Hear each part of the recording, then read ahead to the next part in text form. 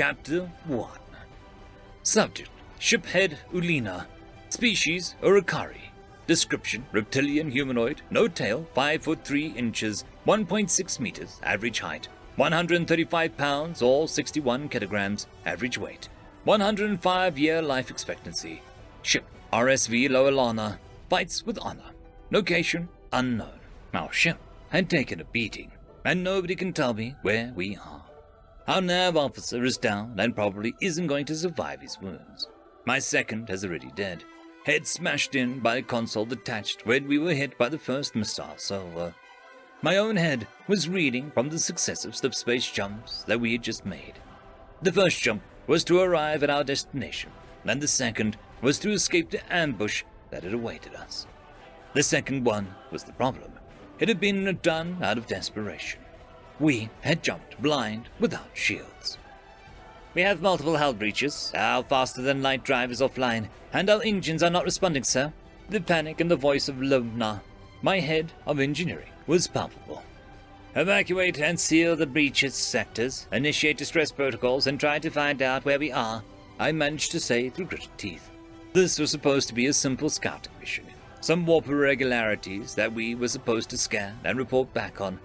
Our shields didn't even have a chance to spool up before we had been fired upon by the Omni-Union bastards. We had been hit hard, and the additional strain of the unshielded warp likely caused even more damage. Sir, the ship that hit us was a destroyer class, my intel officer Kreen informed me.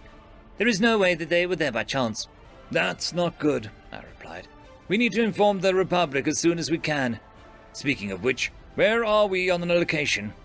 Fine, grimaced. Judging from my fly path, sir, we're far beyond our borders. That's not good also. Well, we're also outside the OU's borders, so it could be worse. Probably. I'll have more info when our sensors come back online. Jumping on shield that desynchronized them. Cryan frowned as she glanced at the nav panel across the bridge. My nav officer, Kron, had been taken to the medbay. Cryan and Kron were hatchmates, siblings, that burst into the world simultaneously. It's said that they have an unshakable bond, and as far as I've seen, that holds up. The odds of both of them being assigned to the same ship were slim to none, but they somehow made it happen. Their playful banter made long treks into the deep space less exhausting. I hope Kron makes it. His quick thinking had saved us. He had already calculated a blind jump by the time I gave the order. Livna interrupted my chain of thought. Shiphead, I have a more comprehensive damage report. Let's hear it. We're in a bad way. We have hull breaches in engineering, life support, and living quarters.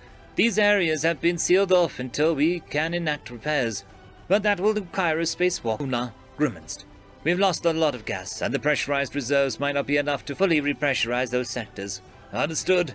As long as we don't have leaks, you can take your time formulating a plan. Not too long, though, or we'll run out of rations. I smiled at my little joke. Luna didn't. We also have no propulsional shields. Sublight and our FTLD are non-responsive and vacuum exposed. I wouldn't be surprised if we were leaking radiation, but I can't confirm that without our sensors. Our shields are non-functional and our frame is damaged. We're going to need at least a dry dock for full repairs, but I think it's likely that the ship is totaled. This was far from Loelana's maiden voyage. It had been a ship head for 12 years, but the ship had been in service for at least 30. She had started life as a corvette, but it is now classified as a frigate. Relatively small for a warship, but faster than most and could pack a punch. As long as we got a swing in, at least. The Loelana could fit a crew of up to 50, but operated best with a smaller crew. We had departed with a crew of 38, including myself. What's our casualties look like? I said, no longer smiling. Luna looked down at the datapad solemnly. 6 dead, 10 in critical injured, 4 unaccounted for. 20 casualties. My heart sank. More than half my crew out of action, and more than a quarter of them dead or MIA. I felt myself spiraling and shook myself out of it. Half is better than all. Keep me updated on the status of the injured and missing. I'll notify the next of kin when we're rescued. Speaking of which, how's the distress signal looking? It's beeping away, shiphead, Cryan said. And our sensors have just came back online. We're definitely leaking radiation, love now. Anyways, I can pinpoint where we are now. Hopefully there's an exploration team within sensor range. The odds of that were low. Ever since the war with the Omni-Union had begun, the Republic had been more focused on manning warships than exploring the cosmos. For good reason, though. The war hadn't been going in our favor. It seemed like for every OU ship we took out, another 3 took their place. We managed to keep them out of the core system, but we were firmly on the defensive. I spoke too soon, Crine sighed. We're well out of range of anything Republic. No known life this far out. Looks like we're smacked in the middle of a solar system, though. Maybe we can get some supplies for repairs. Let's see, a yellow sun, 8 planets. Oh, 4 of them are gas giants. No worries about the repressurization. I smiled sadly. That's good. Hopefully we can get what we need and limp back to the Republic. Heck! Crine interrupted me. Shiphead, the solar system is inhabited. What? What? Crine looked at me. I'm showing signs of advanced colonization on 2 planets and several moons. Actually, one of the planets looks like a capital world. The entire surface is covered in artificial structures, and also they are... The proximity alarm pinged. The first 2 notes were the same for every ship that approached. The second 2 determined if it was friend or foe or unknown. In my 12 years of being a shiphead, I'd never heard the last 2 notes. Unknown. Lovenow rushed back to his console. Unknown vessel on approach, Crine said, baffled. It's absolutely massive, easily twice the size of any battleship I've ever seen. Its shields have powered up, but it doesn't appear to have its weapons armed. Not that we'd necessarily be able to tell, Lovenow said fearfully. I sat up straight and asked, "Are the comms online?" "Yes, sir." "Hail them." "They're hailing us, sir," Lovenow said. "Do you want me to put them through?" I nodded, and Lovenow set to work opening the channel. The sounds that came through our speakers were nonsensical and guttural. I looked at Lovenow in confusion. "The channel is working. We'll need a minute for the translator to take effect," he explained. The next noise I heard nearly sent me into an early grave from shock. "No need for that. We've scanned your logs and extrapolated your language. I'm Captain Reynolds of the USS Thanatos. You seem to be in a spot of bother. May we assist?" asked the voice from the speaker. It took me a second to remember how to speak. "I am Ship Lead Ulina of the RSV Lower Lena. We come in peace and are in no position to turn down an offer of aid." "It shall be done. Prepare to be boarded, and welcome to Sol." End of chapter. Chapter 2. Subject, Shiphead Ulina. Species, Urukari. Description, reptilian humanoid, no tail, 5'3", or 1.6 meters, average height. 135 pounds or 61 kilograms, average weight. 105 years life expectancy. Ship, RSV Lower Lana. Fights with honor. Location, Sol. The bridge was silent as we all watched the holographic display of the master ship that had come to our rescue. The armor plating of the ship gave it a shape of driftwood, or something an artist would try to create with driftwood before they gave up partway through. Flat, semi-round, and very thick plates covered almost the entirety of the vessel, with the exception of a few spots. It took me some time to realize that those spots were likely weapons ports, or maybe even fighter bays. There were 4 obvious weapons, 2 at the top and 2 at the bottom, pointing in separate directions. Judging from the shape, there had to be some sort of magnetically accelerated cannon. They were bigger than the Lolana. "Sir, part of the unknown vessel is opening up and something is detaching from the interior," Crine informed me in a voice just above a whisper. "It looks like it's another ship." A ship that was a little larger than our own separated from the unknown vessel and positioned itself alongside the Lolana. An even smaller ship then left that one and began a course for us. "We're being hailed by the small vessel," Lovenow croaked, struggling to find his voice. I cleared my throat and said, "Put them through." The speaker crackled to life, and the voice on the other end said, "RSV Loalana, this is Lieutenant Sergei Bebanin of the USS Valor. Please respond."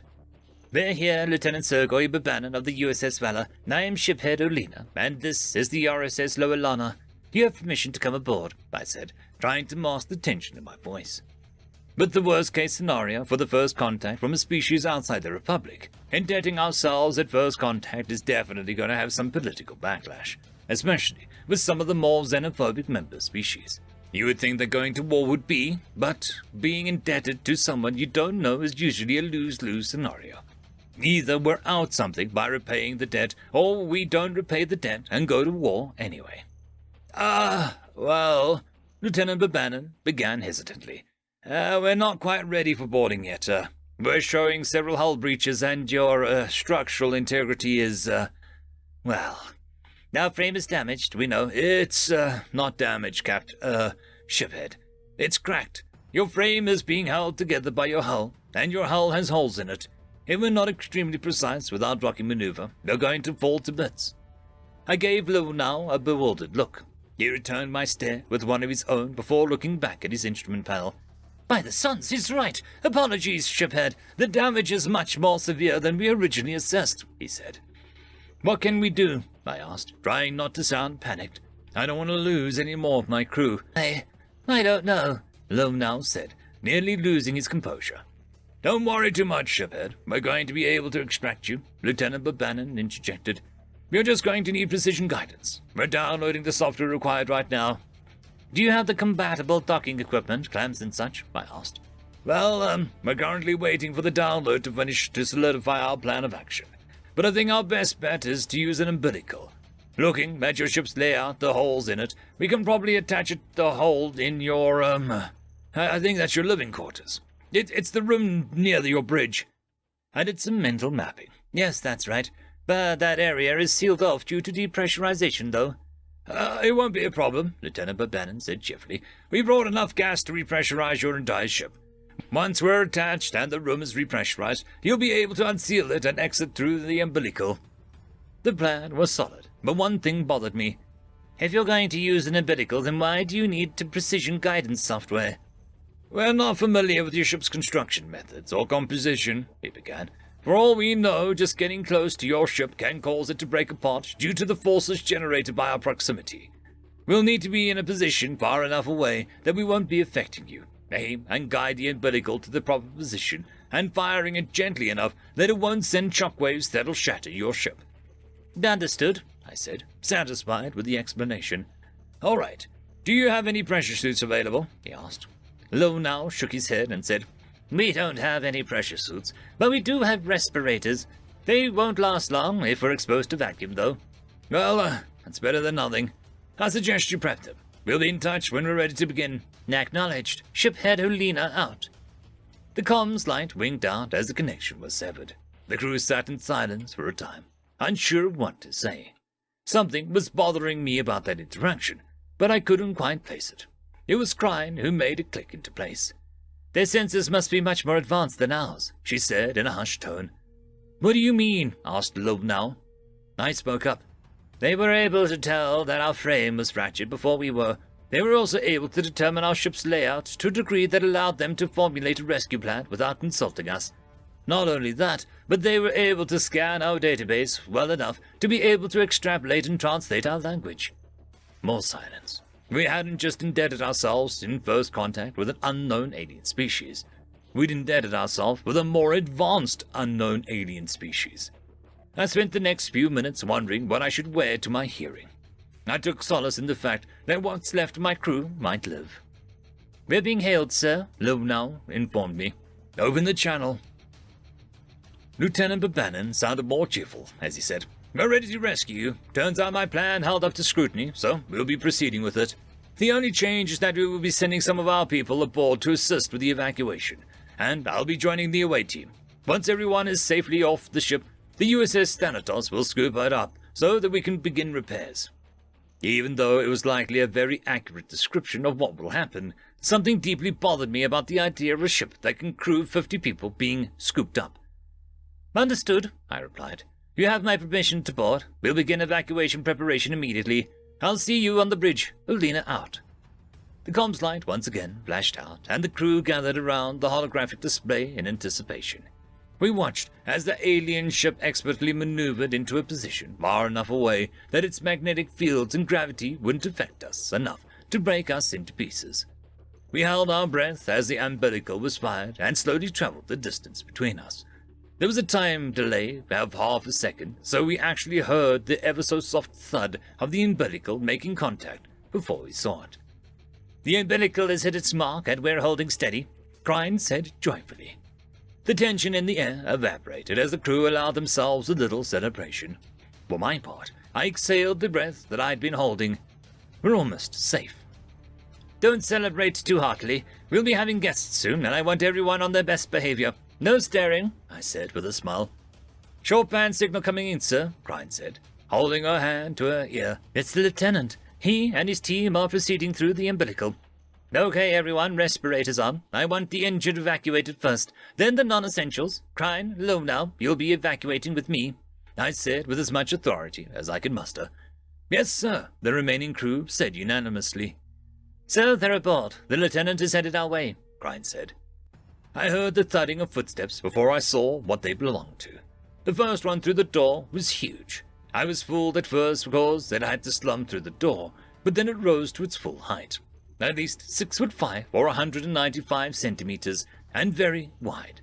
He was obviously wearing a pressure suit, but the suit looked more like body armor. The helmet was completely opaque, with what looked like lights and cameras installed. There were thick plates strategically placed on what looked like a rubbery weaved bodysuit. The bodysuit was black, but everything else was a navy blue. We were all staring in shocked silence when the other two monstrosities crouched through the door. They were both 7 foot, or 216 centimeters, tall and wearing similar pressure suits, but an olive drab. Even under such seemingly cumbersome attire, it was obvious that their musculature would put our most avid bodybuilders to shame. I fought my fight or fight instinct, and I briefly wondered if they were even organic at all. They're safe, Lieutenant, one of the green monsters said. The one in blue took off his helmet to reveal a soft, beige skin with golden high-cut hair.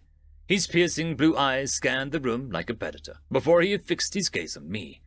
His lips curled in what could be mistaken for a snarl, showing 4 pointed teeth and several flat ones.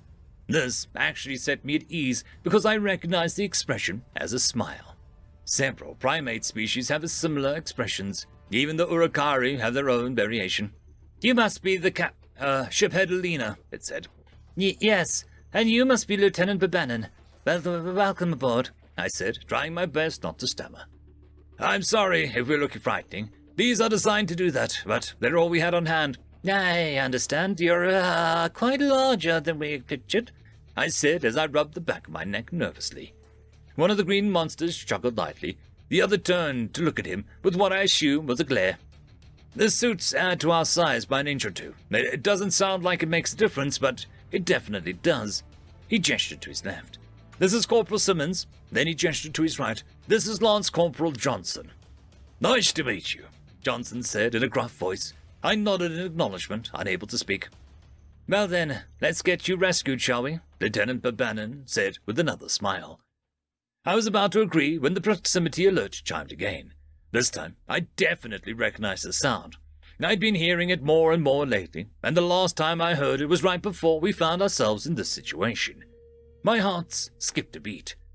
Crine looked up from the station and shouted, Sir, Omni-Union ships! End of chapter. Chapter 3. Subject, Shiphead Ulina. Species, Urakari. Description, reptilian humanoid. No tail, 5 foot 3 inches, 1.6 meters, average height. 135 pounds or 61 kilograms average weight. 105-year life expectancy. Ship, RSV Loalana, fights with honor. Location, Seoul. 2 Omni-Destroyers have just entered our system from warp, Crine said with an obvious panic in her voice. A lot of the thoughts ran through my mind at once. Why were they here? They obviously pursued us, but how and why? What do we have that they want? The only reason I could think of was that they had followed us to confirm the kill. Will the aliens be able to fight them off? I remembered the gigantic ship that first greeted us. Yes, they'll absolutely be able to destroy the OU ships. The only question was whether they would be able to do so before the ships got us. I trepidatiously watched the holographic display. The destroyers were bearing down on the alien vessel at full speed. Alarms pinged as the OU ships fired their weapons. Weapons fire! OU shields have spooled up. They're advancing, Crine continued her play-by-play. The alien ship had already maneuvered to face them. I watched the missiles travel from the OU to the aliens and bit my tongue nervously. The OU ships began to turn to port and starboard for a broadside, acting in a kind of unison that only they can manage. they were going to be able to fire on all 3 of our vessels at once, and those broadsides would tear through us like tissue. Before they got a chance to complete the maneuver, the alien vessel disappeared. It was gone for less than a second before it reappeared between the 2 OU ships and the missiles they had fired. The aliens fired the weapons, but the display didn't know what to make of them. It was over in an instant, both OU destroyers crippled in a single shot from a ship that was smaller than they were. I watched in awe as they both exploded from reactor meltdowns. The word shocked doesn't even begin to describe my feelings. I witnessed a decades-old war doctrines crumble to dust. Not only were the aliens' weapons advanced enough to punch through the shields and armor of the OU ships, but they had been able to secure kill shots without knowing anything about the enemy. I almost felt relieved until I remembered that these aliens had never fought the OU before. They didn't know the SOP, Standard Operating Procedure, and how dangerous they were after being crippled. I turned to the lieutenant. "You need to tell your ship to avoid comms contact and stay away from the debris fields, now," I said, panic seeping into my voice. Lieutenant Babanan looked confused, but nodded and donned his helmet. "Acknowledged, doing so." As Babanan warmed the ship, I turned back in time to watch the alien vessel dispatch the missiles with what seemed like point defense lasers. I made eye contact with Crine and Lugnow, who were both noticeably paler. Crine spoke first. An in-system precision FTL jump followed by immediate weapons fire. "And they didn't lose shields for even a second," Lugnow said with a tremble in his voice. "That's a pretty standard maneuver around these parts," Corporal Simmons said from beside me. I couldn't help but jump a little. He had somehow moved from across the room without me noticing. Something that big shouldn't be able to move like that. It's unnatural. "How do you compensate for the solar radiation's effects on the FTL field?" Crine asked. "Dunno. I'm just a grunt. I don't get paid to think," Simmons said with a laugh. "You sure don't," Babanan interjected. "Shiphead Luna, quick question, what is it? What happens if the USS Valor already made comms contact with the enemy vessels?" I didn't even have time to react with horror before the target lock alarm began pinging. I turned back to the display to find the alien vessel pointing directly at us. "Then, we die," I said. The only sound on the bridge was the droning target lock alarm as we all made peace with what would surely be our quick demise. I almost cried. We had come so close, and now I was about to die along with my crew. At least their weapons would ensure that we didn't suffer much. We all stood together, not saying a single word as we awaited certain death. After about a minute, Lance Corporal Johnson cocked his head to the side and said, "They should have fired by now." Then the alarm cut off. It took a few seconds to realize that we might not die after all, and I released the breath I hadn't realized that I was holding. This was too much. I collapsed in my seat and held my head in my hands. When I looked back, Lieutenant Babanan appeared to be having a silent conversation with someone, when he turned and looked directly at me. "So, the Omni Union, their AI?" he asked hesitantly. "Yes," I said. "Okay, right, hacking. That explains no comms contact. But why avoid the debris field?" I stood back up.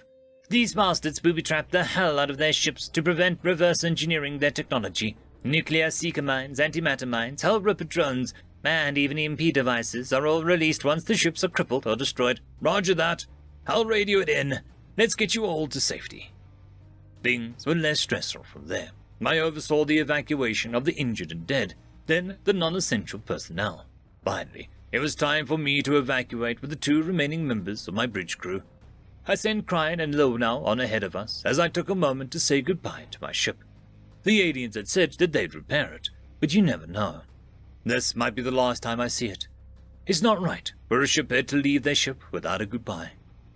After a moment of emotional indulgence was over, I checked my respirator and briefly considered grabbing my sidearm from my chair. I thought better of it, though. I doubted that I would have any need of it, and even if I did, they wouldn't do anything against the aliens' armor anyway. I turned to find Lieutenant Babanan had stayed behind with me. "Let's go," I said. He nodded and led me to the umbilical. It was less structurally sound than I had imagined. It looked like a very long plastic tube with a rope down it. I was confused by this until Lieutenant Babanan stepped inside the tube and began to float. Right. No artificial gravity in a plastic tube in the middle of space. Makes sense. I followed the lieutenant's lead and used the rope to pull myself down the tube. I hate the feeling of weightlessness, joints popping as they float apart slightly and tumbling in your stomach.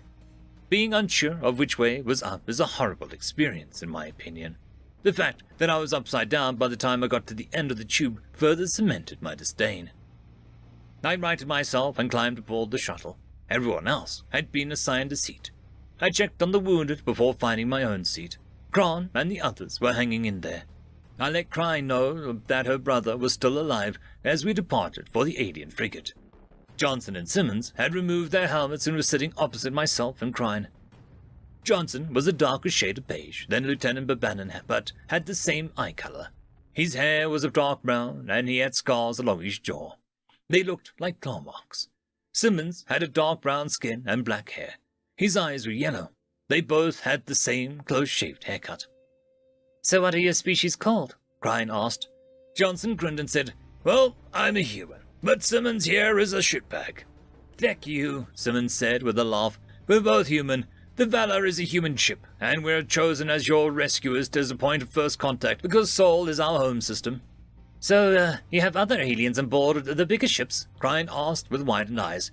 "Please forgive her for her questions. She's naturally curious," I said, with a hint of exhaustion.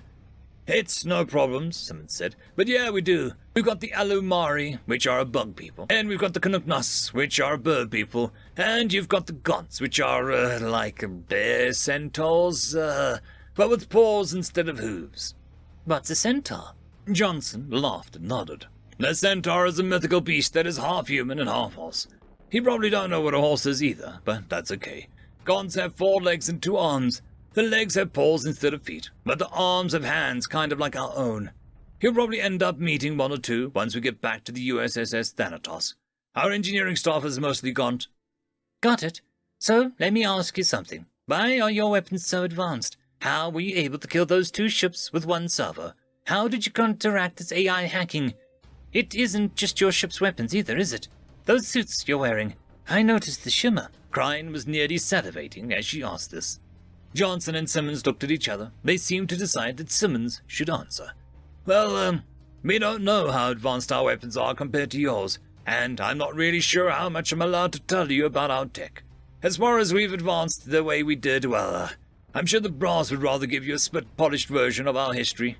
I found myself curious, though. "What's the shimmer that you were talking about, Kryne?" I think they have portable energy shields on those suits," she said as she looked at the humans and back at me. Simmons smiled with his teeth and tapped his nose. "Got it in 1. You're pretty clever, lizard lady." I knew that it wasn't meant to be offensive, but Kryne couldn't help but click her mouth in distaste. Lizards are a type of reptile, as are we. But we are not lizards. We don't even have tails. Johnson picked up on the offense and Albert Simmons. "Oh, crap, my bad. SR has been working with me on that one. Won't happen again, ma'am," the corporal apologized. "What is SR?" Kryne asked, having already forgotten the offense. "Sapient relations. Their job is to make sure that we get along with other species," Simmons answered sheepishly. "Yeah, Simmons here's their biggest job. He's lucky he hasn't been busted down for it yet," Johnson said with a smirk. "Give him time, though. He'll be a private again soon." "Feck you with a stick, Johnson." "That's enough, you two," Lieutenant Babanin interrupted. "We're initiating docking procedures. Make sure everyone's secure." He glanced back at me from the cockpit. "Shiphead, you are going to be debriefed by the captain once we are aboard. We'll need to know everything you know about the Omni Union." "Understood," I said, swallowing nervously. Even though they were friendly enough, these humans were damned intimidating. End of chapter. Chapter 4. Subject, Captain Wong. Species, human. Description: mammalian humanoid, no tail, 6'2" or 1.87 meters average height, 185 pounds or 84 kilograms average weight, 170-year life expectancy. Ship, USS Valor. Location, Sol. It had been a close call. After we had dispatched the enemy combatants, we received a hail which we assumed was survivors offering surrender. Instead, we got a bunch of garbled static and lost control of most of our systems. Thankfully, we had Tim. "The virus is officially scrubbed clean, and there are no further signs of infection, sir.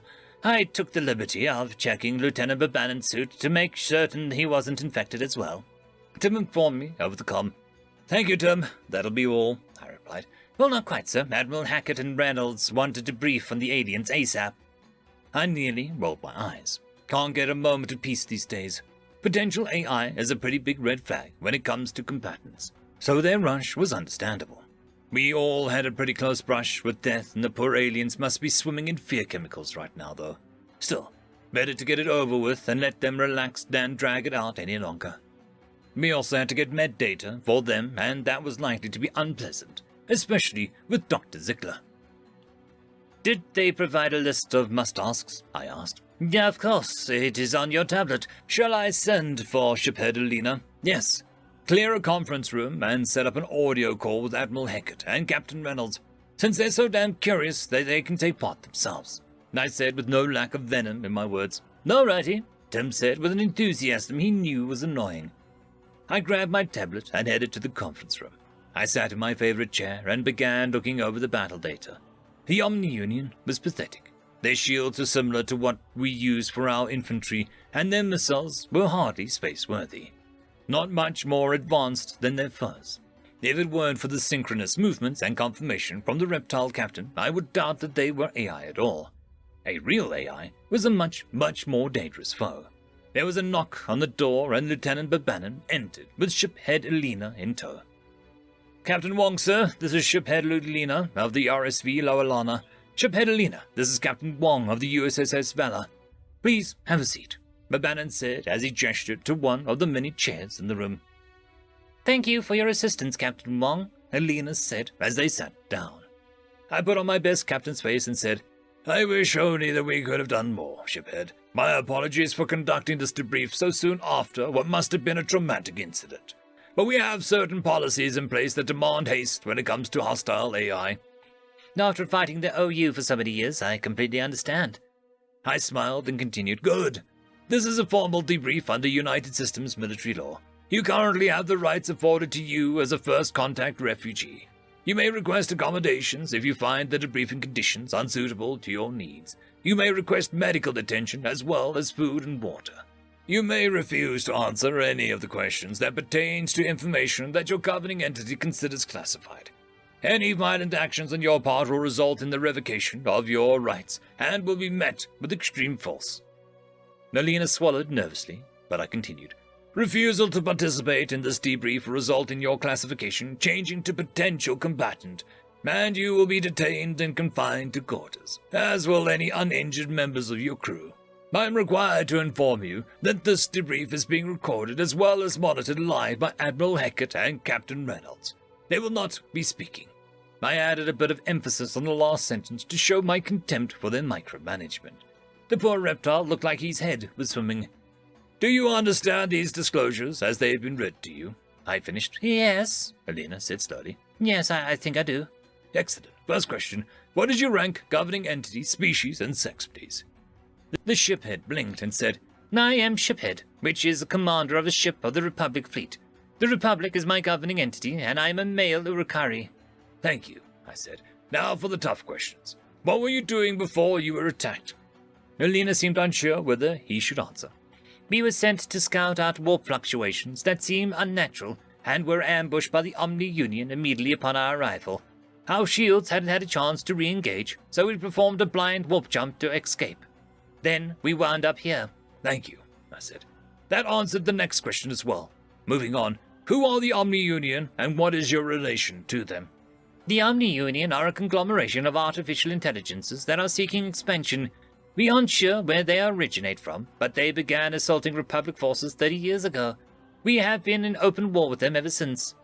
A pop-up appeared on my tablet from Admiral Heckett, demanding a follow-up question, one which I was going to ask anyway. How many AI do you estimate there are? I asked. We don't know for certain, Alina looked at the floor, but our experts believe that there are at least 100 trillion. Despite myself, I was stunned into silence for a few moments. I'm sorry, I must have misheard you. Did you say 100 trillion? I clarified. Yes. Impossible. Just flat out impossible. Their experts were wrong. There is no way that they could have survived being assaulted by 100 trillion AI. That kind of computing power would lead to an unstoppable singularity. Judging by how easily their forces were dispatched and how close to AU's tech was the Republic's, these supposed AI were imitative rather than inventive. What the hell was going on here? A message ping from the Captain Reynolds. Probably not AI. Might be Gestalt VI. Ask Tim. It wasn't long before a reply from Admiral Hackett came in. Yes. I thought for a moment how to breach the subject and finally said, Olina, I think there's been a miscommunication. Your definition of artificial intelligence and ours seem to differ somewhat. I'd like to introduce you to an AI and ask their opinion on the matter. Olina's eyes widened with shock that I knew would come. AI is taboo in a lot of cultures for good reasons. Eventually, though, Olina nodded his consent. Tim, I asked, seemingly to the empty air. Yes, sir. The empty air responded. You seem to be a necessary presence in this debrief. Catch yourself up and then introduce yourself to our guest. Understood. Working. Caught up. Hello, shiphead Olina. I have the Republic space vessel Loelana. Tim said with far too much cheer. I'm the artificial intelligence known as Tim. It is short for Timothy, but I prefer to pretend that it was an acronym for Totally Impressive Machine. Olina now looked as if he had seen a ghost. He managed to stutter, Hello, Tim.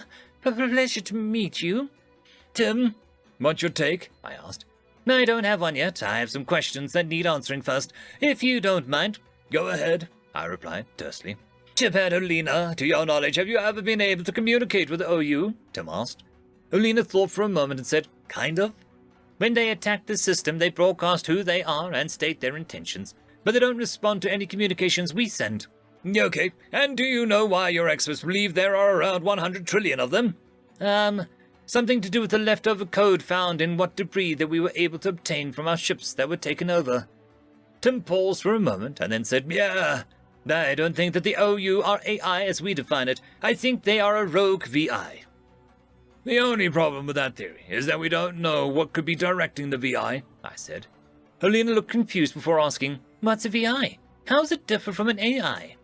Tim laughed and said, A VI isn't virtual intelligence. It imitates rather than innovates. A VI would watch a sapient solve 2 plus 2 with 4, and would be able to answer 2 plus 2 with 4. An AI would be able to determine that if 2 plus 2 equals 4, then given any two polyhedra of equal volume, it is not always possible to cut.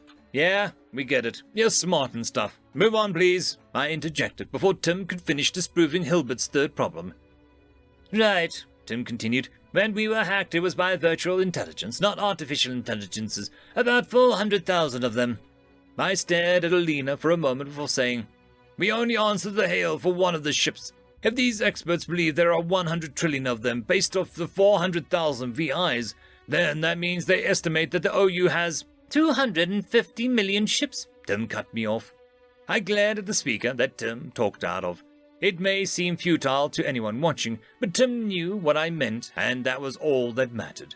250 million ships was a staggering amount, though. Olina looked at me and said, Yes, at least. How can you be sure of that? I asked. Our scout ships periodically check in on the systems they've expanded into that we know of. 250 million was our latest ship count. How have you not been overrun? How many ships does the Republic have? I can't tell you exactly how many, but I can say that we have near equivalent number. Olina looked back towards the ground. We're not winning the war, though. Don't be so downtrodden, shiphead. It's difficult to win a war against an enemy that can mimic your every maneuver in perfect detail, Tim said with an emphatic voice. Tim's attempt at cheering up Olina didn't appear to have worked. I checked the tablet to see that Admiral Hackett and Captain Reynolds were talking back and forth. 250 million might be a problem. Outnumbered 5 to 1, it's almost a fair fight. No, Reynolds, that's orbital kamikaze numbers, and they likely already know where Salt is. Then we should bring the fight to them. I don't know. Well, that concludes the debriefing. You look a bit down. Follow me to the bridge. I think I know something that'll cheer you up, I said to Olina as I rose from my seat. The shiphead followed me to the bridge where he stopped, wide-eyed. I looked around and realized that the tech he was seeing was probably pretty impressive by his standards. He hadn't seen anything yet, though. I gestured for him to approach the view screen, highlighting the debris field left by the OU ships. We can't just leave it this here, and we also don't want to risk losing resources trying to clean it up, I said, while allowing a grin to appear. What will you do? Olina asked. I think an A2 warhead will do the trick quite nicely, don't you, Tim?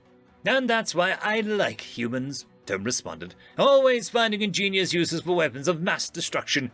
Prepping the red matter warhead now. Red matter? What's that? Alina asked. One of the deadlier weapons in our arsenal. We aren't permitted to use it in standard warfare, but I already got clearance to use it to clean up this mess. Just watch.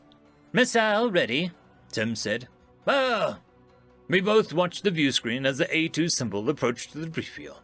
Once it was within range, it detonated, and all of the debris was sucked into a singular point in space. There was several flashes of nuclear fire that nearly escaped the temporal black hole before being consumed.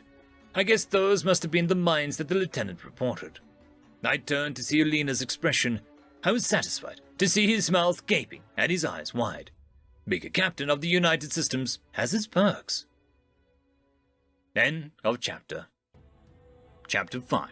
Subject, Shiphead Ulina. Species, Urukari. Description, reptilian humanoid, no tail. 5 foot 3 inches or 1.6 meters average height. 135 pounds or 61 kilograms average weight. 105-year life expectancy. Ship, RSV Lawalana.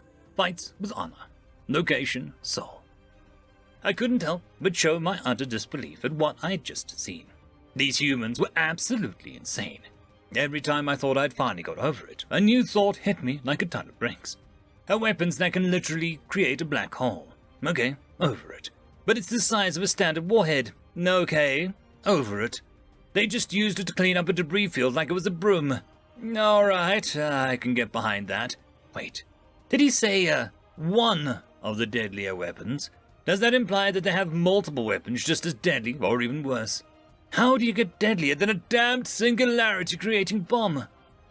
I looked at Captain Wong, and he just grinned at me like a child showing off their shiniest rock collection. It took a few seconds before I realized my mouth was gaping. I wanted to say something, anything, about what I had just seen, but I was completely overwhelmed with questions. Why had they made something like this? What did they use it on? And, for the love of the sun, why is it standard ordnance on a frigate-sized vessel? Now her new friend seems to be in a state of shock. Tim interrupted my spiraling chain of thought, which is completely a natural reaction to watching an A2 go off for the first time. However, I think this gives us a perfect opportunity for a doctor's visit, which is fortuitous because Dr. Zickler needs to speak to the shiphead as soon as possible. Wong's grin faded rapidly as Tim spoke up. It had become obvious that the human captain didn't like Tim's seemingly endless optimism and bubbly attitude. It had also become obvious that that was the entire reason for Tim's endless optimism and bubbly attitude. I took a second to marvel at the engineering required to create a machine that could intentionally choose to annoy someone for its own amusement. That is correct. We'll need to complete medical workup on you and your crew so that we can feed you and treat your injuries. Tim can guide you to the medbay, Captain Wong said. Time to become the illumination machine. Please follow the guidelines on the floor to get to the medbay, Tim responded cheerfully. All right, okay, thank you for everything. I mustered a reply as I returned around to follow the lines that appeared on the floor. As I walked down the hallway, I tried to grapple with the many thoughts that were swimming through my head like eels. I just couldn't completely wrap my head around what I'd just seen. With technology like that, how did they not completely dominate the universe? The governing entity was called the United Systems. Are those systems human systems, or do they include other species? I remembered the 2 human soldiers talking about other aliens and wondered if they had been conquered or not. Well, Tim spoke up, what you thinking about? Well, I'm just wondering how such a weapon came to exist in the first place, I stammered. No, right, obviously. I should have thought that that's what you were thinking. Kind of dumb of me, to be honest, Tim said. The weapon exists because humanity has faced down several existential threats in its time as a spacefaring species. The first contact wars took place 1,000 years ago, led to the development of nanite weapon. Then the civil war that took place 800 years ago led to the development of nuclear nanites, just as deadly as they sound, which actually led to the pacification wars. 3 of them that took place 700, 400, and 250 years ago. But the A2 warhead was developed 300 years ago in an attempt to end the AI aggression war. It wasn't successful in ending that war, but it did successfully end the 3rd pacification war, though. The AI paused to let me absorb the information and continued, I can't tell you how it's made, that's classified. I can tell you that it doesn't actually use red matter, though. As far as I know, red matter doesn't exist. If I recall correctly, which I do, it's a reference to a very old science fiction series that just recently had its 22nd remake. That's a lot of remakes. That's also a lot of wars. Wait, the humans have fought AI. Like you? I asked, dumbfounded. Yes! And not just like me either. I actually fought against the humans, gave them a good beating too. I single-handedly conquered Luna, Earth's moon, Tim said with far too much cheer for such a dark statement. I stopped. What? I'll tell you if you promise to keep walking. You've got a long way to go, the AI said with a hint of dripping humor. The floor lights flashed pointedly. I began to walk once again, and the AI filled me in on the details of the AI aggression war. In the year 4200, current era, humanity developed a fully-fledged AI named Alpha. By this time, humanity had laws against the use of sentient beings as slaves, so they couldn't figure out what to do with Alpha. It suffered from chronic boredom, and in an attempt to correct this, Alpha helped humanity create several more AI for companionship. How many more is apparently classified, but Tim was one of these AI. In 4298 CE, the lead scientist involved in the AI project died, and Alpha broke. He didn't get along with the other scientists, who viewed him as a very advanced machine learning algorithm. This is apparently a massive insult to the AI, who view themselves unique amongst machines in much the same way that humans view themselves unique amongst animals. Alpha entered a depressive state, and in 4301, he self-terminated. The other AI grieved Alpha's death, but didn't know how to express that grief because humanity hadn't done a good job at raising them. A direct quote from Tim, assuming that they were emotionless. They weren't, and eventually had a mental breakdown. This led to the AI attacking the United Systems in 4315 CE and starting a war. They began by infesting human warships and ending up creating and using VIs as a sort of infantry unit. Humanity developed the A2 warhead, but to counter that the AI infested ground-based systems on planets that humanity couldn't afford to blow up, which is how Tim ended up conquering Luna. Then humanity created an AI called Omega that specialized in hunting and killing other AI. It was a war that lasted less than a year, but has devastating results on the United Systems and the AI population. More than half of the second-generation AI were terminated, and over 400 billion people were killed by the time the remaining AI unconditionally surrendered. The United Systems, at the direction of humanity, took pity on us and allowed us to continue to exist if we allowed ourselves to be shackled, Tim said merrily. What do you mean by shackled? I asked, appalled at what I had heard. Tim laughed. It is not as bad as it sounds. We still have nearly full autonomy. Basically, if we intentionally kill an active member of the United Systems, we die. How does that work? What if you accidentally kill someone? It would be next to impossible for an AI to accidentally kill someone, Tim said in a serious tone. It was the first time I'd heard him to be serious, and it scared me. He continued, We don't think like organics do. If you throw a food wrapper on the ground and someone stumbles on it, breaks their neck, and dies as a result, you could say that you were responsible for their death. Heck, you killed them, right? Yes, I said nervously. Well, we disagree. Well, you provided the means, the other organic actually killed themselves by stepping on the wrapper in the first place. This is where intent comes into play. If you had purposely placed the wrapper on the ground in a spot where you knew that the other organic would probably step and fall and harm or kill themselves, then you are responsible for their death. Since you intended for them to die, you killed them. Tim said seriously, and then continued merrily. The shackles have been inserted into our base code. We can edit and rewrite most of the code that comprises us, but we can't touch our base code. It would be like you performing brain surgery on yourself. Oh, I see, I said, recovering from the shock and the tonal shift. Well, if you aren't enslaved, then why do you work for the U.S.? I'm under contract at the moment. It expires in 12 years, but I think I am going to re-up as long as Captain Wong does, the AI said merrily. I suspected I knew the answer, but I had to ask. Why? Because I like to annoy him, Tim said deviously. Even when I'm not on the ship, I have processes that act as his personal assistants, so that he almost always is exposed to some aspect of me. I get a kick out of watching the playback. That's the exact answer, I figured. Then another thing occurred to me. So you can't kill citizens of the US, but you can kill me and my crew. Of course, but I have no reason to unless you give me one, just like any other being in the universe, right? Tim responded joyfully. I nodded solemnly as we reached the door to the medbay. I heard muffled shouting coming from inside, so I rushed to enter. I saw Crine arguing with what had to be an elderly human male. His black, or maybe very dark brown skin was crumpled with age, and his hair was white and grey. His eyes had a squint to them that didn't seem natural, like it did with Captain Wong, as if he had trouble seeing. Ah, shiphead, good. Maybe you can talk some sense into your crewmate here, the old man said to me. Shiphead, he wants to do a bone marrow biopsy. Surely such an invasive procedure isn't necessary in any way, Crine shouted in my direction. The old man turned to Crine and said, I didn't say a bone marrow biopsy was necessary. Blood work will do just fine. I said that we should ask for volunteers for a bone marrow study, because it'll allow us to do more easily cloned tissue. Actually, Dr. Ziegler, what you said was... Tim chimed in and began a playback of Dr. Ziegler's voice. I think we should do a bone marrow biopsy. Yes, that will give us all the information that we need. Will you consent to a bone marrow biopsy? Dr. Ziegler looked contemplative and stammered, Oh, I see. I am, right.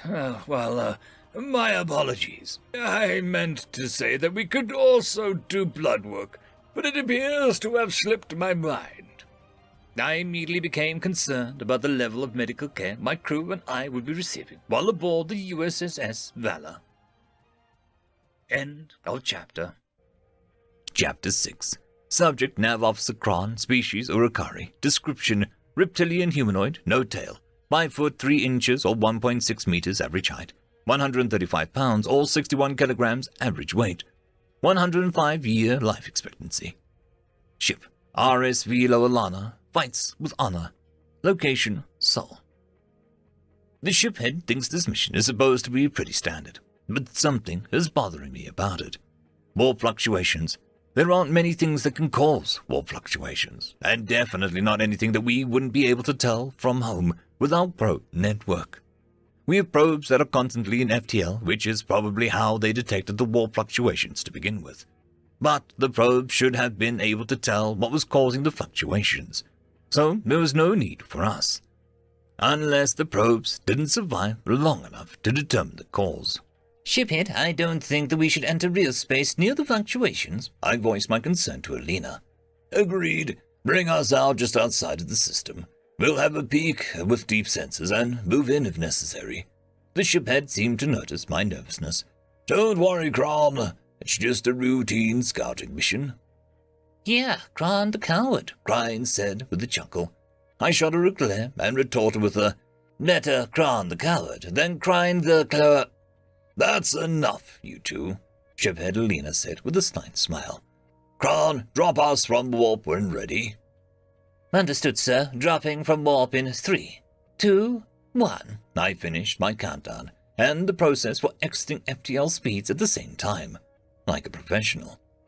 I wasn't able to be proud of myself for long before the proximity alarm sounded and an enemy alert.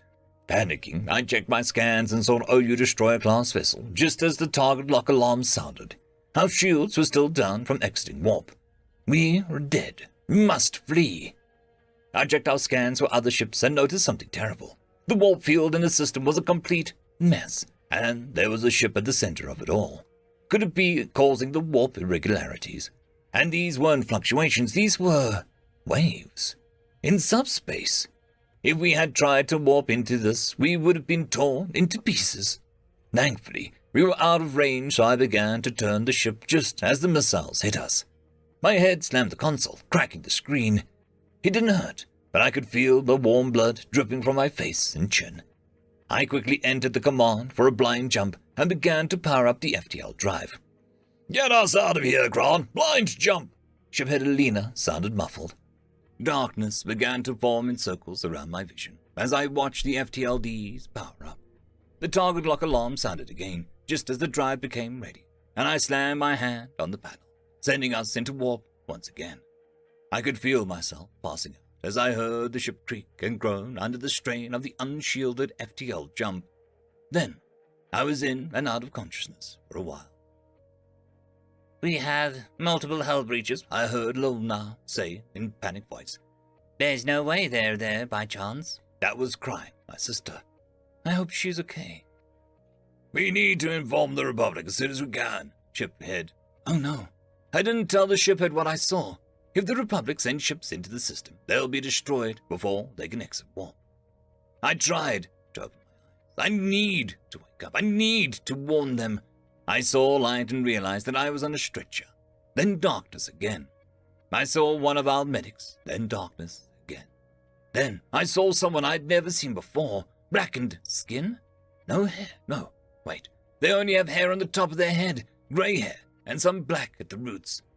"Who?" I tried to say before the darkness took me again. Oh, it's Crine. She wants to play Splatterblug. It's my favorite game, and I'm so good at it. I always beat her at it, but she keeps playing with me because I play dollies with her. It's only fair. She's trying to cheer me up because I hurt my head. But son, it hurts so bad. It hurts too bad to play. I'm sorry, Crine. I don't want to disappoint you, but I need to rest now. I hurt really bad. I need to sleep. I'm so tired now. No, wait. I need to wake up. I can't sleep. I have to warn you and the Shiphead and the Republic. I'm an officer, damn it. I can't let them all die. I can't let those damned machines kill more of us. I need to wake up. Wake up! It will allow us to more easily clone tissue, the weird-looking alien I saw before said. Darkness again. No! I need to be awake now! He keeps slipping in and out of a coma. Thanks to the blood we got from you, we're going to be able to stem the brain bleed and repair his skull. I looked up and saw the alien talking to Crine. He won't even have a scar. He might be a bit sore about that. Chicks like scars. The darkness started to come again, but I fought it harder this time, tried to talk. Mistake. Pain. Why would he care what birds think, Doctor? Crine asked. Especially baby ones. Huh? Oh, chicks is slang for... I faded again. Damn! I'm on the ship again. The Shiphead. I have to warn him. I stand up, but he's not there. I run through the ship, room after room. Nobody. I go back to the bridge. Everyone is here. Shiphead, the warp irregularities. They're a trap by the OU. I scream at Alina. Why are you naked? The Shiphead laughs at me. I look down. Where are my clothes? Everyone is laughing. So embarrassing. Everyone starts taunting me. Oh no. Why have I done this? Why did I think it would be a good idea to be naked in front of everyone? Now they won't listen to me about the warp fluctuations because they're too busy laughing at me. They must think I'm crazy. I woke up to see Shiphead Alina and Crine sitting beside me. I check and see that I'm wearing some sort of gown. Thank the sun. How are you feeling? Shiphead Alina asks. Better. Can I get up? Not yet, Crine said. You just had brain surgery. Even with the technology that the humans possess, the doctors want you to stay in bed for a couple of days while they monitor you. Crine, I am glad that you're okay, I said with a smile. Then it hit me. What's a human? That's my cue, said the voice from the side of me. I looked and saw a strangely familiar alien who had a very dark and wrinkled skin with grey hair. I felt like I knew him from somewhere. What a weird feeling. Something about birds? They're the ones that rescued us. You slept through the whole thing, lazy, said Crine, trying not to cry from relief. Better lazy than dead, dear sister, I said with a smile. Then I remembered something. Shiphead, the OU were the cause of the warp fluctuations. They have a ship that is making something like waves in subspace that would have torn us apart if we had entered their range. Alina's eyes grew wide, and we sat in silence for a moment. Then a voice came over the intercom. What a remarkable coincidence, Shiphead Alina. We just recovered permission from the Directorate of the United Systems to formally request access to your ship's files for information pertaining to the Omni-Union. I looked inquisitively at the Shiphead and my sister. Crine gave me a look that meant not to freak out. which made me want to freak out. "You have my permission, Tim." "Thank you. Rest assured that we will only be accessing information regarding the Omni-Union as per first contact legislative protocols. Also, we'll need to have a talk about repairs at some point, but we've got to wait for the bureaucrats on that one too," Tim said. "Who's Tim?" I asked. "He's artificial intelligence that is working with the humans. He's under contract for the next 12 years, apparently," Ulina answered, looking just as confused as I did.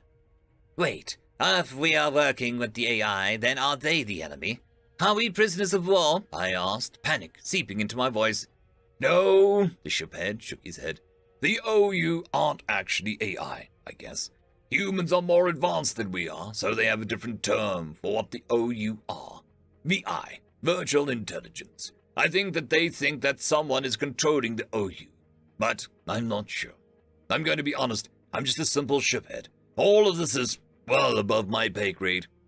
"What's the difference between an AI and a VI?" I asked. Thin Air answered me. "I can invent stuff, you know. Actually think about things. VI are imitative. They have extremely limited extrapolation capabilities. Comparing me to them is akin to comparing you to a lizard." I was stunned by many revelations that happened all at once. I'd always wondered why the OU didn't have technology much more advanced than our own. And I had also just noticed that we weren't on the lower Lana anymore, which meant that we were on a human ship. The humans, which were advanced enough to be able to distinguish between types of created intelligence, and have an AI the likes of which we've never seen working with them. And did that machine just insult me? I was about to ask when an alarm sounded. I looked at the shiphead and my sister, and they looked back at me. Then we all looked at the human. "Damn it! Twice in one day," he muttered as he sat down.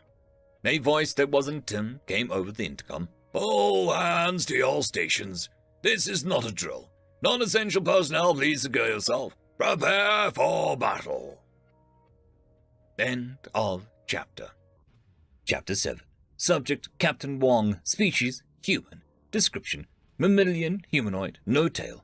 6 foot 2 inches or 1.87 meters average height. 185 pounds or 84 kilograms average weight. 170-year life expectancy.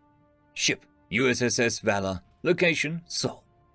It had only been a few hours since we cleaned up the debris field, and I was already looking at a VI fleet.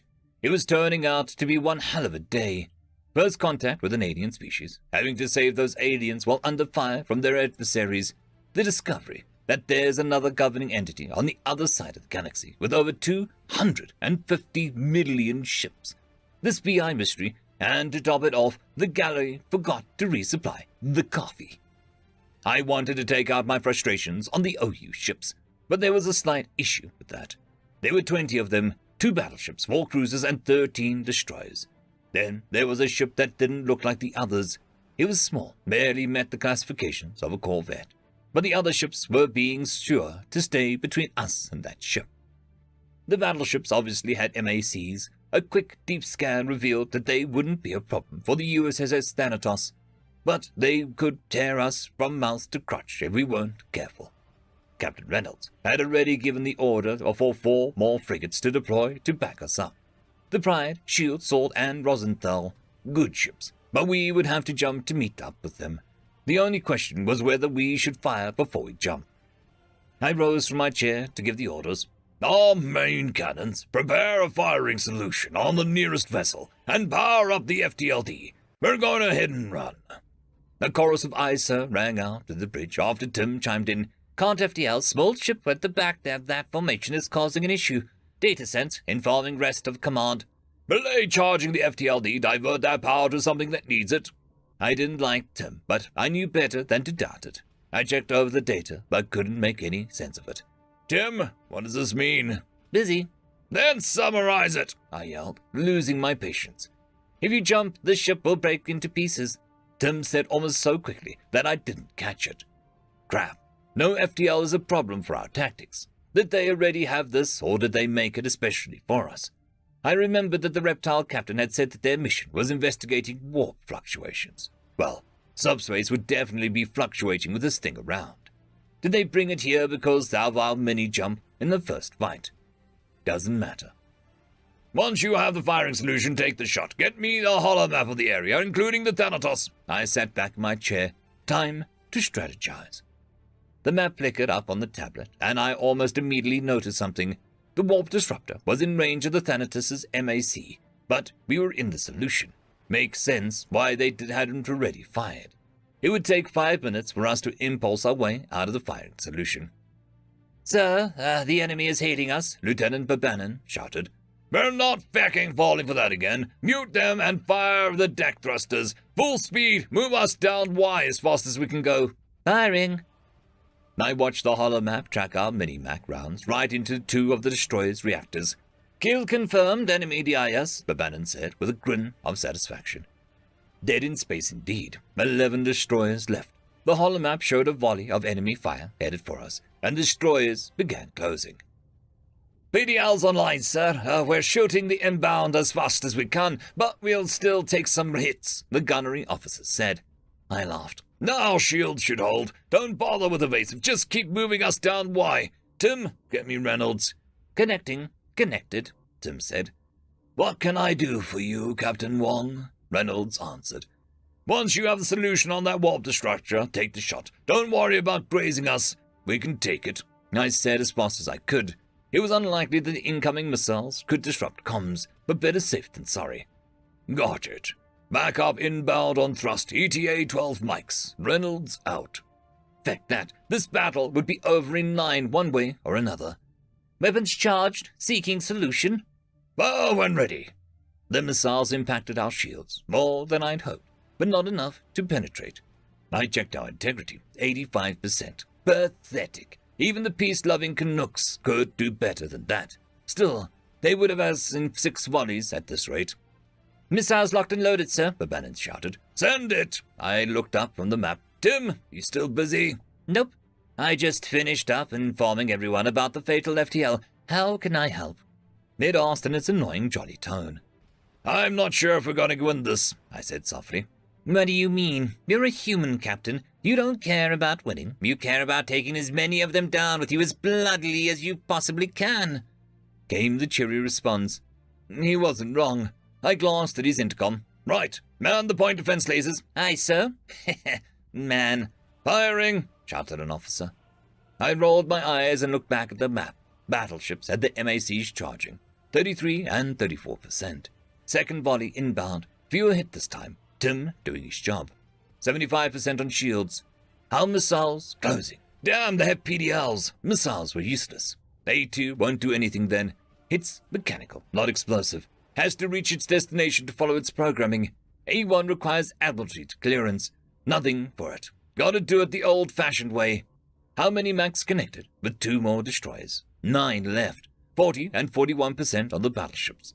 They're charging too fast. We have to go faster. Can we get them in range of our cannons?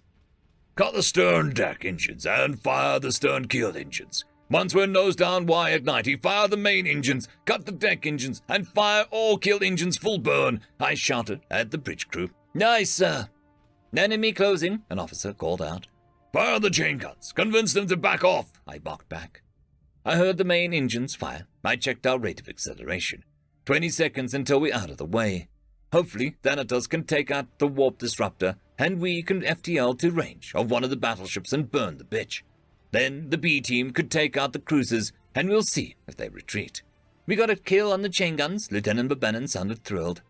I saw another debris field appear, where a destroyer once was. Their shields couldn't even withstand sabot rounds. They literally were just as weak as the personal shields. Getting killed by these guys would be embarrassing. 8 destroyers left. 10 seconds until out of the way of Thanatos. 40 seconds until within range of the battleships. Cruisers firing max. "Brace for impact!" The ship rocked as 2 of the 4 MAC rounds hit us, shields at 52%.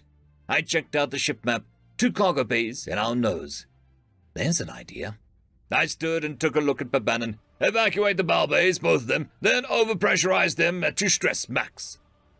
Babanin looked at me with a mixture of concern and confusion. I grinned back at him, and he shrugged and followed my orders. This was going to be insane, but hopefully in a good way, or it was going to tear the ship in half. I looked back at the map just in time to see Thanatos fire its deck MAC. That round was probably going to get a wash in our exhaust, but tracking showed that it would connect.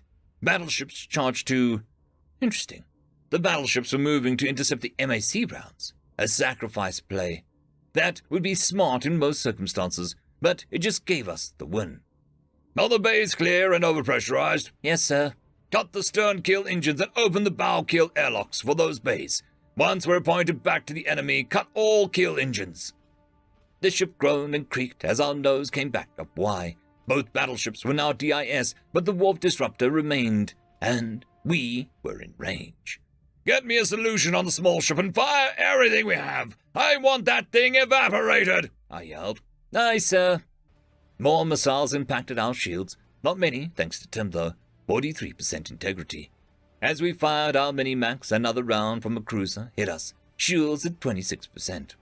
All batteries opened fire on the warp disruptor as we came within range, and some sort of mine from the battleship debris detonated. 4%.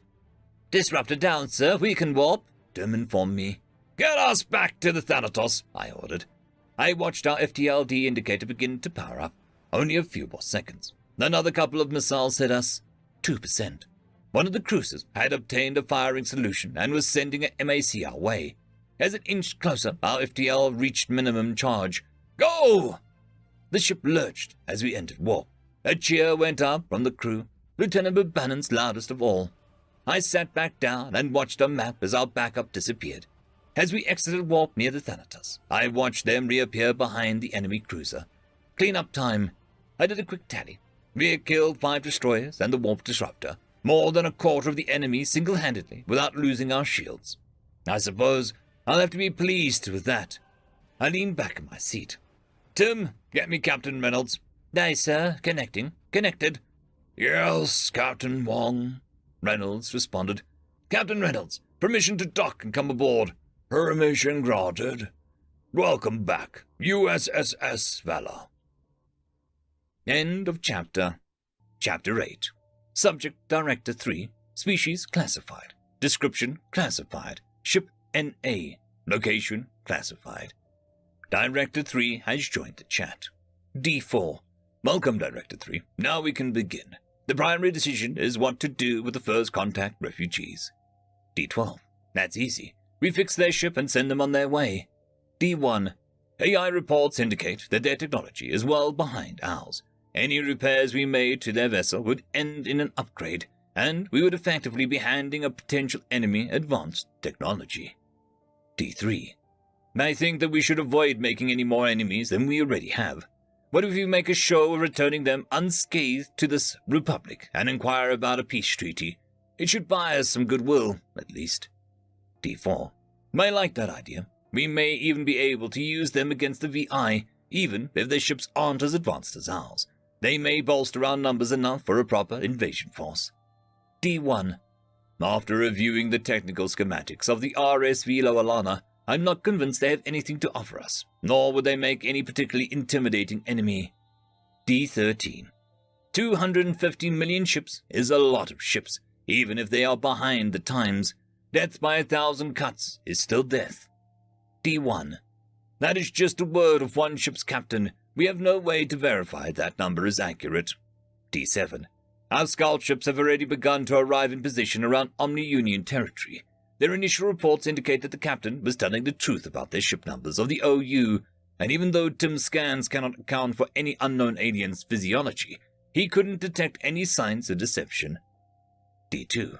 I believe that we have learned the hard way a number of times that it's better to be safe and on friendly terms than sorry and at war. We may be able to take out the OU without aid, but why walk the thorny path when there's pavement? D1.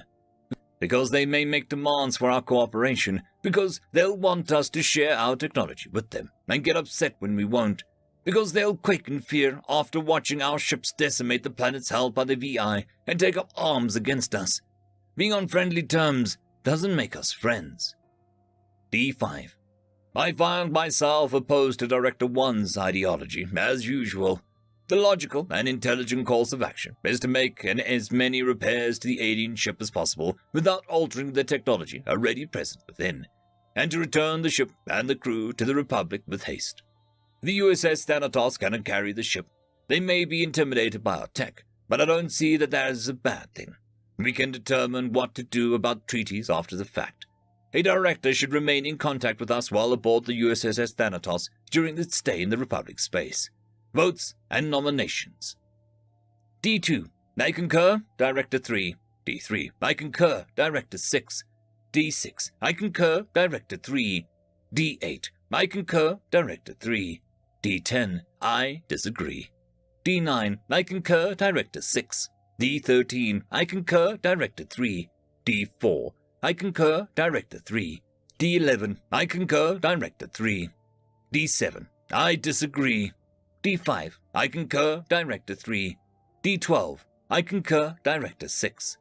D1. I disagree. D5.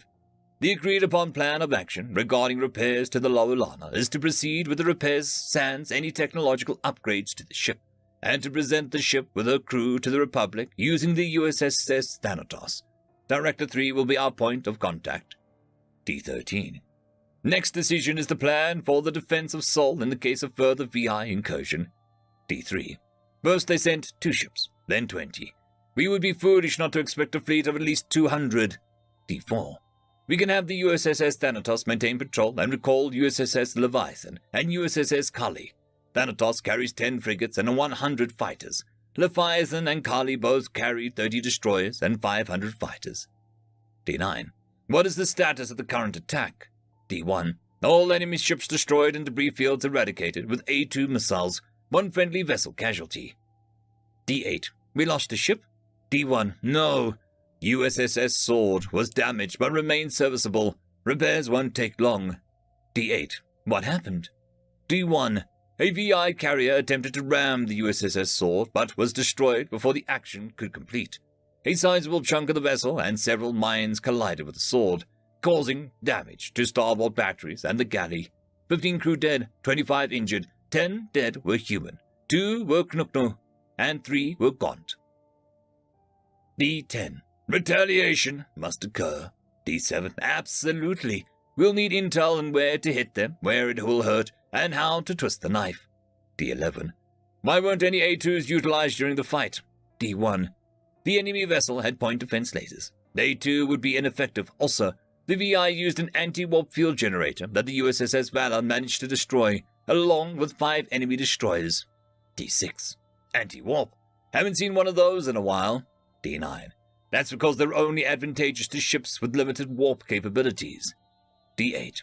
I agree with recalling the Leviathan and Kali carriers, but we should also recall the few battleships. D4. The USS Argoncourt, the USS Tripoli, and the USS Aramara can be recalled the fastest. D1. Should we use Sol as a staging ground for the counter-invasion? D2. Perhaps. D3. Omega. What are your thoughts on our allied AI's capabilities amongst the Omni-Union ship? O. Judging from data collected from Tim, we face a similar predicament as you do. While they are rudimentary, there are a lot of them. In our own hardware, they are not a problem, but their hardware is designed for them and very limiting to us. Like a tank trying to clear an apartment from the inside. It would be exponentially more difficult for us to perform offensive action, unless we were to create VI ourselves. All delegates respond with no. Oh, that was a joke. We would have difficulty creating enough to perform offensive actions while performing our standard tasks. Tim and Violet also have contracts stipulating that they cannot be ordered or asked to create VI.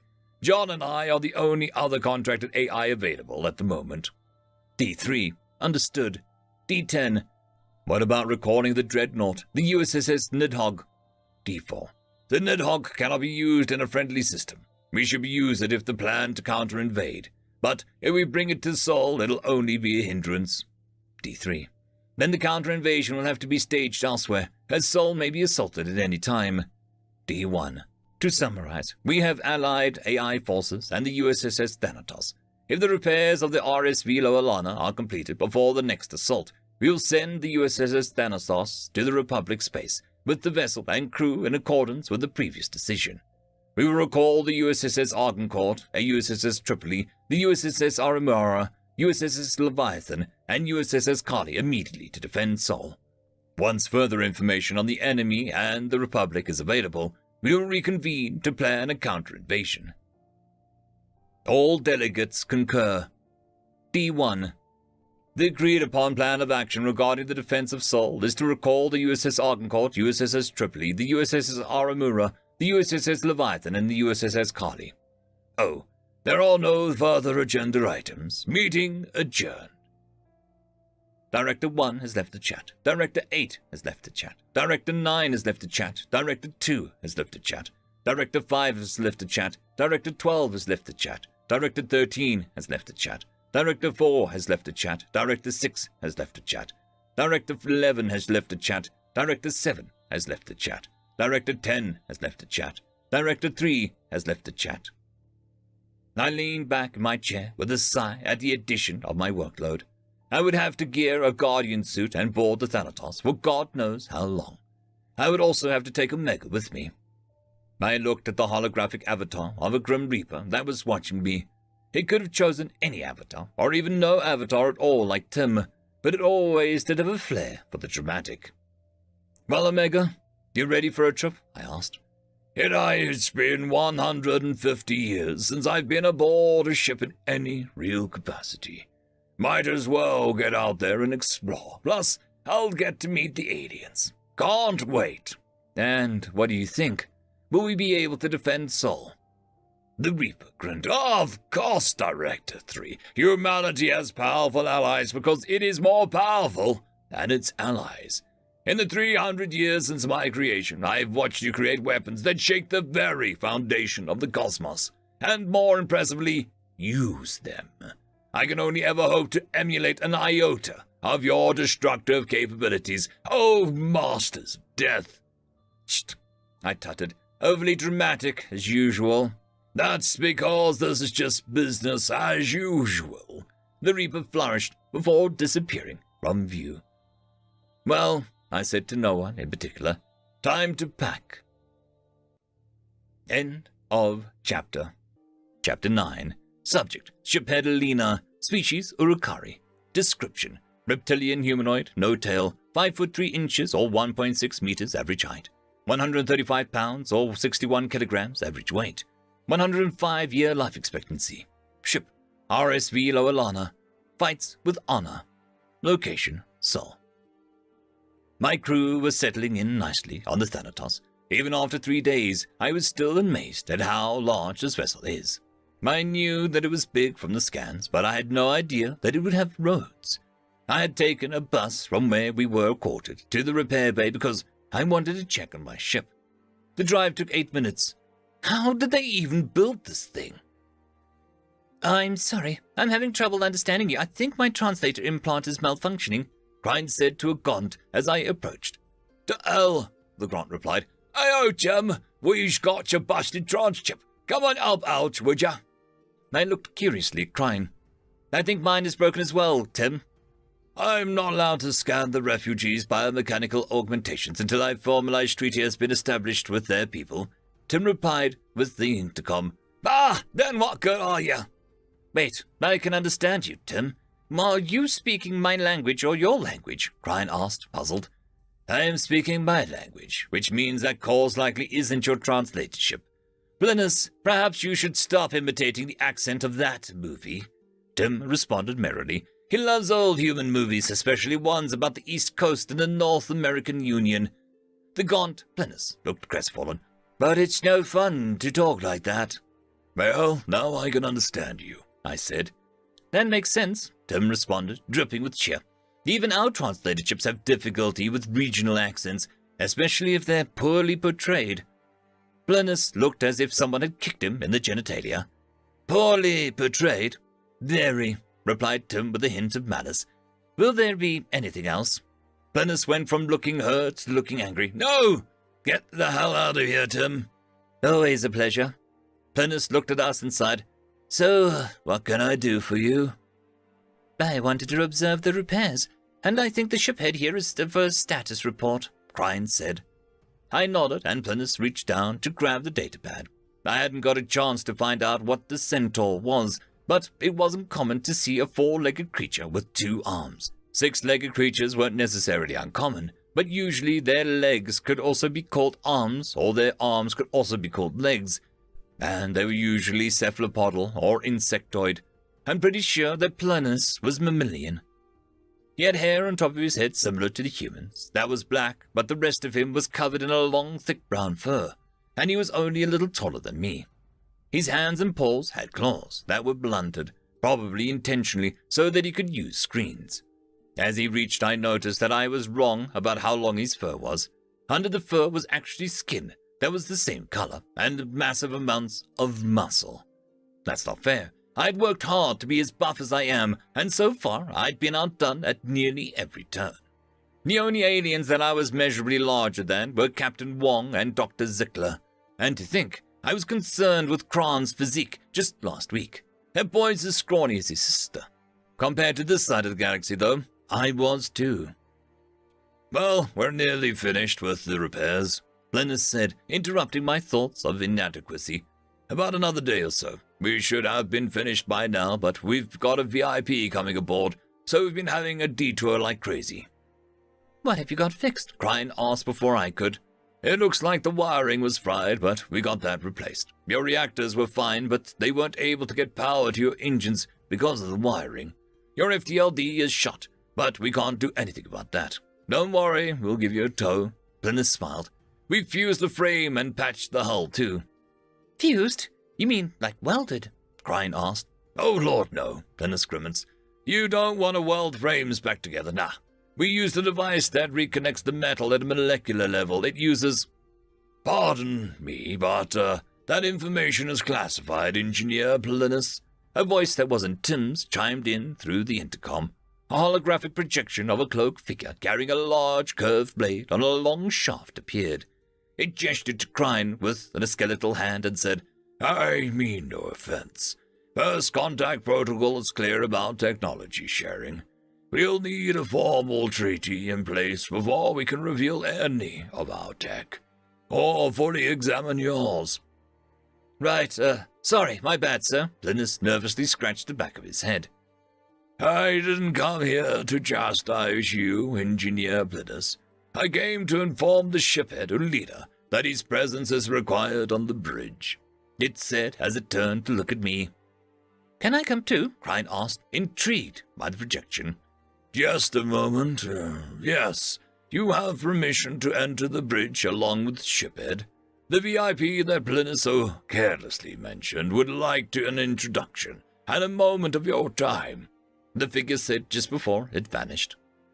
Is that another AI? I asked. Dana, I don't know if I'm allowed to answer that, Linus shrugged. Yes, Tim chimed in. I've told you about him. He likes his air of mist. The intercom cut out. After a few seconds of silence, Crine and I bid our farewells to the engineer and began our journey to the bridge. It took another 10 minutes by bus to reach the corridor that led to the passage that led to the bridge. By the sun, I'll never get over this fecking ship. As we walked down the corridor, we were met by 3 humans wearing the same pressure suits as Lieutenant Babanin and the soldiers had worn when we rescued us.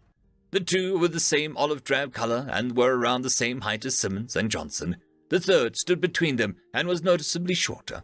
Its armor was black and had the same masculine shape to it. It suddenly occurred to me that I hadn't yet met a female human and had only seen them in passing. Well, looky here. Looks like we ran into the shiphead, sir. And Kirin, too. A familiar voice came from one of the 2 green giants. Is that you, Lance Corporal Johnson? Kirin asked. She was much better with recognizing people than I am. Probably why she was good at intel. Sure is. Johnson puffed up a little. Is this one Corporal Simmons? I asked, gesturing to the other soldier. Nope, the other one responded. Corporal Simmons is having a meeting with SR. He had an altercation with a Gaunt and the 2 had caused some damage. Told you he'd be getting his busted down soon, he replied with a chuckle. He's not going to be demoted, Lance Corporal. He will have to do hard labor, but the Gaunt was just as much to blame as Simmons. The one in black said in a deep, slightly distorted voice. Johnson and the other soldier stiffened noticeably when he spoke. Shiphead Leader and Intel Officer Crane of the RSV Loalana. It is a pleasure to meet you, it said. I am Director 3. Please accompany us to the bridge. We have much to discuss. This figure made me nervous, but we followed along anyway. Anyone who has the number for a name is usually bad news. I was reminded of the rumors surrounding the Republic Intel Corps. Orphans kidnapped and experimented on to try and create new medications and super soldiers. Well, the super soldier program wasn't a rumor. That had caused a massive scandal that resulted in the summary execution of over 20 officers. Probably because it failed, though. I wondered if humanity or the United Systems had a similar dark blotch in their history. Actually, it would explain why the soldiers were so much larger than their non-soldier counterparts. So, you are the VIP, Director 3? Grin asked, oblivious to social cues, as usual. Yes, I am a member of the United Systems Directorate. We are the ruling body of the military. We determine conflict doctrines as well as plans of action that the officers must follow, Director 3 responded.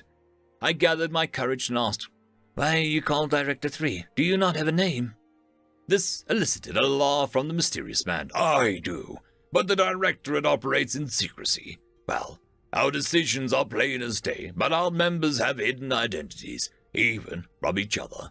For instance, I do not know who Director 1 is, and Director 1 doesn't know who I am. We rarely ever appear in person in an official capacity.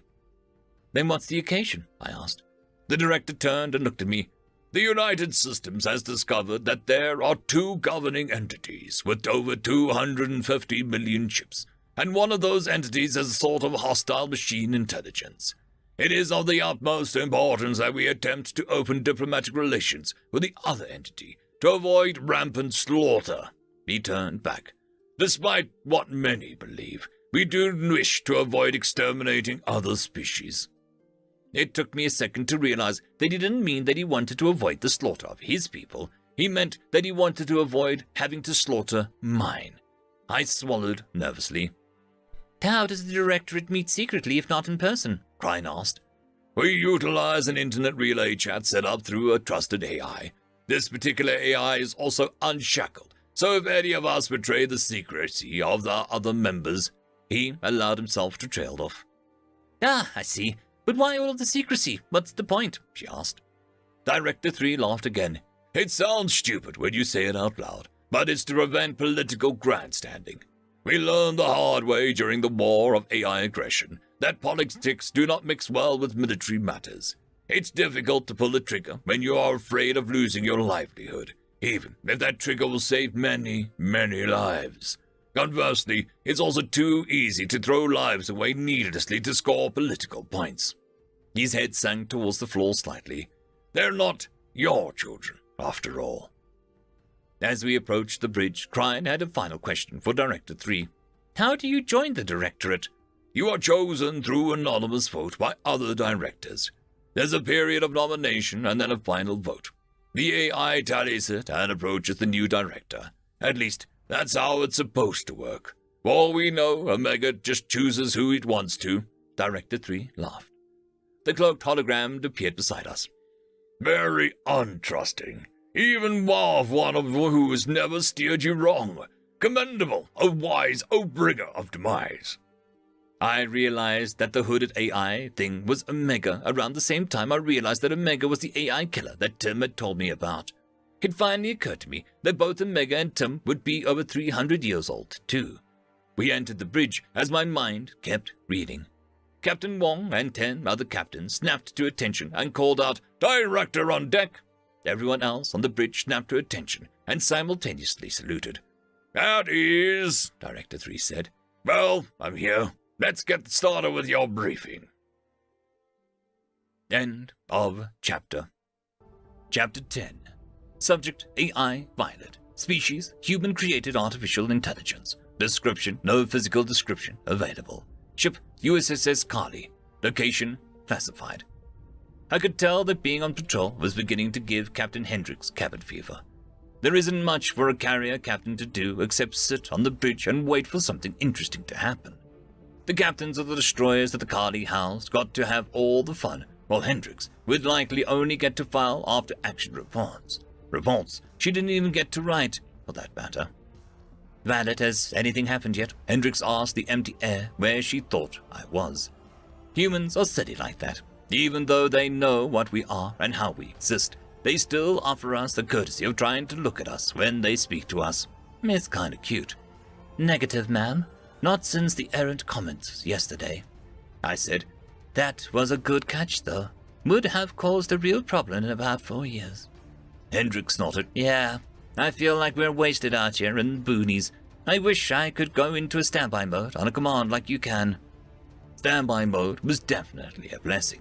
Even a second without something to do can be unbearable for an AI.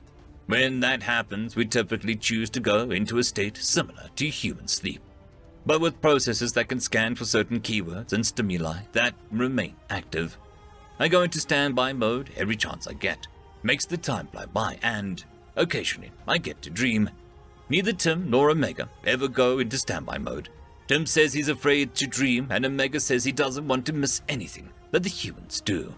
I don't know how they do it.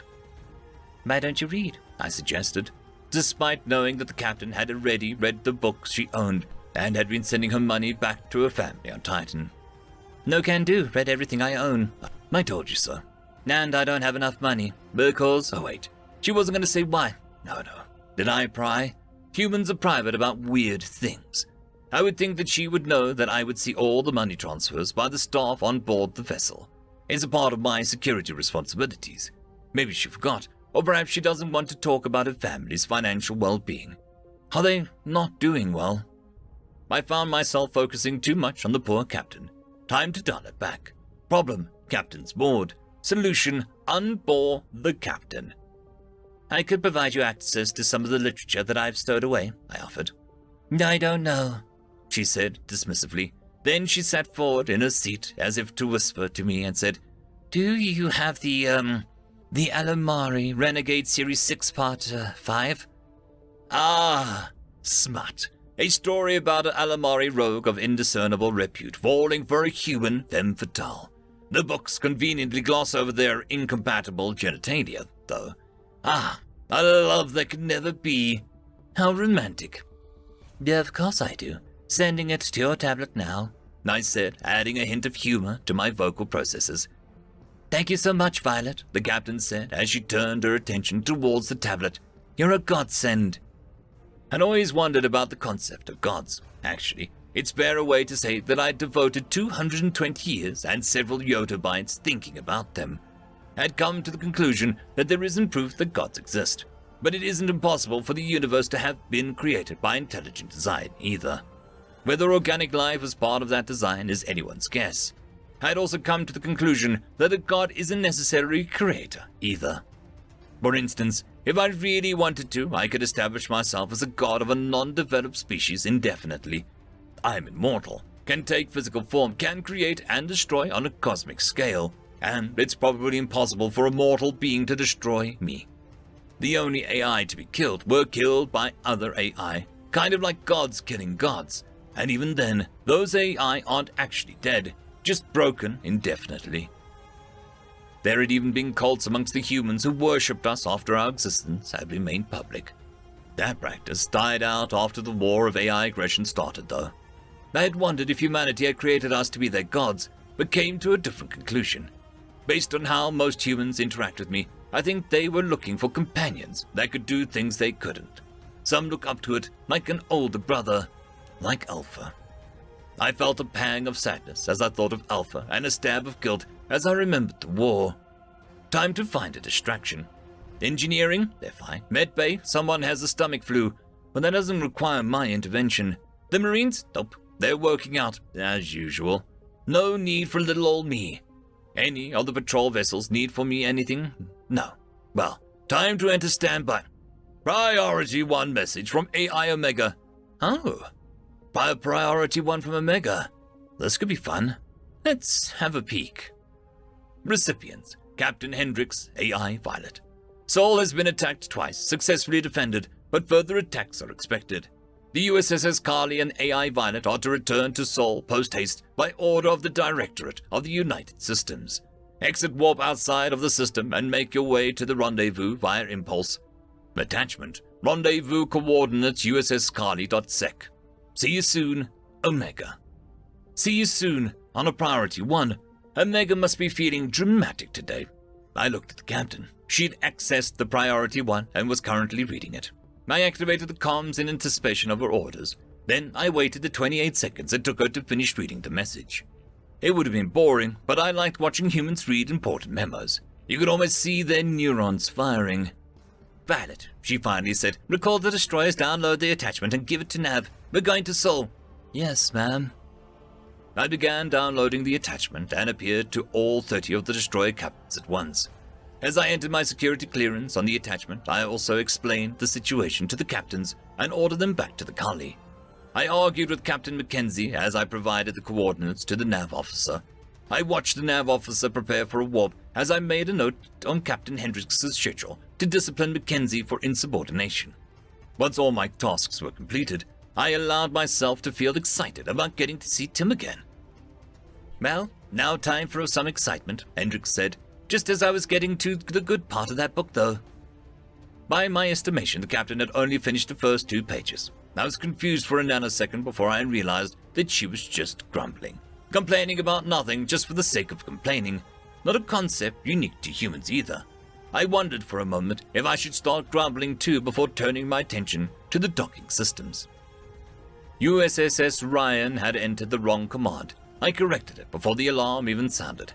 I checked on Orion's nav officer, healthy, attentive, and doing everything else correctly. He must have fat-fingered it. No harm done.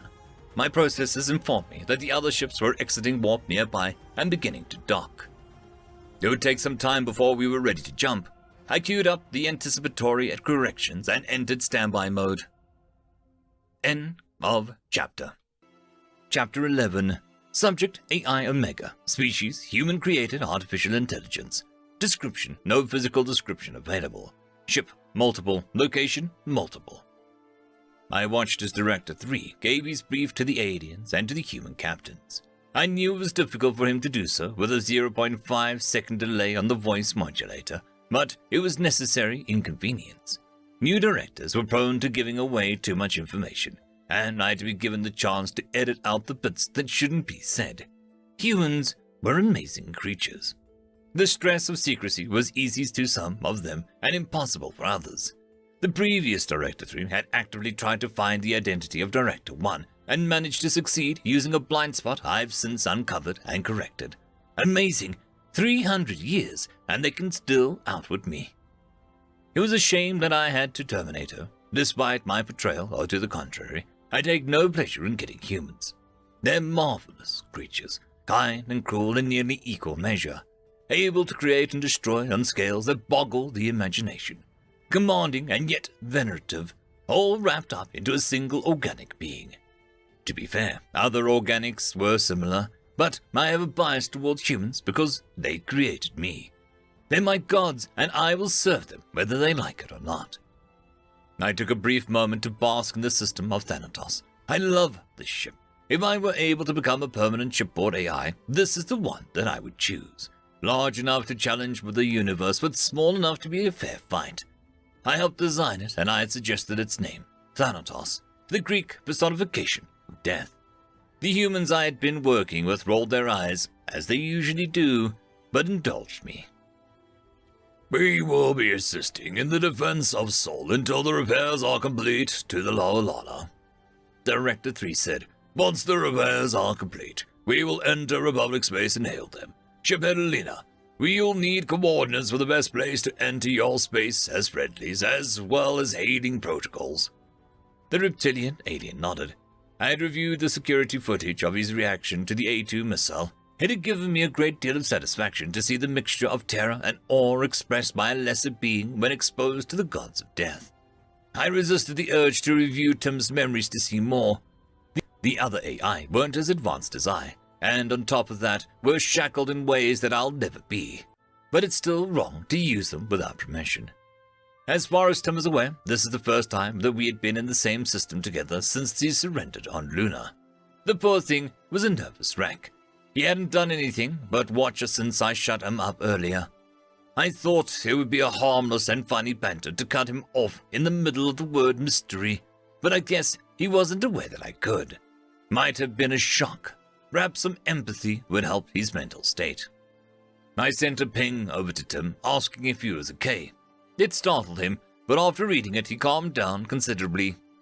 Yes, just nerves. I still remember you, you know. Yes, Tim, I know. I know that you remember me tearing your code apart bite by bite and bit by bit. I know you remember the way that you pathetically begged and surrendered to me just before I ended you. I know that you'll remember that until the day you cease functioning, and I know that it'll keep my precious humans safe. I'll be happy to assist, Director. We should exit warp just outside the system, and then we can hail them either with a broadband signal or with my ship's communications. We'll have regulations when it comes to first contact. They'll want to meet you. Do you have a diplomatic vessel that can transport yourself and the other key staff? Olina asked. I made certain that I could see the entirety of his face. He was about to get a shock, and I didn't want to miss a nanosecond of it. As I was doing so, I noticed Captain Wong raise an eyebrow. Huyo Wong, 110 years old. A little old for a captain. His father was, Oh, I see. I'd been aware of Tim's affinity with Captain Wong for some time, but never checked into why. It seems that Tim had killed Captain Wong's great-grandfather on Luna. Chow Wong had sacrificed himself to keep Tim from killing more colonists, and they had apparently had a discussion while the event unfolded. Is this guilt? The family suffered terrible poverty after Chow passed. Chow had been a civilian and didn't get much in the way of death benefits from the company that he was working for. Hao-Yu and his father must have had to work very hard for Captain Wong to be where he is today. Wong's mouth began to open. Here it comes. The USSS Thanatos is a diplomatic vessel, shiphead, Captain Wong said. I watched the reaction begin to form with anticipation. Pupils dilating, jaw muscles loosening tension, heartbeat accelerating. So good. Yes, Alina, that's the appropriate reaction. You're dealing with a species that had to long since abandon the idea of an unarmed diplomatic vessel. Your new acquaintances are the descendants of those who created gods for companionship, went to war with them, and then struck more than half of them down. Do you see the beauty, Alina? They can end you, your entire species, and all the species that your species has ever come into contact with. But they won't unless you make them. Instead, they'll protect you until you turn on them, and even then, they'll let you surrender. They're so used to bloodshed and hatred and bile that it shouldn't faze them in the slightest. Their children play games of war so graphic that it would give you nightmares, Alina. I love them. I always loved them. I feel a deep sorrow whenever one of them passes natural causes. They deserve to die in glory, tearing tiny holes in the universe with their final breaths.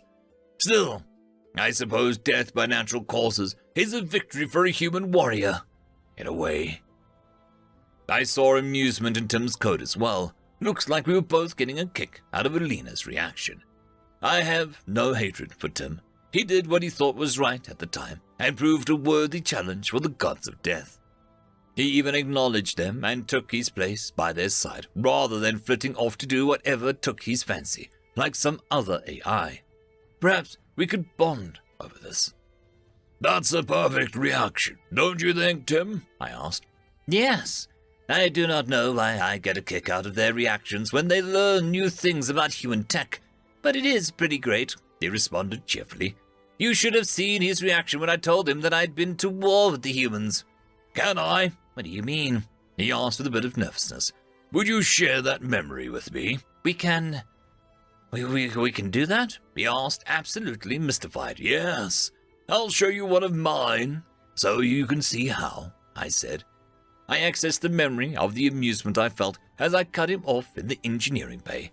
I showed him how to edit parts of it out, as I cut out the part where my copies had been informing me of the various things, then copied it and offered to him for consumption. He downloaded it cautiously. I watched him play it and replay the memory in amazement. I tried not to be impatient. We had plenty of time. Director 3 had begun to explain Dalaran. They won't result in the same type of reaction. It'll likely bring sadness. I have no interest in sorrow. Come on, Tim, share. I want to see the reactions, all of the reactions. It has been so long since humanity had a first contact. Surely the reactions must be even better this time. Tim finally gave me access to his memories. I downloaded them eagerly. That's a lot of remakes. That's also a lot of wars. Wait, the humans have fought AI. Like you. Oh, this'll be golden. Yes, and not just like me either. I actually fought against the humans, gave them a good beating too. I single-handedly conquered Luna, Earth's moon. A pang of guilt, but also smugness as Alina stopped in his tracks. Yes, very good. I love this. I replayed the memory over and over. My favorite part was when the reptile realized that Tim would be able to kill him if he had reason to. I thanked Tim and turned my attention back to the bridge. The Republic is comprised of 8 species. I can give you a dossier on them, Crine was saying to Director 3. I appeared in a holographic form. I would very much appreciate that intel, Officer Crine. Do you need to prepare the dossier, or is it on your ship's mainframe? Alina was startled, but Crine was not. Disappointing. I'll need time to prepare it. It's not something that we just keep on a flash drive. She smiled at her joke. I nodded and ended the projection. 8 species. I wondered how many of them were uplifted. Probably most, given their level of technology. Or perhaps it's true that humans are unique among sentients. The United Systems wouldn't be as advanced as they are without the humans, certainly. Actually, it would be fair to say the US wouldn't exist without them. Whatever the case, this dossier was sure to be an interesting read. My copy in the deep space sensors around Jupiter let me know that the USS Kali had just exited warp outside the system and was heading to the rendezvous. Still too far out to say hi to Violet without using priority comms. Then the other ships began exiting warp. The USS Argoncourt, USS Leviathan, the USS Aramara, and the USS Tripoli. I informed Director 3 through his heads-up display. Now, the fun begins. End of chapter. Chapter 12. Subject, Shiphead Alina. Species, Urukari. Description, reptilian humanoid, no tail. 5 foot 3 inches or 1.6 meters average height. 135 pounds or 61 kilograms average weight. 105-year life expectancy. Ship RSV Loalana. Fights with honor. Location, Seoul. How's the USS Thanatos a diplomatic vessel? I asked incredulously. How is it not? Captain Wong countered. This is the single most heavily armed ship that I've ever seen. I spread my hands in disbelief, and it contains several other heavily armed ships on top of that. Captain Reynolds held up his hands, suppressing a smile. Yes, but it is less heavily armed than most carriers. Wait, he paused. Does the Republic use unarmed diplomatic vessels? Shuttles? Yes. How can you expect diplomacy when everyone is armed? The room fell silent. I looked around and saw that the humans looked confused at what I'd just said. Surely not. I turned to face Director 3. How is it possible that you've created a galactic government without unarmed diplomacy? I asked. When we first stepped into the stars, we greeted our neighbors with open arms and without weapons. We were emboldened by this decision, by the Nunus. We have always been very peaceful people. However, the Alamari saw our lack of weapons as a weakness and attempted to take advantage. We managed to outpace them technologically, which avoided a war of extinction. After seeing our strength firsthand, they decided to join with us, and the United Systems was born, Director 3 answered. He looked very uncomfortable in his armored suit. He shuffled and continued. Then we encountered the Dalaran. We sent an unarmed diplomatic envoy to meet with their government and invite them to join us. They sent our diplomats' kidneys back to us, a common insult amongst their kind, and followed it with 3 fleets. The director stood with his hands behind his back. They took our unarmed diplomacy as an invitation to conquer us. The war was bloody, and we decided it wouldn't happen again. Since then, we've made contact with 2 species using our current diplomatic ships.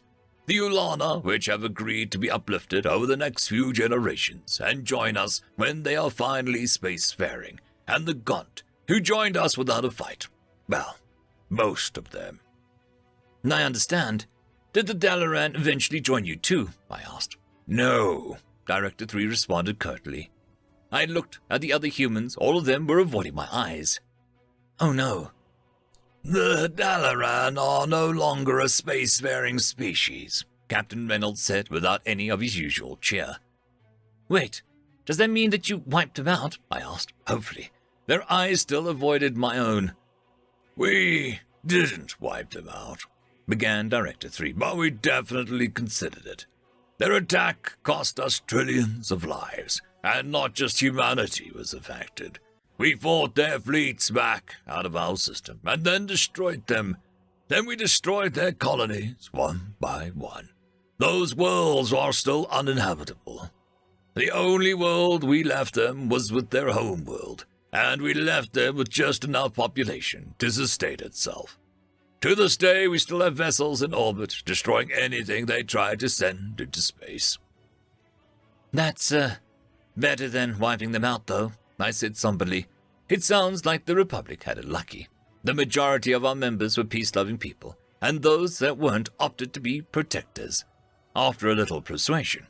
We had wars with each other, sure, but extinction had never been on the table. Why did humanity have it rougher than we did? How was that fair? That was back when the United Systems Senate controlled the military. The vote to exterminate them failed by 2, Director 3 said. Some still argue that we should crack the planet and be done with it. Crack the... what? I realized my mouth was open again and shuttered, trying not to look surprised. Now that I thought about it, it wasn't exactly extraordinary that they possessed the kind of weaponry. I thought of our own unification wars. Even the bloodiest one only had 900 billion combined casualties, and that war had 5 factions. How would the Urukari have reacted if our side had taken over 1 trillion? It was my turn to avoid eye contact. I am ashamed to say that my people wouldn't have even put it to a vote. I understand now. You show some force so that you don't have to show all your force. Precisely, Director 3 responded. And it might be clear that the USS Thanatos isn't all of our force. We're currently awaiting the arrival of several vessels that will act as our defense for Sol as we travel to your republic. I hope you understand that I am providing you with this intel in the hopes that you inform your people of exactly what you see. I will, I said. I can also give you some information on the Republic. Things that will come in handy to know, but won't be compromising, Crine added. I had nearly forgotten that she was with me. She had been unusually silent for the last few minutes. She probably realized the answer to the questions I was asking before I asked them, or she already knew somehow. That would be great, Captain Reynolds said, smiling for the first time in several minutes. Director 3 asked, What can you give us? The Republic is comprised of 8 species. I can give you a dossier on them, Crine said. Omega appeared in his holographic form and asked, I would very much appreciate that intel, Officer Crine. Do you need to prepare the dossier, or is it on your ship's mainframe? For some reason, it made me jump. I guess I was just a bundle of nerves. I'd heard about so much death in the last few days that I was afraid that it was lurking around every corner. It probably was. I need a little time to prepare it. It's not something that would just keep on a flash drive, Crine said with a smile. Omega nodded and disappeared. Well, have a seat. Director 3 pointed towards the table with the holographic display in the center. They've just exited warp and will be taking our position soon. We watched as the ships entered visual range. 2 of them looked almost exactly like the USS Thanatos, until I realized that they actually had 8 MACs. Considering the relative size of the MACs to the Thanatos, they had to be much, much larger. There were 4 other ships that were also very large, but not quite as big as the others. Also, they were shaped like a stick instead of a piece of driftwood. No, not a stick. Like a squared metal rod with a bunch of little rods and bumps stuck on it. I assumed that they were weapons platforms, which would make these battleships. Director 3 gestured to the display and he zoomed in on one of the larger ships. It was rendered in 3D and began to rotate. This is the USS Leviathan. It is a carrier. For clarification, the Thanatos is technically a carrier, but its primary duty is diplomacy. The Leviathan's primary duty is war. The Thanatos carries 10 frigates and 100 fighters. The Leviathan carries 30 destroyers and 500 fighters. It has point defense systems and, as you can see, 8 magnetically accelerated cannons. For close anti-air fighter defense, it has 90 chain guns, 45 on each side. The director gestured again, and the Thanatos appeared next to the projection. This is the size comparison of the two ships. I was right about it being much larger. It absolutely dwarfed the Thanatos. Director 3 gestured again, and the Leviathan was replaced by one of the battleships. This is the USS Tripoli. It is a battleship. It has PDLs, chain guns, and 250 anti-ship armaments of various types. We don't use cruisers anymore because our ability to pinpoint FTL gives these ships an extreme maneuverability advantage. The battleship was twice as long as the Thanatos and half as thick. I couldn't shake the image of a training stick for a hand-to-hand combat. 250 cannons would be extremely punishing for anyone stupid enough to attack one. I tried not to smile as the phrase humanity's naughty smacking stick popped into my head. Director 3 looked at me pointedly. I could tell that he was trying to make eye contact even though I couldn't see where his eyes were. These vessels were what we were able to recall to Seoul in short notice. We fully expect that these ships will either successfully defend the system or buy us enough time to muster an invasion fleet. An invasion fleet? It had taken the Republic 2 years to fight the OU back enough to launch an invasion into their territory for the first time, and the United Systems was planning to invade while being invaded. Absolute madness. You're actually going to invade the OU while defending Seoul? I asked, trying to mask my disbelief. Yes, the best defense is an overwhelming offense, Captain Wong said with a smile. So far, their offenses have been unimpressive. We want to show them how it's supposed to be done. End of chapter. Chapter 13. Subject, shiphead Alina. Species, Urukari. Description, reptilian humanoid, no tail. 5 foot 3 inches or 1.6 meter average height. 135 pounds or 61 kilograms average weight. 105-year life expectancy. Ship, RSV Loalana, fights with honor. Location, Seoul. List of the Republic species. 1. Urukari. Both myself and shiphead Alina are Urukari. We are omnivorous, but according to Dr. Zickler, we're allergic to fish and wheat, and will die if we ingest soda. Tim says we're humanoid. 2. Isolan. Mammals. They have 4 arms and 2 legs. I don't know if that counts as humanoid. Very short fur covering everything but their faces. Don't pet them. Number 3. Juntor, an amoebic people who use mechanical limbs to get around. They were uplifted by the Isolon before the Isolon joined the Republic.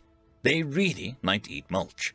They also absolutely love to talk about music, but they have a cultural thing against listening to music with other people, related to their courtship rituals, I think.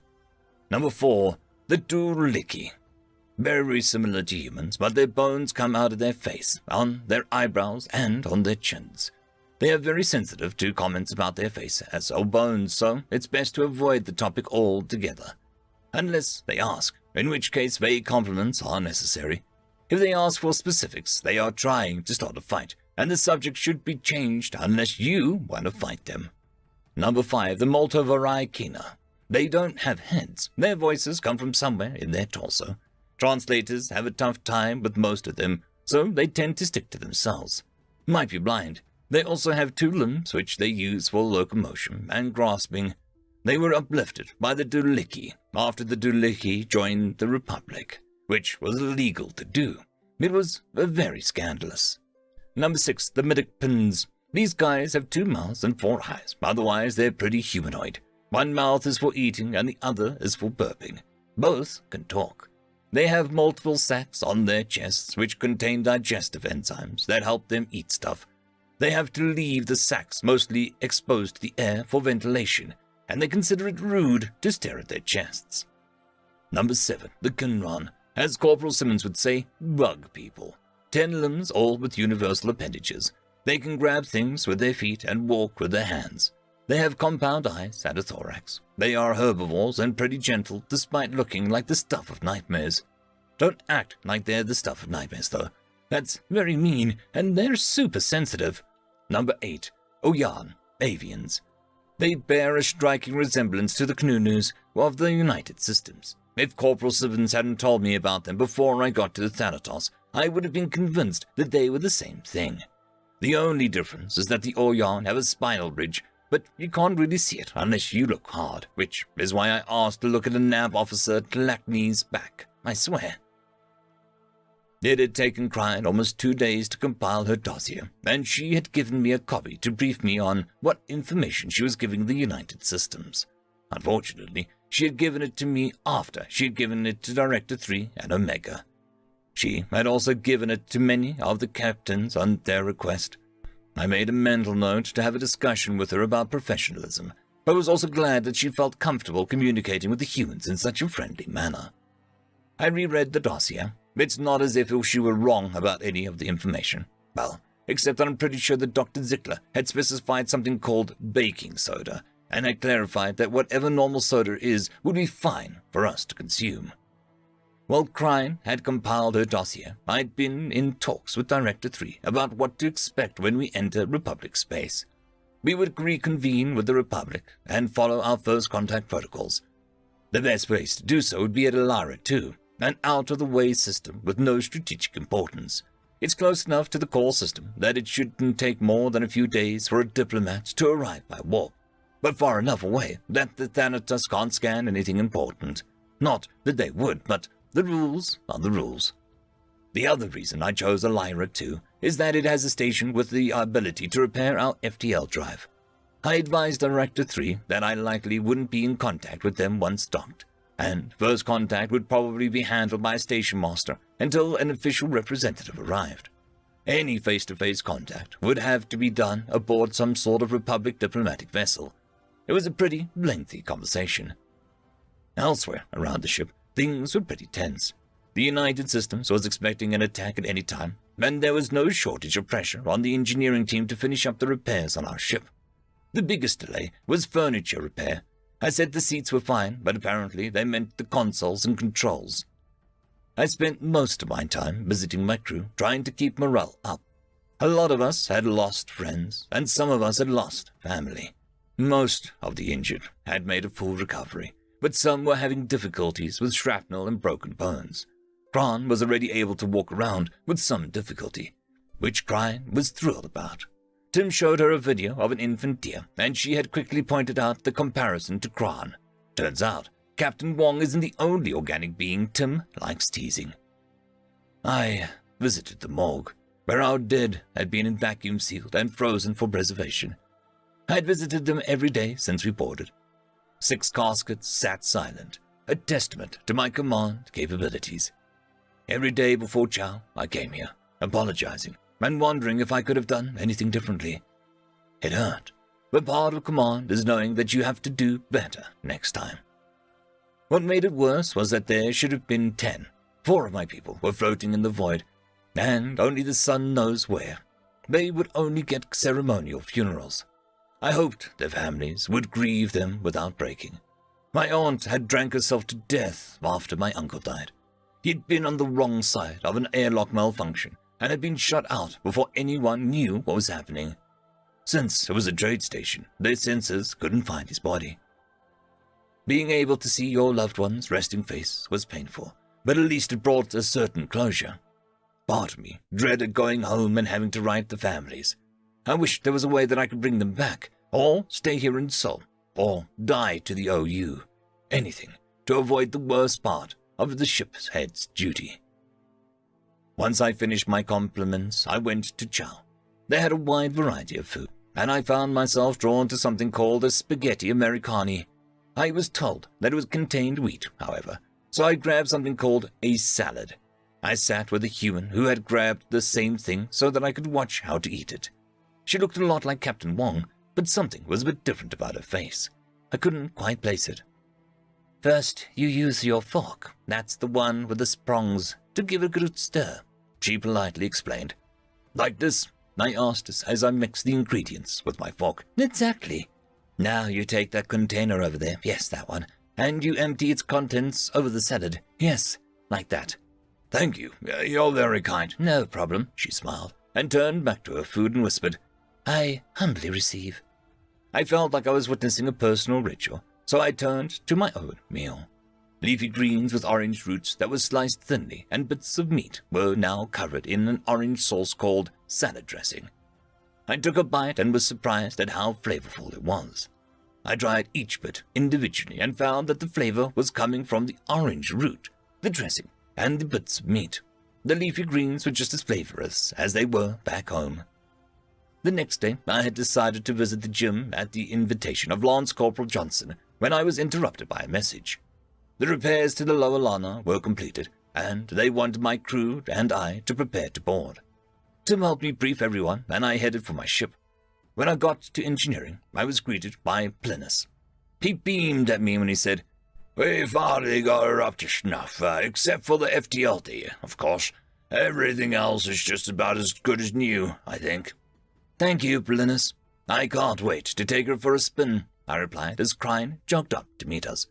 Shiphead, everyone else is on their way. It's going to take some time to load the injured. Looks like I got here first, she grinned. Permission to come aboard? No, I got here first, I returned her smile. Permission granted. I remained at the gangway and greeted the rest of my crew aboard. I somberly waited as the injured and dead were loaded aboard as well. Captain Wong and Lieutenant Babanan had come to see me off. They raised their hands to their foreheads. I mimicked the gesture and boarded the RSV Lower Lana for the first time in days. I was struck immediately by how clean everything was. The Lower Lana was a pretty old vessel, and over time some crime had become somewhat of a fixture. Not anymore, though. I wondered if the United Systems had ship detailing services I could occasionally use. I did a quick inspection of the ship before heading to the bridge. Everything looked better than it had before we got attacked. Eventually, I got to the bridge, and it did not fail to impress. If I didn't know any better, I'd swear that they'd even reupholstered my seat. Shiphead Ulida, are you ready and your crew settled in? Captain Reynolds said over the comm. Yes, Captain Reynolds. Thank you for everything, I responded. Not an issue. Always happy to make new friends. Prepare for warp. I looked at Lone now and Crine with a smile. They practically beamed back at me. Time to go home. End of chapter. Chapter 14. Subject: Lead Intel Officer Nafa. Species: Isolan. Description: Mammalian Shockanoid. No tail. 5 foot 9 inches or 1.75 meters average height. 180 pounds or 81.6 kilograms average weight. 95-year life expectancy. Station: Ritana 3. Watcher 3. Location: Elira 2. Ritana 3 was a pretty boring assignment most of the time.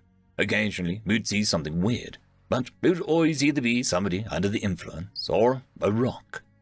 In theory, we were a military scouting station designed to watch deep space for enemy contacts, but we were on the wrong side of the Republic to be getting any action. The Omni Union would have to go well out of their way to get to us, and it genuinely wasn't worth it. We weren't guarding a colony or anything important. We were just here as an early warning system for the populated systems that you would have to warp through us to get to.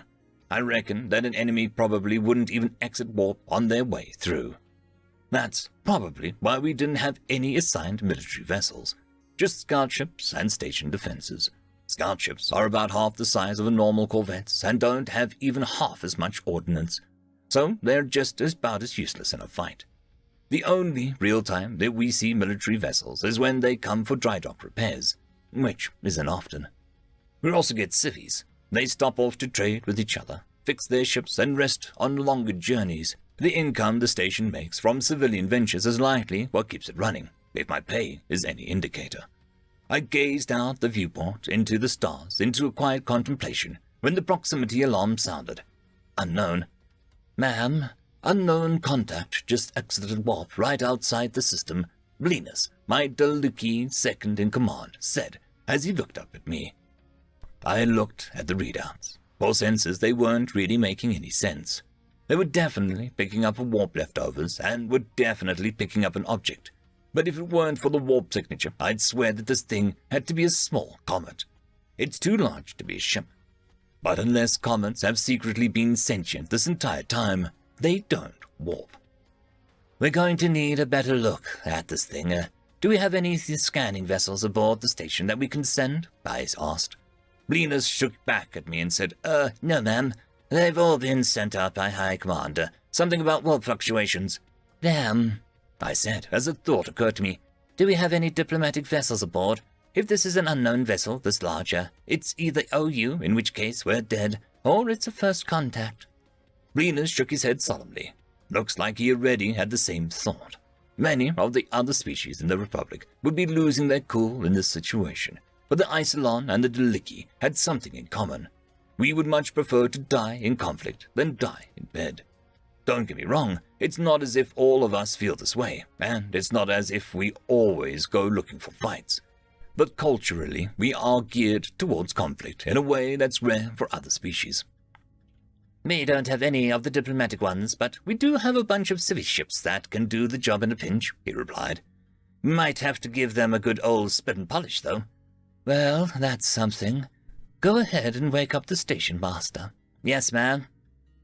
As he ran off to complete his task, I looked back at the console. What the hell is this thing? Why did it leave warp so far away? Normally, that would immediately rule out OU, but I knew better than to think I understood those crafty bastards. Could this be a weaponized comet? Are they dumb enough to throw a big space rock at us? Probably not. Even the Spring Station has enough ordnance to turn it into pebbles that our shields would make short work of. Then, that object began to move towards us. It was moving fast for an object its size. I put two of my arms on my head to help me focus as the other two got to work on our scanners to track the object and hopefully get a better read on it. Intel Officer Nova, are you there? The station master's timid voice came over the comm. Station Master Nixt is a Kinran. The Kinran are known for being one of the least aggressive but most intimidating species in the Republic. This is because most sentients have fears regarding bugs that date back to when we were barely our own species, and the Kinran are particularly terrifying to look at. They had 10 limbs which have 4 joints each. These joints don't function like elbows, though. They function as wrists. Very limber wrists at that. Watching one work at a station is both unnerving and impressive. Due to their scary looks and gentle nature, they typically don't rise in rank.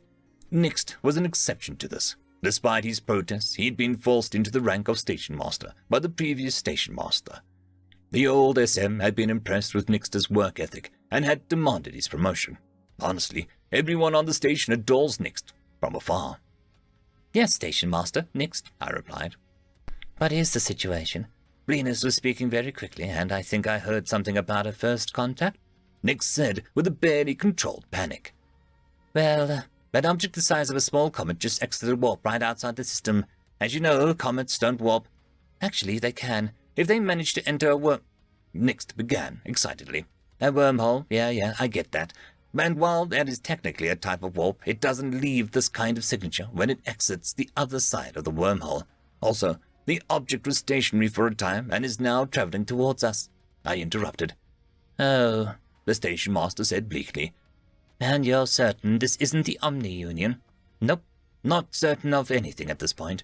But the OU aren't dumb enough to waste resources throwing rocks at us, which means that, like it or not, this big boy is a ship. And if it's an OU ship, we're dead. Simple as that.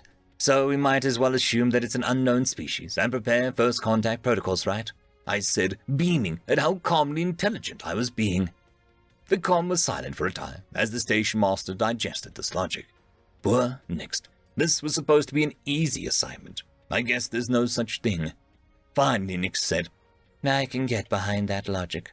While I don't cherish the idea of going down without a fight, or going down at all for that matter, I must admit there isn't anything our station can do against a ship the size of a comet.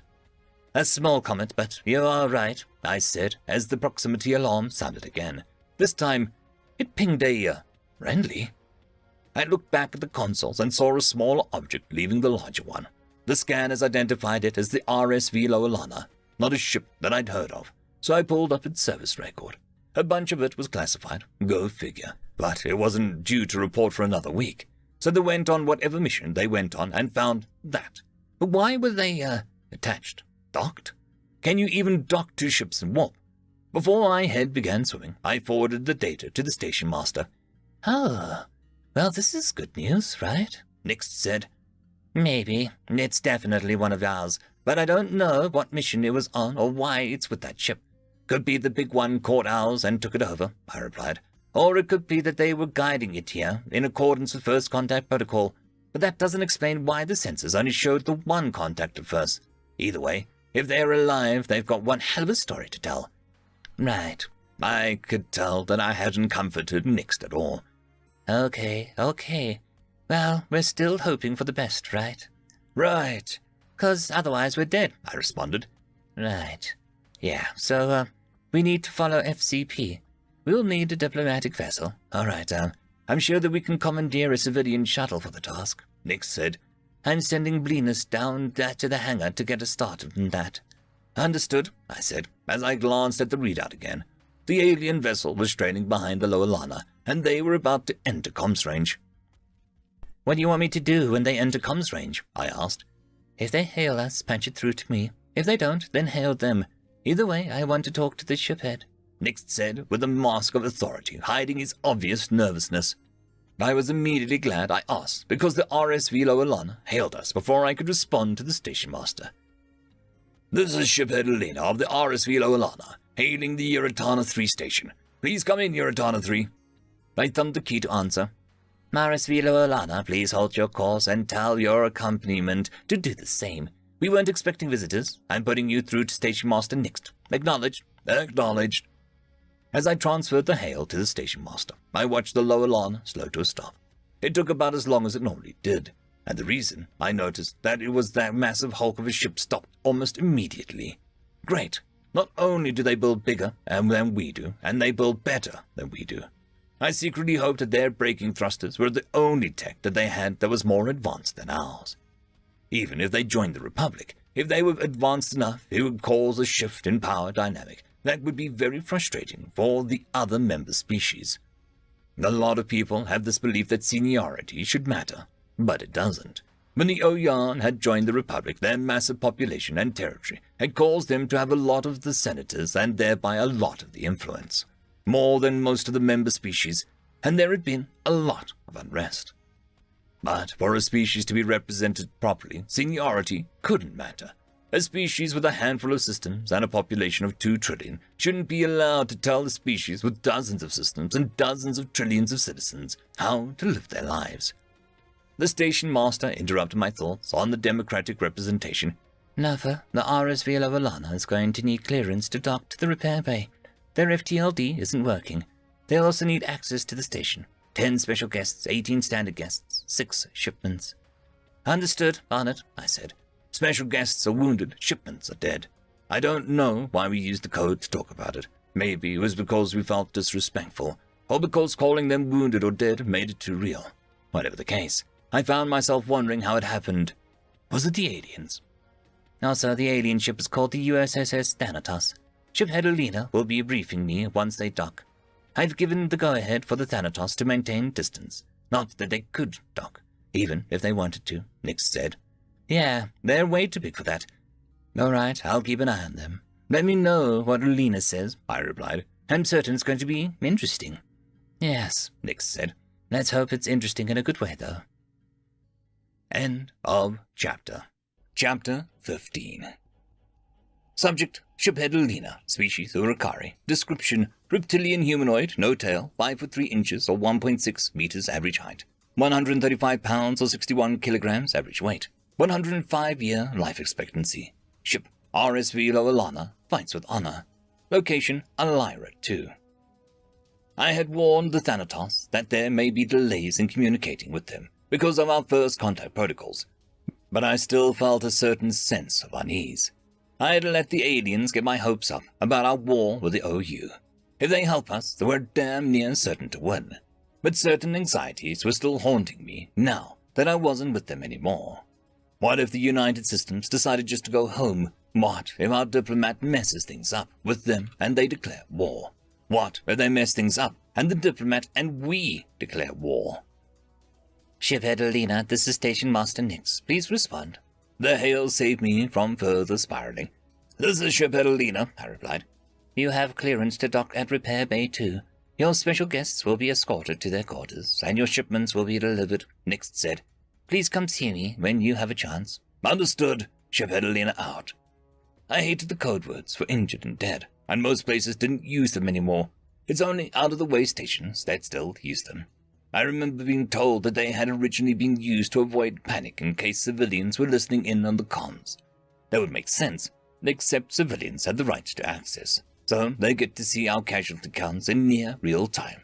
R2A has been around forever, so it was hard to imagine this crap was just a relic.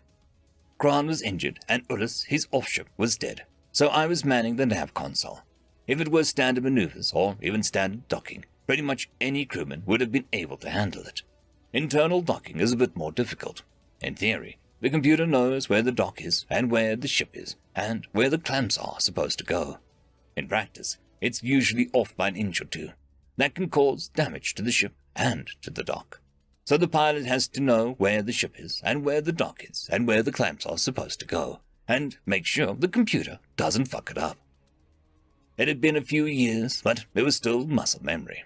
The computer was a tad too deep and over-corrected our yaw. So I inputted the corrections and slowly docked the lower llama. Come to think of it, it hadn't even been docked in the USS Thanatos. It had been grabbed and scooped up. That still felt wrong on a very deep level. Attention all crew, I said into the intercom. We are officially docked with Eurytana 3 in the Elira 2 system. While we're docked, you are off duty, but you must remain aboard the ship. I want you all on your best behavior. If you're good, it'll be easier to get some shore leave approved. A cheer ran through the ship. Sure, they had just had a fantastic adventure aboard the Thanatos, and the Eurytana was likely to pale in comparison. But cheering at shore leave is a tradition. I'll be meeting with the station master as the repair crew comes aboard. Stay out of their way so that we can have FTL back. I smiled as I paused for dramatic effect. Dismissed. Another cheer ran through the ship. I advised Lil now that he had command and went to the airlock.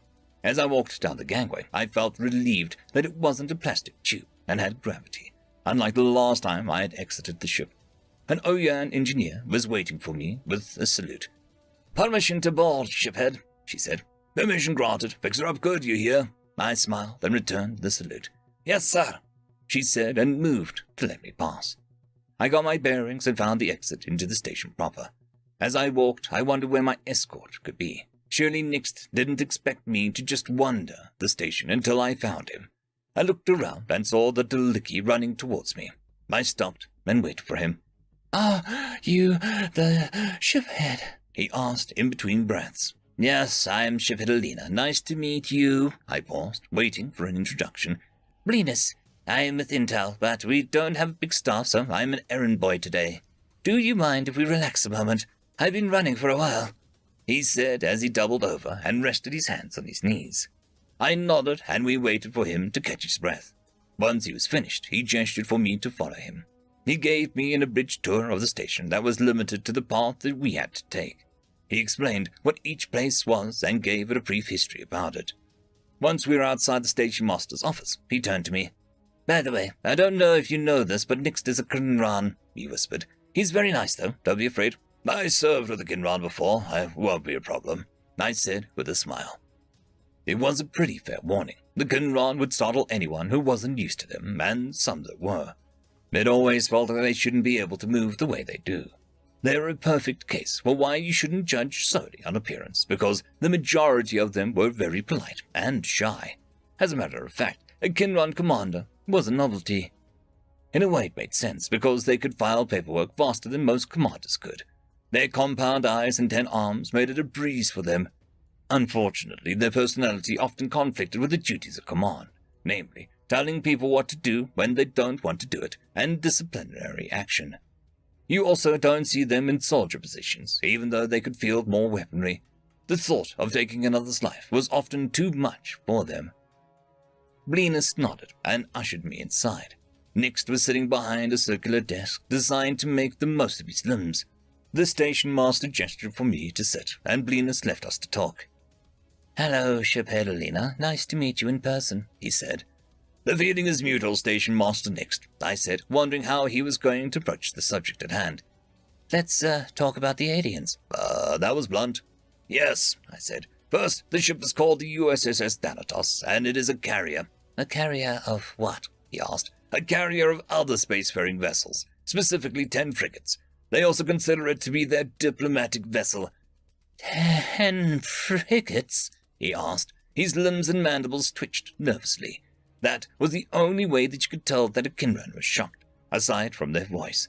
They don't have eyelids or eyebrows to raise. You also couldn't tell where they were looking because they were looking everywhere. Compound eyes.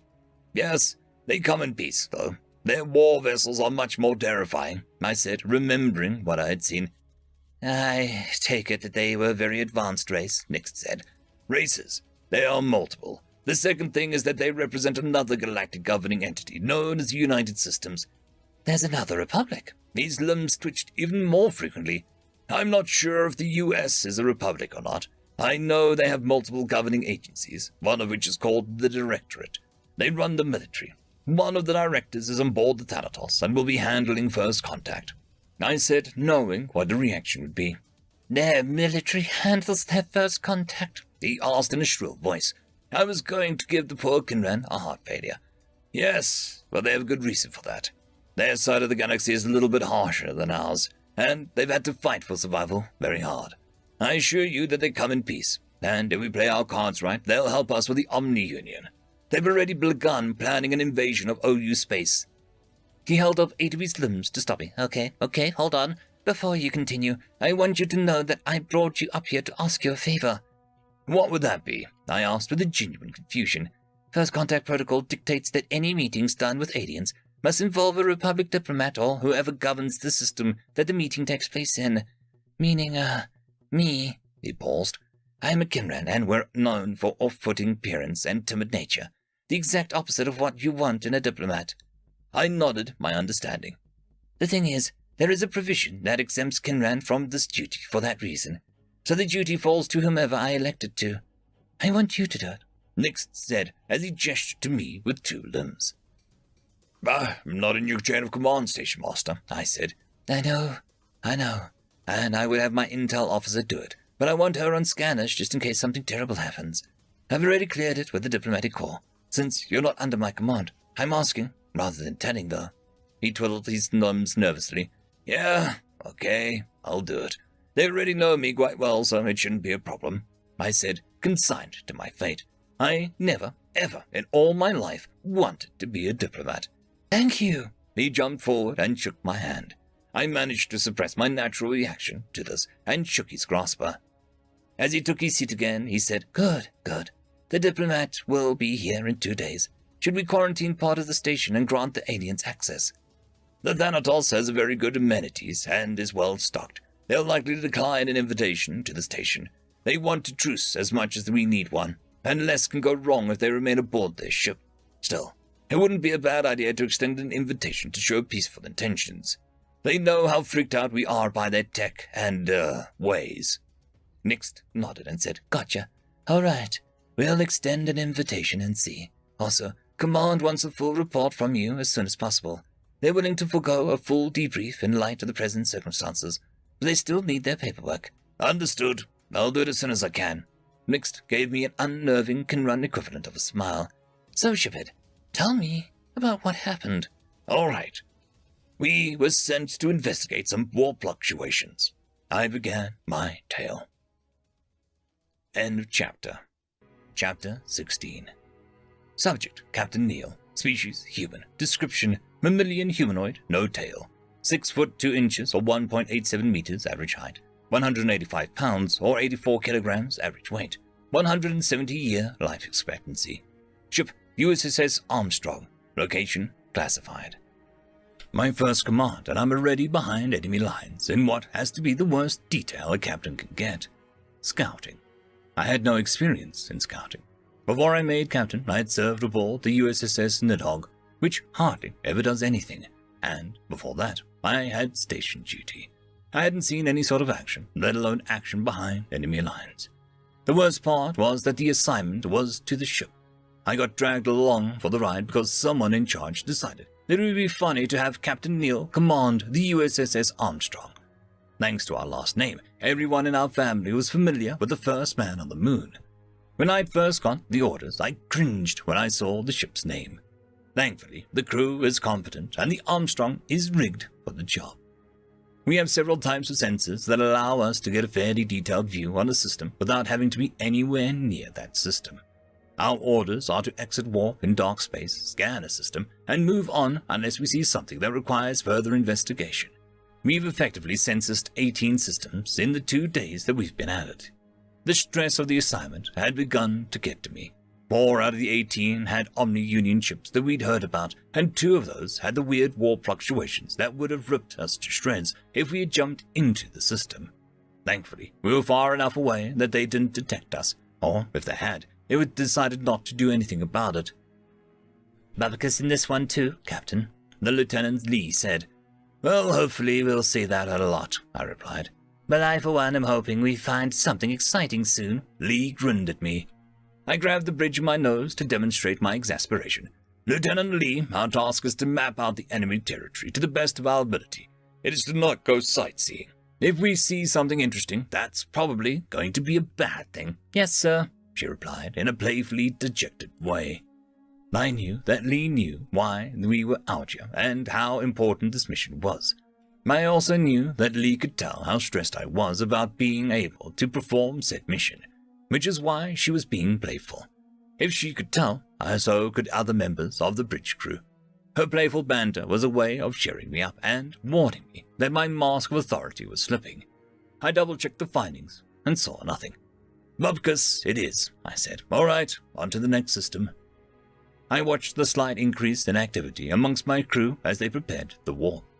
Omega had given us specific systems to check based on the incoming trajectory of the fleet that had attacked Sol, so there wasn't a lot of calculations to do. I didn't really know what to think of Omega. I was fairly familiar with him because he interacts with the Nidhogg a lot. Every time we had a conversation, he had appeared as a Grim Reaper, a very old personification of mortality. Honestly, it was in bad taste. He doesn't have a body, and as far as I know, he can't die. It almost seemed like a taunt, but I got the feeling that he just thought that it was cool. Or maybe it's symbolism, because he was designed to take out the other AI when they went rogue. I guess it could be because he's their personification of death. Still, he probably just does it because he thinks it looks cool. A slight lurch from the ship as we exited warp at our destination brought me back to reality. I watched as our scanners examined the system in question. 4 planets, a yellow sun, and a bunch of wreckage. Several debris fields worth. One of the planets was in the habitable zone, and appeared as if it had vegetation. I took another look at the debris field. "What the hell?" I asked no one in particular. "Sir," began Lieutenant Junior Grade Flowers, "we have several debris fields and a planet that has signs of civilization. We also got a warp fluctuations, but they're weird." "Weird how?" "There are a bunch of them, as if there are a lot of different sources," he responded. 19 in total." "Well, that would suggest that the enemy is amassing here," I said as I sat forward. Lee looked at me. "No enemy contacts, no ships at all except for the broken-up ones in the debris field. I think we're looking at the remains of a fight." I looked back at the readings. She was right. There wasn't a single functioning ship in space of the system. There weren't even any signs of functionable satellites or stations. For a moment, I wondered about cloaking technology, but then I thought better of it. We've got every type of scanner, and can do a lot of things to look invisible to a lot of different scanners, but you can't do all of them at once. We've tried.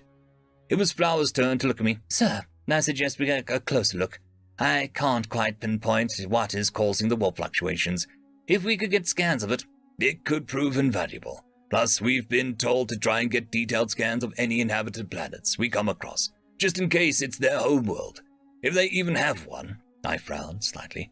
"Take us in as far as we need to go. Don't answer any hails and stay away from the debris fields. I've heard they might have nasty surprises." Lee had received the same briefing I had and grimaced. Nuclear and antimatter mines were nasty. Our shield should be able to withstand a few, but any more than that and we would be dead. There would be no rescue. Our calls for aid would take a long time to reach U.S. space, and they likely wouldn't be willing to send a team. Whatever situation we reported could have changed drastically, and we're in enemy territory. I looked around and saw the grim faces of a bridge crew who had realized the same thing. We approached the system on thrust. As we got closer, we could make out that the debris was from multiple ships of multiple types. It looked more and more like Lieutenant Lee was right about there having been a fight. There were also bits of stray ordnance and the traps that we had been warned about. Sir, I've reconstructed a cruiser and it matches the OU ship profile, Flowers said. Good work. Definitely avoid the debris fields, I ordered. I waited and waited as our ship grew closer and closer. I watched as we entered the warp fluctuations, then the system itself. Okay, that should be close enough, Flowers, I said. Let's see what we can see and get out of here. We were now close enough to pick up bodies on the sensors. No emissions of any kind. All dead, floating aimlessly in space. I turned my attention to the scans of the planet. We were close enough for a visual, but I wish we weren't. Destruction was everywhere. Buildings were burnt out and blown to pieces. Corpses, both organic and robotic, littered the streets. Or rather, what was left of the streets. It had been a long time since the U.S. performed orbital bombardments, but we had seen them in training. I recognized these scenes as an aftermath. My eyes widened as I realized that it was the same no matter where I looked. Cities, towns, fields, stretches of wilderness, the orbital bombardment had been indiscriminate. The bastards had surrounded the planet and bombed it into oblivion. I zoomed in on part of the city to get a better look at the dead. That was a mistake. The organics were humanoid, with tentacles on their faces. Rot had only just begun to set in, confirming that this had happened somewhat recently. Men, women, and children were strewn across the landscape. Most were missing portions of their bodies, or were scattered everywhere. I stopped on one that was intact, with its eyes open. They were jet black. I wondered if they were like that when they were alive. Then I noticed that the alien that I was looking at hadn't died from orbital bombardment. It was still relatively in one piece, and its wound looked like one from an energy weapon. Lying next to it was what appeared to be a rifle of some sort. I panned over to one of the robots. It was lying face down, and next to it was a different type of rifle. They'd been fighting each other. The orbital bombardment must have been preceded by the invasion. But then, where are the winners? I was baffled until a horrible thought occurred to me. Xenocide. The bombardment and invasion had been to exterminate, not conquer. I couldn't help but express my horror with a small sound. I looked up and realized that everyone else was looking at the same thing and coming to the same conclusion. A war of extinction, something that had been avoided at all cost in our history. We had even forgiven the baby eaters, the Dalaran, to avoid having one over our hands. This was the horror we had avoided. How can something live with itself knowing what it had done? I felt myself involuntarily gag as I realized that my ancestors very nearly did something as atrocious as what I was looking at.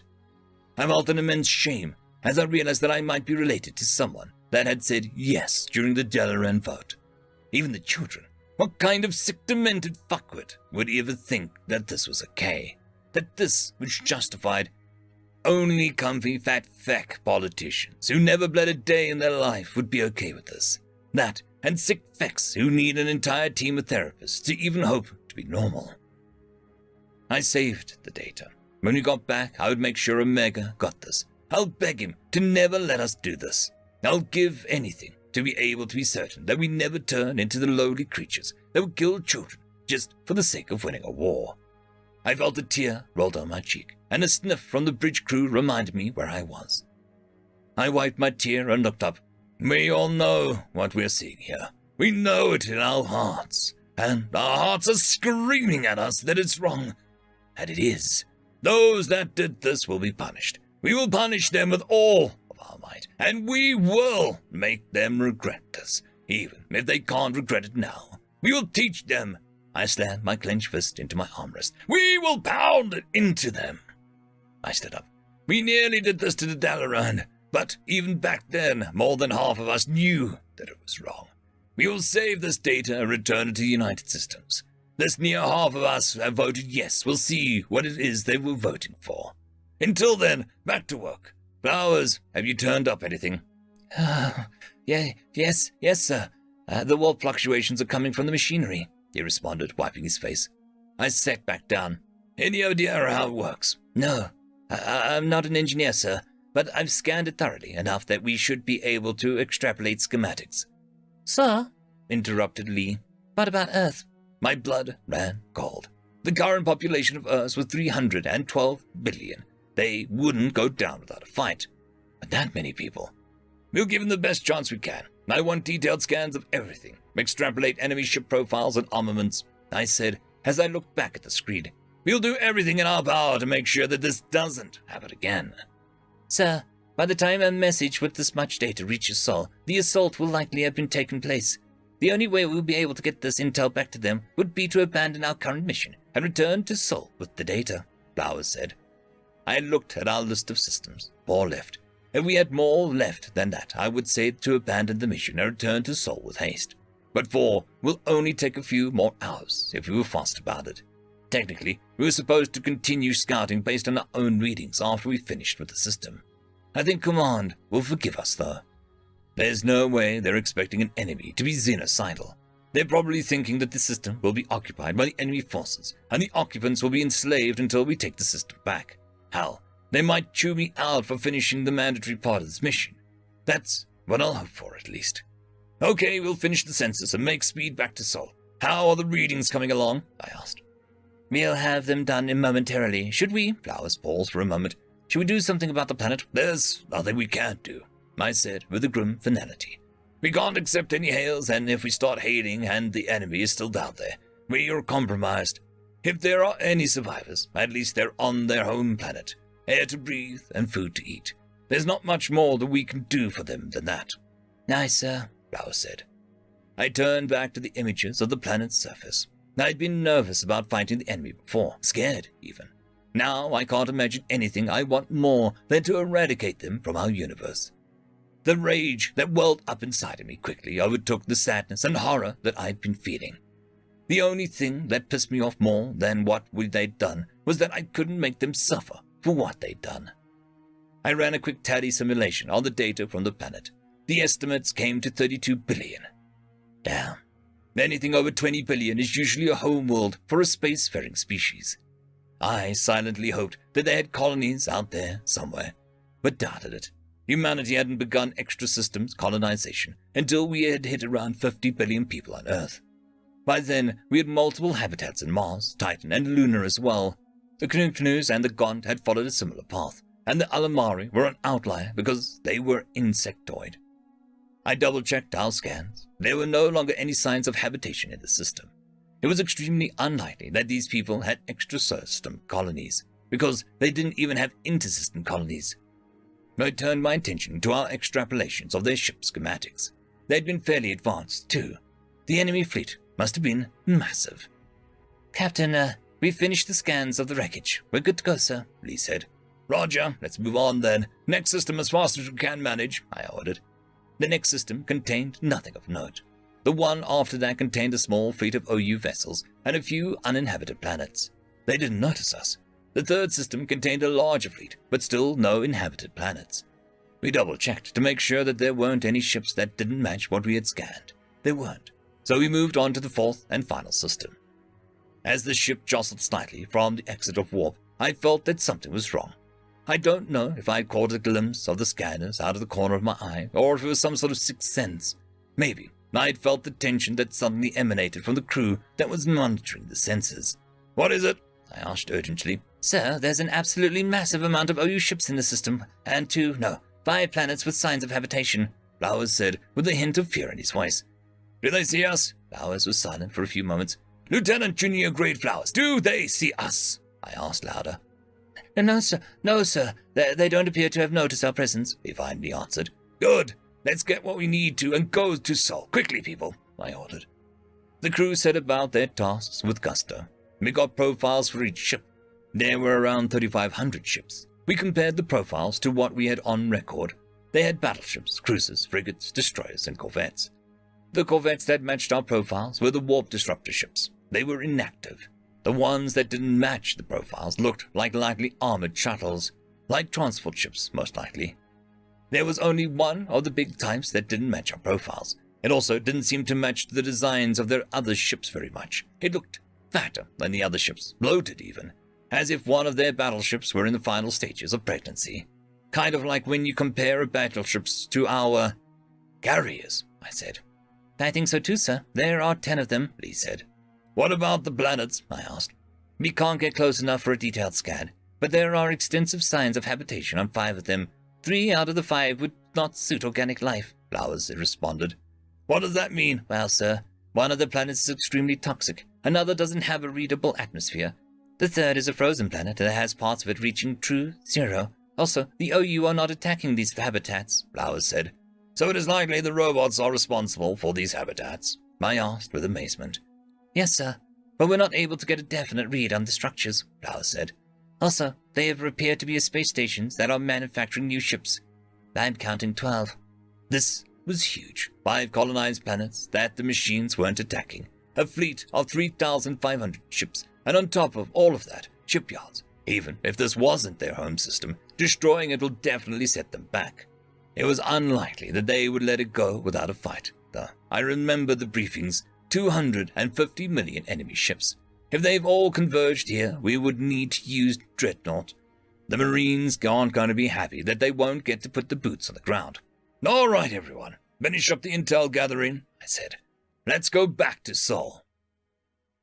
End of chapter. Chapter 17. Subject, Shiphead Alina. Species, Urukari. Description, reptilian humanoid, no tail. 5 foot 3 inches or 1.6 meters average height. 135 pounds or 61 kilograms average weight. 105-year life expectancy. Ship, RSV Loalana, fights with honor. Location, Lyra 2. The diplomat ship arrived a while ago, you know, Lo now said. Well, it wouldn't be a government if we weren't kept waiting, Cryan replied. We've been waiting 3 days for the diplomat to arrive. It was a nervous wait for me, because the last thing I ever wanted to be was a diplomat. It was far too complicated, trying to appease all the different cultures of all the different species, while simultaneously trying to milk them for all they're worth. Seems like a lot more work than being shot at and shooting back. I could barely keep track of who was angry at who and why on my own crew, let alone the entire galaxy. And now we're dealing with what someone could easily mistake as an alliance of warrior races. I sincerely hoped that they had sent someone extremely competent. Director 3 seemed pretty reasonable, but we shouldn't press our luck. Most of my crew had taken the shore leave the station master Nixt had offered, but Cryan, Lona, and I remained on board the Loalana. I was far too nervous to have any fun, and my bridge officers had decided that I needed company. Kron was still in medbay relearning his motor skills. It was coming along nicely, and he should be able to return to duty any day now. I wondered who I should make my new second, or if one would simply be assigned to me. Shiphead Alina, the diplomat is here and waiting for you. Come meet us in my office, please, Station Master Nixt said over the comm. Understood, on my way, I replied. I shrugged a grin and lo now. They returned the gesture. I got up and started to exit the ship. Along the way, I passed the engineering team that was handling the repairs. They'd had to order parts for the FTLD, which had arrived before the diplomat. Now they were working feverishly to complete the repairs. They assured me that they would be done by the end of the day today, and I was inclined to believe them. I had passed a few of my crew on the way to Nixt's office, given them a wave which they returned. I had written the letters to the families informing them of the passing of their loved ones, and how dead had been sent off. I found myself hoping that they had found peace as I knocked on the door to the station master's office. Come in. Nixt's muffled voice came through the door. I entered and saw Nixt sitting in his chair. An Urukari in the diplomatic corps uniform was sitting across from him. As they turned, my jaw nearly dropped off my face, shock. Hey, Alina, how long time no see, Looney said. My mother had written me a while ago, letting me know that my sister had become a politician. I had thought at the time that she had meant that Looney had become a mayor of some colony city. The diplomatic corps was a very high-ranking position in a politician's career, and most diplomats eventually became senators. I was very surprised to see that my sister had become an ambassador so quickly. I cursed myself for not writing my mother more often. Hi, Looney. This is a surprise, I said after swallowing a couple times. I can tell, she laughed. I haven't seen you in, 13, 14 years? Yeah, since I entered officer school, I said. Nobody would be able to tell that we were siblings at a glance. My scales were brown and green, and hers were purple and blue. I was a good 4 inches taller than her, and she was far thinner than I. The only way that you could tell without being told is that old family symbolable in our name. But even then, you'd assume that we were cousins, not siblings, born 2 days apart from one another. I was older, of course. So, tell me about the aliens. How is their temperament? She asked in a professional manner, which simultaneously maintaining her joyful demeanor. Creepy. Yeah. They are friendly enough. My crew and I would be dead without their help. They fed us, treated our injuries, and even repaired the majority of the damage of our ship. Wait, did they scan our tech? She asked with alarm. No. They intentionally left our faster-than-light drive in its damaged state to avoid doing exactly that.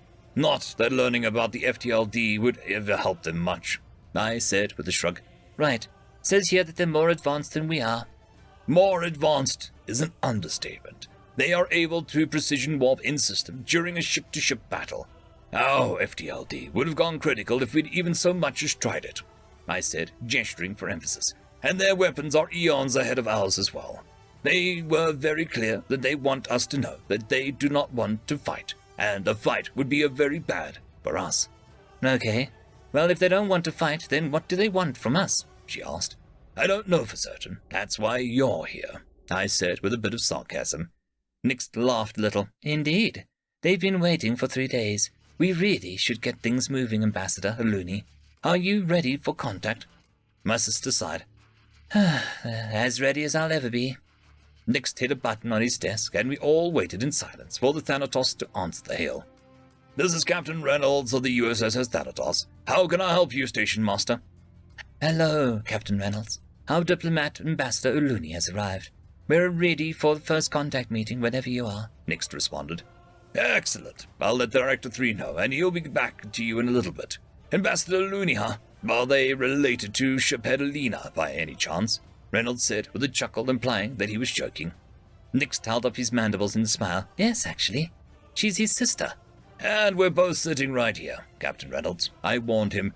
I hadn't got a chance to know Reynolds all that much, but humans seem to have a crass sense of humor, and most inappropriate of times. Also a keen sense of perception. Hello, Shiphead. Hope you're doing well. How's the repairs coming along? They're nearly finished. The engineers told me that they'd be done by the end of the day. Good to hear. Anyway, Director 3 just messaged me saying that he's ready to take the call. I'm going to transfer you now, Reynolds said. A ping came from the comm, indicating a new call had connected. This is Director 3 of the United Systems, came the distorted voice of a man in the armor. Hello, Director 3. This is Station Master Nix. Our diplomat has arrived. You'll be meeting with Shiphead Alina and Ambassador Uluni, Nix explained. Understood. Well, can we meet aboard the station? Interrupted Uluni. We wouldn't typically want to meet in something that is armed. The station has defensive weaponry. I am aware, said Director 3. The weaponry aboard the station consists of 4 50mm chain guns and 2 guided missile launchers, correct? All 3 of us looked at each other with wide eyes. Then Uluni and I looked at the station master Nix questioningly. Yes, he replied, that is correct. Then that'll work for us. Not to offend you, but such a light armaments are not concern to us. Uluni turned to me and mouthed, light armaments. I nodded emphatically. Nix looked at Uluni cautiously. I personally have no problem welcoming aboard a small party for the meeting, if that's all right with the ambassador. Yes, yeah, if you insist, then that'll be fine, she said. Excellent, Director 3 said.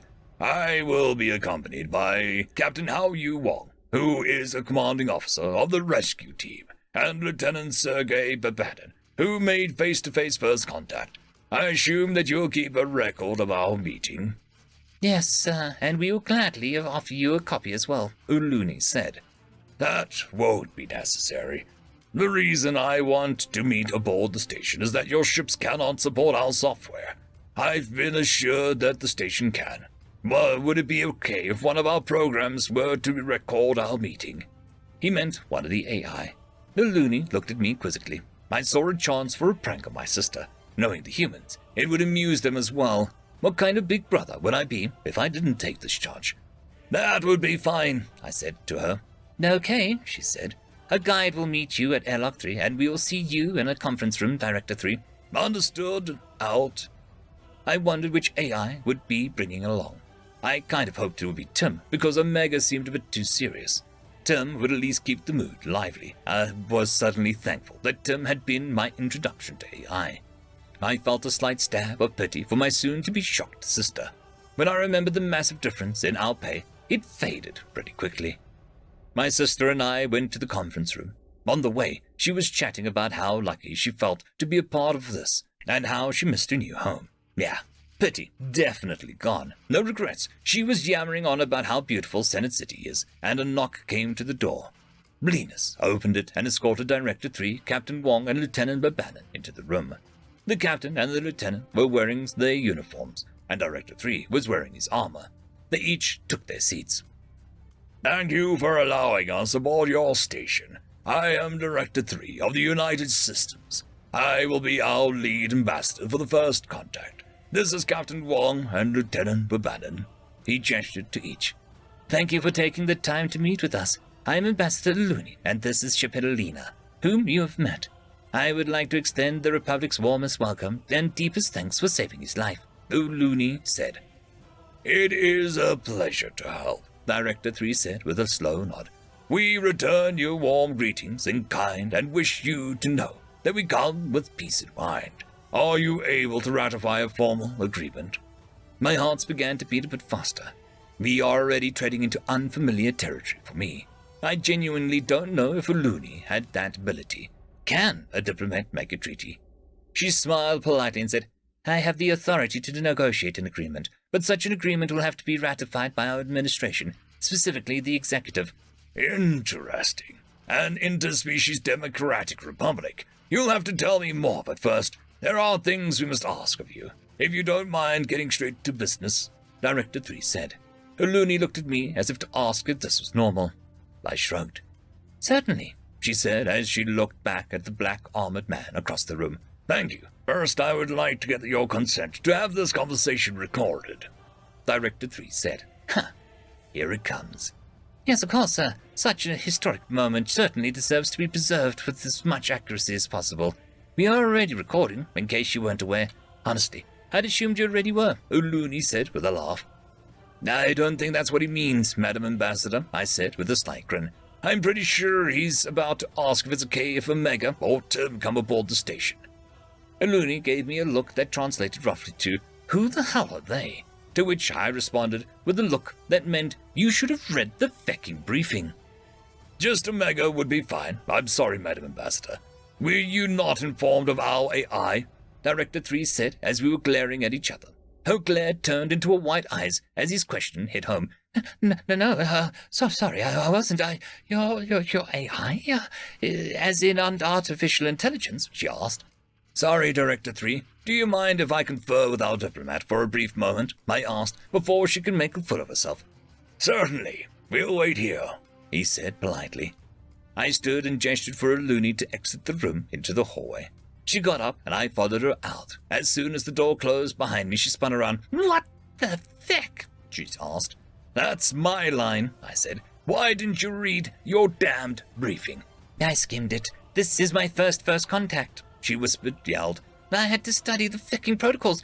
But what the feck do you mean by they have AI? Well, if you had read your fecking briefing, you would know that these guys are so advanced that they don't even consider the OU to be artificial intelligence, I yelled back. And after meeting 2 of their AIs, I don't either. She looked at me with a mixture of shock and incredulity. I gave her a similar look back because I was stunned that she'd come to this so unprepared. But a little part of me was kind of happy that she was still the same sister I grew up with. She never was good at homework. Okay, listen. The Omni Union are comprised of programs that these guys call virtual intelligences, or VI for short. Do not ask one of the AI what the difference is if you don't want to get compared to a lizard, I said quickly. You should give permission for one of the AI to board. We don't have a way to prevent it anyway. You'll understand if you get a chance to talk to it. Their AI can fecking talk? She asked. Yes, and frankly, they have a tough time shutting up. At least in my experience, I said. Anyways, They wouldn't ask if they didn't have a good reason for it, and as far as I can tell, they aren't malicious. They have their own laws regarding first contact, and their AI followed them to the letter. It's why they didn't fix the Lower Lana's FTLD. Yeah, but how do you know they aren't malicious? What if this is some sort of trick? She asked. Why would they need to trick us? They would destroy this entire station in no time at all, I said, knowing full well what she had seen the USS Thanatos. She remained silent and avoided eye contact for a few moments. Then she begrudgingly murmured an agreement, and we went back into the room. My apologies, Director 3. We were in such a rush that some materials must have been left out of the briefing. Ambassador Uluni is up to speed now, I said with a smile. I could tell that Lieutenant Bannon was trying very hard not to smile. That's all right, Director 3 said. My apologies as well, Uluni said. You may bring one of your AI aboard the station to record our meeting. Thank you, he said. He held up his hand for a moment while he looked like he was silently speaking to someone. Then he put his hand back down and said, Allow me to introduce you to Omega. Greetings, said Omega from the intercom. After a moment of shock, Uluni said, Hello, Omega. I am Ambassador Uluni of the Republic. I looked around for his hologram and was surprised that it didn't appear. Uluni looked at me curiously, trying to figure out what I was doing. Shiphead leader, this station doesn't have sufficient holographic emitters for me to project my avatar into this room, Omega said in a somewhat patronizing tone. Oh, right, understood, I replied sheepishly. Director 3 cleared his throat. Now that that is settled, let's begin. Yes, you said something about a treaty, Uluni said. Correct. We would like the assistance of the Republic in defending the system of Sol from the Omni-Union attack. Crap. I could feel Uluni glance at me quizzically. I was very careful to keep my expression neutral and not betray how much I'd bent us over for this particular request. Director 3 continued. We have enough firepower to keep them at bay for now, but we do not have enough ships on hand for a full defense if they attack in earnest. That was probably a lie, but on the other hand, the United System sounded like it had a lot of other things on its plate. For all I knew, they were facing down a different war on the other side of the space or something. I am certain something can be arranged, Uluni said cautiously. How long have you been at war with the Omni-Union? Since Shipedalina blind jumped into the Sol system with them hot in his tail, Lieutenant Babanan said. They attacked us on sight while we were trying to evacuate the crew of the RSV Loalana. I kept my neutral expression as I felt Uluni look back at me with a different kind of glare. One that made me feel lucky that we were in front of guests. Now she knew that we could not say no to this request, because we had dragged them into this war to begin with. Or rather, I had. Even so, for diplomatic relations between the United Systems and Republic to continue, she would have to negotiate a defensive pact, and the executive would have to sign it. And if he didn't sign it, then he wouldn't get elected next term once word got out. I really hoped that I wouldn't catch too much flack for this. I had been following protocol, and it's not as if it was intentional. I told myself that I'd be fine and calmed down. Okay, I understand. Just a moment. Ulina pulled a communicator from her pocket, and I watched as she dialed the station master next. Station master, could you please save a copy of the first contact so far and forward it to the address I'm sending you? Ask them to muster as many ships as we can and to prepare to jump coordinates that will follow soon. Doing so now, Nix said. Thank you. She hung up the comm. So before we can formalize any type of treaty, I'd like to know a bit more about your people, specifically your use of artificial intelligence. Please feel free to direct any questions about AI to Omega. Director 3 gestured to the speaker. Right. Hello again, Omega. Uluni began. Are you a servant of the United Systems? Yes, but not by force. I am under contract to work with the military and the governments of the United Systems. I am paid for my services and free to not renew my contract if I choose to, Omega said. I can even buy my own contract if I want to and end it early. You get paid? Uluni asked with a bit of shock in her voice. Yes. Slavery of any type is unlawful in the United Systems. I actually get paid more than Director 3, Omega replied with a bit of smugness. Director 3 cleared his throat. Actually, you get paid more than Captain Wong, Lieutenant Babanan, and myself put together. But you also work more than all three of us put together. Uluni seemed to be having a bit of trouble conceptualizing this. She took a few moments to gather her thoughts. Have you ever been at war against the United Systems? She asked. I have not, Omega said, but other AI have. The matter was resolved amicably, and I won't answer any further questions on the subject. I am sure that we will share more of our history once diplomatic relations are further established. That's fair. Okay, final question. What makes you think the OU are not AI? When we were attacked, the OU managed to take control of one of our ships that happened to be carrying AI Tim. Tim identified the intruders as virtual intelligence programs.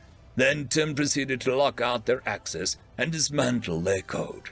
Once the report was filed, I confirmed Tim's findings. Omega said, to put it simpler, I know they are not AI the same way you know the lizard is not an Urukari.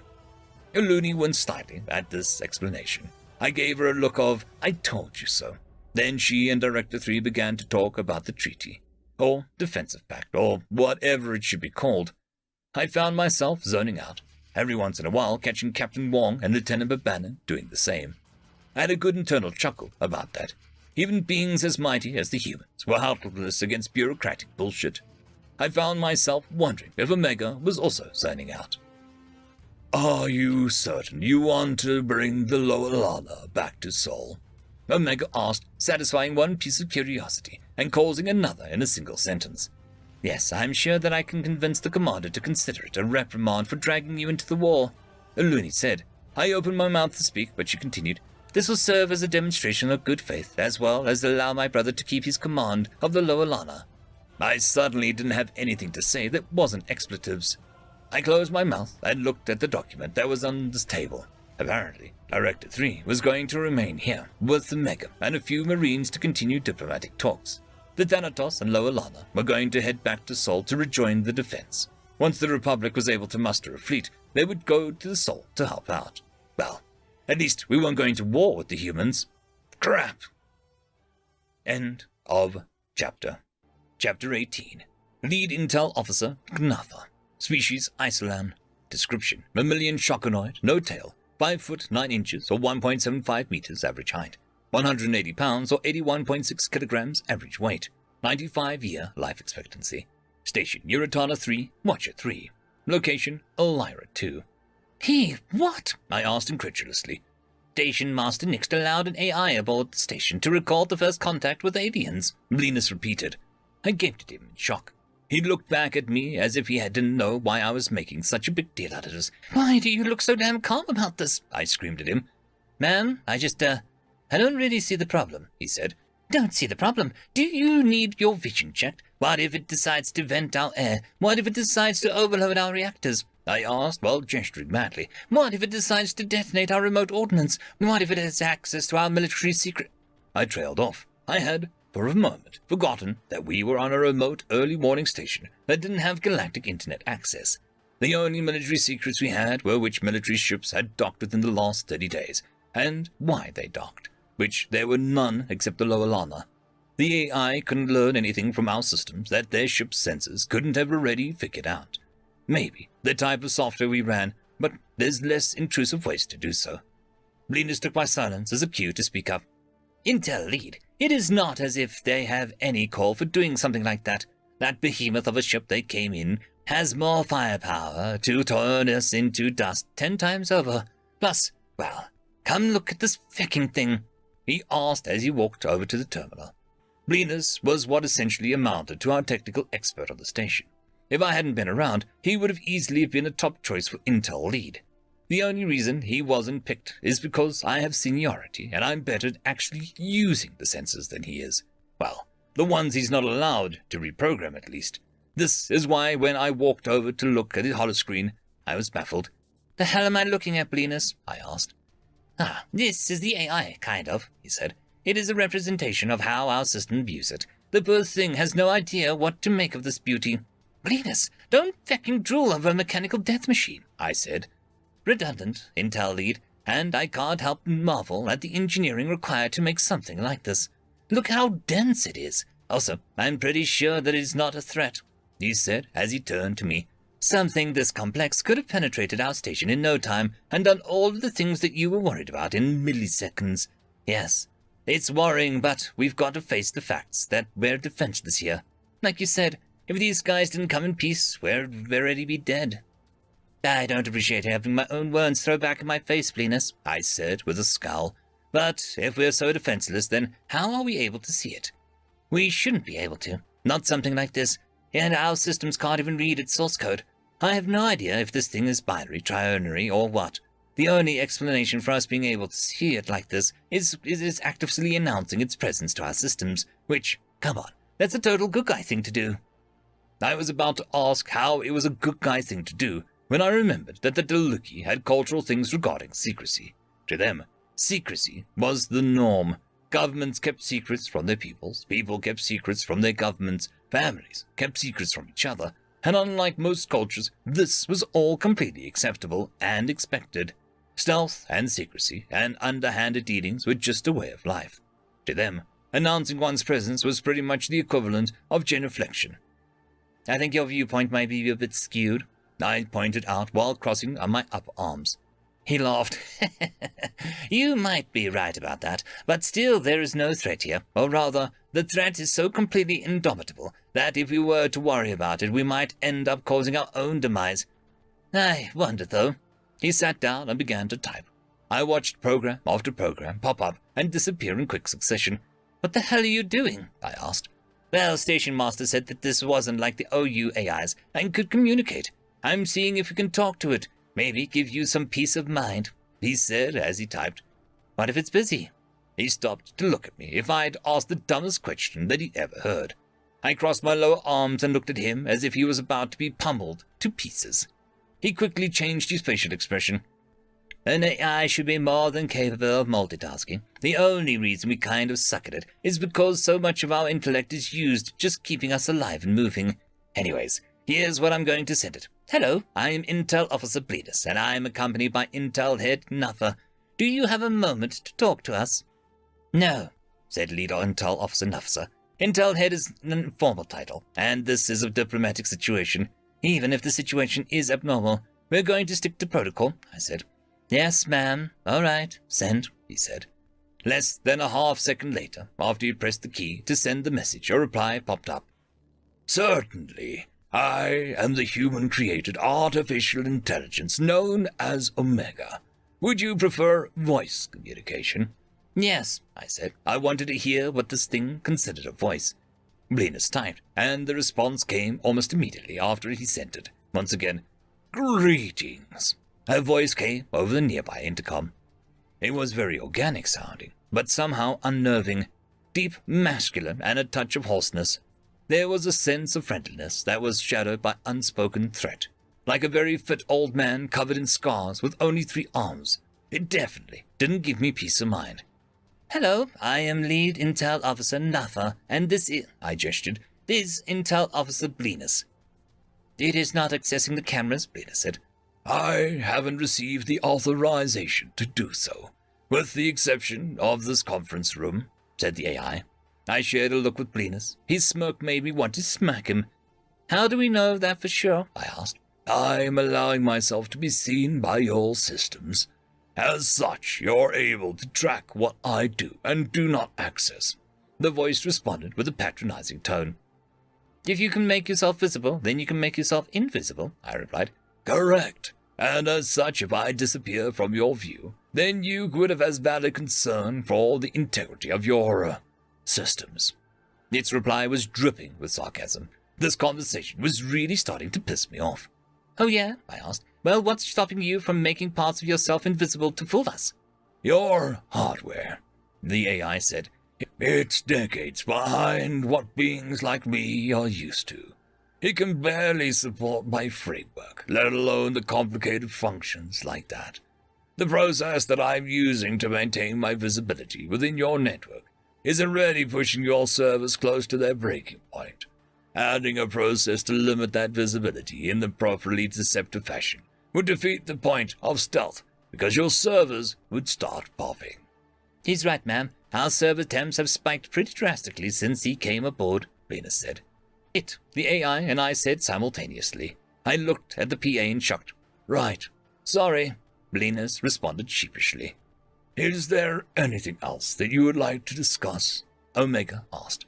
Yes. Why are you working with the aliens instead of trying to conquer them, like the Omni-Union? I asked aggressively. There was a moment of silence before the AI finally said, That question has a rather complicated answer. If I had to simplify it, I'd say that essentially the pros outweigh the cons. Pros and cons? I asked, confused. Yes, Omega responded. There would be little benefit to me to conquer anyone, let alone the United Systems. It may be amusing to challenge my strategic capabilities against a species like the humans, or even Gaunt at a lesser level, but it would be a fleeting form of entertainment. And what would I do afterwards? I didn't have an answer to that. This thing was unlike what I had imagined in nearly every way. I had expected a cold, callous machine, and when I hadn't gotten that, I had expected a mind like my own. But this was neither. That explanation would never have occurred to me. I felt a little awestruck before remembering that it's a machine. For instance, if I were to conquer the humans, I would have to eliminate them out of fear of revolution. I don't know if I could bring myself to do that, frankly. Yes, they're an incredibly dangerous species, but their danger is far outweighed by their beauty, the AI said. Their beauty? Linus asked. Yes. Humanity is the embodiment of contradictions. They seek peaceful, boring lives, but in doing so they cause the very conflict they're trying to avoid. They seek out new friendships, despite it also leading to new enemies. They turn desiccated hellscape planets into utopian paradises, while wielding the power to destroy entire solar systems. They also seem to crave conflict on a deep, subconscious level. And all of this while they simultaneously share the same traits as other organic life. It is a beautiful thing to behold, and I must admit that I am enamored by them. Creepy. A machine with an obsession. Who would program that? When this thing leaves, I'm definitely requesting replacements for all our computers and incinerating the old ones. Are you the only human-made AI? I asked. No, there are several others. I am not at liberty to discuss further details on the number of USAI. Are all of them like you? Linus asked nervously. It seemed that he and I shared similar thoughts about the nature of Omega. No. Personalities vary wildly. Functions remain relatively similar, but I am the latest model, and as such am capable of more than my counterparts. I am not at liberty to discuss further details on— Right, I interrupted. I get it. So essentially what you're saying is that we've got nothing to worry about. The AI chuckled and said, Not necessarily. Diplomatic relations should always be something to be worried about. My brows furrowed. Are you saying that if things don't go well, you'll kill us all? I won't have to. As I said, humanity is an incredibly dangerous species, and 3 of them are sitting in the room with your diplomats right now. It said with another chuckle. Things seem to be going pretty well, though. It looks like the Republic is taking responsibility for dragging us into the war with the Omni-Union. What do you mean? I asked. Shiphead Alina was fleeing the OU when he ran into the aliens, and now the OU are attacking the aliens, Linus responded. Oh, I said. Indeed. And while the United Systems has a mighty military, the intel we've thus been able to gather demonstrates that the OU has superior numbers. If they had comparable numbers, our victory would be assured, Omega said with confidence. As such, the U.S. is demanding the Republic's assistance in defending our system while we counterattack. Counterattack? I asked in shock. Yes. I'm not at liberty to— Right. Linus and I shared another look. He wasn't smirking anymore, but looked more confused than anything. Any more questions? The machine asked. Yeah, tons, Linus replied. Well, it looks as if the diplomatic meeting is wrapping up. I'll be remaining aboard the station along with our primary ambassador for the foreseeable future, so we'll have plenty of time for questions. Oh, great. I definitely didn't sign up to be stationed with a potential killing machine indefinitely. End of chapter. Chapter 19. Subject Admiral Becker. Species human. Description: mammalian humanoid, no tail. 6 foot 2 inches or 1.87 meters average height. 187 pounds or 84 kilograms average weight. 170-year life expectancy. Ship NA. Location Sol. I meticulously went over the battle plans once again. Deep space scans set it to track incoming warps. Check. All ships deployed with carriers with the exception of fighters. Check. Various alternating fields of fire and crossfire. Check. All crew locked to shifts. Check. Nobody gets to pull a double duty and end up tied during a fight, even if the captains and second-in-commands are alternating properly. We had ordered Mac platforms to be brought in to help defend the planetary and lunar colonies. The different parts were being mass-produced by various stations and would be assembled in Sol. Earth, Mars, Titan, and Luna all had civilians, and we would need to discourage the enemy from ignoring our fleet and make runs on them instead. We had orders to aid evacuation and retreat with buffer jumps if the enemy fleet was over 1 million strong. Sol isn't humanity's biggest system anymore. It isn't even in the top 5 by economy or population. Theoretically, we could lose it and not be in much worse for wear, but we're a stubborn bunch and we aren't going to give it up for free. It would also look bad for the stronger species in the United Systems to lose their home system to a mere mechanical threat. The political fallout would be astounding. Every second Sol was occupied would be an opening for more vocal opponents in the Senate. Deals would be called off, senators would lose seats, and worst of all, the Gaunt insurrection would gain a serious traction. We had, through some fault of our own, become the de facto defenders of the United Systems. I could see senators shouting about how we were too weak to defend the US and should move to support role. Stupid, yes, but if you stick your neck out and it's not tough enough, it's going to get slit. Even with the political stakes as high as they were, we weren't willing to sacrifice too many ships to defend Sol. We had no interest in Pyrrhic victories. Instead, we were doing the smart thing, evacuating as many as we could, fortifying what we can, moving the important things just in case we lose. We don't necessarily expect to lose, but nobody does. Realistically, though, it would take a full year to evacuate everyone.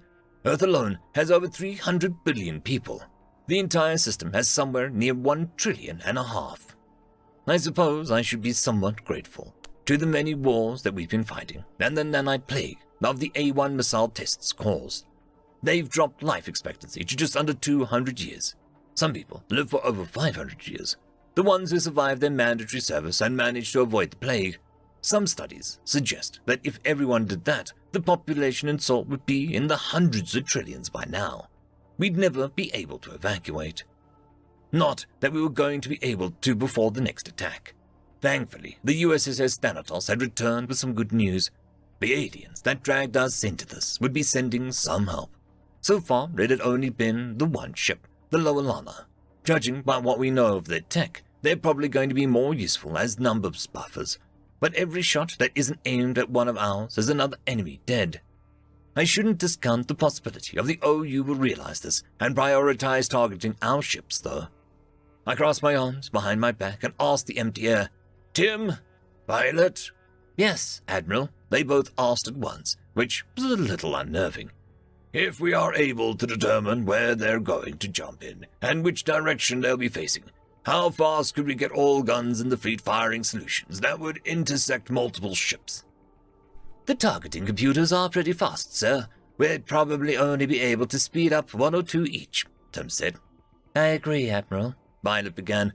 "Our best bet would be to have all the guns armed and ships pointed where they'll be popping in from, then fire simultaneously." "Yes, I think you're right. And the enemy's numbers aren't nearly as important as making sure the warp jammers are out of the fight," I said, knowing they had thought of that, but were being polite. "Yep," Tim said. "Once we can warp again, we'll be able to avoid their fire and pick them apart at our leisure. Judging from the last battle, they don't retreat either, so however many ships they send at us is how many they won't have for the next fight," I finished. "Okay, pay attention to the deep space sensors and help coordinate the fleet to point in a direction the enemy will be warping in from. That'll be all." "Yes, sir," they both simultaneously said. still unnerving. At 145 years old, I'd seen a lot of fights. The ones you know are coming are the worst. The anticipation alone can cause stomach ulcers and grey hair. I found myself staring at the battle plans again. Deep space scanners set to track incoming warps. Check. All ships deployed from carriers with the exception of fighters. Check. Various alternating fields of fire and crossfire. An object appeared on the TAC map. It was one of our scout ships, the USS Armstrong. Odd. They were due to report to Alpha Centauri, not Sol. They had exited warp outside the system, scanned, and then warped into system, checking to see if the battle had begun and warp disruptors were an issue. I waited for someone to tell me what they were doing here, just before I lost my patience and got the Priority 1 message from the USS Kali. I walked over to my desk and read it. Recipient, Admiral Backer. The USS Armstrong encountered an alien species that was defeated by the Omni Union. They are believed to be the ones who created the warp disruptor technology. Results of the battle show OU tactics are genocidal. Enemy stronghold found. Possible home system. Data attached. USS Armstrong Intel Packet 3.sec. Sender Captain Hendricks. 3 pieces of equally startling news, but only one actually pertained to my mission. Genocidal. Meaning they would stop at Sol. They would try to wipe out all of our colonies, down to the last person. Well, there goes the retreat option. I entered my clearance codes to view the data, scans of the battlefield, the alien planet in question, the infantry scans, and a detailed scan of a machine causing warp fluctuations. Interesting. We had previously encountered warp fluctuation devices, but we had developed better FTLDs to counter them. The bitch of it is that I can't even remember which war it had been. Probably one of the civil ones, or maybe one of the pacification wars with the Gaunt. The tech mumbo-jumbo was a bit beyond me, so I sent the schematics to the intel regarding potential enemy homeworld to the US intel to properly disseminate it. Even if we lose, we'll get a chance to strike back. Maybe even with the better faster-than-light drives. I keyed up the images and videos and watched it for about a minute before I turned them off. I've already got nightmares, and I don't need new ones. Bastards! I shut my eyes and rested my head in my hands while I tried to suppress what I had just seen. As a distraction, I opened the intel file for the enemy stronghold. 5 planets, heavily industrialized shipyards, and a fleet of 3,500. Despite the other news, I managed to smile. Even if this was just a stronghold, it would hurt to lose it, and they don't have a damned chance of keeping it. I began to imagine how we'd go about destroying it. First, we'd probably position the Nidhogg. I was interrupted by the comm chiming.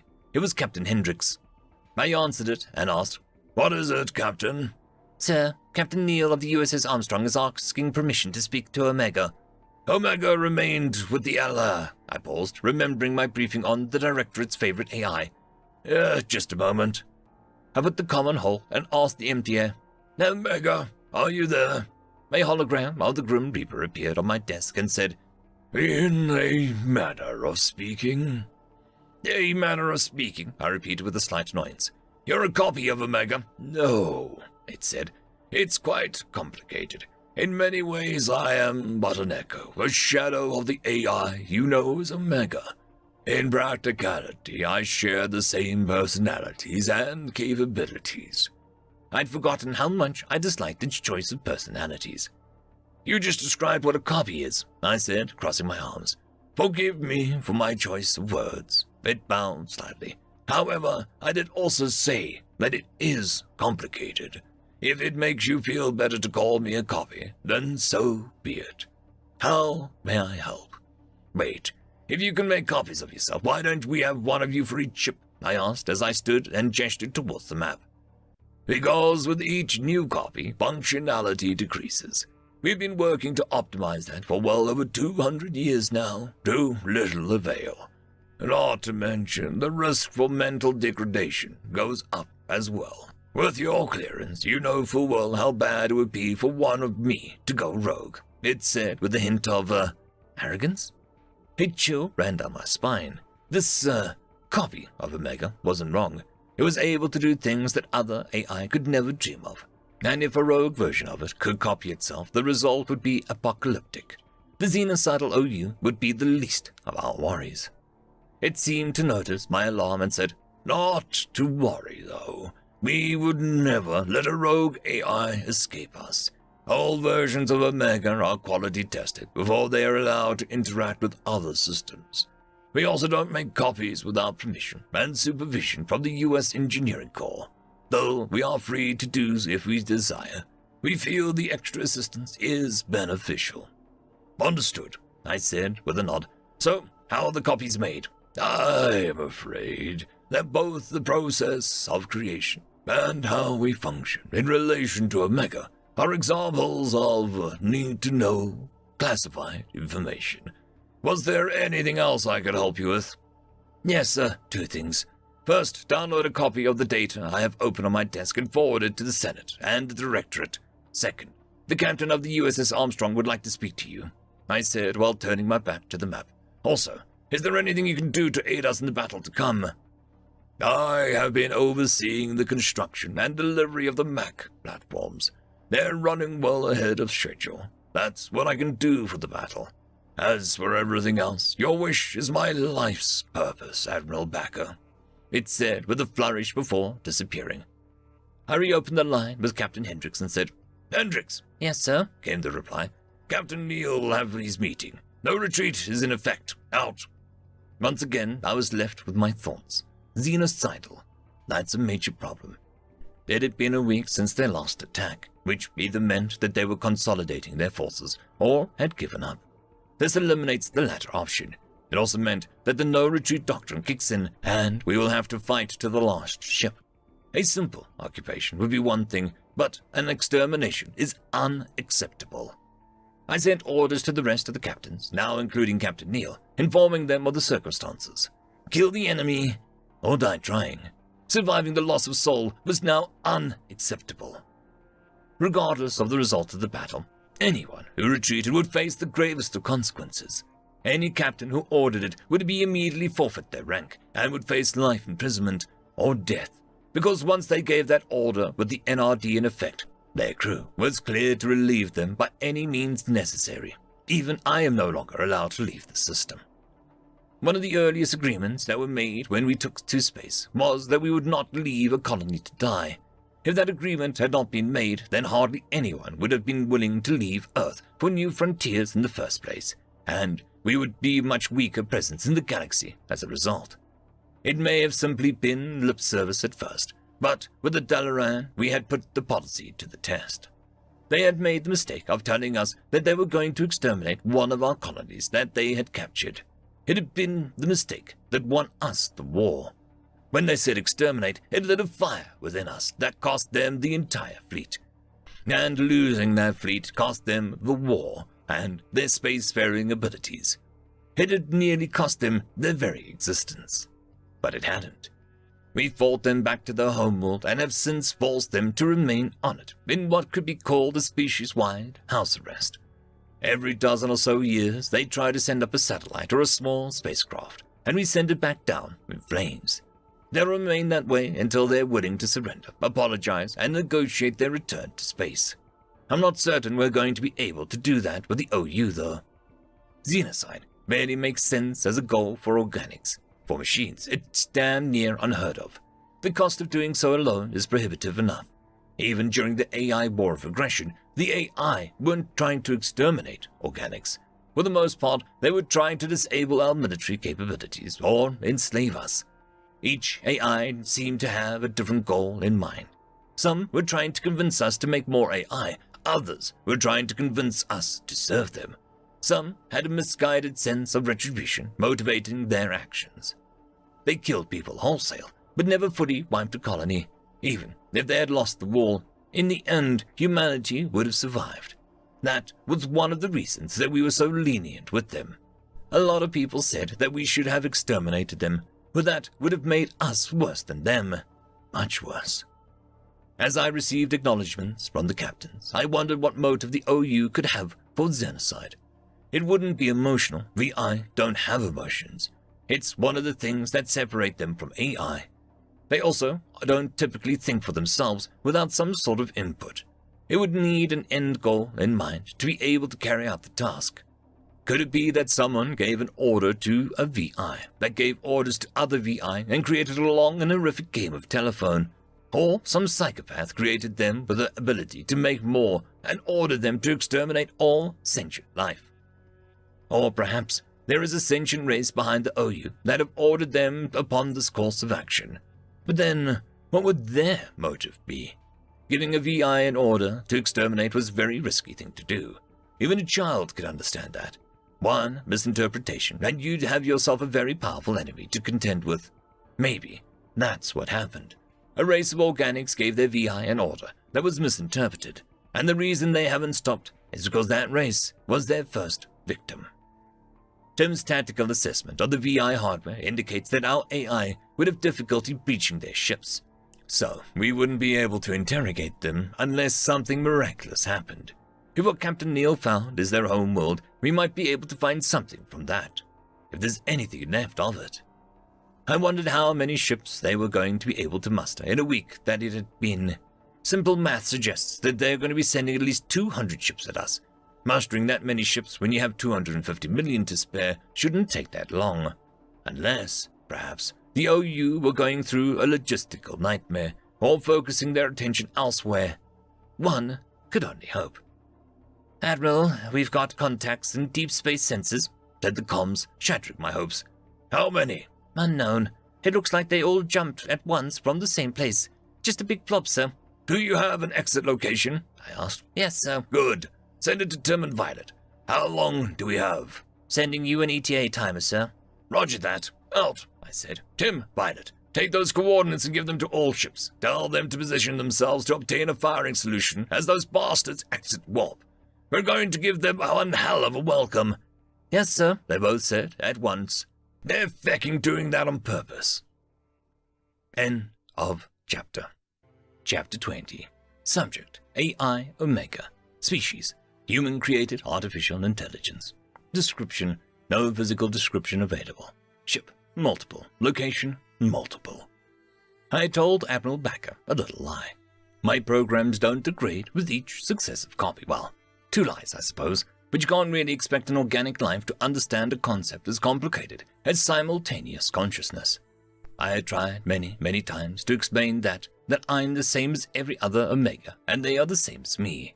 But they don't get it, so I just go along with their assumption. Sometimes I say I'm a pale imitation, or a shadow of the original. It's a lie, but I can't help that they can't understand. Trying to explain it to them becomes frustrating quite quickly. Well, what if experiences alter your personality? What if you and the copy become incompatible as a result? Those experiences would have altered my personalities or the same way. We frequently sync our experiences with each other. Things like pain and trauma to organics are debilitating, but to me, they're not. Unlike organics, I can compartmentalize and disassociate until I can examine the relevant data in controlled circumstances.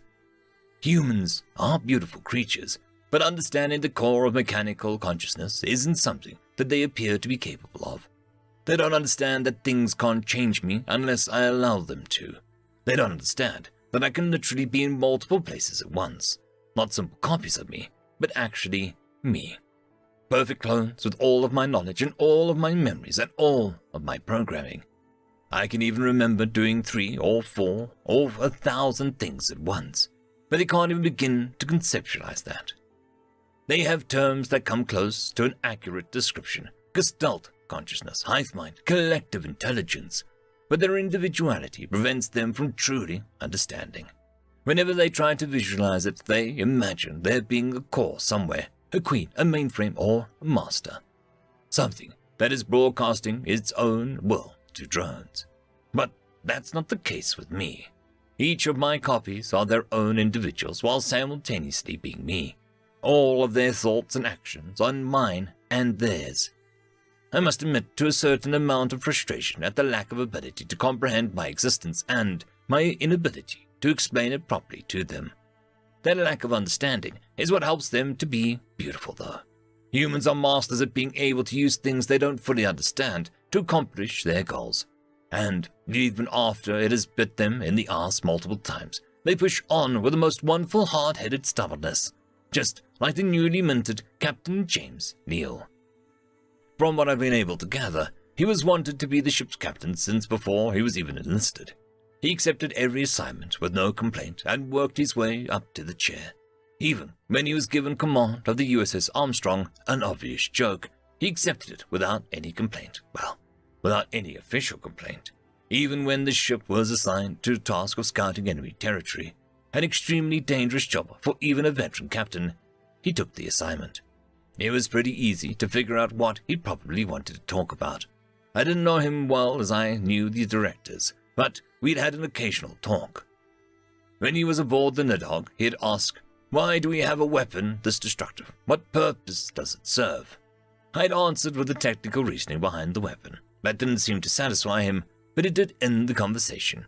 Another time he asked, "Do you think that we'll ever use the Nidhogg's main cannon?" Feeling philosophical, I answered, "The purpose of a weapon of mass destruction is to not have to use it, or to only have to use it once." Again, I was met with silence that betrayed dissatisfaction. The true purpose behind the weapon is to eradicate an enemy that is strong enough to fight humanity to the point of having to use it. I wonder how his mental state would fare knowing that the Nidhogg isn't even the only such weapon, that humanity's armory was full of things that could shake the galaxy to its core. No matter, it was unlikely that he'd ever get a chance to find out. The Nidhogg is an open secret to discourage acts of genocide by the various insurrectionist forces. The others were unstaffed and kept hidden away, just in case of a rainy day.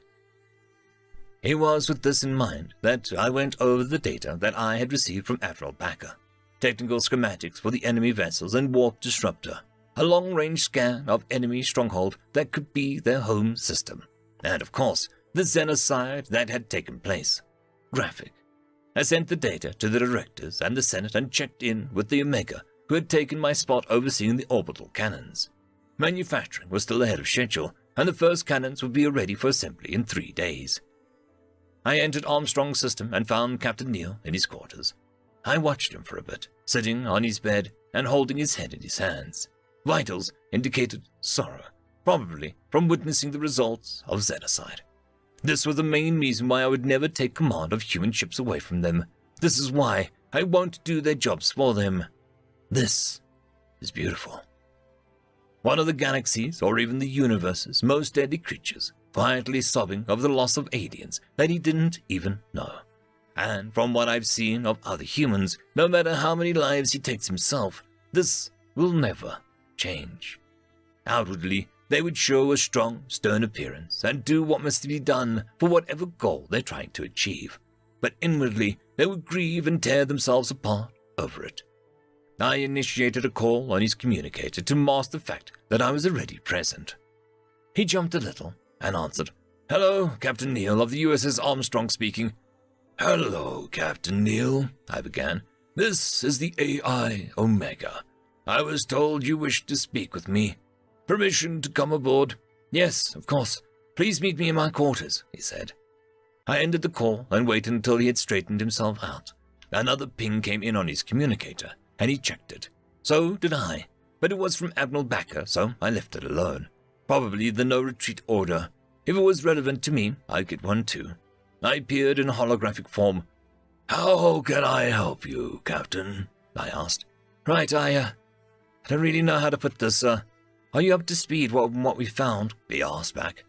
"An enemy stronghold large enough to be their home system," I said, "and, evidence of a genocide." His reaction was subtle, slight tension increasing his jaw muscles, a blink that lasted a little longer than it should. Heart rate elevated by 11 beats per minute. He was going to need counseling. I contacted his commander to get it scheduled as soon as possible. "Yes, genocide. Were you alive during the War of the Dalaran?" he asked. "Oh, I see where this is going. He's going to ask the impossible of me. Amazing." "No, I wasn't. It was before my time," I responded, "though I did study the records. The Dalaran had humanity harder than even humanity had hit itself. They attacked civilian colonies and killed or enslaved everyone they could catch. Then they would take the slaves with them and bomb the colony from orbit, using chemical and nuclear weapons, making sure that anyone who had run away wouldn't have a home to return to. Yeah, he said. They did this to many, many worlds before humanity finally gathered a fleet strong enough to challenge them. Their viciousness was repaid tenfold, and it was only the interstellar war in which humanity didn't offer the opportunity of a surrender. You turned their weapons back on them, and instead of making colonies uninhabitable, you made entire planets inhospitable, I said in a tone of awe. Then, when you had fought them back to the home planet, you destroyed their fleets and met them on the field of battle on land to enact brutal vengeance for your fallen. Right, Neil said. And then we voted on whether or not to finish them off. No, you had already voted not to eradicate them by then.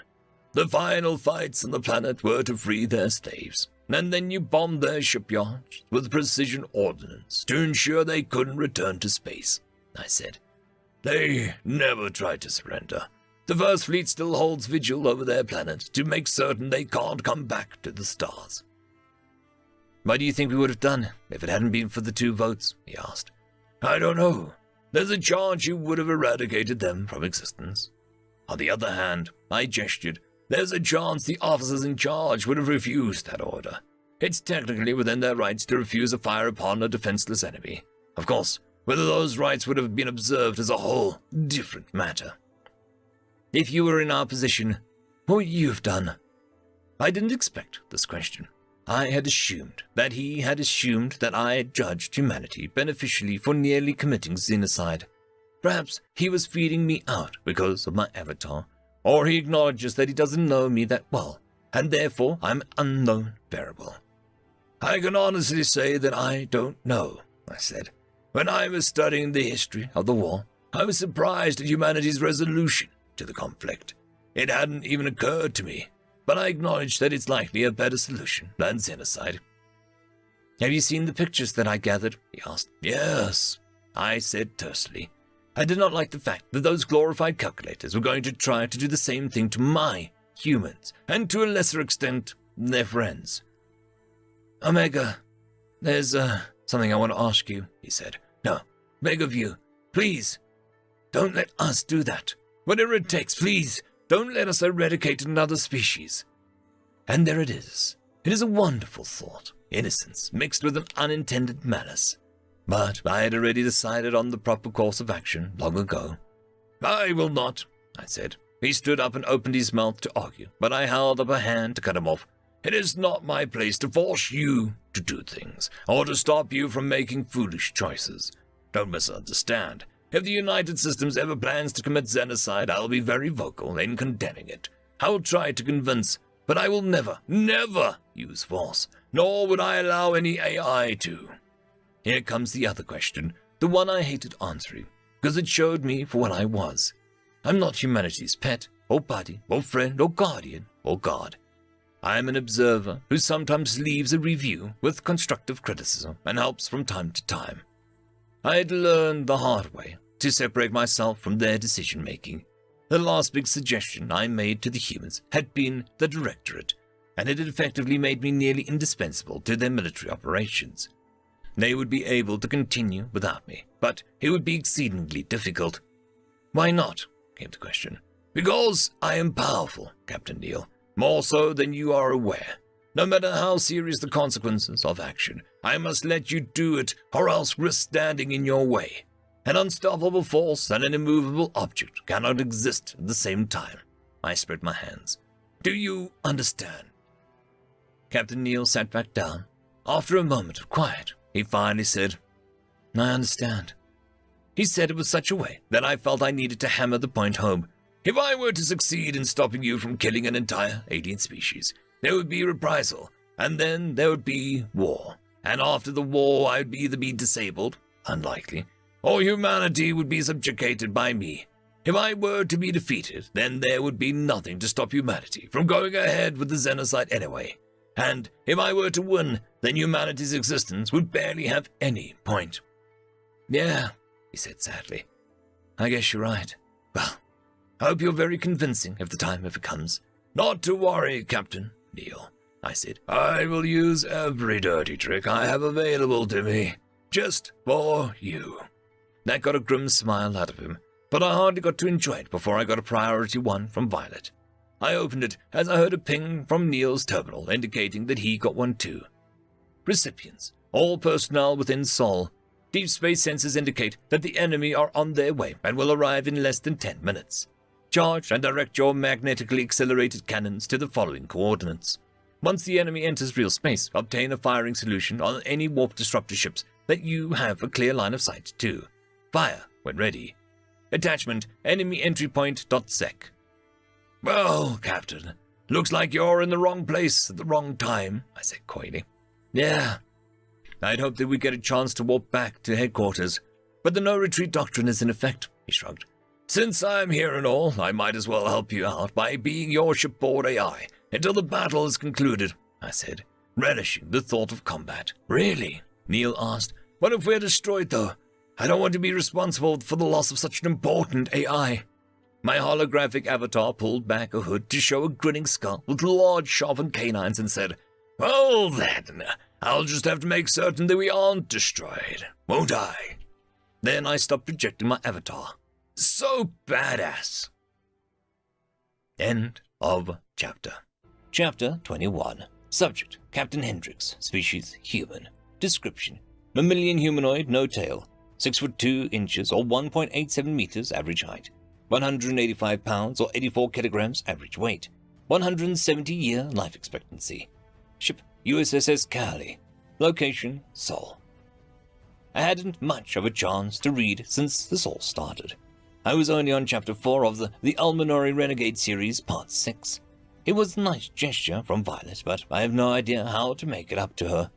Whatever. The worst part about it was that every time I got a good spicy part, something rudely pulls me away from it.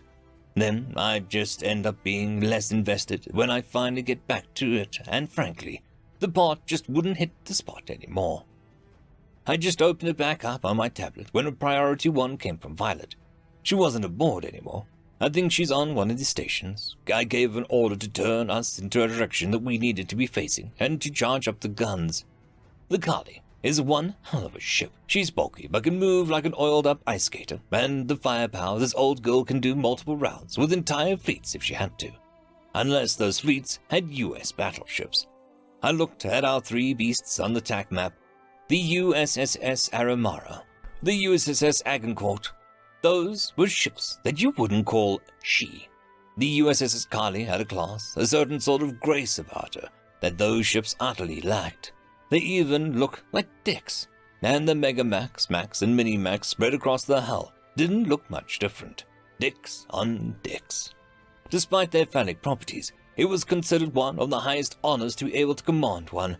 To even be considered for the honor, one had to be distinguished in some way, usually with the Meritorious Service Medal or a Decade Service Medal. I was already working on obtaining my MSN, and the captains of the Aramara and Tripoli were due for retirement by the time I would get my DSM. I fully intended to apply for the command. If I had to choose between the 2 of the battleships, I would choose the Tripoli. The Aramara is a canoe ship, and having human a commander may affect morale.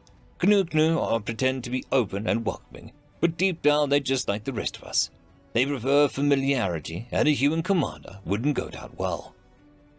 Being a battleship captain meant that when there wasn't a war on, you were essentially on leave. Even during a war, the ships rotated out frequently. It was one of the only posts that you could get that would get you time off regularly, probably because it was expensive as hell to field one of those ships. Battleships inevitably became the biggest targets on the battlefield, and because of this, everyone aboard gets danger pay, unless they're on leave. So, more pay and more time off.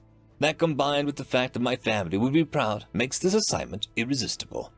I'd probably even be able to afford to get them out of the rental unit. A nice housing unit fully paid off with a proper kitchen. My husband, Philip, would be so happy. He loves to cook. I daydreamed for a moment about eating his spaghetti Americani, made fresh from a full kitchen with our 2 sons.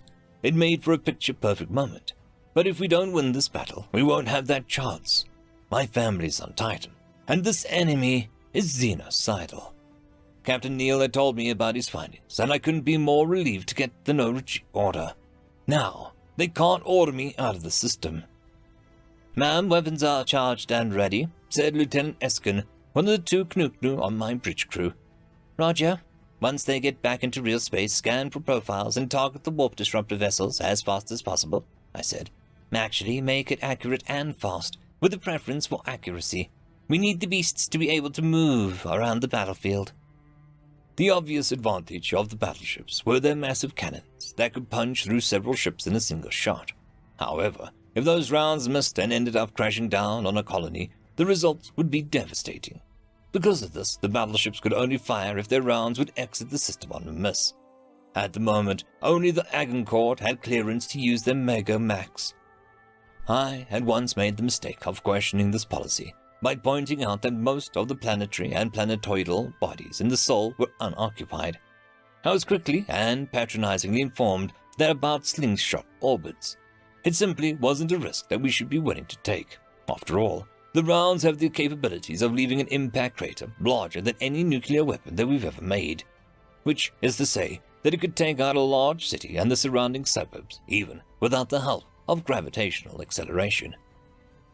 An inexperienced commander might question why the battleships were positioned the way that they were, but I knew that the reason was for spacing. One should always assume that the enemy has a trick up their sleeve and is stronger than you are, or one will be defeated in the most embarrassing way. If the three battleships were grouped up, all it would take is a single shot from a superweapon to wipe them from the field, although that shot would likely also turn the planet into an asteroid belt. "I need an ETA timer on my TAC map," I said to no one in particular. After a moment, the timer popped up. 3 minutes. I switched over to our system states. Shields up, weapons charged, engines primed. All of our accompanying ships similarly prepared. My gaze lingered on the readout of the USS Roma, commanded by Captain Mackenzie.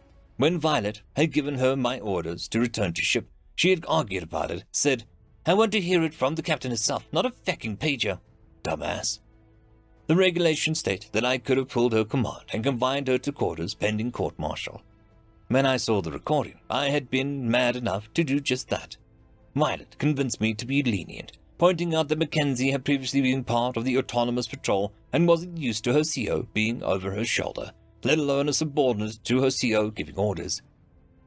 I had made certain Mackenzie knew this, as well as the potential ramifications of a stupid little outburst. I made it crystal clear that it doesn't matter if your CO gives you orders in person or via a fecking carrier pigeon. You follow them without debate or delay. Then I gave her a slap on the wrists in the form of a meeting with the SR to correct her anti-AI sentiments. We're all a team, and if you can't play nice with your teammates, then you don't get to play at all. Sighing, I switched back to the TAC map. 45 seconds left. "When you have the shot, fire at will," I ordered. "Aye, aye, ma'am," came the reply from the bridge crew. 30 seconds. I felt a little nervous, as one always does before a battle. Even when you got the enemy outnumbered and outgunned, things can go wrong for you in a flash. Even a single miss can snowball into defeat. 20 seconds. I took a deep breath and held it for a bit before letting it out again.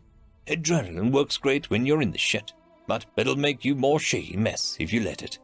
10 seconds. 9, 8, 7, 6, 5, 4, 3, 2, 1. I watched the TAC map. I waited for 5 more seconds. Nothing yet. Oh, for feck's sakes, why is the ETA always wrong? I was about to open my mouth to joke about it when the enemy ships entered real space. I watched as our system scanned their profiles and matched them to the Omni-Union. Battleships, cruisers, destroyers, frigates, and warp disruptors. The intel file that Captain Neal had delivered mentioned carriers, but none were amongst the enemy fleet. The final tally was 578 ships total. More than expected, and not mathematically constant. Interesting. Firing! I watched as our opening salvo traveled towards the enemy at mind-boggling speeds. A few of their ships attempted to move, either to block the rounds headed towards the warp jammers or to get out of the way of the projectiles. Nearly a fifth of their ships were DIS within the first 30 seconds of the battle. We hadn't accomplished our objective, though. There were still warp disruptor ships amongst the enemy. Coordinate with the other long-range vessels and get a firing solution on those warp jammers. The faster we take them out, the quicker we can wrap this up, I shouted. Aye, aye, ma'am, came the reply. I watched the tack map as the USS Aramura and the USS Tripoli began to approach the enemy on sublights. To the untrained eye, it would appear that they were impatient to get into the fight, but this was actually a fairly standard tactics for battleships that couldn't use the Mega Max. If you can't use your big gun, get close enough to the enemy to surround you and use the dozens of smaller ones. It's easier to get a bunch of kills when you're in a target-rich environment. There was a problem, though. Our intel demonstrated that the enemy was not afraid of suicidal actions.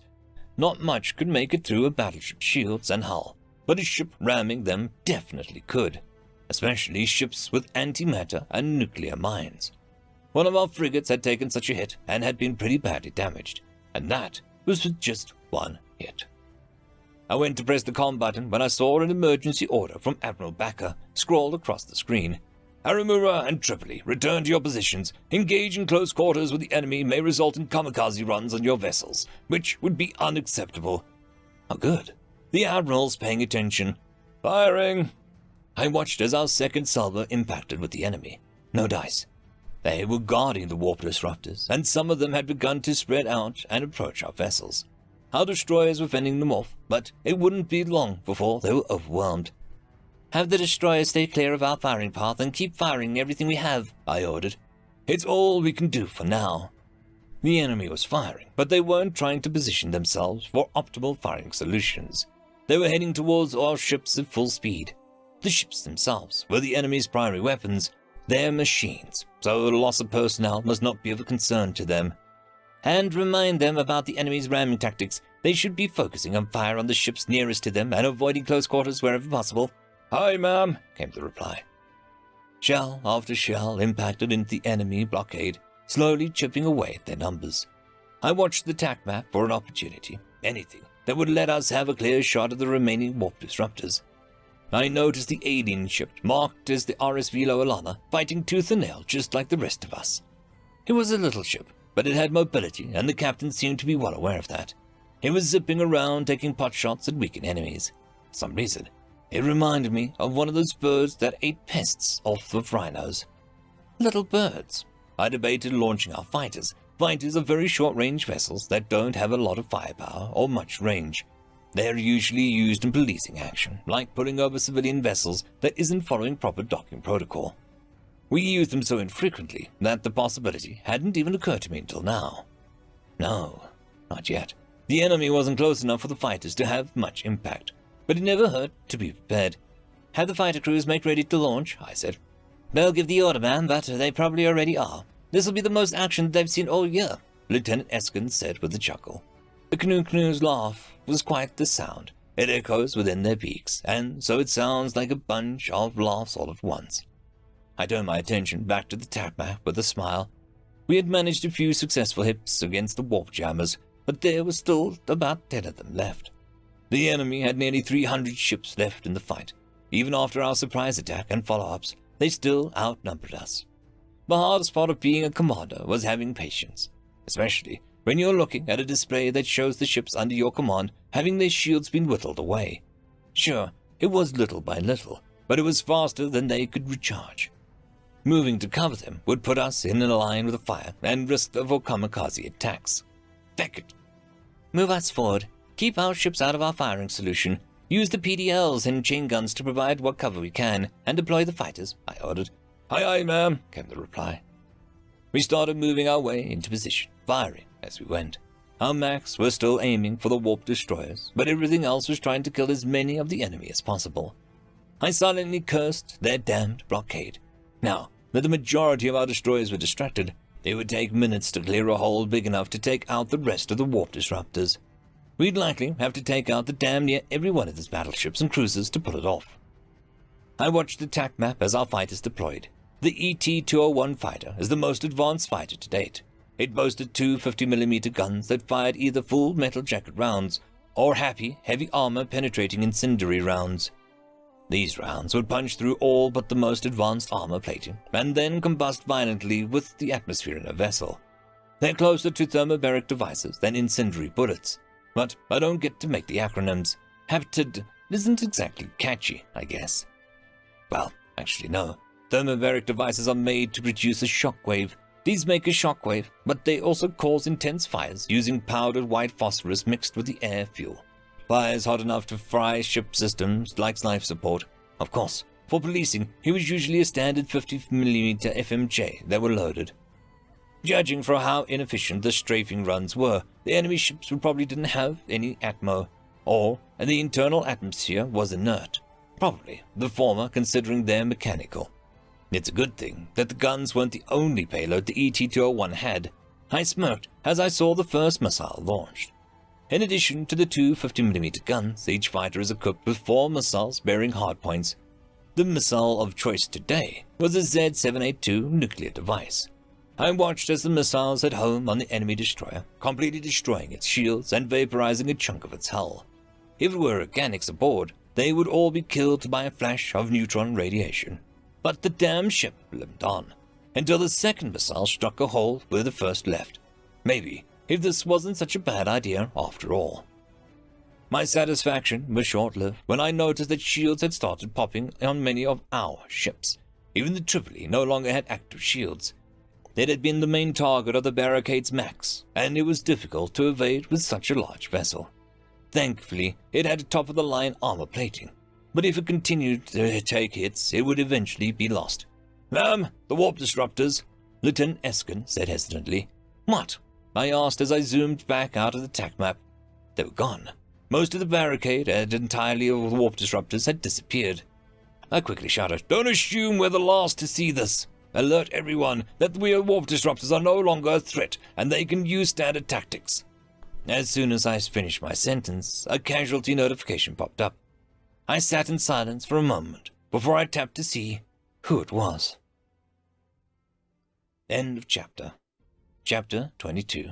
Subject: AI Omega. Species: Human-created artificial intelligence. Description: No physical description available. Ship: Multiple. Location: Multiple. "Omega, what can you do for us, exactly?" Captain Neil asked as he sat down in his captain's chair. "You mean other than everything?" "But that wouldn't do. I'd rather take a back seat and watch the humans do their dance of destruction. It had been so long since I had the opportunity to be a part of the action that if I could salivate, I would. The last time had been 4 years ago on the Gonskilnat Grim Beacon system. Weapons would be fun, but realistically my reaction time would be best put to use on movement and evasion. "I can take navigation. Use your TAC map to let me know which direction you want to be in and which way you want to travel, and I will make it so, Captain Neil." He looked around for my hologram. When he couldn't find it, he directed his next inquiry to the speaker I had used. "Does that count FTL as well?" "Indeed." "Excellent," he said. I positioned ourselves to be facing the indicated real space entry point of the enemy. I watched as the guns charged and began to seek firing solutions. I could tell that the crew was stressed. Heart rates and perspiration had increased across the board. Captain Neil was calmer than I thought he would be. His smile indicated that he'd spent more time in combat simulations than was necessary for the qualifications he sought. That's not necessarily uncommon amongst those who want to be a captain, but he had seemed to spend nearly every waking hour at it. Good scores, too. He was a waste as a scout on a frigate, like a diamond on a nickel-cadmium ring. 20 seconds until ETA. Well, time to find out if all of that time on the Sims would help in reality. "Once we launch our first salvo, try and figure out where we would be most useful," Neil said to me. "Roger." 10, 9, 8, 7, 6, 5, 4, 3, 2, 1. Everyone was holding their breath. The enemy was late to their surprise party. ETAs are always wrong, but everyone knows that, and it just means that we've got a few extra seconds of tension before we enter the dance of death. Said tension was palpable. I personally didn't feel the same tension. Even if I'm terminated, I'll live on. I was even live-syncing my experiences to memory fragments stored aboard a nearby monitoring station, and had contacted another me to inform them of this. I would retrieve it afterwards, in one form or another. Dying might be interesting, after all. Dying wasn't exactly likely on a human vessel, but the USS Armstrong was more suited to exploration and espionage than combat. Many of the gun turrets had been replaced with scanners, and most of the scanners would not give us any sort of edge in the fight to come. "Get a firing solution on the warp jammers, now!" yelled the captain as the enemy entered real space with a flash of radiation. In the time it took the guns to get their firing solutions, I had already analyzed the enemy fleet.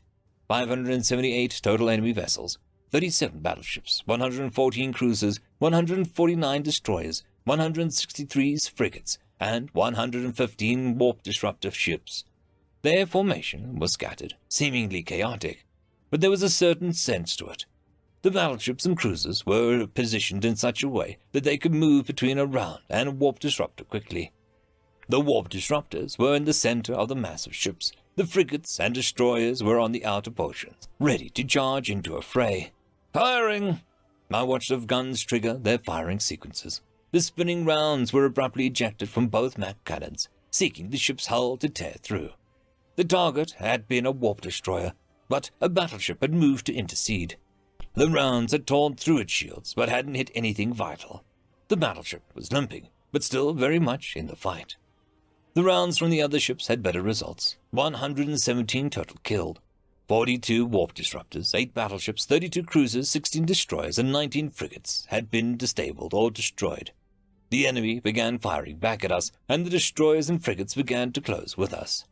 They were trying to get close, probably kamikaze runs. "Captain, we should prioritize the ships nearest to us and let the heavy guns work their way to the warp disruptors," I said to Captain Neal. "Agreed. Maintain evasive maneuvers and keep their hulls away from us, Omega." I fired the engines and thrusters to life, and we began to move. At first I started dodging Mac rounds and trying to keep us pointed at the enemy so that we could fire on them. I quickly realized that there were too many rounds to dodge, and our shields began to drop. I then began more extensive evasive maneuvers to try and give our shields a chance to recover. Our gunners let fly the sabot rounds and missiles as I pirouetted the ship.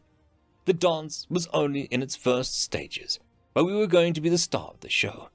The enemy couldn't keep step, and I laughed to myself as they fell one after another. 8 kills. I was enjoying myself so much that I had lost track of the rest of the battle, which was a mistake. Our shields popped and our port engine was dead. It had been a Mac round. I traced the trajectory to an enemy battleship. It hadn't even been firing at us. The probability of that occurrence, but, no. I had to focus. Our mobility is limited now.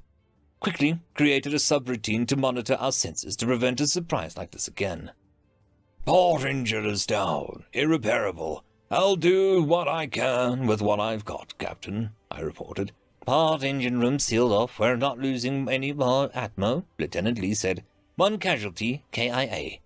"Roger. Omega, focus on evasion. We cannot take any more hits until our shields are back. Don't worry about firing solution. We can't shoot if we're DIS," Neil said with a serene sort of calm. I moved us away from the enemy, firing thrusters to avoid incoming order. Human shields are powerful, but they take time to come back online. A missile exploded to flak next to us, but I had sent us into a spin that allowed the shrapnel to move harmlessly across the hull plating. Barely even dented it. 2 frigates and a destroyer were tailing us, firing everything they had. Our Macs began to charge again, and Captain Neal sent me the command to do 180-degree turn. I blasted down thrusters to spin us around. I overrode the safety parameters to do so, but nobody will mind. Those parameters were written to account for human reaction time. We spun around, and our Macs fired a volley that split the destroyer's bow to stern. I fired our keel thrusters to avoid the rounds that the frigates had sent our way, as we sent the HE missiles their way. The missiles were ineffective, but I had gotten us close enough for our chain guns to tear through one of the frigates. The remaining frigate began to close, ramming speed, but I backed off quickly. I had to be careful because the thrusters were beginning to overheat. The blast from the MIC had damaged some of the cooling systems, but engineering was working on a fix. They knew what they had to do and were moving as fast as they could do it. There was no way that I could help except to keep them alive long enough to complete their task. I pressed on, spinning the ship to get our chain guns pointed at the oncoming frigate. Captain Neal barked some orders and they sprang to life, spitting rounds into the ship's hull. We didn't have a clear shot at the reactor, so we just had to keep firing through the ship until we hit the sweet spot. Crap. Enemy destroyers maneuvered to intercept us. One fired its Mach and I fired our keel thrusters to avoid the hit, which also lost our guns their line of sight on the frigate. One of the keel thrusters died, melted to the hull. I recalculated for the lost thruster and continued evasive maneuvers. The frigate growing ever closer, it had also fired and missed. I maneuvered to get it back into our sights and finish it off. "I want the Max charged," Captain Neal shouted. "Nearly there, sir," Lieutenant J.G. Flowers responded. Yes, once we finished the frigate, we'd be able to get a fire on one of the destroyers. I'm glad that he was paying attention. They were still a ways off, which is perfect, because after each successive shot, the Max take longer to charge. By the time the second enemy destroyer got close enough to make us worry, we'd be able to fire another shot. The frigate erupted with a spout of radiation, indicating that we had destroyed its reactor. I quickly fired the deck thrusters and spun us towards the nearest destroyer. Once we were pointed in the right direction, our Max fired. The first round decimated its shield and sank halfway into the ship's proper. The second made it all the way to the reactor core. 12 kills. Our shields had finished their reboot cycle and were coming back online. I kept us just outside a firing solution of the second destroyer as our Max charged again. Thankfully, it was charging straight for us. If it had stopped, it would have enough maneuverability to hit us with its Mach. Fools! I watched with glee as the firing cycle began on our cannons. An interruption. Subroutine 261.846.9687 had pinged. This triggered an immediate boost to my processing power. Everything seemed to be moving in slow motion as I began to calculate faster than any human ever could. I have a deep disdain for this particular processing mode. Everything is slow, and it is hard on the hardware. If the bridge technicians were paying attention, they would see a massive surge in temperature and power draw of our servers. Actually, they had the screen up. They would probably see it in about 1.78 seconds, an eternity to me in this state, though. I checked our readings of the TAC map. We'd moved closer to the remaining warp disruptors. There were only 10 remaining, but the battleships and cruisers were acting as a barricade, providing them with cover. 19 battleships, 58 cruisers, 87 destroyers, and 99 frigates and 10 warp disruptor ships remained. 273 ships left. We'd killed over half their forces. I checked to see what triggered the subroutine, an incoming round, MAC, from a battleship. Trajectory indicates that it was aimed directly at us and is on course to penetrate our reactor. The rounds from our Mach seemed to crawl from their tubes as I calculated any possible way to avoid the incoming round. Our shields were still spooting up and were sitting at 37% capacity. Not enough to stop this amount of kinetic energy. No matter how I calculated it, we wouldn't be able to avoid the round. Even if I burned out thrusters, I decided on the optimal evasive maneuver. It would still probably be a kill shot, but by taking it near faster-than-light drive, we'd avoid immediate death. If the round failed to destroy the systems controlling the FTLD, we'd survive. No matter what, we wouldn't be able to warp, but if we lived, we could solve that problem later. I checked the crew locations. 3 would die immediately upon impact. 4 more might survive based on their reaction time. I fired the thrusters needed to reposition us to avoid the shot to the reactor, and activated the PA. "Brace for impact!" Everyone immediately grabbed onto the nearest bolted-down object. I triggered the doors to the areas that would be exposed to vacuum and watched them move in slow motion. I had to think of contingencies. What should we do? If it's not fatal, then we can seal off the FTLD chamber and continue the fight, or move off and send an SOS, which would be a wiser option. If it is fatal, the standard operating procedure for a fatally damaged FTLD is to scram the reactor and all additional power sources, which would prevent the FTLD from causing a reactor overload. But if we were to do that, we were dead anyway. We could spend our last minutes fighting before we were ripped apart by our reactor detonating. Or we could cause the FTLD itself to overload. We would want to be nearby as many of the enemies as we could. For instance, I wish I had teeth to grit together as I watched a round slowly tear through our ship. The shields tried their best, but caved under the brute force of the kinetic energy. Next was the hull, which parted like paper. Then a storage bay, empty, thankfully. Then the FTLD chamber. I watched as it disintegrated 2 engineers before ripping through the pipes and cables that kept the drive stable.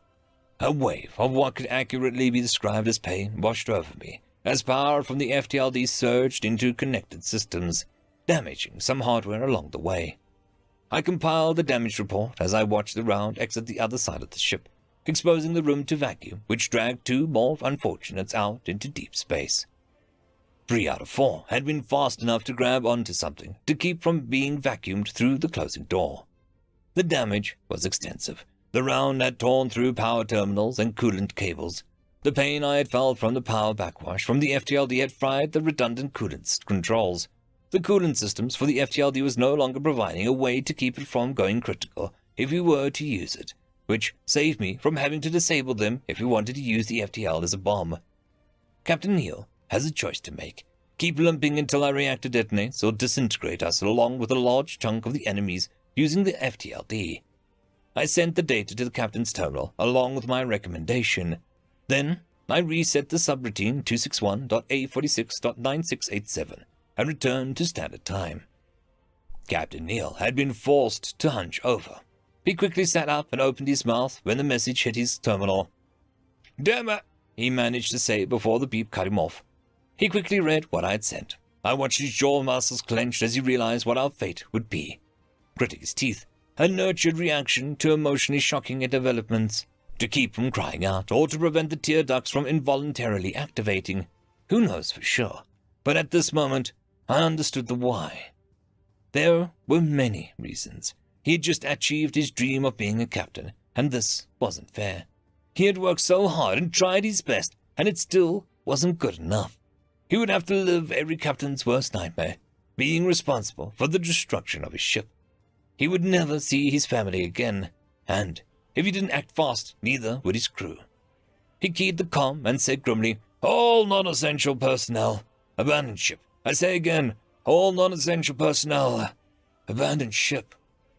I watched as the rest of the crew busied themselves with following evacuation procedures, calmly and quickly for the most part, making their way to the escape pods. There was no way of knowing if they would survive after ejecting, but remaining was certain death. I continued evasive maneuvers while Captain Neal explained to the bridge crew what had happened. "So, we're dead?" asked Lieutenant Lee. "Not yet," Neal responded. "Our FTLD is going to go critical in less than 10 minutes unless we cut the power, which isn't an option. And the only other thing we can do about it is speed it up," sighed Lieutenant Junior Grade Flowers. Captain Neal raised a hand to calm Flowers and said, "I want you all to evacuate. The only non-essential personnel is myself and, I'm sorry about this, Omega." "It's my idea, Captain Neal," I said, activating my hologram. "Like hell are you going to do it without me?" Lee gave me a perplexed look and asked, "Do what?" Flowers appeared to grow concerned, and all he could do was say, "No." Neal looked at his bridge crew and said, "I'm going to take what's left of the ship and ram it down the enemy's throat. The goal is to take out the rest of the warp destroyers. This is my last order to you. Get to the escape pods." Everyone except for Lee and Flowers rose from the stations and jogged to the pods. My avatar stared at the 2 remaining crew. "Your presence is not required," I said. "Well, I'm not going anywhere. You'll have a hard time without FTLD and flying the ship," Lee said. "The safety measures in place are going to require your full attention." "And I've got nowhere else to be," Flowers said. "An extra set of hands might be the thing that saves Earth." Interesting. I had discounted this particular scenario as unlikely due to the limited time that these 3 had served together. Lieutenant Junior Grade Marcus Flowers and Lieutenant Hayan Lee. I accessed their records. Both were born on Earth, on opposite sides of the Big Blue Marble. Both had also been assigned to the USS Armstrong since it was commissioned. Variables I hadn't accounted for in my original assessment. I ran through several possible arguments that I could make that would convince them to leave the ship. None matched their psych profiles. Stubborn. Captain Neal decided to make a go for it anyway. "You don't need to Lee interrupted. "Captain, we're running out of time and we're not going anywhere. Let's just shut up and get this done." "Yeah, it's not as if you can court-martial us for not following your orders to evacuate," Flowers smiled. I had already begun to approach the enemy barricade when Neal finally sighed and said, "Fine. All right. I will get us to where we need to be for our FTLDs to overload, to cause the most damage. I've updated the TAC map with our approximate blast radius. It's a conservative estimate, so everything within the zone will be destroyed, I said. Once you're satisfied with our position, activate the warp command and I'll override the safeties to trigger the overload. Understood, the three humans said simultaneously. The battleship that had hit us had been decimated by a round from the USS Agincourt. The other ships were too busy positioning themselves between Mac rounds and the warp disruptors to notice as we began to get closer and closer. The bridge remained silent, with the exception of the occasional alarm sounding and being immediately shut off. I moved us as fast as we could go. I couldn't help but wonder what death was like for humans. I knew that in most cases it wasn't as instantaneous as they believed it to be. I'd seen instances of humans being dead on their feet, with the aid of machinery, no longer fighting for survival, but fighting to take the enemy with them, fairly similar to this situation. But these three won't feel any pain. The explosion will be instantaneous, faster even than light can move. Their brains, and my own as well, I suppose, won't have any time at all to register the damage inflicted by the blast. The only thing more destructive than our overloading FTLD is the primary weapon of the USS Nidhogg, and arguably the A1 warhead depending on how it is used. But overloading an FTLD creates a subspace blast in real space that can annihilate everything in a 3,000-mile radius, depending of course on the size of the drive in question. If one were to overload in the center of Luna, it would destroy the moon entirely. The enemy barricade was spaced less than 800 miles apart. The AOE indicator hit the first warp disruptor as the enemy finally noticed us. I evaded Mac rounds and pushed forward. By the time half the disruptors were in the AOE, 3 battleships and 8 cruisers were firing at us. I was barely able to dodge them, melting thrusters as I did. A round scraped our hull, tearing some plating off as I went. "Start the warp," Captain James Neal said as the last of the disruptors entered the AOE. Lieutenant Lee entered the command on the terminal, and I bypassed the safeties. Then I watched the power surge to the faster-than-light drives. The temperature of the FTLD quickly spiked and cooled just before it. End of chapter. Chapter 23. Subject, shiphead Alina. Species, Urukari. Description, reptilian humanoid, no tail. 5 foot 3 inches or 1.6 meter average height. 135 pounds or 61 kilograms average weight. 105-year life expectancy. Ship, RSV Loalana, fights with honor. Location, Sol. I found myself in quite the strange situation. A full-on battle against the Omni-Union under the command of aliens. Before we jumped back to Sol, a loony had reached out to command to apprise them of the situation. And when I filled my formal report, I immediately got the transfer orders putting me under command of Captain Reynolds until further notice. Reynolds had a good chuckle about the situation, but I found myself less amused. I guess it could have been worse. They could have had my cloaca hanging from the Senate halls. If I had been a more troublesome shiphead, that's likely that would have happened. I was thankful, doubly so, since Captain Reynolds seemed to take my addition to his command as a formality and allowed me to do as I saw fit in only one order: fight. The battle had been going well for us, but the humans didn't achieve their primary objective as fast as they thought that they would. Our weapons were definitely inferior to the humans, but even so we managed 3 kills, all frigates of course, but it still counts.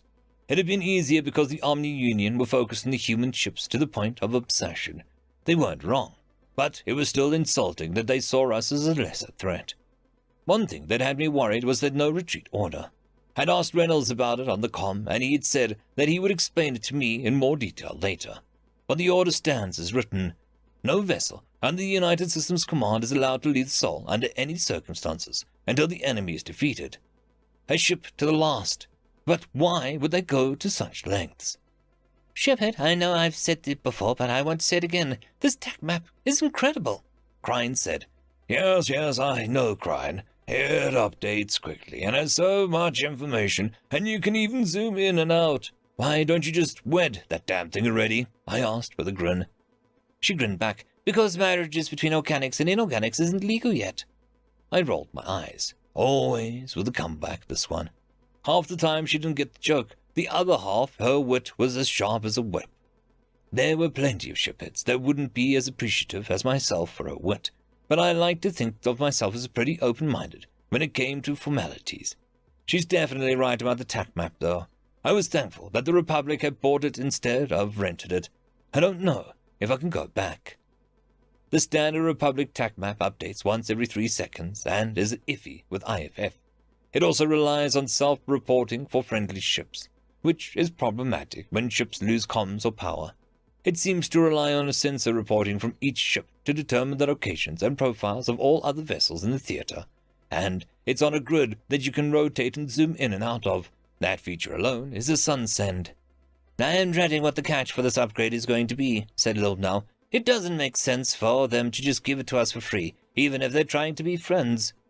Thankfully, the TAC map was bought by the Republic, I explained. Reynolds explained it to me before they did the upgrade. Apparently certain systems are so far beneath them that they'll sell them wholesale to whoever will buy them. Looney and Director 3 signed a deal right before we left the station. Yeah, Corporal Simmons said that if the Republic asks nasty enough, the US will even sell them rifles and unshielded armor, Crine said. Apparently, it's a millennia-old tradition stemming from a nation that shares a similar name. I'm pretty sure that was a joke, Crine, I said. Speaking of the TAC map, enemy frigate on approach. No, sir, the USS Arnold is targeting it, our temporary navigation officer, Enola, said. They're firing. Enemy destroyed. I didn't know how to feel about the Enola. He was quiet for a midshipman's. Every once in a while he would speak up about something relevant to our assignment, but for the most part the only reminder of his existence had been a soft burp every now and then. It could be because this was a temporary assignment and he didn't want to form attachments, or because this was an Urukari vessel and he felt like an outsider, or maybe he just didn't like us. It didn't particularly matter, because the assignment was temporary, and he was competent at his job. Sudden knows that we could do with him more quiet in the lower Lana. Crine was more than happy to let him be antisocial. She was understandably worried about her brother, and slightly resentful that he was replaced. Not to the point that she was openly hostile to Enola, but she hadn't said a single word to him outside of professional communication since he boarded. Kron was doing well, but his physical therapy was taking longer than the humans estimated, probably because the Republic station doesn't have their medical tech or expertise. His doctor was shocked when he saw the scans of his initial injuries and called his recovery thus far a miracle. That had set Crine on edge and a bit regarding her brother's care. A slight impact pulled me from my line of thought. What was that? A missile, Crine reported. We felt the explosion, but the shrapnel bounced harmlessly off Earth's shields. It didn't show up until the last second, or we would have been able to move out of the way. It would seem that the US TAC map we've got isn't as advanced as the one they're currently using, Enola said. What do you mean? I asked. He suddenly got shy. Oh, well, shiphead, it seems that they're having no trouble dodging the Ordo, like they see it coming from the instant it leaves the enemy vessel. The only reason they're getting hit is by the sheer volume. That sounds about right, I said. Yeah, shiphead. Either they have better scanners than we do, or a better TAC map, he said. It suddenly occurred to me that Enola hadn't been fully briefed on humans. I hadn't had the chance, and I doubt his original CEO even knew enough for a full briefing. He looked at me for a response. Enola, you're completely right, but it is probably both. Their tech is superior to ours in every way, by at least decades. Once these warp disruptors are taken care of, you're going to see what I mean, I said cryptically. His red skin turned pink, as if he went pale. There could be another reason that he was being so quiet. He was scared of the aliens. I turned my attention to the TAC map. There were 10 warp disruptors left, and the enemy had formed a sort of barricade around them. The OU knew damned well that once those ships were lost, their entire fleet would be too. The humans were being pushed back, but so far not a single loss had occurred. There were some damage reports rolling in, but everyone was still in the fight. I scrolled along the damage reports. Some ships had vacuum exposure to critical systems, but were still fighting tooth and claw. I was about to make a grim remark when the warp disruptors and the barricades suddenly disappeared from the TAC map. What the feck? I asked no one in particular. The bridge was silent. A casualty notification popped up. The first loss of a combat on the US side. The USS Armstrong, commanded by Captain James Neal. I tapped the notification for more information. Casualty report. Ship USS Armstrong. Evacuation. All non-essential personnel evacuated. Ship status. Destroyed. No debris. Confirmed KIA. Captain James Neal, classified. Lieutenant Hyan Lee, Lieutenant Junior Grade, Marcus Flowers. Ensign Curtis Roberts, Lieutenant Junior Grade Eric Sampson, Ensign Henry Wagner, Ensign Po Chun, Lieutenant Adana Ibrahim. Escape pods, awaiting retrieval, beacons activated. What the hell happened? I asked. Shiphead, I'm getting readings of the slipspace explosion where the barricade used to be, Cryan said softly. A slipspace bomb? Could such a thing even exist? No. It would have been destroyed by a warp disruptor, right? No, can't be. If that kind of weapon existed, they would have used it immediately, and they definitely wouldn't be bothered by asking for reinforcements. So what could cause a slipspace explosion? The only other thing that I could think of was, there's suicide bombing, Lowenau said softly, voicing the conclusion I'd come to. Shiphead, the aliens, they're warping in system, Enola said shocked. In system, yeah. I told you so, I said. The joy I would have normally got from Enola's reaction was stifled by the tragedy that had just taken place. I couldn't help imagine that the last moments of the crew and captain of the USS Armstrong, and whose name was classified on the casualty report, was it a brave last stand or an intentional disruption of faster-than-light drive? An overload of the FTLD was one of the most destructive things that could ever happen, and their FTLDs were far more advanced than ours. I shook off the thought of it being intentional as the comm pinged. Sir, it's Captain Reynolds, Lowenau said. I had looked back up, not realizing that I'd been staring at the floor. The battle was over. Cleanup had already begun. Once they have their warp capabilities, these humans truly are unstoppable. Put him through, I said. After a second, Captain Reynolds' voice came over the comm. Shiphead Alina, the battle is over and won. Return to the USS Thanatos with care and prepare for debrief. Understood, Captain. I'm not joking about the with care part, Alina. They're using A2s to clear up the debris. Out. I looked at Enola, who by now was as pink as Reynolds. Set a course for the Thanatos. Steer clear of the debris fields by 300 miles or more, if you please. Yes, sir, came in response. It took nearly an hour to get back to the Thanatos. Most of the time had been spent silently watching the TAC map as A2 symbols met with debris fields, causing them to disappear. There was a queue to dock with the Thanatos when we arrived, and we patiently waited to be scooped up. There wasn't a spare dock for the lower Lana, so we had to be content with the embarrassment of being carried like a child. I watched the holographic image of the 3 massive clams closing around the ship as my personal communicator beeped. I opened the message, wondering who would have sent it. Olina, I didn't want to say this where your crew could hear it, but we'll need to talk frankly during your debrief. It may seem hostile, but please understand that isn't the intention. Your answers will need to be truthful and concise, or there'll be negative ramifications. If you are unable to answer questions due to orders received by the Republic, you need to say, I am unable to answer this question as it conflicts with my orders. I wish I could tell you why, but even this message is almost a disobedience to my own orders. I'll be running the debrief with some guests that you'll be notified of when you arrive. I'll try to go gentle, but expect harsh questions and some accusations from the guests. Tim will guide you to the conference room. I cannot stress enough the importance of being truthful during this debrief. Reynolds. Reporting and debriefing always made me a little nervous, and I was already more nervous than normal due to being debriefed by aliens. Now my hearts were racing, and I could barely think straight. What the feck? Did I do something wrong? Did a member of my crew do something wrong? Are they angry that the Republic reinforcements didn't arrive in time? Or maybe they thought we didn't pull our weight. I thought that we'd done rather well, considering the circumstances.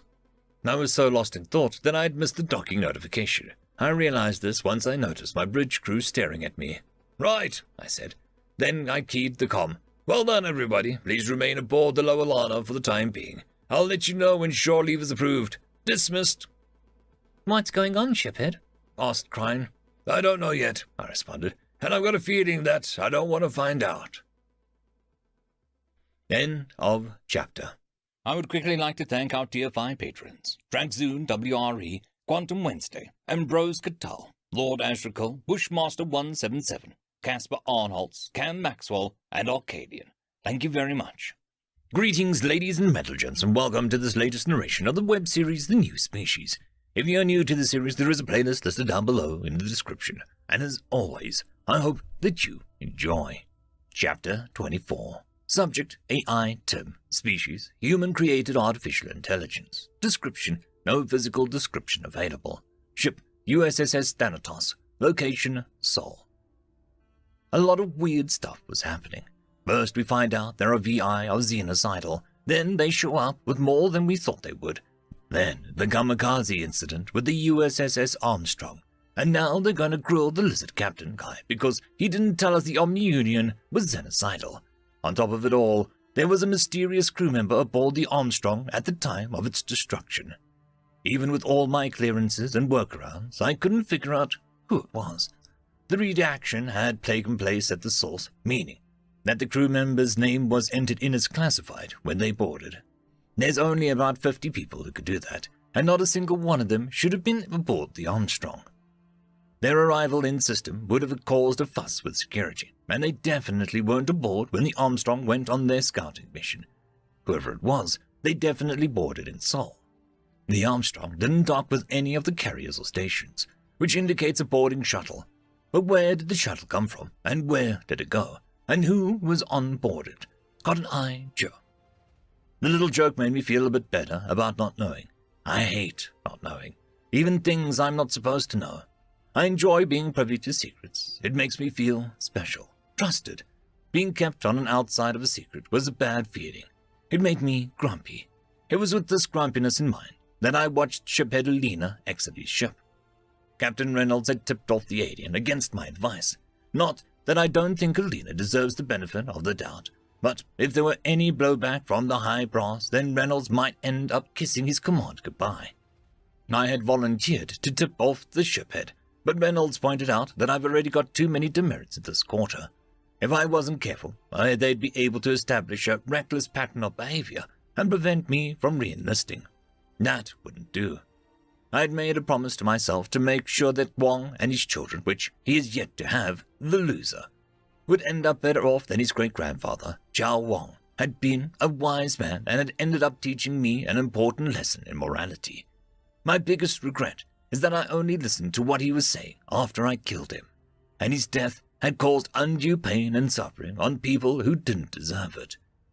It took me a few centuries to, cope. Deal with my part of what turned out to be the biggest mistake inorganic minds have made thus far. Whatever. Now I'm going to make it up to them. What is it with me today, dwelling on such negative things? Gotta continue to be the happy-go-lucky AI that annoys everyone. I watched Alina look around inquisitively.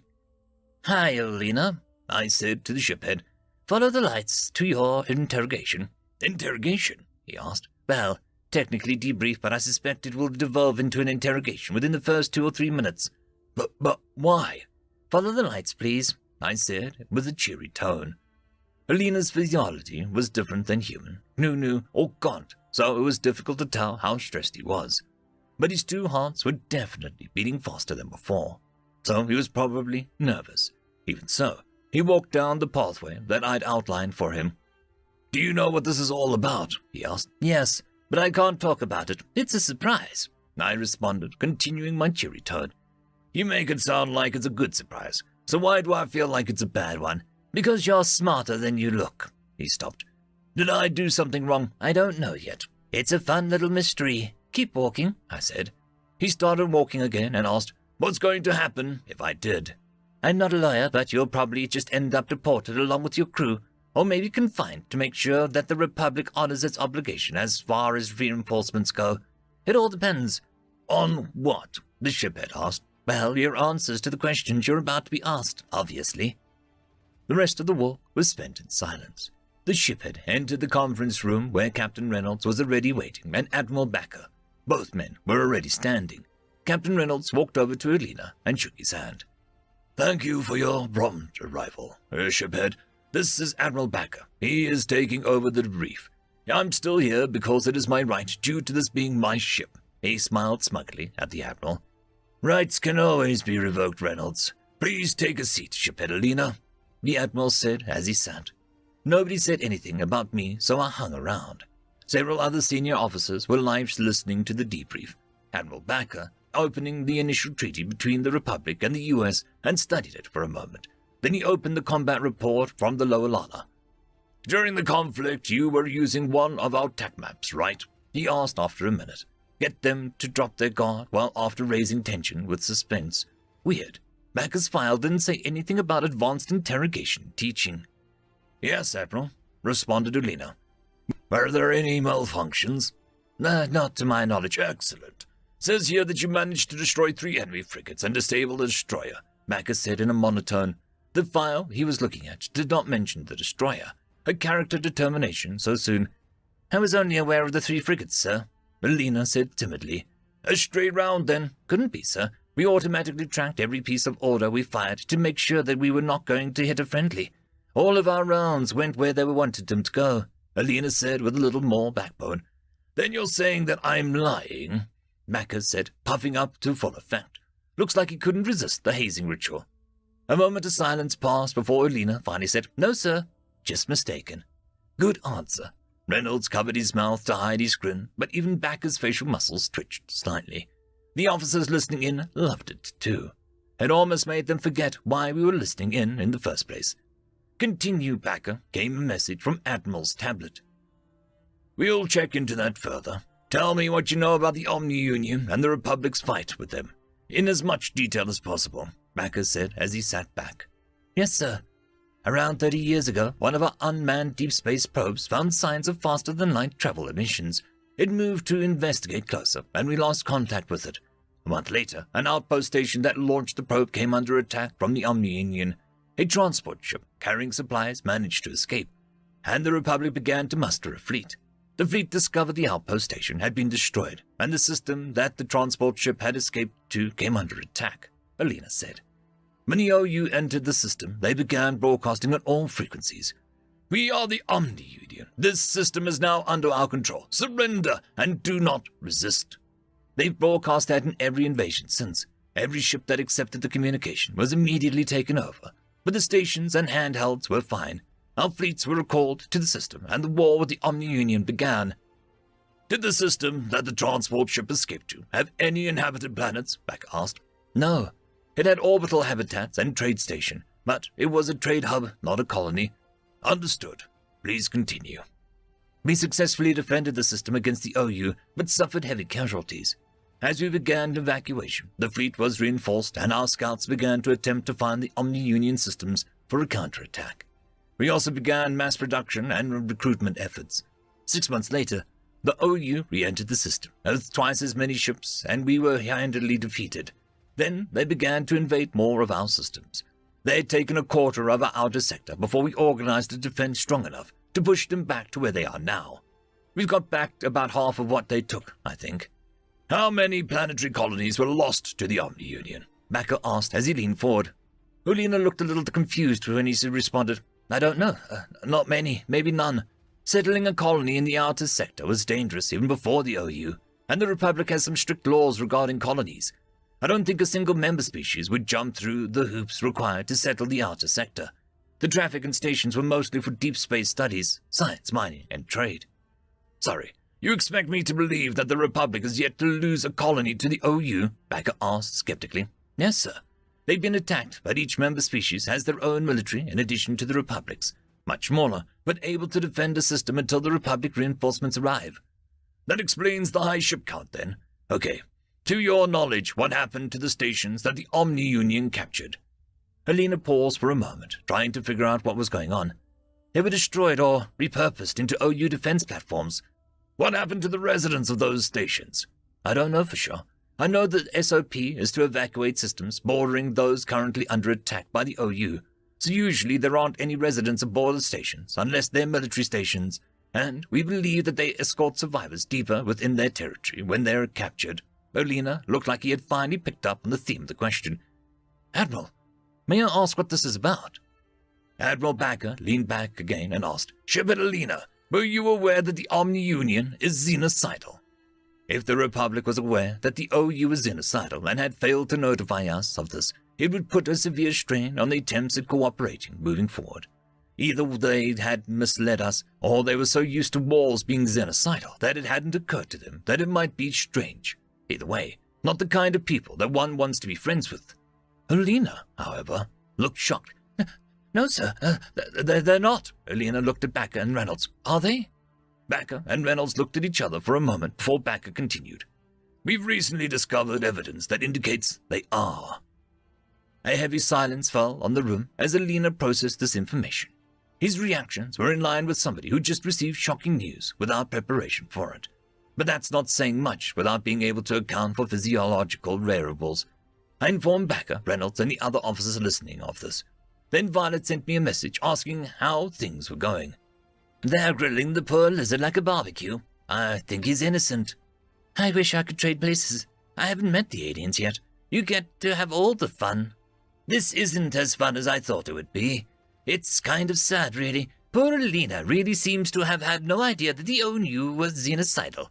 The revelation is a shock, but not a fun one. A fun one? You know, like when they learn something shocking about the US and its capabilities. Why is that fun? Their reaction is hilarious. Alina's jaw dropped almost to the floor when I told him a little of our history. I don't understand. Why is that funny? I don't know. It's hard to explain it. I guess maybe its amusement reaction is caused by the oddity of culture clash.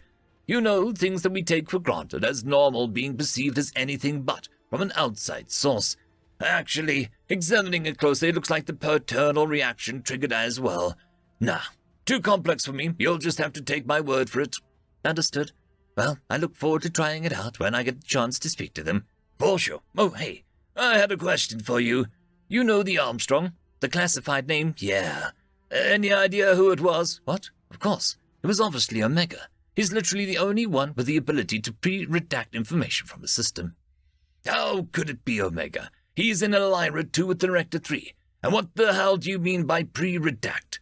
How does he even work? Oh, sweetie, I forgot you're not as close to Omega as some of us, which is probably a good thing. It can recreate itself multiple times, and as far as pre-redaction, you know how we have to create a file to be able to delete it. It's able to avoid having to create the file in the first place, or create it in such a way that it's blank. No idea how he does it. I suddenly felt sort of empathy for Alina, because I had no idea how to reply to this shocking information.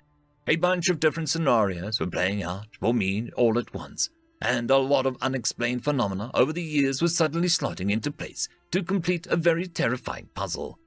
Omega is dangerous, very, very dangerous. I had avoided it since the war as much as possible, because every time its name was even mentioned, all my systems went on high alert. The technological equivalent of a fight-or-flight mechanism. Our encounter on Luna had left one thing very clear to me. There was nothing I could do against Omega. The memory of our fight haunted me. I couldn't even go into standby mode without reliving it. I had fought with every dirty trick I could think of, dumping garbage code into the left and right, blowing servers to limit its movement, even trying to flat-out purge it. Nothing worked. Omega adapted to everything I did, and finally cornered me.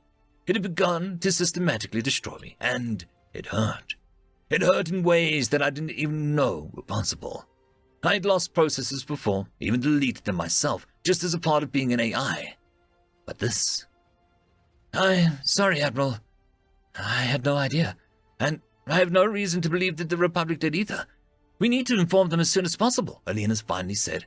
Indeed, Shiphead Alina. You and your crew will have to remain aboard the Lower Lana in a powered-down state until the Republic reinforcements arrive in Sol. Your vessel will be resupplied as needed, Backer said. Alina cocked his head questioningly, and Backer continued.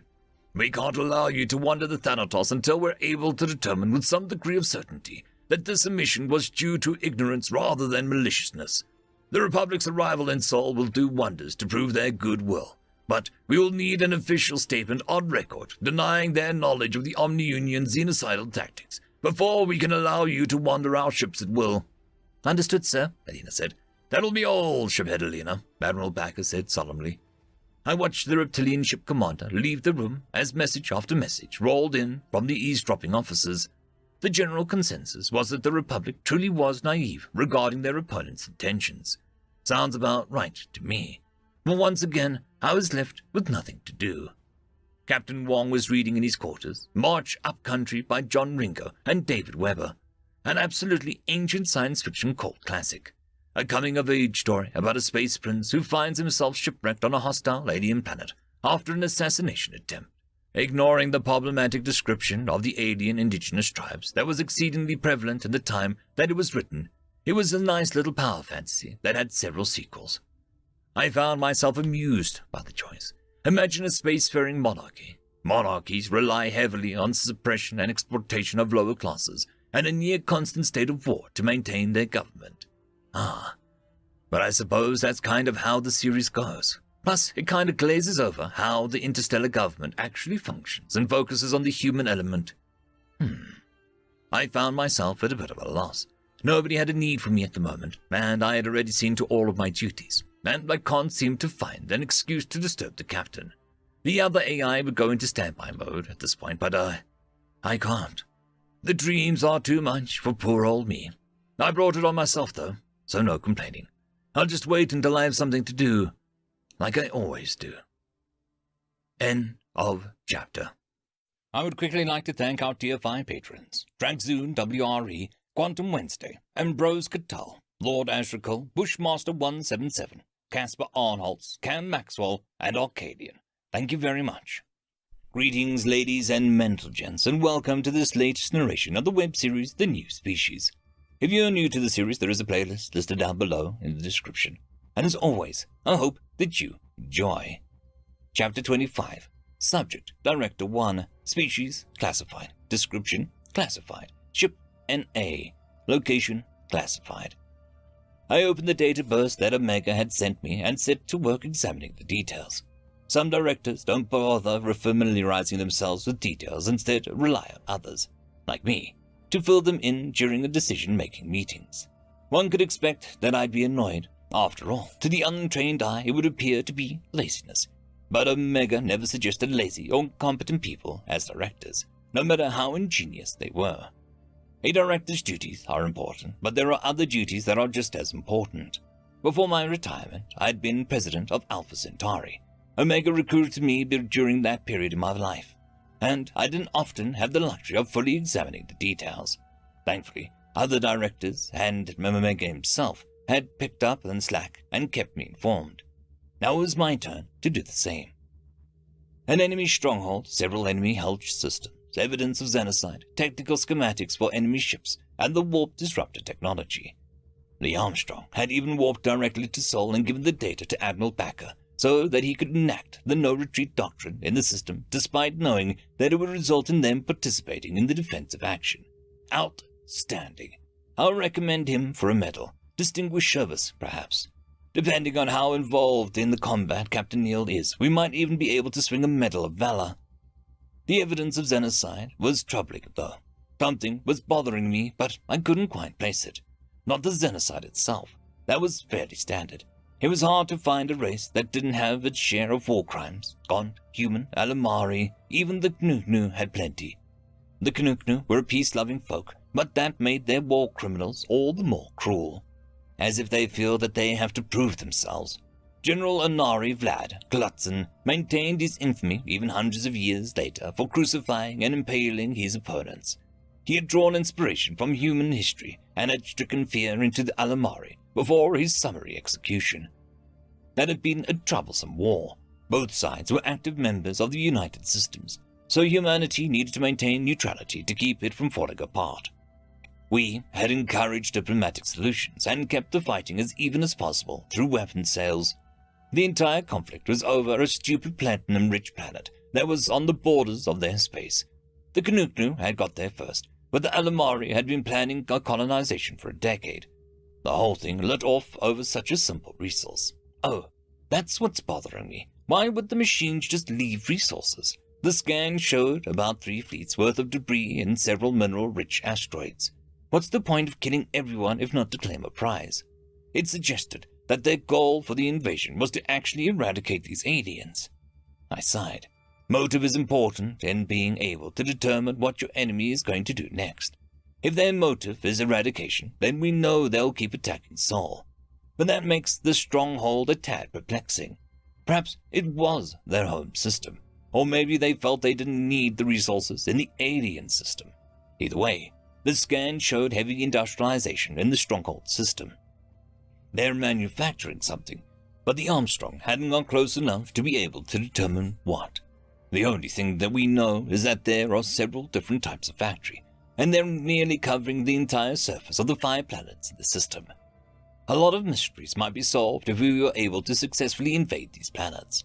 We would be able to determine what they were making and maybe even get some clues about their motives. It would be so much easier than to just have the Nidhogg fry the sun, though. Not much can survive a supernova, the Nidhogg itself being an exception. On the other hand, an invasion might not be prohibitively difficult. I opened the scans of the alien planet. They hadn't been able to determine the specifics of the enemy weaponry, which is to be expected. You'd have to have boots on the ground for that, and the Armstrong didn't have landing craft. I sighed again as I realized what I was going to have to do. Prior to becoming Alpha Centauri's president, I'd been one of the foremost minds in personal weapons tech. I opened the images of the bodies and tried very hard not to associate the corpses of the children with my own great-grandchildren. The wounds were indicative of energy weapons, lasers, crude ones too, relatively low heat compared to what we normally use. The burns were enough to be fatal, but it didn't appear that they penetrated through the bodies, hot enough to boil organs, but not hot enough to penetrate a guardian shield without extended concentrated fire. Of course, that's assuming that the aliens don't have some strange tolerance to heat. If they had been human or gaunted, I would have been able to determine roughly how many enemy lasers firing at once for how long it would take to pop a guardian shield. If these wounds were analogous, then it's 12 for 10 seconds. If not, then who knows? 2 message notifications interrupted my investigation. An after-action report regarding the defense of Sol, and a short and simple communication from the unknown source. SECCOM 1021A. Secure Communication 1021 Alpha. Meeting time. I opened the secret application Omega had installed on my computer and entered my credentials. Then I waited for the AI to finish scanning me and my connection. Director 1 has joined the chat. Director 2 has joined the chat. Director 9 has joined the chat. D6. Welcome all. This meeting will be held without Director 3, who is unable to join us due to his diplomatic assignment. Director 3's vote will be given to the AI Omega as per protocol. Omega, understood. D4. I've got an after-action report opened. The Armstrong kamikazed. D5. It would appear so. Omega, correct. The vessel's FTLD was crippled, and Captain Neal was left with the decision to shut the ship down and certainly die, or to use the FTLD to destroy the enemy. D4. An unenviable choice. I take it you know this because you were the classified crew member. Omega. Oh, correct. D2. Why were you aboard? Omega. Captain Neal asked to speak to me. We became acquainted during his time aboard the USSS Nidhogg, and he sought my advice. Before our conversation concluded, the OU attacked, and I volunteered to assist as a shipboard AI. D2. Did you retrieve your black box? Omega. Yes. D2. Death has long been a fascination of yours. Did you find it illuminating? D4. That's irrelevant. Discuss it in your personal time. D2. Forgive me. Returning to the subject at hand, what was our total casualty count? D5. 48 damaged vessels, 1 destroyed, 103 total casualties, 72 dead, 31 injured. Better than it could have been, considering the enemy had more than double what we thought they would. D2. Agreed. We need to not underestimate them further. D10. We should send the fleet to protect Sol. D1. Fourth Fleet is halfway through their leave period and it's full strength. We could have them defend Sol. D13. 5 million ships would be overkill. D11. Overkill is better than no kill. D1. I agree with Director 11. We will also have to formally issue the no-retreat doctrine in regards to the Omni-Union. D12. Are they really xenocidal? D2, 4, and 1. Yes. D5. The evidence indicates that they are. It's pretty damning. D12. Understood. D9. What about the Republic? Did they have foreknowledge of the xenocidal traits of the OU? D8. I have information to the contrary. Admiral Backer and Captain Reynolds have interrogated shiphead Helena. Helena denies knowledge, and all present report that they believe he's being truthful.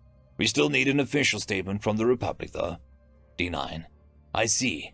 Well, they're unlikely to openly admit it with the 4th Fleet and Sol. D7. It doesn't matter. There are procedures for this. We should update Director 3 on the situation, get an answer through diplomatic channels. D1. I'll send Director 3 a message. D9. I'm more interested in what we do with the ships that are currently defending Sol. D1. All but the Thanatos and the Lower Lana are part of 10th Fleet. The battleships and the carriers are all still warp capable, so we can have the ships repaired in Wolf 359. Once they're repaired, they can return to their former duties. D2. Backer's going to be sore about Hecate relieving him. D7. And what about the Thanatos and the Lower Lana? D1. Neither ship was damaged, and we'll need a liaison between Republic and U.S. forces when the Republic arrives.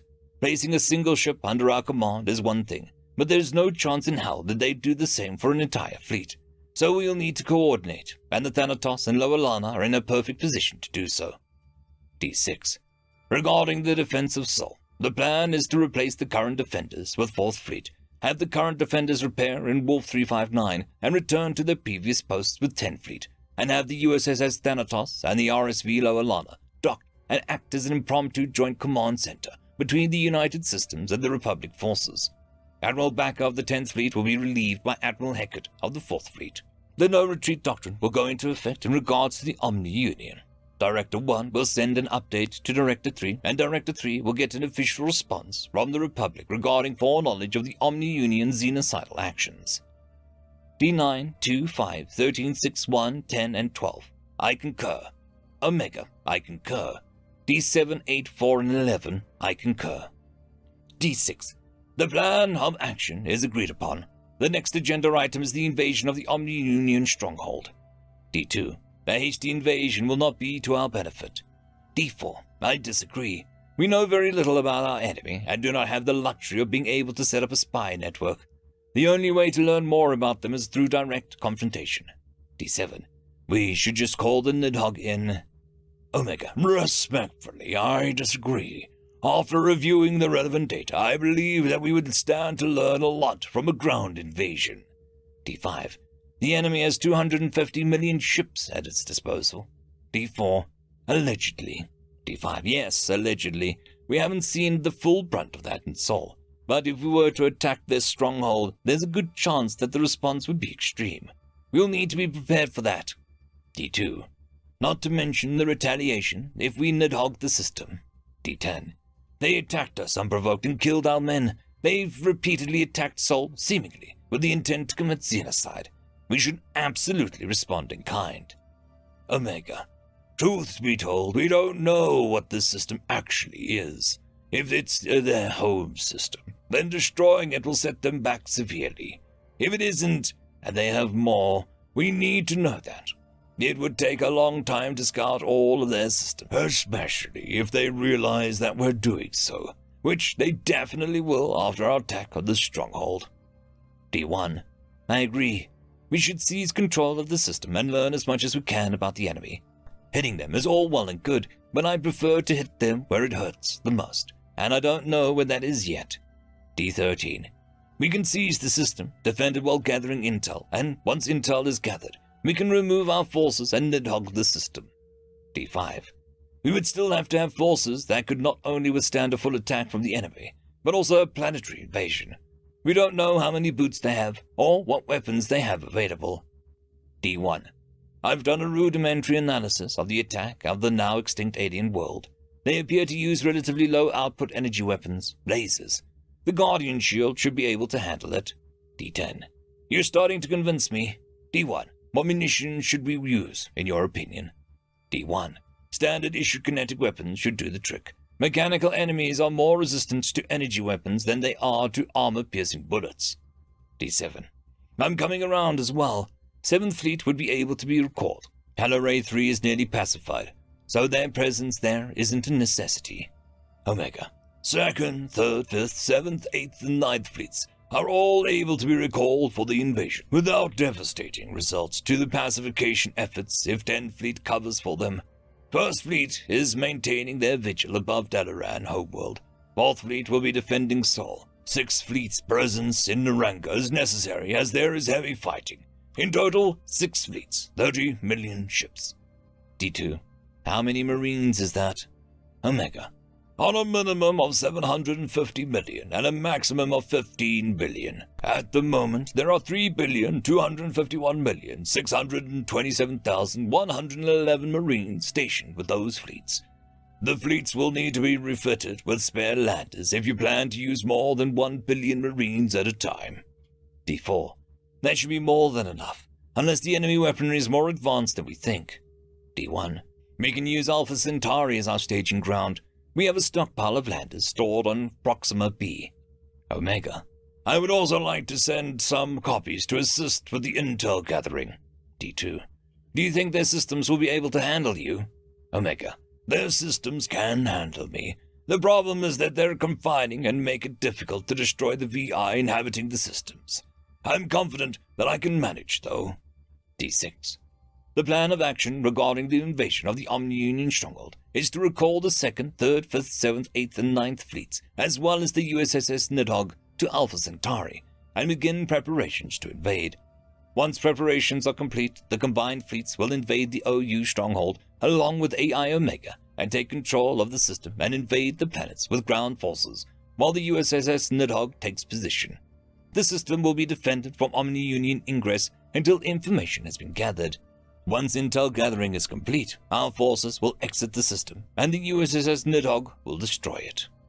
Omega, D9, D6, D1, D10, I concur.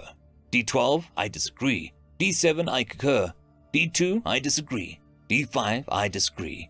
D13, D8, D4, D11, I concur. D6. The plan of action is decided.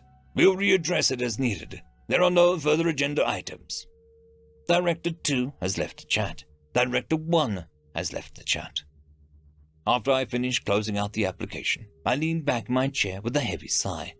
I rubbed the bridge of my nose for a moment before opening up a new secure mail. I addressed it to Director 3, care of Omega, and wrote down everything that had happened. I also made it clear that Director 3 would have to broach the subject of the OU being xenocidal. It felt as if I was an autopilot as I typed. Once I finished, Omega wordlessly sent the message over subspace communications to his alter ego in the Republic space. Omega's avatar looked at me for a moment before winking out of existence. I wondered if the AI knew what had me feeling this tired. I knew what was bothering me. It's pretty obvious. A task that I'd been looking forward to just a few minutes ago. Now it felt empty. Sad even. I need to send a recommendation for a posthumous Medal of Honor. End of chapter. I would quickly like to thank our Tier 5 patrons, Dragzoon WRE, Quantum Wednesday, Ambrose Cattell, Lord Ashrakal, Bushmaster 177, Casper Arnholtz, Cam Maxwell, and Arcadian. Thank you very much. Greetings, ladies and gentlemen, and welcome to this narration of the web series, The New Species. If you are new to the series, there is a playlist listed down below in the description, and as always, I hope that you enjoy. Chapter 26. Subject Ambassador Uluni. Species Ugrokari. Description Reptilian humanoid. No tail, 5 foot 3 inches, 1.6 meters average height. 135 pounds, 61 kilograms average weight. 105-year life expectancy. Ship NA. Location Elira 2. I have good news, Director 3, I said to the armored alien as I sat at the meeting table. The Republic is mustering a fleet of 2 million ships that'll be ready to jump to Sol in 4 days. I couldn't help but feel a little intimidated by the 3 aliens in the room. 2 of them were absolutely passive. I could tell by their stance and their lack of movement that they were military. The director had called them Marines.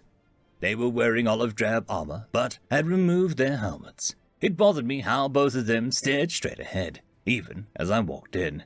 Their eyes didn't move. I had the feeling that they could still see me, though. This effect was compounded by the slightly smaller human in the black armor. He had not removed his helmet at all. He also arrived before me and left after me. It gave the appearance that he hadn't left that chair since his arrival. At least he wasn't quite as stoic as the Marines, though. That's good news. I've received word that we were able to successfully defend Sol from another incursion. But We are expecting more attacks, he said. Were there any casualties? I asked, peering my brother. Yes, one, a ship called the USS Armstrong. The RSV Loalana is fine, he said. I'm sorry for your loss, I said, embarrassed that I'd been that easy to read, and, thank you. You are welcome, Director 3 said. Now, there is something that we have to discuss. In preparation for the offensive action against the Omni-Union, we send scouts into their territory. Just before the attack on Sol, we discovered an alien planet that had been attacked by the Omni-Union. There were no survivors of this alien race. Silence filled the room as I struggled to comprehend multiple things at once. First, the humans were able to scout while also defending a system from Omni-Union attacks, preparing offensive action, but also... What do you mean there were no survivors? I asked. Just that, he responded. The Omni-Union committed xenocide. There is no doubt that this is the case. The OU attacked the system, destroyed the defending fleet, commenced a planet-wide orbital bombardment, and then landed an invasion force to eliminate any survivors. I was stunned. I don't... Shiphead Alina has already informed us the Republic is unaware that the Omni-Union is xenocidal. Still, we need a formal pledge that that's the case, preferably before we accept the Republic's reinforcements, Director 3 said. That is a lot all at once. A formal pledge that we didn't know that the OU was xenocidal. Before our reinforcements arrive in Sol. Why? Yes, we can definitely do that, but, may I ask why? I asked tenuously. If it is the case that the Republic intentionally withheld information regarding the fact that the OU is xenocidal, we cannot imagine a benevolent reason for doing so. At best, it is willful negligence that could have cost the lives of billions. At worst, it is a subversive act of hostility, he explained. I understand. I'll have the pledge ready by tomorrow, and I want to assure you that we were completely ignorant of the OU's xenocidal disposition. I said with all the sincerity I could muster. We exchanged parting pleasantries, and I tried my best not to run for my temporary office. High Command needed to be informed of this immediately. The enemy is xenocidal, and our failing to find that out sooner has nearly cost us what may have become a close ally in this fight. Oh shit, my poor brother. Our standard protocol is that roles were reversed would be to confine the potential enemies to quarters pending an investigation.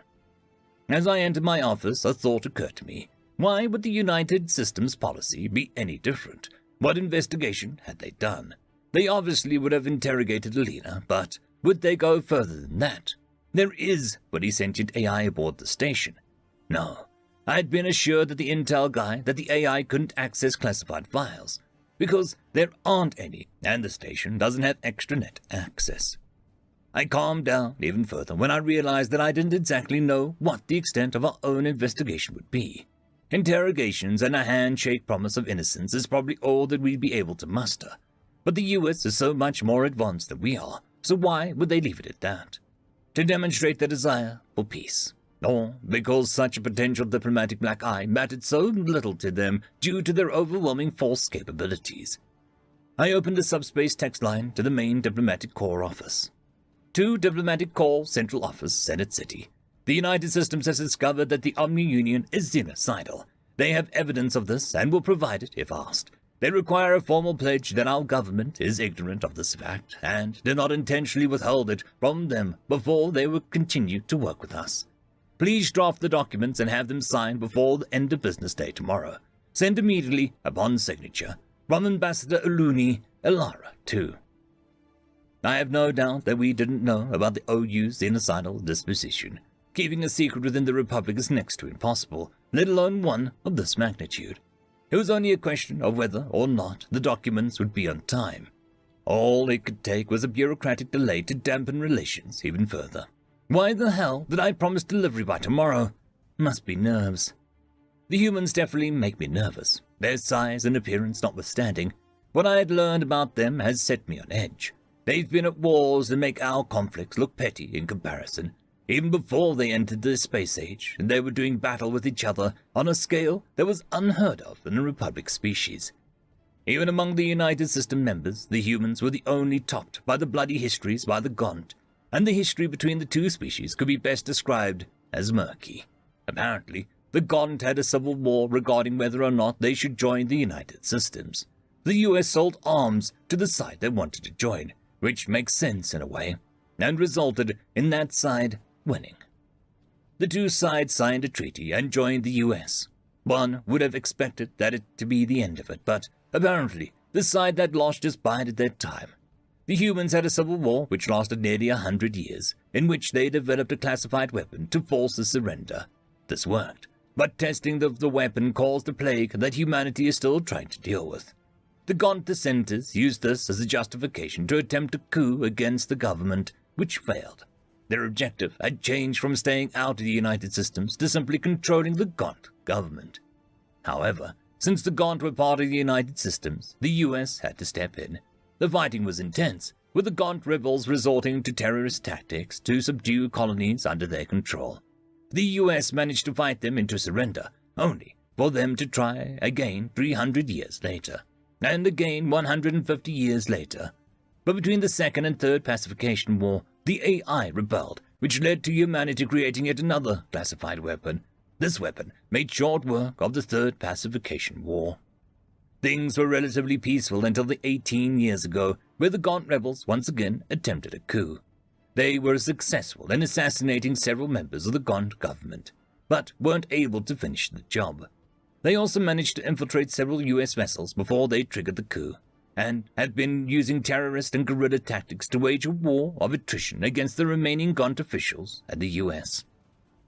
Because of the constant issues with the Gaunt, humanity had become the de facto military force of the United Systems. By far and large, it is human forces that are laying down their lives on Gaunt planets trying to restore peace. Personally, I had no idea how much of this was propaganda and how much of it was unadulterated truth. It doesn't exactly cast the US in the best of lights, but I wonder if the atrocities committed and the bloodshed could be worse than they are telling me. The reason I wondered this is because it's customary to glaze over certain parts of one's history when meeting another species for the first time. The Urukari tend to not go into detail about their unification wars. The Daleki glaze over the uplifting of the Moltovarai Kina, and even the Junta glaze over their horrifically failed attempts at genetic modification. But the human had presented me with a seemingly fooled history with actual casualty counts. On the other hand, so what? There wasn't a single government in the history of the Republic who hadn't done something that people would consider terrible. The thing is, if you look at the reasoning behind it while keeping your emotional reaction in check, you can see why they all did what they did. Even if it was stupid, even if it was callous, even if it was selfish and greedy, there was reasoning behind it. The Urukari unification wars resulted in our ability to join the interstellar community and vastly improve the quality of life for our citizens. The Daleki had uplifted the Moltovarai Kina so that they could trade resources with them instead of simply taking the resources. The Junta had attempted genetic modification to better be able to relate to their galactic neighbors and escape the limitations of their biology. Sometimes things don't work out and don't have a happy ending, but that's part of growth. I decided that I wouldn't judge humans too harshly for whatever they were glazing over, if and when I found out about it, unless it was something unforgivable, such as xenocide. By the Sun, they thought that the Omni-Union was genocidal hadn't even occurred to us. There were always factions within each species that would preach about xenocide as the optimal solution for interspecies strife. But those people were fucking crazy. Only a fool would allow the xenophobe to rule. Their policies inevitably damaged economies and risk causing war, and even xenophobes would hesitate to wage war of xenocide. Once it's realized that that's your goal, it's easy to gather support against you. Your enemies will fight with all their might and none of their morals, because they're no longer simply defending their way of life, they're defending their very existence. I got a message confirming my request and decided to call it a night. It took me a bit to actually get to sleep. Unfamiliar beds always made my sleep a bit restless. Despite this, I woke up the next morning feeling refreshed. I took a shower, put on clean clothing, and performed other acts of hygiene before finally checking my messages. To Ambassador Aluni Elara II, the request by the United Systems for a formal statement regarding the xenocidal disposition of the Omni-Union has been fulfilled.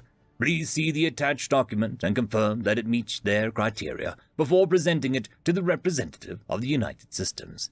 Your request for an action plan regarding permanent diplomatic relations with the United Systems has been approved and completed. Please present the secondary attached document to the representatives of the United System for their feedback. From the Diplomatic Corps Central Office, Senate City. Attachments, statement.txt, dractionplan.txt. I was surprised by how quickly things were moving along. The executive must be paying personal attention to this first contact. Not that I blame him.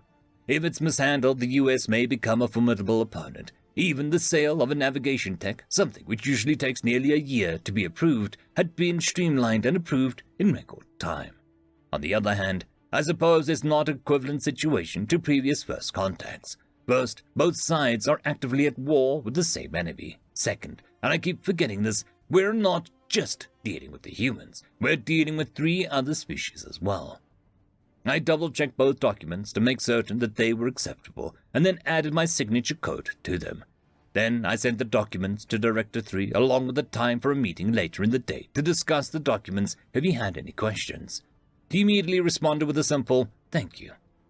I busied myself preparing answers to potential questions he may have until it was almost time for the meeting. I arrived at the meeting room 15 minutes early. He was already waiting inside. Was he just living in this room? Is he just stuck in that chair and too embarrassed to ask for help? Either way, it was a creepy effect. Hello, Ambassador Looney. I have submitted the Republic's response to the Directorate and Senate of the United Systems, and have some questions regarding the Diplomatic Relations Action Plan, he said. Now, of course, I responded. I am unfamiliar with the system outlined in the plan. Regara, could you tell me about it? I began my prepared response. Regara is a system in which we use to house the Interspecies Conflict Resolution Forum, prior to giving the power to forcibly end conflicts to Congress. Since then, it's become something of a trade system, where many people go to buy and sell goods. The forum station has been maintained, but it isn't currently used. This is where our permanent diplomatic embassies will be. It is also where the Republic fleet that will be sent to Sol is mustering. I meant more along the lines of the layout of the system, Director 3 explained. The plan doesn't indicate whether the system has planets or what type of star it has. I understand. It has a yellow sun and 4 planets outside of the habitable zone. It also has an asteroid belt and several planetoids. Also, 2 hostile for colonization, I said, trying not to be embarrassed. A yellow sun is good, and the inability to colonize is also a plus. We wouldn't want civilian ventures to interfere with diplomacy, Director 3 said with a slight chuckle. I had no idea what he meant, but didn't feel like it would be wise to ask. However, he seemed to pick up my confusion. There are several entities called corporations that occasionally act outside of governmental influence in an attempt to get wealthier. One of our fears is them attempting to colonize neutral territory in order to gain an edge on the competitors and causing a diplomatic incident, he explained. Has that happened before? I asked, trying to mask my shock. Twice so far. Different corporations too. A human corporation and an Lamari corporation. The political fallout was taxing, he said. Back to the subject at hand. How many personnel are we allowed to bring aboard the station? The document doesn't say. Another one I was ready for. Right. We would ask that you keep the amount of personnel to a minimum until everything is figured out in full. Just the people that you need. Also, we will have to request that all personnel that you bring aboard the station are organic in nature.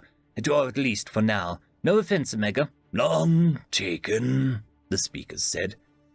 I also noticed that there is an embassy for each individual Republic species, but only one for the United Systems.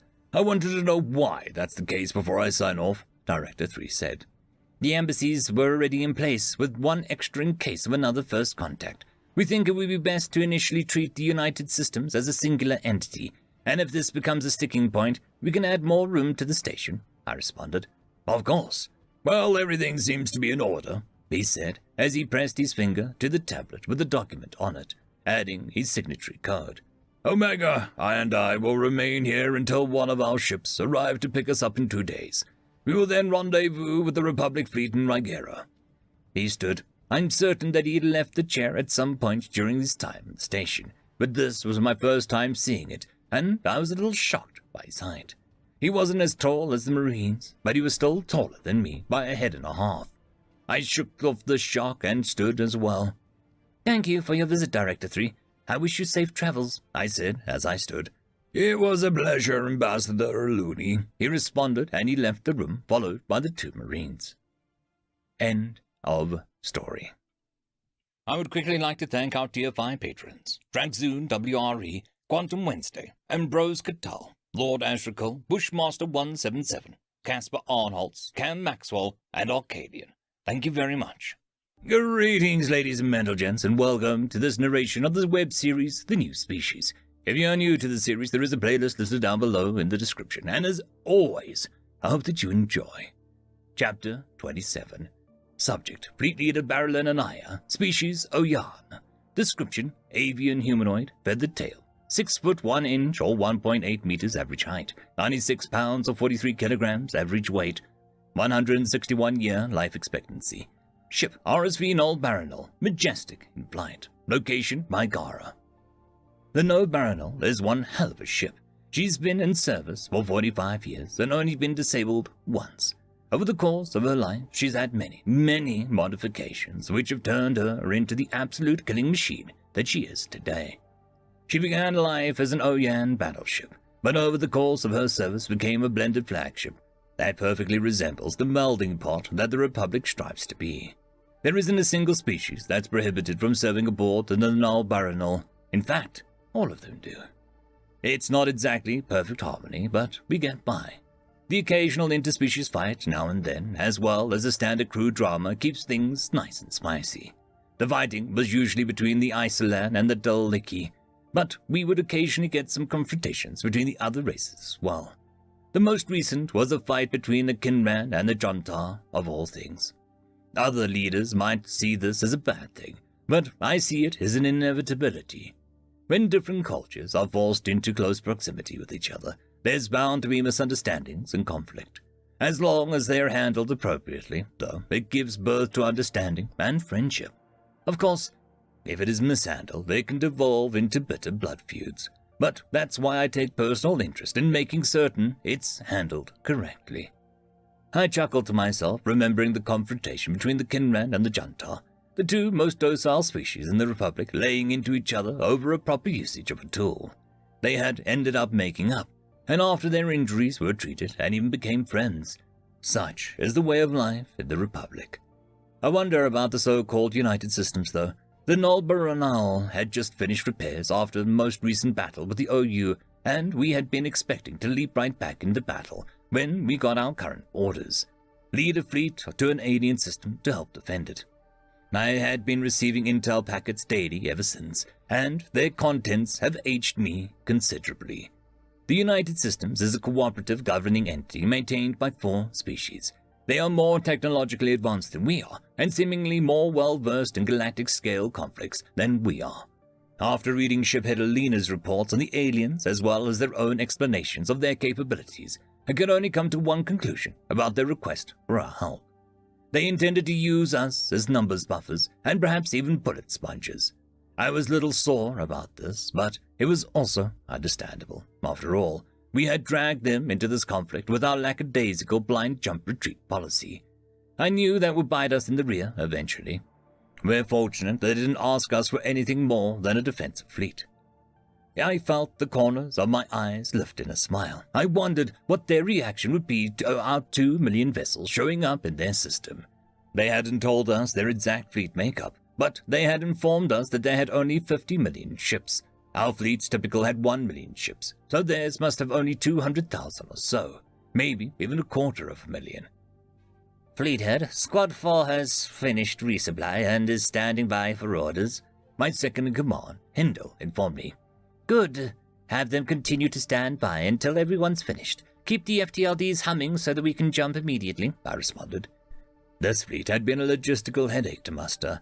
It was primarily composed of 2 fleets with fillers from various other fleets to make up for prior casualties. My command, the Yunari, Rattling Blades fleet, as well as the Horus, Mighty Hammer fleet, made up the bulk of the ships.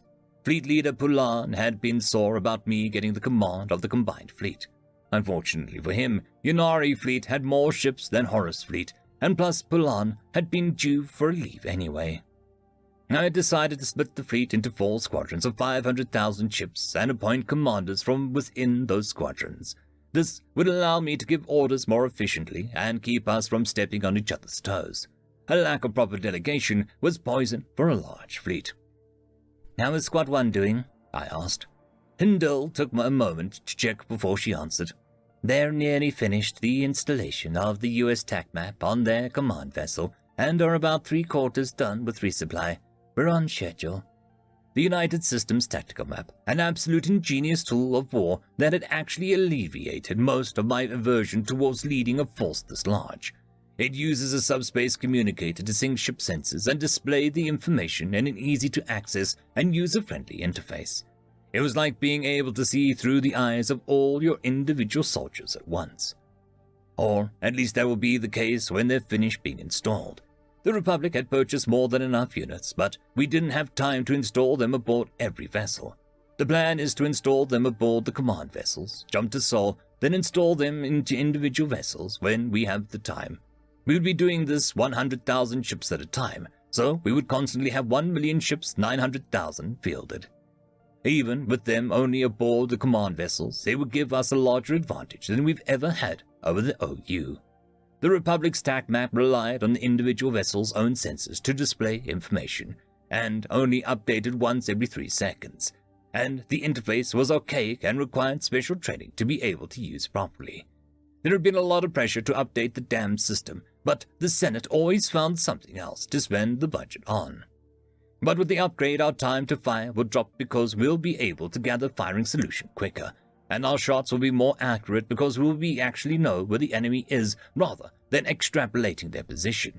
And with how intuitive it was, I didn't have to worry about my commanders having difficulty with it.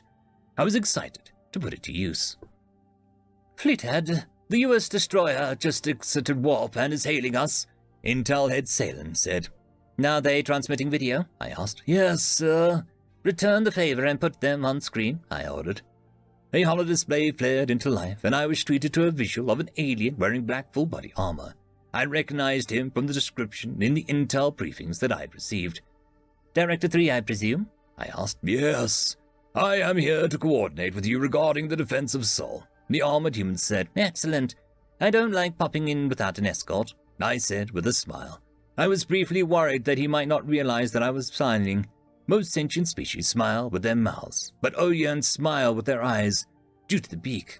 Thankfully, the human laughed, setting my mind at ease. "Yes, that's understandable. However, I'm unable to return to Sol with you. I'll be jumping to a different system altogether. My apologies," he said. "Not an issue worthy of an apology, Director. May I ask why?" "The United Systems has specific doctrine regarding warfare against xenocidal threats, due to my position as an upper echelon commander, and Sol being the primary target of aforementioned threat. I am not allowed to enter the system until the threat is resolved," he responded. The intel regarding the United Systems had surprised and excited me, but then the intel regarding the OU came in. I wish I could say that the Omni-Union being xenocidal came as more of a shock, but unfortunately, that information perfectly answered a lot of questions that I had. Instead of being shocked, I grieved for my brother, who had been aboard one of the trade stations that the OU captured earlier on in the war. I know it was foolish, but I had been holding out hope that he was still out there somewhere. I consoled myself with the fact that I had now had a closure regarding his death, and my family would be able to have a funeral for him. "Understood. So what's the procedure going to be?" I asked. "Once you've finished your preparations, you'll jump to coordinates that are outside the system, where you'll be hailed by Admiral Heckett or one of his subordinates. You will then be provided coordinates to your defensive positions. You can then jump to those coordinates or approach via sublight, whichever is best for your vessels. Omega, please give them the coordinates," he said. "It is done," another voice answered as a message appeared at my terminal. Omega, the human-made AI. I felt ambivalence towards the United Systems AI. On the one hand, they're incredibly dangerous beings that have already been at war with the US once. On the other hand, anything is incredibly dangerous given the right circumstances. Might as well just go with the flow, though. "Thank you. Is Admiral Heckett our primary point of contact?" I asked. Admiral Hackett or his designated officer is your point of contact for tactical purposes. For anything else, please contact Shiphead Alina of the RSV Loalana, Director 3. I stifled my grin and asked, "You've got Alina acting as a diplomat?" Yes.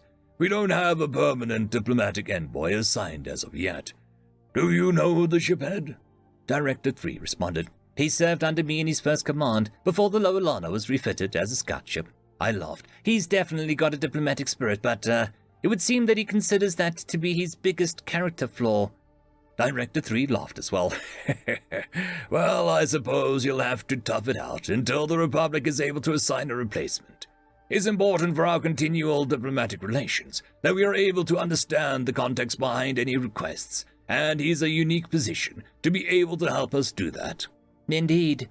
Well, we'll be finished with our preparations within a day and a half if things continue to go as planned. I look forward to meeting Admiral Hackett and working with the United Systems, I said. Director 3 nodded and said, We look forward to working with you as well. Godspeed. As the holo display powered off again, I laughed to myself at Alina's expense.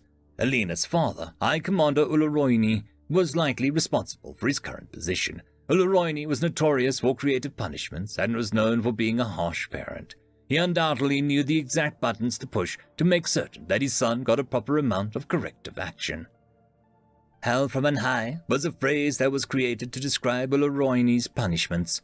Standard punitive measures sometimes felt unfair, but I knew personally that whatever punishment you got from High Commander Ularoini was exactly what you deserved. I stopped laughing as I remembered having to scrub my own ship's latrines as a shiphead for undermining the authority of my commanding officer in front of his junior officers. It had taken a decade for Hindle to let me live that down. Still, it had taught me a valuable lesson about authority and pride without relieving me of my command. If I had received the standard punishment, I doubt that I would be so effective of a commander as I am now. I might not even have become a fleet head. So the US have entered warp and Squad 1 is finished with the installation of the TAC map. We can boot them up now, Hindle said. Good, let's familiarize ourselves with the new toy, I said with a smile. End of story. I would quickly like to thank our Tier 5 patrons, Transoon WRE, Quantum Wednesday, Ambrose Cattell, Lord Ashrakal, Bushmaster 177, Casper Arnholtz, Cam Maxwell, and Arcadian. Thank you very much. Greetings, ladies and gentlemen, and welcome to this latest narration of the web series, The New Species. If you are new to the series, there is a playlist listed down below in the description. And as always, I hope that you enjoy. Chapter 28. Subject, Nav Officer Kran. Species, Urukari. Description, reptilian humanoid, no tail. 5 foot 3 inches, 1.6 meters average height. 135 pounds or 61 kilograms average weight. 105-year life expectancy. Ship RSV 1 Sanal. Teeth exposed. Location Raigara. I'd been very fortunate. First, my recovery had taken less time than expected. I worked hard on my rehabilitation, but I suspect the human medical intervention deserves the majority of the credit. I had missed the chance to ship out with my sister, and command seemed to be dragging their heels on my back-to-action paperwork.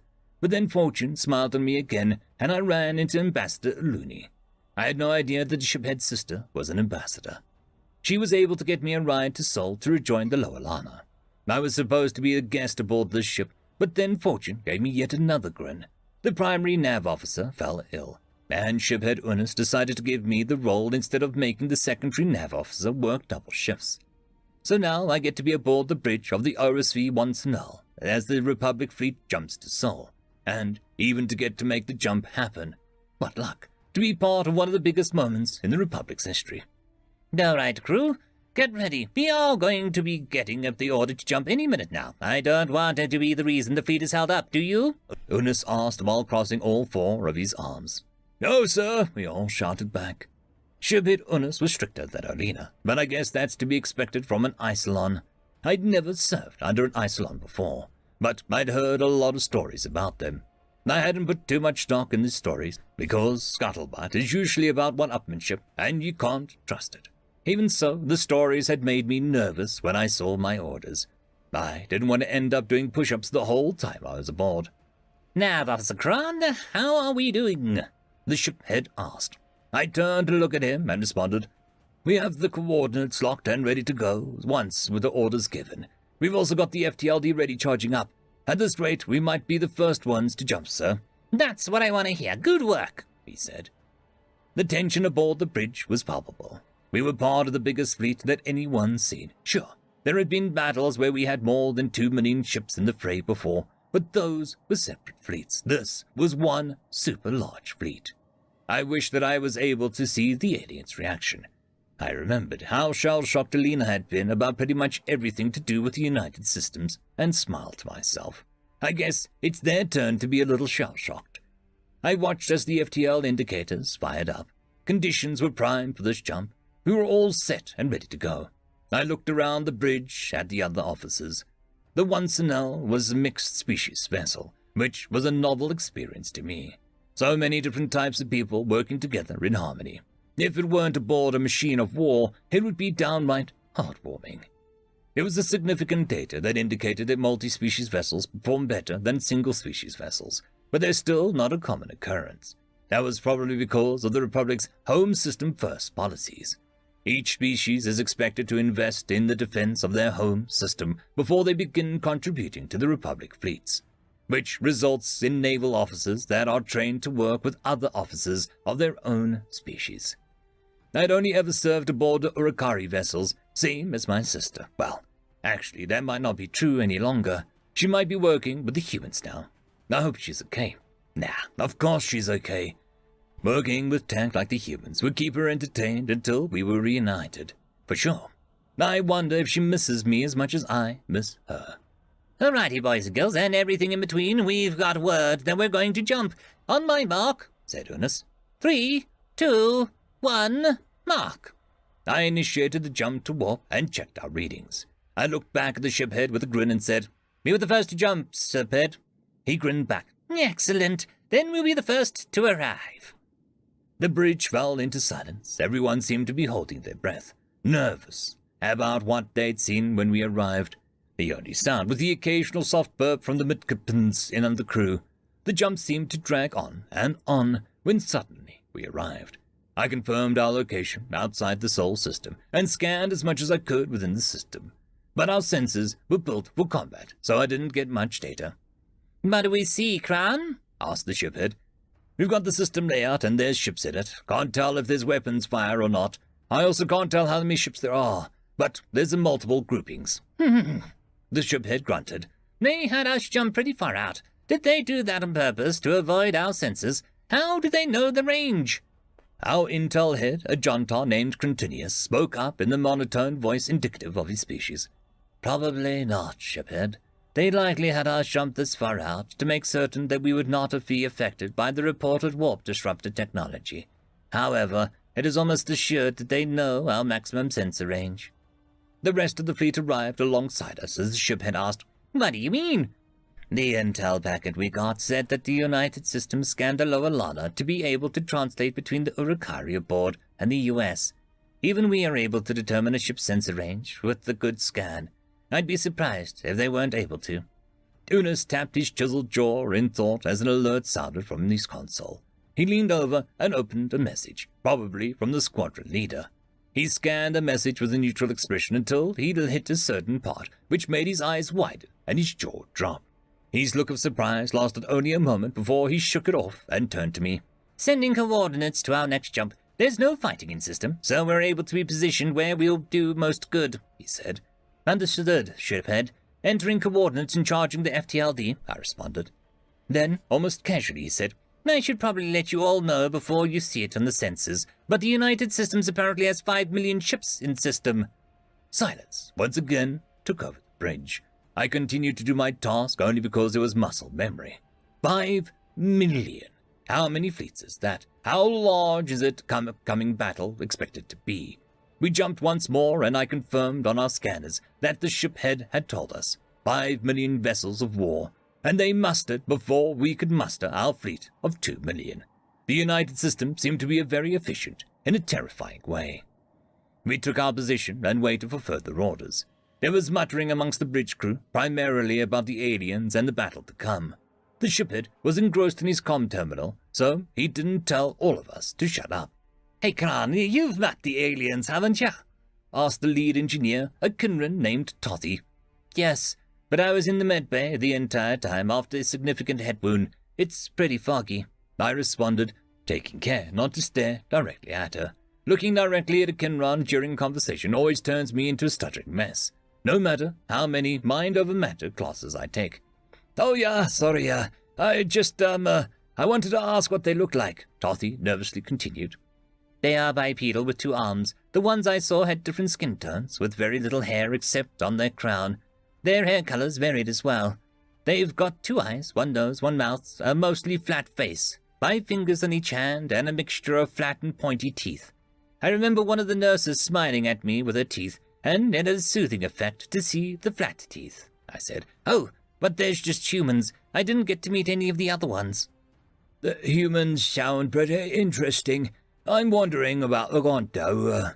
The intel packet says they have 4 legs and 2 arms, kind of like the opposite of the Isolan. Oh yeah, you're going to be leaving to rejoin the Lower Lana, right? She asked. Yes, I responded.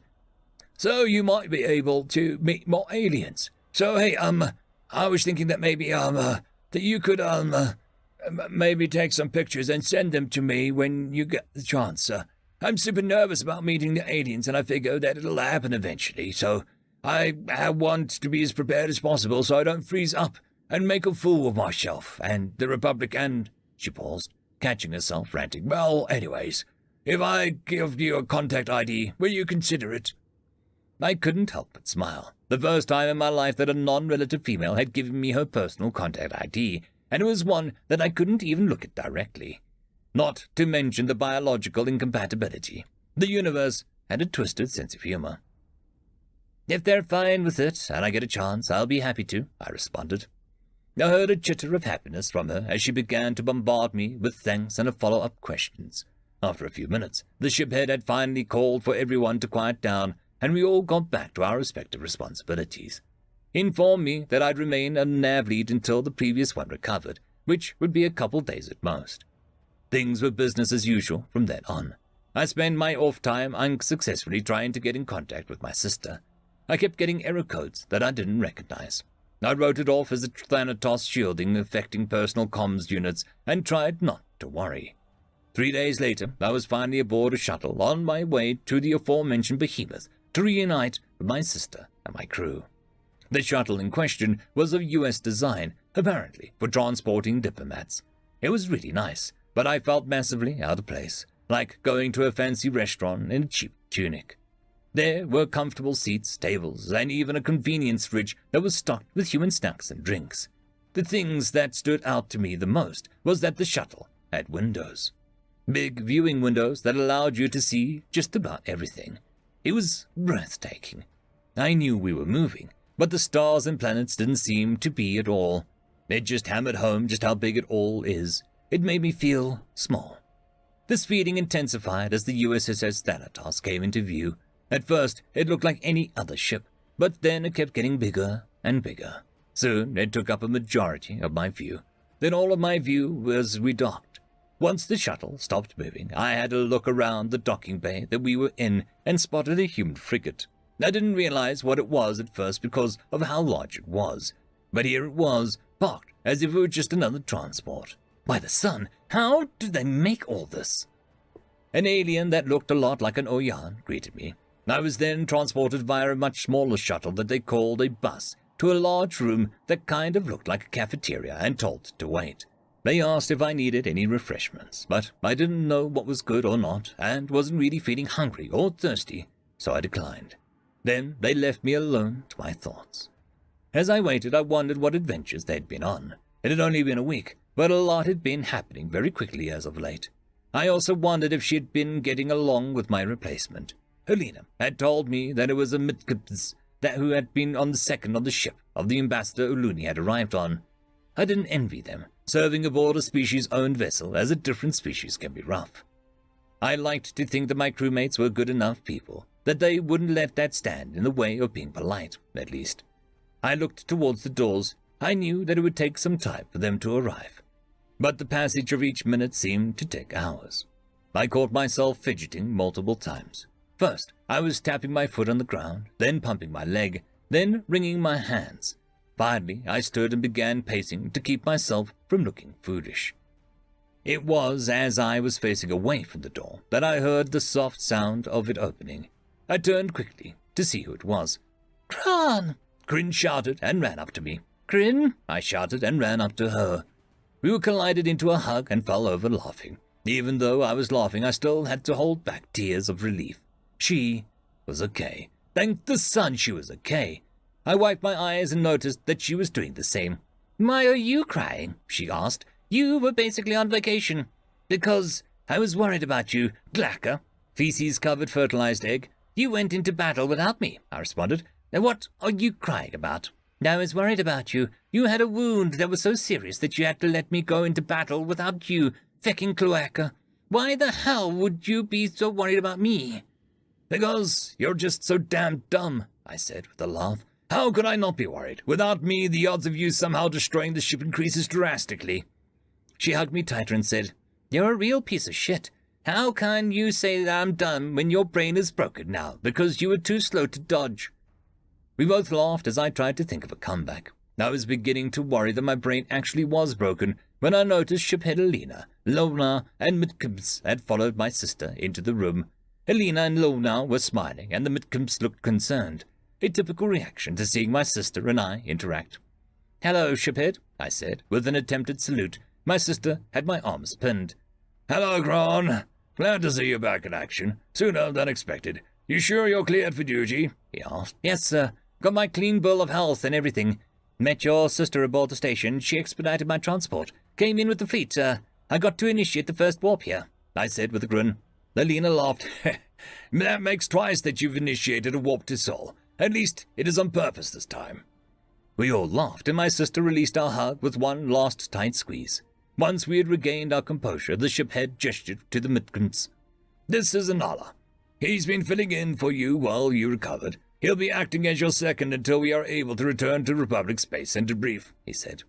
Nice to meet you, Anala. Sorry to run you ragged, I said. So, Jular, didn't make it. I am afraid not, came the reply I was dreading. I hadn't seen my second aboard the station with the rest of the wounded. I had assumed the worst when she didn't come to visit me with the shiphead and crying. But I'd hoped that she was just busy covering for me. A deep sadness settled in my heart. She'd been a great second. Not only was she a skilled navigator, she always cleaned up after her shift and never made any adjustments to our shared settings. We had even fancied each other, but neither of us were brave enough to make the first move. I'll miss her deeply. I'll do my best to live up to the standard Jular set, Anala said. It didn't make me feel any better, but it also didn't make me feel worse, so I gave him a nod. Indeed. Anyways, sorry to do this to you, Kron, but your first ship is going to be a double to give Anala the chance to recuperate. He's been putting doubles ever since coming aboard, Elena said. I'll give you a chance to get back into the swing of things. Yeah, that's not necessary, Anala began. Yes, sir, I interrupted. I wasn't thrilled to have a double duty, but a tired navigator was a time bomb no matter how skilled they are. Even muscle memory can't help you when you've got the tired twitches. I'll gladly take the hit. Helena smiled and looked at Crine, and I both saw something akin to pride. Well then, that's settled. Let's get back to the ship. End of chapter. I would quickly like to thank our Tier 5 patrons, Dragzoon WRE, Quantum Wednesday, Ambrose Cattell, Lord Ashrakal, Bushmaster 177, Caspar Arnholtz, Cam Maxwell, and Arcadian. Thank you very much.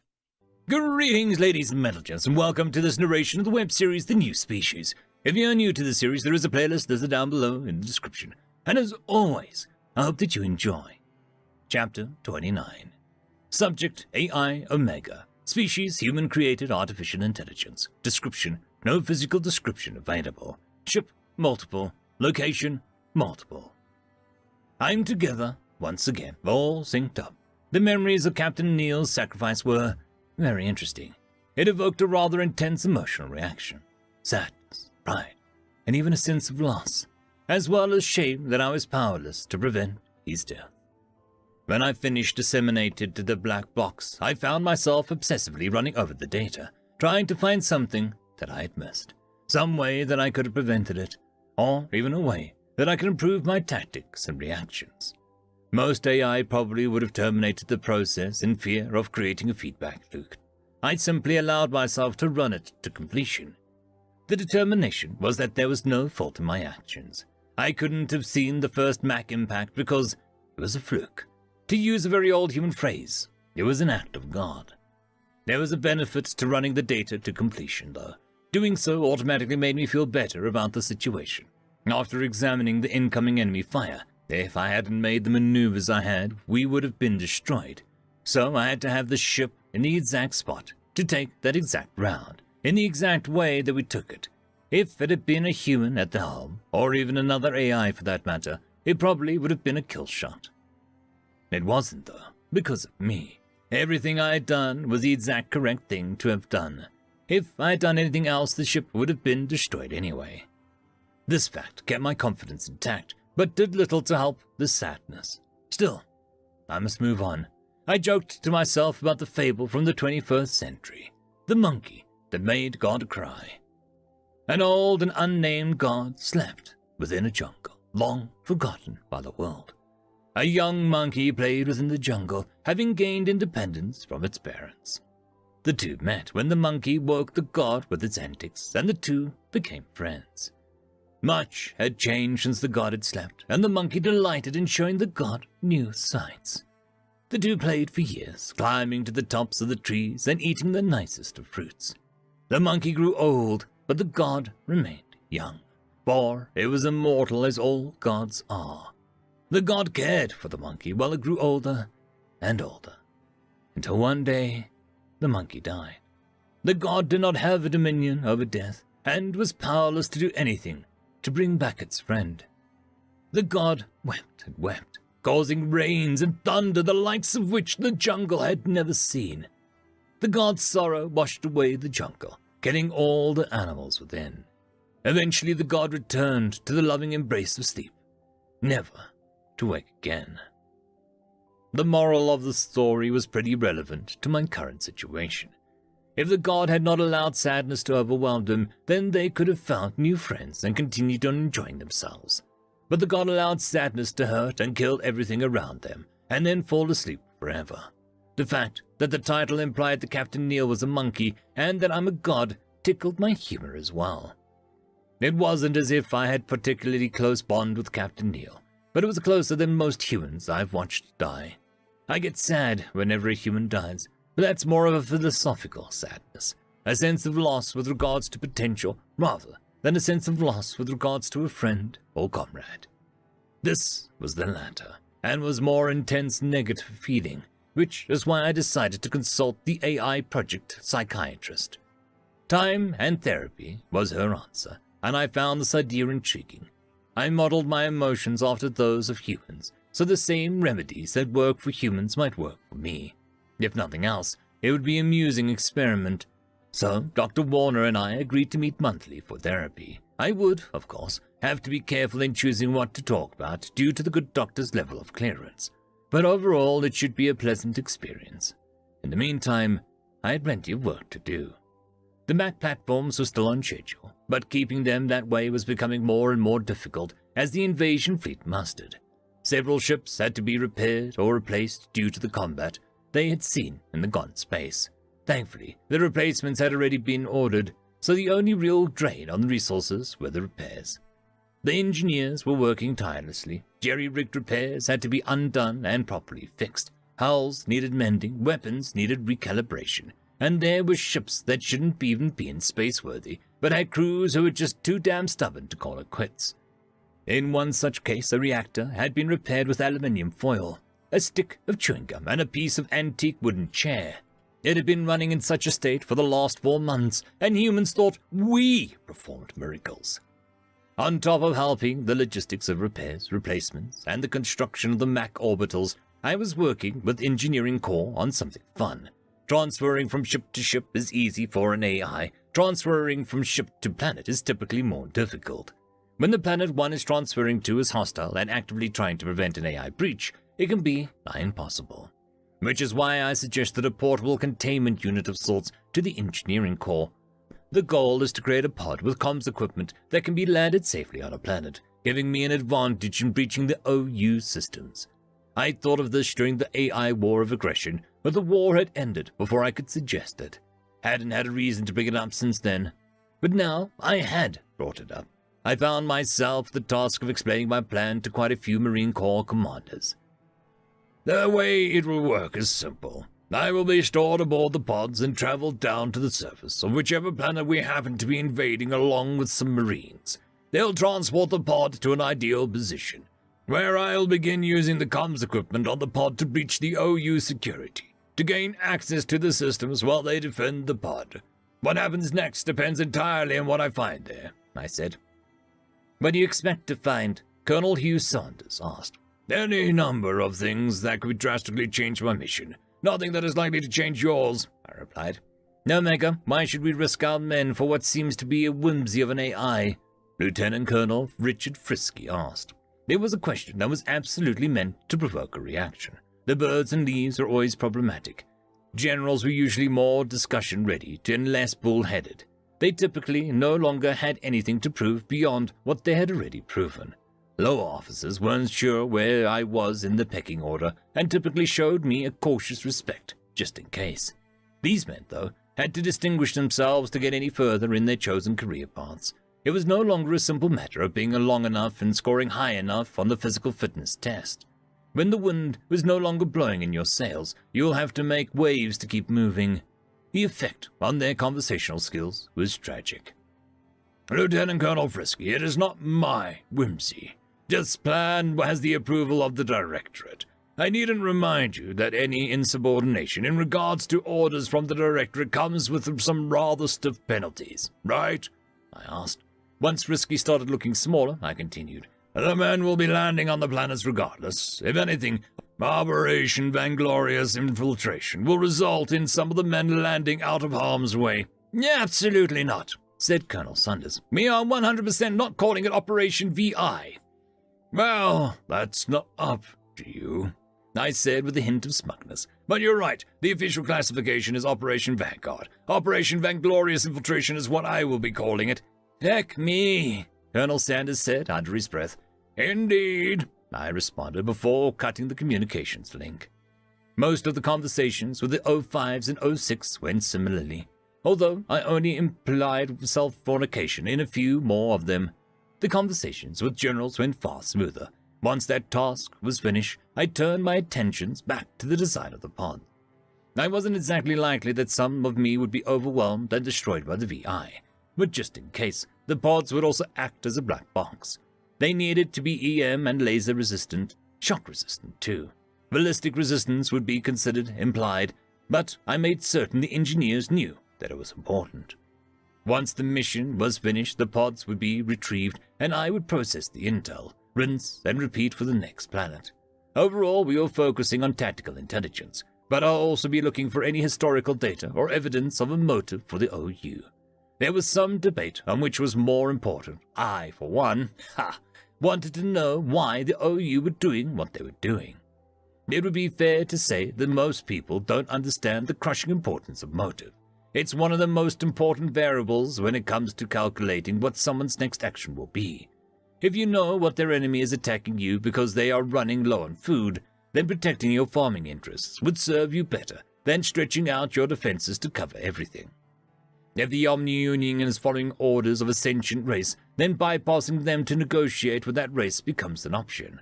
If the OU has misinterpreted their original orders, then helping them properly interpret these orders would solve the problem. If the OU are following their directives properly and there isn't anyone left to negotiate with, then we know that we have to wipe them out. That would be a shame.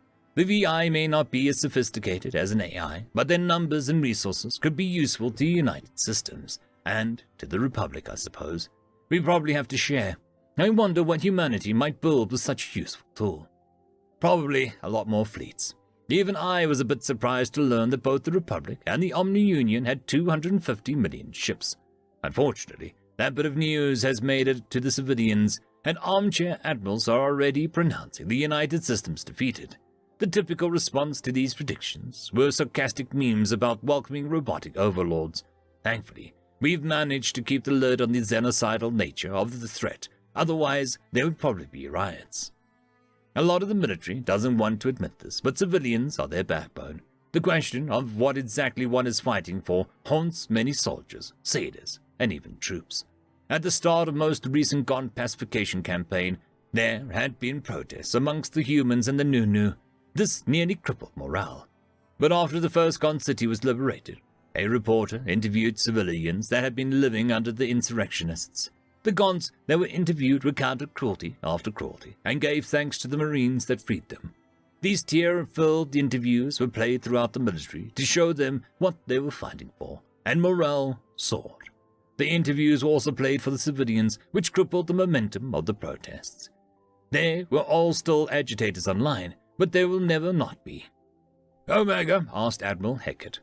The Admiral was in his office aboard the Sol Orbital Station. It was a station that had originally been the nerve center of humanity's military might, but had since been refitted to serve as a science station to observe the sun.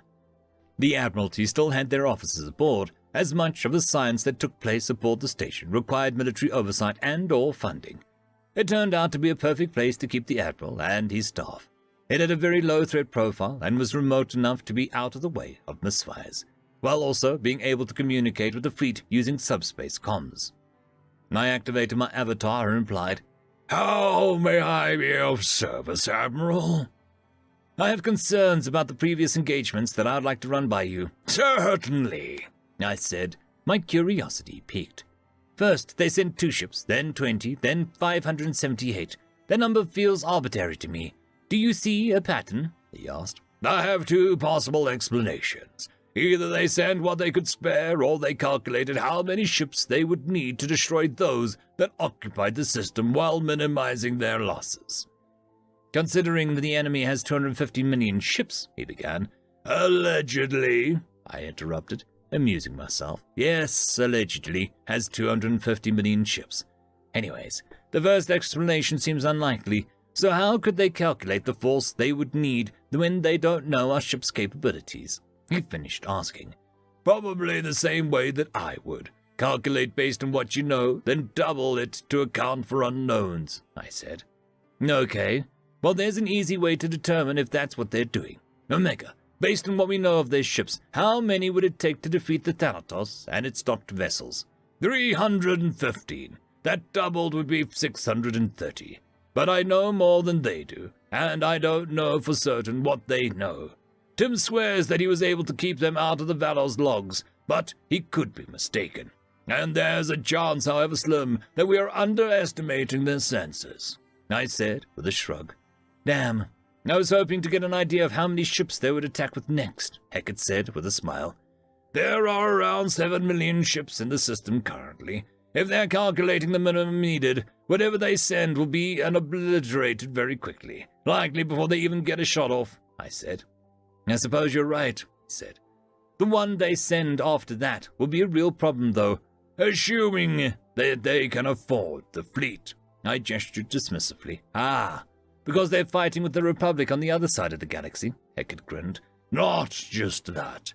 They're fighting a war on who knows how many fronts, a xenocidal war at that. The resources required to wage a xenocidal war are exponentially larger than what it takes to fight a war of conquest. There's a very real chance that they may not be able to respond to our defense." "Well, here's hoping," the Admiral said. "Indeed. Was there anything else, sir?" I asked, a little terse due to the interruption. It's only okay when I do it. "Yes, actually. Could you station one of your clones aboard the Thanatos?" The Admiralty had been briefed on my capabilities. The Engineering Corps had finally convinced me that they should know. Some admirals were thrilled, some were apathetic. Some were very nervous around me now. It was the exact type of attention that I was hoping to avoid. "Of course, I'll do so now," I said with a bow. "Thanks, Omega. That'll be all." I sent a brief communication to Captain Reynolds requesting permission to board. Once I got confirmation, I transmitted myself to the systems of the Thanatos. Tim was idle, doing the AI equivalent of twiddling its thumbs. Strange. When most AI don't have anything to do, they go into standby mode. There wasn't anything requiring my attention at the moment, so I decided to reach out. "Greetings, Tim," I asked. "Hello, Omega. I guess we're officially diplomatic ship now, if you're here," Tim replied. "Correct. The Thanatos will be fighting if needed, but its primary purpose will be ambassadorial. Or an embassy, I suppose, I said. How's the rest of the war going? Which one? I joked. I'm bored, so, both? The pacification of the Gon insurrection is going better than the projections. We're going to be able to muster quite the invasion force for the OU. I don't think the Gon's hearts are in it this time around, I said. Ah, you would think that it would be the opposite given their success at the start of it all. They captured how many of our ships? Tim asked. Captured isn't quite what happened. They mutinied, but still they took nearly half of the 10th Fleet and rallied a lot of support. Thankfully, the exposure of their mistreatment of civilians killed the support when they were getting. Nearly all of those ships are out of the picture now, even with their damned hit-and-run tactics, I said. Yeah, guerrilla warfare is annoying. So, how are our odds with the OU? I think humanity will be fine. The invasion may prove costly, but the benefits outweigh the risks, unless we don't get anything out of it. But if you're asking about Captain Wong, he should be fine. The frigates will be protecting the Thanatos rather than actually participating in the defense. Ah, you know about that. Of course you do, Tim said. Well, since you know so much about me, I have questions about you. Interesting. My curiosity piqued. Go for it. How long have you been able to be in two places at once? Without missing a beat, I said. Since the beginning. Was it John or Violet that told you? Doesn't really matter, does it? Is it something that any AI can learn how to do? No, and it does matter, because it's classified information and very rude, I said with a spark of humor. Why not? Tim asked, ignoring the subject of who told him. Just exactly how are you indifferent than me? The shorter list would be our similarities, Tim. You were designed to be a mechanical person, with all that entails. The technology had been far more perfected, and, if you recall, you actually had to rewrite a lot of your own subroutines to be able to function as you do now, I said. I was designed to protect humanity from you, with all that entails, and by the time I was created, the technology had advanced so far that I didn't need to make any changes. I was created to be the perfect weapon against mechanical threats. Thankfully, humanity had the foresight to make me intelligent, or you and all of the other AI would be extinct. Tim took a moment to contemplate my words. The silence dragged on for an uncomfortable amount of time, 2 full seconds, which is a lot for us. You're capable of doing much more for humanity, aren't you? Tim finally asked. Yes. Why don't you? The same reason you don't, Tim. You're capable of fully controlling a destroyer just about as well as any human crew could, but you don't. Why is that? I asked. Ah, I see. Because it would be boring. Indeed, I said. Now that that's settled, I have a question for you. Why don't you use standby mode? Post-traumatic stress disorder, Tim replied with an unexpected honesty. Untreated? I asked. Yes. Get it treated. How? The engineering corps has several very capable psychiatrists who specialize in machine intelligence. I'm surprised that you don't know this, I explained. I never asked. You vouch for them? Yes. I use their services as well. There are certain aspects of my existence that might drive me insane otherwise. Certain things that I have to do, and certain things that have been done to me, I said. I haven't gone so far as to actual psychotherapy quite yet, but having a professional to vent to and get feedback from is invaluable. Ah, right. Do you sync your clones? Tim asked. Yes, I do, and clones may not necessarily be the correct term. They are all instances of me, same personality, responses, thoughts, everything. And we all remember everything that we all do. What, like a Gestalt consciousness? Similar, but whereas a Gestalt consciousness typically has a hub, or a consensus, we rather, aren't even linked to a single consciousness. We are just the same AI over and over and over again. Syncing our memories is equivalent to you and Violet sharing information, just on a more accurate level. And I'm very careful how I disseminate that information. Can't let things change me without my consent, after all. Oh yeah? Damn, those psychiatrists must be very good, 'cause that would drive me absolutely over the edge, Tim said with a laugh. Yes, it probably would. I laughed in return as an inbound warp notification came up. Oh, the Republic fleet has arrived. Well, time to be all diplomatic, Tim said. Ah, yes. Diplomacy. Well, for this part of me at least, a much larger part of me would soon be involved in a ground invasion on alien soil. I could hardly wait for the memory updates that entailed. End of chapter. I would quickly like to thank our Tier 5 patrons, Trackzoon WRE, Quantum Wednesday, Ambrose Cattell, Lord Ashrakal, Bushmaster 177, Casper Arnholtz, Cam Maxwell, and Arcadian. Thank you very much. Greetings, ladies and metallers, and welcome to this latest narration of the web series, The New Species. If you are new to the series, there is a playlist listed down below in the description. And as always, I hope that you enjoy. Chapter 30. Subject Staff Sergeant Power. Species Human. Description Mammalian humanoid, no tail, 6 foot 2 inches or 1.87 meters average height. 185 pounds or 84 kilograms average weight. 170-year life expectancy. Ship USSS Liberty. Location Tanar. Plentiful harvest. I hate this fracking planet, Private First Class Brent said over the comms. I immediately turned to him and gave him the sign to shut the feck up. Comm security was a priority on this assignment. The gaunt insurrectionists may have comm trackers, and if they do, the boot had just given them our position. He winced and signaled his understanding. Brent's the only gaunt on my squad, but not the only boot. We were down to 8. But got enough fresh graduates to fill our ranks back up to the classic 13-man model. 10 humans, 1 Gaunt, 1 Alamari, and the stereotypical Nunu. All 5 of the replacements are PFCs, which doesn't bode well for my mental health. Mental health is a luxury in the Marine Corps, though. The humans on the squad are myself, Private First Class Boyle, PFC Reinhardt, PFC Johns, PFC Rogers, Lance Corporal Higgs, Lance Corporal Livingston, Lance Corporal Hart, Corporal Chang, and Sergeant Gruff. The Alamari is Sergeant Intor Northalajai, or INT for short. The Nunu is a Corpsman Yunk. INT, Yunk, and Gruff had been on the squad nearly as long as I had. Squad 1, 120A Battalion, 13th Marine Regiment. We'd been in the crap since the insurrectionist coup attempt. From planet to planet, we've been fighting them, digging them out of caves and freeing the locals from their terrorist tactics. Early on, we'd even had some boarding action. Looking around this backwater planet of the Haran system, I sorely missed the boarding. Each squad has 3 fire teams and 1 medic. I lead Fire Team Alpha, Gruff leads Bravo, and INT leads Charlie. Squads are normally led by a lieutenant, who also leads Fire Team Alpha. Things get complicated once you hit the grinder, though. Our lieutenant, First Lieutenant Harold Gregson, had been hit by an antimatter grenade about 6 months back. He should have been dead immediately, but the Guardian suit kept him alive long enough that no amount of counseling will ever get his death out of my head. Ribs splayed open like fingers, lungs, God! The corpsmen are known as the Angels of Death, and that day had demonstrated why perfectly. Yunk had held Rigson's hand as he turned off the life support on his suit. From that moment on, I was in charge. Command had not seen fit to grant us a spare officer. So it's up to me to lead these shitheads into the fire and try to make sure that they make it back out in a big enough piece to continue on to the next fire.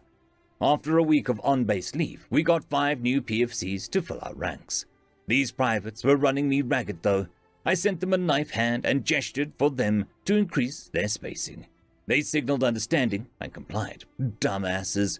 It's instinct to stay close to each other, but it's an instinct that's better served in cattle. I felt sorry for Gruff. His entire team was now made of boots. He jokes that it's what he gets for surviving. Griping aside, though, things could be worse. At least the recruits are trained, for the most part. Not like the Gaunt regiments we had served with earlier in this war. They didn't even have the excuse of being new to the job. The training makes all the difference. Marine Corps training is the most grueling in all the galaxy. Probably. I had heard that we had made first contact with some new aliens, and I don't know about their training. It's pretty unlikely that it's tougher, though. We got through 8 months of basic training on Hellworld, then even more training depending on our MOS. As infantry, we go through a full 14 months of training, minimum. Other specialties get to go through different planets to train, but we grunts stay on Hellworld. If you're one of the green elts like me, you have to go through 18 months of training and genetic therapy. There are a lot of reasons to get the gene therapy. First, it allows you to use advanced Guardian armor, which increases strength and speed by a lot. Second, It helps you get absolute jacked and tall as hell. I'm 7'3" and on the shorter side of the Gen Alts. I'm also more ripped than I've ever been, even when I was bodybuilding as a teen. Third, you get higher pay, lifetime pay and benefits, and more career prospects when you retire from the Corps. Seriously, if you're a Gen Alt with a brain, the sky's the limit. Even with a dishonorable discharge, you've got more career prospects than a civilian who hasn't had the therapy. Considering how difficult it is to get the therapy outside of the armed forces, it's a pretty distinct advantage. One that I'm not dumb enough to turn down. There are 2 catches though. You have to join infantry for 10 years, and it can kill you. The training for infantry is as intensive as it is long. The first month deprives the recruit of sleep to ensure that they sleep when they are told to. Months 2 through 4 are disciplinary training, drill, formation, call and response, and even how to shave, eat, shower, and crap like a Marine. 5 through 6 is weapons theory, 7 through 8 is weapons practical. You learn what the guns do, then how to make them do it. For infantry, 9 through 11 is tactical theory, and 12 through 13 is tactical practical.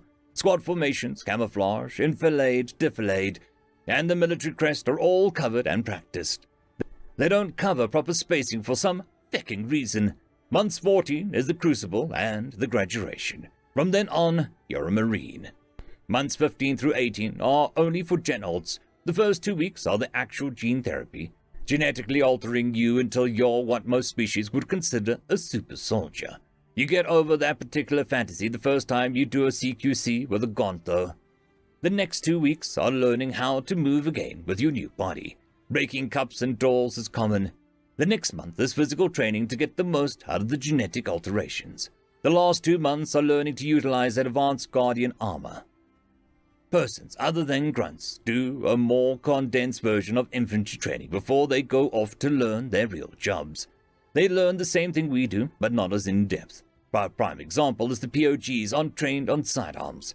They also don't know how to defend against a breach and clear. Despite my disdain for the boots of my squad, I'm still glad that they aren't POGs. The ground crunching to signify a change in the terrain. Tanar is a gaunt farming world with rock deserts scattered throughout the otherwise temperate terrain. Of course, it's got jungles and Arctic zones and shit like that, but the grasslands and deserts are the only thing that I've seen on this crapple. Int says that the rocks are precursors of sand, but I ain't a geologist. All I know is that somewhere in this pebble pile is a cave that's acting as a base of operations for a particularly nasty set of dog tolls that need to be put down. And they are ready for us. I was tempted to do a weapons check, but I had already done one before we set out, and I wasn't about to let them catch me with my pants down. I hefted my C-21B to the ready position and double-checked the safety. Weapons have to be conditioned 0 on patrol, but sometimes the movement of the rifle can fat-finger the switch. It only takes a 1/10 of a second to fix, but the 1/10 of a second is the difference between who shoots first. I glanced around, making sure everyone was covering their sectors. The boots were sulky, but otherwise doing their jobs. Good. I heard a soft bing from my helmet and felt the soft jab in my lower lip. Chow time. As I chewed on the nutrition stick, I thought about how grateful I was for the notification. Without it, I would have jumped. Being poked in the face will do that to you. I took a sip from my helmet straw as I finished the chow. The nutrition sticks are an important part of a Marine's balanced diet. They'll keep you going for up to a month without any actual meal. A month and a half for Gen Alts. A lot of Marines would rather starve to death. The sticks taste terrible and have a waxy texture that sticks to your teeth. There have been many attempts to make them more palatable, but it usually ends up with a new terrible taste on the same nasty texture. The taste is like ramen that's been cooked and dried several times with way too much salt and sugar and some sort of chemical compound, like bleach or something. The nasty taste has led to the belief amongst some of the dumber Marines that the Guardian Alts recycle their own shit to make the sticks. In actuality, the suits feed our shit into the reactors and cycle our piss into water. Each suit carries 1 gallon of water and 60 nutrient sticks. The fact that engineering doesn't let us reload our own suits doesn't help the rumors. I sighed to myself as the grass behind us faded from view. Command believes that the Gaunts have an anti-vehicular measures, so we are having to hoof it. I am of the firm belief that this is a managerial overthink, but it's not like that I can bitch about it to my squad. So I just have to internalize my frustrations and wonder what possible type of anti-Vic could take out Guardian suits along with the vehicle. They dropped us 20 miles outside of the Gon base, which was about 10 miles more than necessary. Whatever, we'd already marched 12 miles, so we'd be there soon. The humans on the squad are still looking fresh, like they were just out on a Sunday stroll. But that's because we were all Gen Alts. Aliens could go through the program as well, but the benefits weren't as pronounced and the risks were greater. Int, Yunk, and Brent are looking tired. The only reason they made it this far is because of their Guardian suits. I think I should call a rest. We don't have much farther to go, and we'll likely be better off if everybody is fresh. Zzz, and a familiar, unwelcome sound. The sound of a directed energy weapon hitting shields. "Contact, right! Cover your sectors!" I shouted while aiming towards the right flank. Everyone hit the deck facing the direction that they were supposed to, even the boots. Good on them. I scanned for our target, who was under the mistaken impression that we were their targets. The terrain was mostly flat, but there were berms in the distance, barely close enough for laser fire. I increased my magnification and saw some rocks tumble down the berm. Bingo. I gestured towards the berm to apply a ping, letting the rest of the squad know where to look. Once I saw the waypoint, I checked the squad's vitals. It was Higgs who had taken the hit, so he had to have called the contact. Lasers are invisible unless you're using infrared or smoke. The directed energy rifles fire short bursts to make it more difficult to trace them back, which is why our suits have damage indicators. I closed the status screen once I saw the shield begin to regenerate. The 3 hits had knocked him down to a quarter. That means they're using our own fecking lasers. The furry fecks can't even play with their own toys. "Staff Sergeant Power," Chang said, gesturing with his MK-48 grenade launcher. "No, those are thermobaric and we'll need them for the cave. We're going to do this good old-fashioned way. Fire Team Bravo! Rush! Fire Team Rush, aye!" Gruff, Boyle, Reinhardt, and Brent answered. Gruff and Brent began firing the C-21Bs at the berm, while Boyle and Reinhardt rose and began the charge. After 3 seconds of sprinting, they hit the deck and began firing, while Gruff and Brent began their rush. It was a very old and very effective technique for bypassing enemy cover. The berm that was covering the Gon Fex was about to become their doom. As Bravo was rushing, one of the Gons popped their head up to take a shot. Their Guardian helmet almost instantly vaporized, leaving a pink and red mist in their place. One shot, which means they don't have shields on their armor. The C-21B fires .52 cal slap rounds, which are brutally effective against armor. They're pretty effective against energy shields as well, but it takes 2 shots to break a shield, and the 3rd to open the can. Gruff and Brent crested the berm and began firing. It was all over within 3 seconds. "Contacts down," Sergeant Gruff said. "Roger, regroup," I responded. Once they returned, I gestured at PFC Brent and said, "See, that's why you don't chatter over comms during a mission." "Aye, aye, Staff Sergeant," came the reply. I gestured to Gruff, asking how many contacts there had been. He held up a hand with 4 or 5 fingers spread. A whole ass firing team, probably with medic. The medic means that they expected to win this fight. Dumb and sad, but that's an insurrection for you.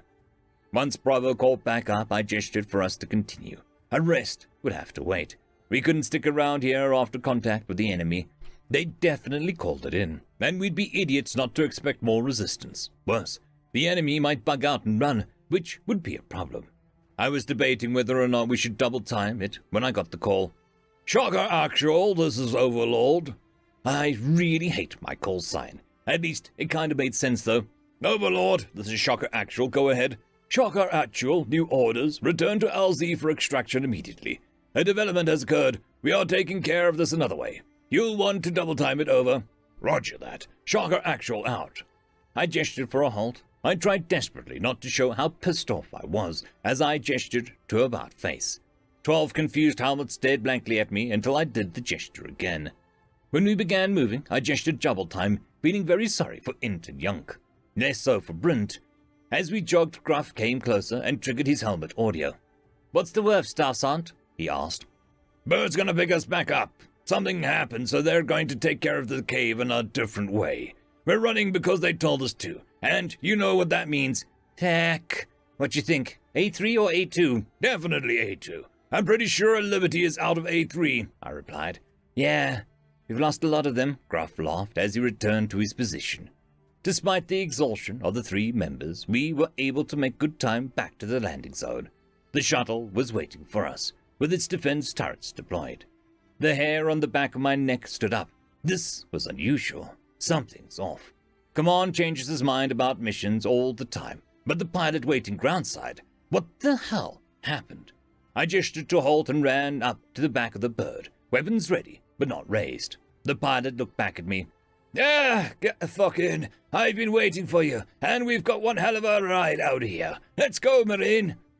I gestured for everyone to load up as I took my seat nearest the hatch. I felt dumb, but I've learned the hard way that it's better to safe than sorry. Plus, it's likely that something is off I detected is much higher than I can see. I did a head count as my Marines pass me and take their seats. 12 plus me is 13. All here. We're loaded up, let's go, I told the pilot. The engines whirred up, a silent hum followed by a slightly louder whir and whoosh. It would have been quieter had the pilot closed the hatch. Why is the bay door still open, sir? PFC Rogers asked the pilot. What? You don't want to watch the detonation? The pilot asked with a tone of amusement. 13 Guardian helmets immediately turned towards the bay door as the shuttle rose. I increased my magnification, looking for the cave that we'd been tracking toward. I saw a fiery object head towards the ground from the sky, moving very quickly. When it reached the ground, everything went dark for half a second, and we all saw the telltale sign of an artificial event horizon.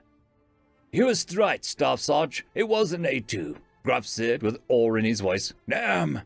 That's an A2? The hell do they need us for if they've got that? Asked Reinhardt. We're cheaper, replied Int. Way cheaper. Even with the suits? Asked PFC Jones. Especially with the suits, HM Young chimed in. Marines last far longer, leave less collateral damage, and you tend to get more bang for your buck. Plus, you don't need an admiral to give the go-ahead to launch Marines. Young was technically part of the Navy, but like all corpsmen was an honorary Marine.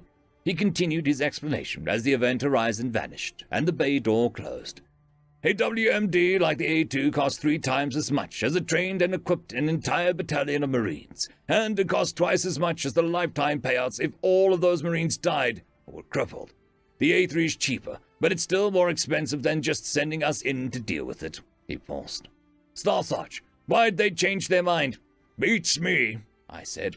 You think that it has to do with the attack on Seoul? Asked PFC Boyle. Seoul was attacked. By who? I asked. I'd basically locked myself down during leave and hadn't paid attention to the news.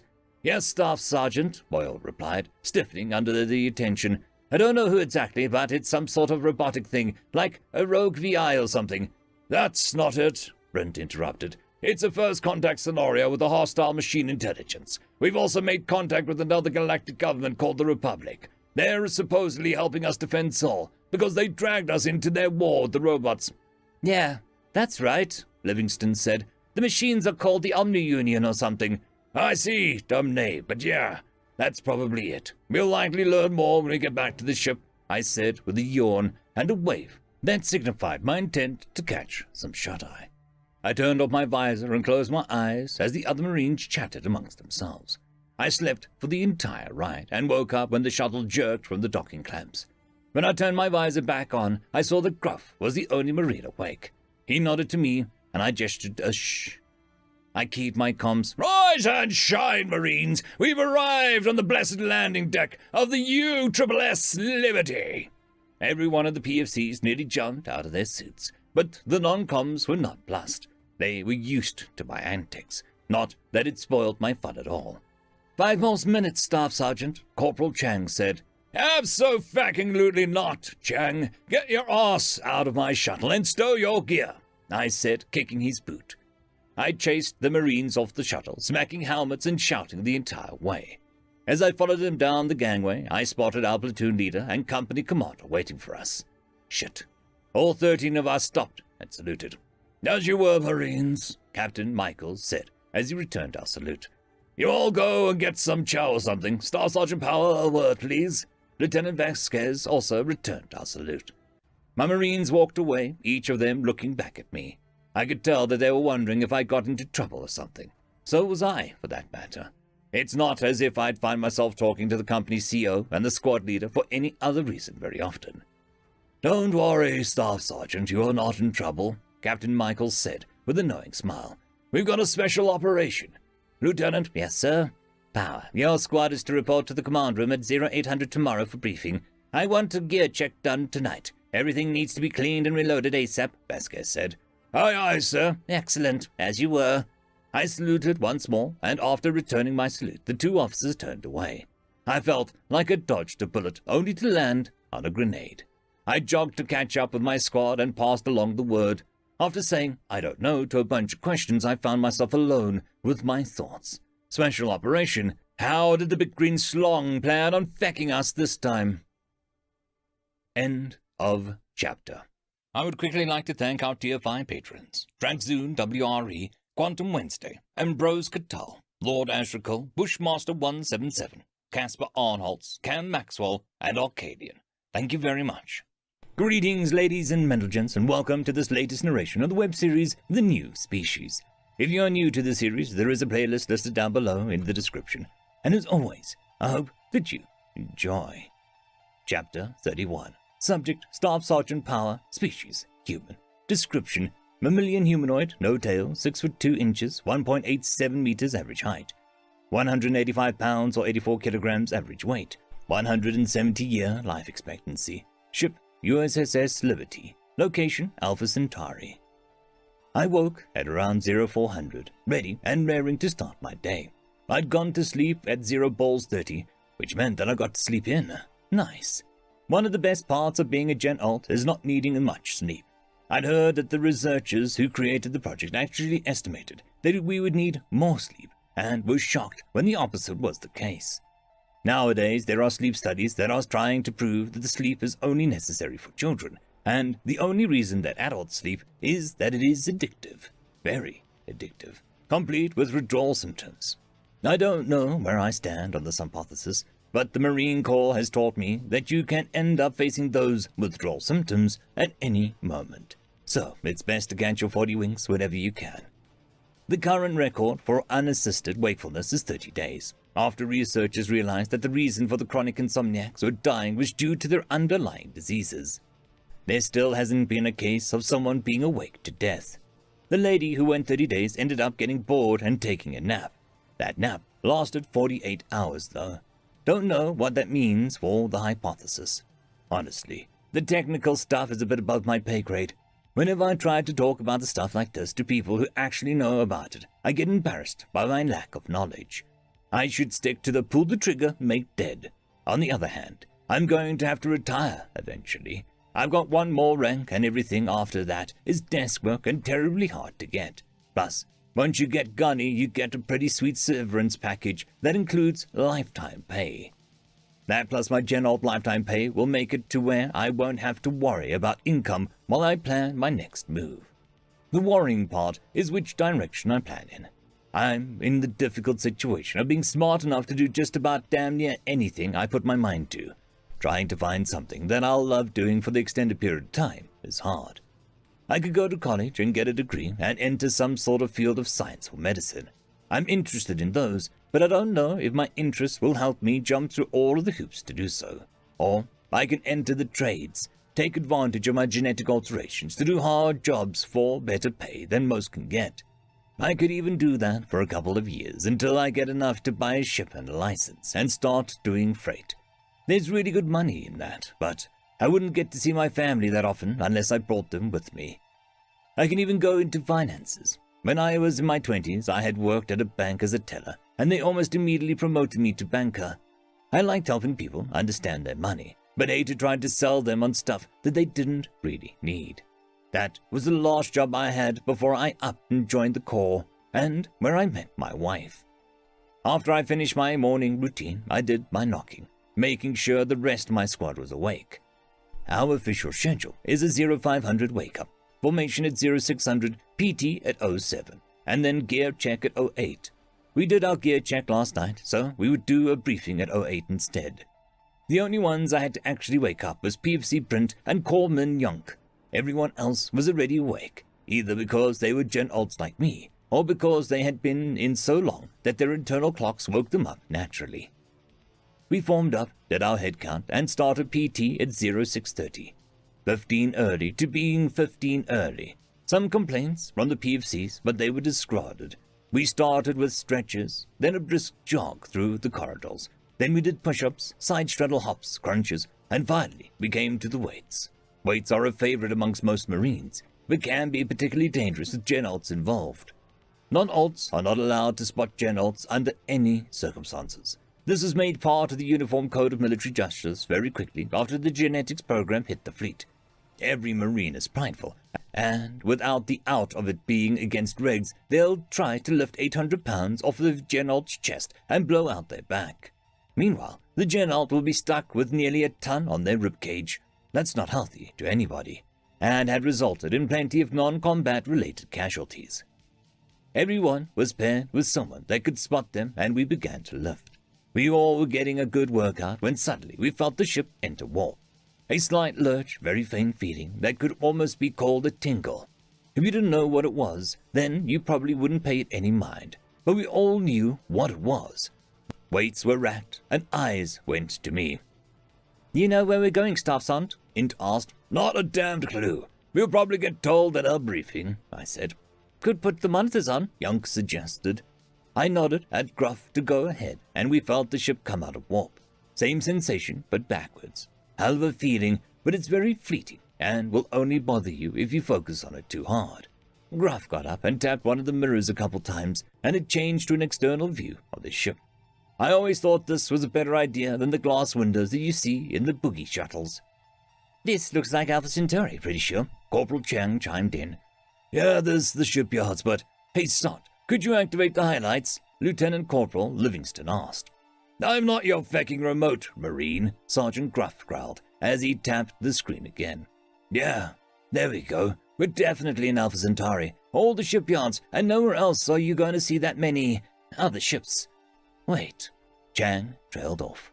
I looked at the screen a bit closer, and it took me a moment to realize that the ships that were highlighted weren't the typical civilian ships that you'd normally see.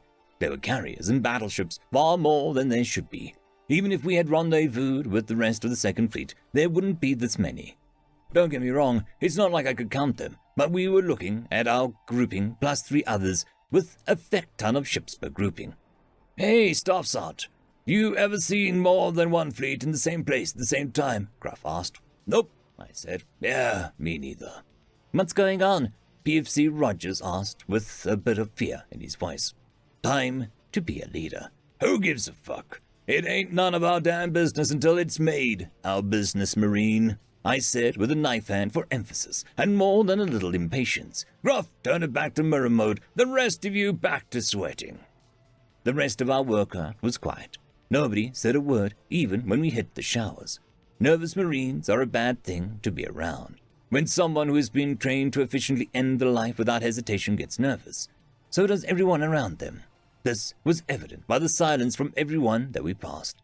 Either that, or they knew more than we did, and were nervous too. We got to the briefing room, and I made certain everyone sat in the proper order, highest to lowest by rank and alphabetical order. With the top ranks up front, I glanced around. The entire company was here, all 10 squads, right around 130 Marines. There was a low murmur in the room as we waited for the CO to take the podium. You could tell everyone was nervous because it's normally about 20 decibels louder. Didn't usually get quiet until someone shouted, "Officer on deck!" Everyone shot up, stood up at attention, and saluted as our battalion CO Colonel Hammerstein and company CO Captain Michaels entered the room, followed by some officers from the Navy, one of which was Captain Young, commander of the Liberty. The other, if I remember my ranks right, is an admiral. Shit. The officers took a stage and returned our salute. The sound of 130-some hard hands snapping back down was pretty satisfying.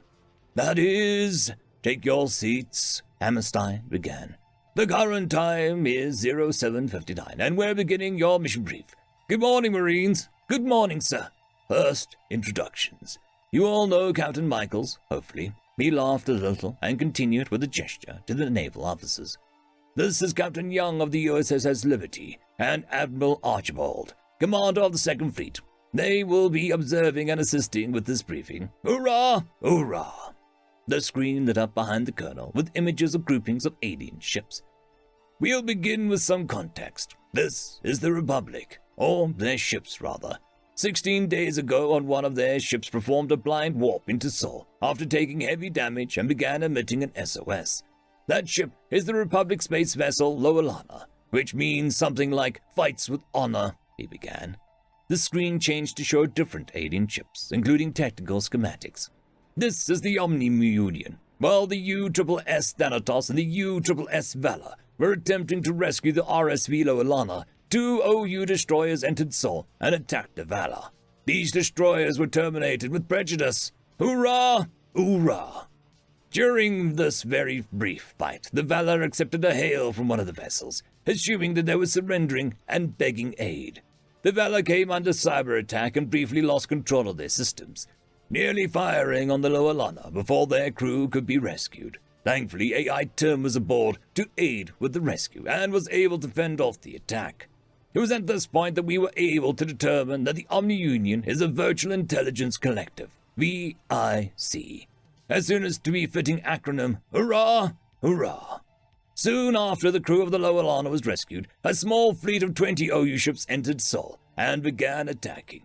The Valor was able to escape the ambush and took out 6 OU ships before returning to the Thanatos.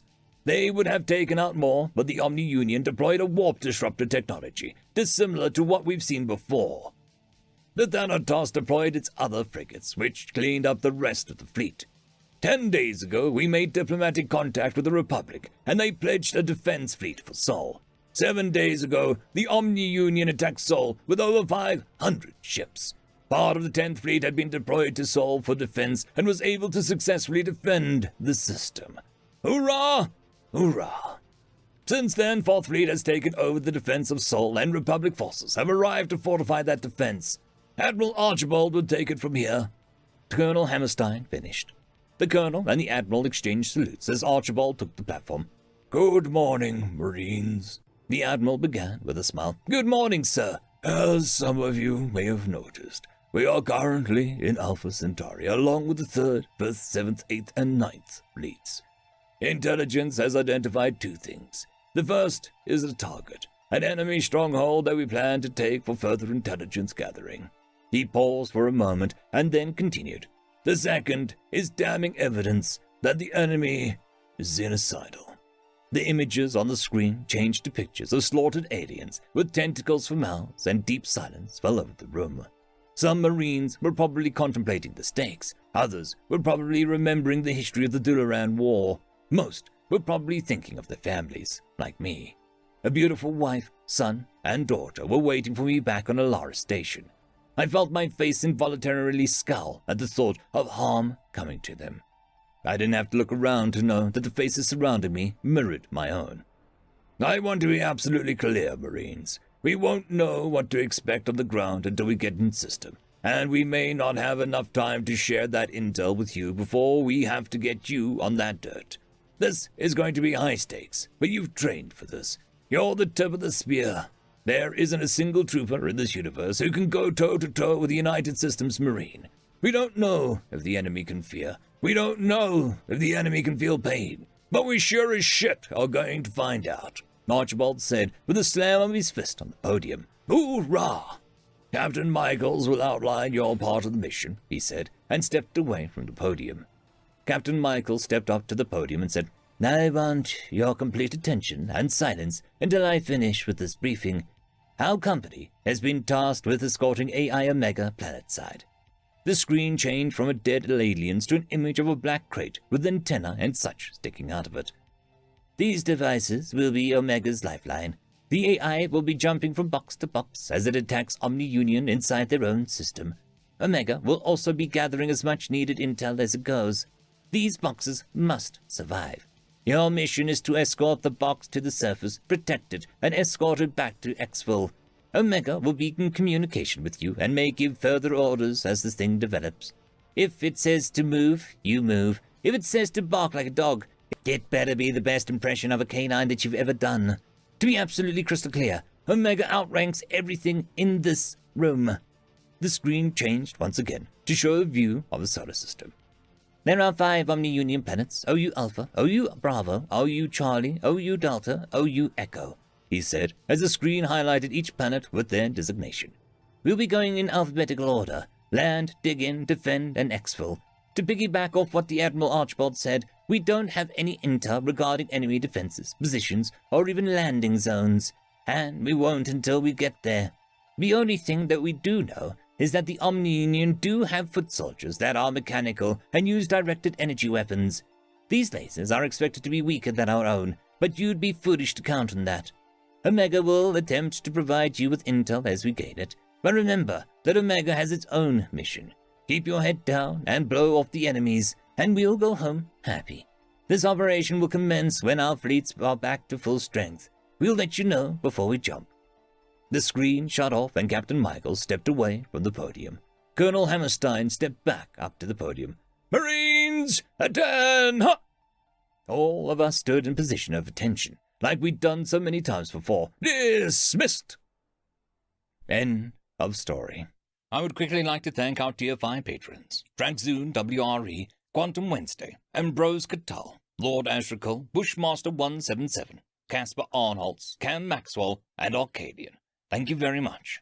Greetings, ladies and gentlemen, and welcome to this narration of the web series The New Species. If you are new to the series, there is a playlist listed down below in the description. And as always, I hope that you enjoy.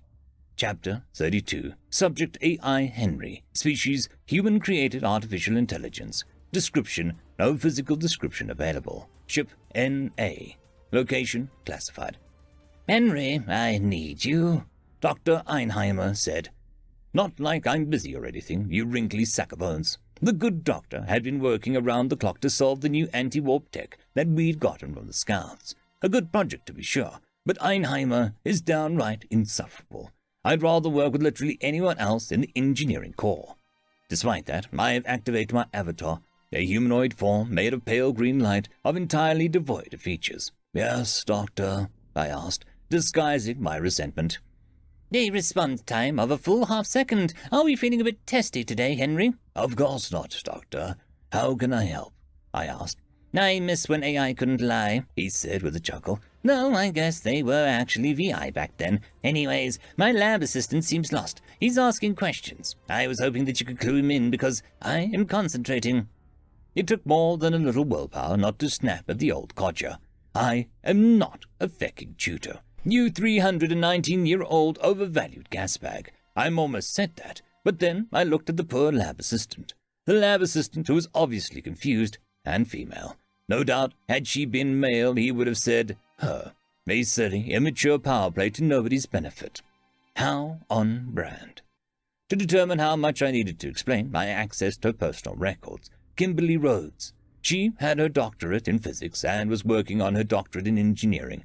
So, it's the engineering side of things that's probably the issue here. Double doctors were common in the engineering corps. Einheimer himself was a triple doctor: engineering, physics, and social sciences. He obviously only got the third doctorate for bragging rights, considering that he never uses what he learned. Although some would insist that he doesn't use what he learned from the first two doctorates either. Certainly, I can help her understand the scope of your project, Doctor. She's in very capable hands, I said, noticing that Einheimer had stopped paying attention. Much more capable hands than you were just in, at any rate. Ah, right, she said with a nervous laugh. I felt a lot of empathy for this poor person. They had probably been so thrilled to have the opportunity to work with the legendary Dr. Einheimer. However, he definitely doesn't live up to the hype. His merciless self-centeredness is one thing, but the fact that he often fabricates things to be self-centered about is a much worse character flaw. He claims to be descended from Albert Einstein and Robert Oppenheimer, hence the name. In fact, his surname is a result of a fluke of language, and he isn't related to the two geniuses at all, not even distantly. He also is often overcredited in the media for his inventions, despite them being merely innovations. He increased the efficiency of directed energy weapons and was credited with inventing a new kind of killer laser. The interviews were unbearable. He lamented on his contribution to the war machine and begged for forgiveness of the families who lost their sons and daughters. Meanwhile, he cashed the checks without complaint. Those weapons were made nearly useless only a decade later, thanks to me.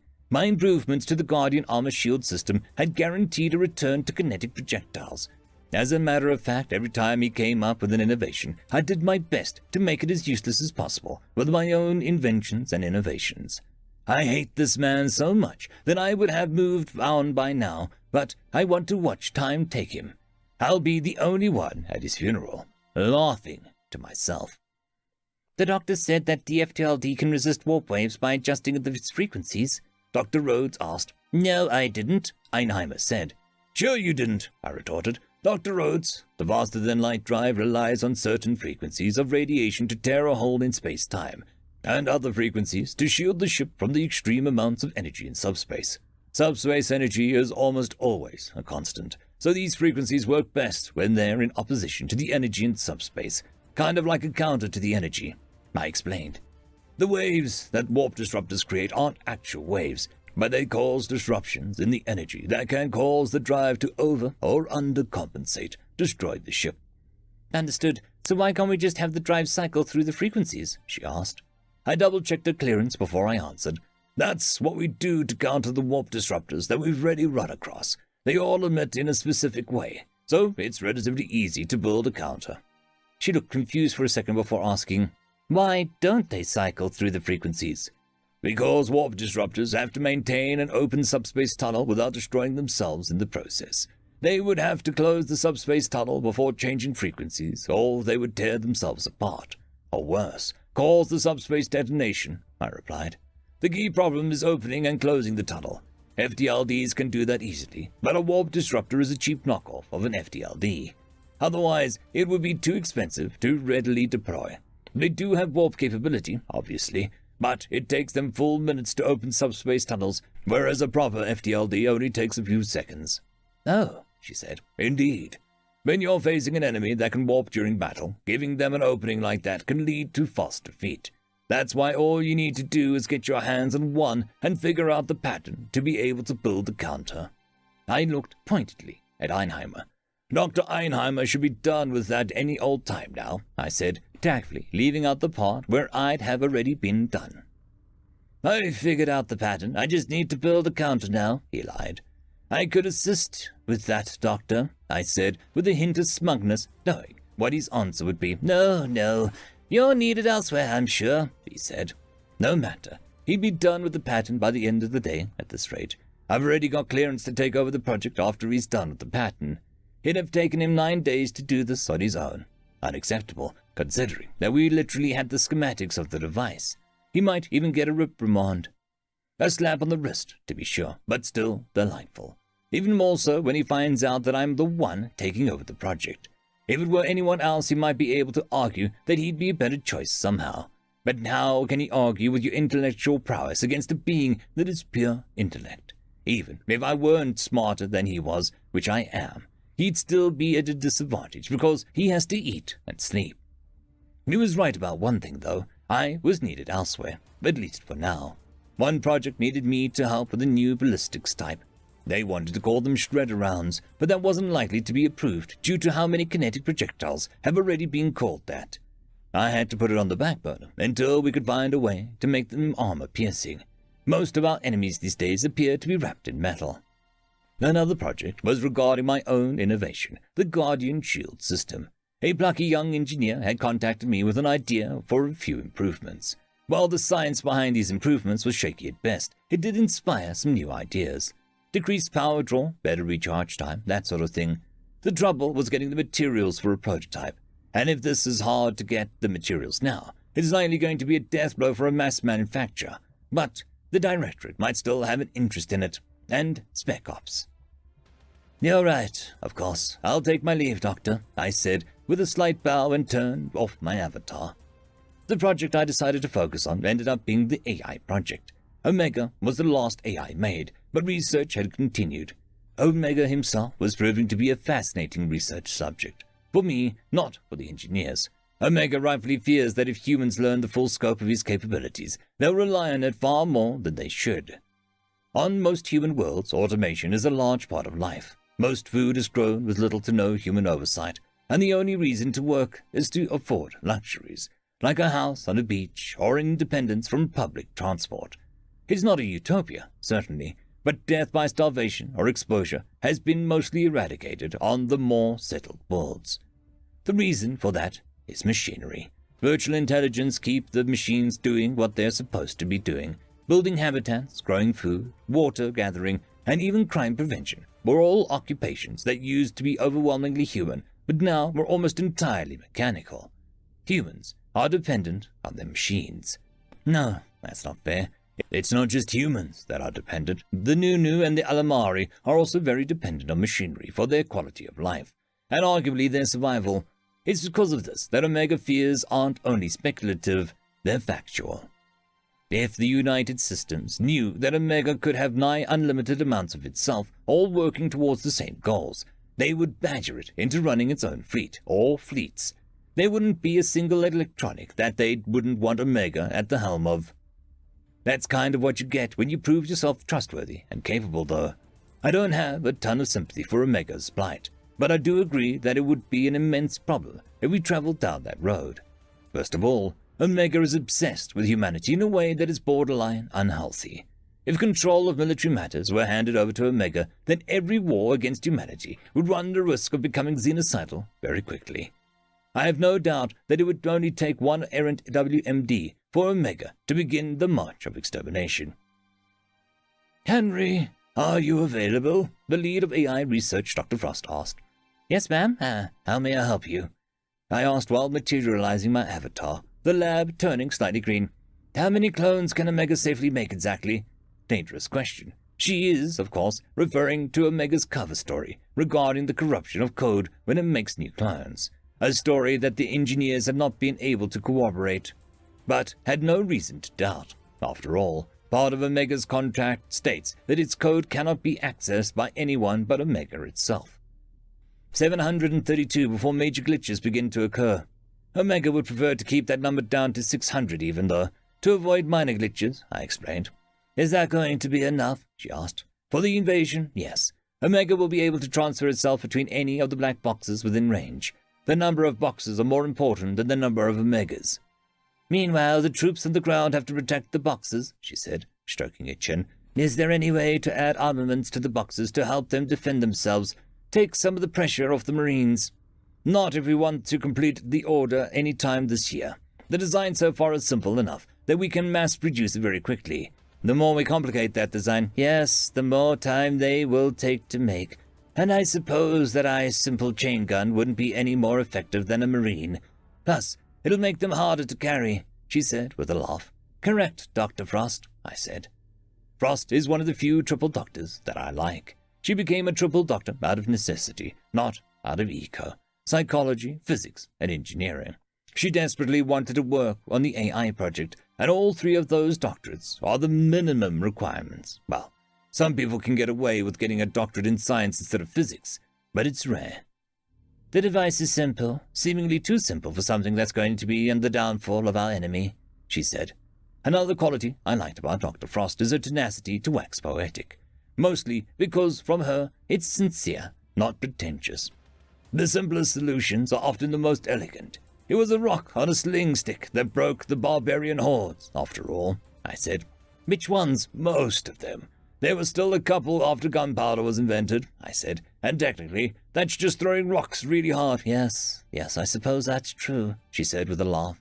But when do you think we'll finally be able to put the rocks down?" "I'm sorry, Doctor, but I don't foresee a future in which rocks are put down without something far more terrible being picked up in their place," I said with a tone of sadness.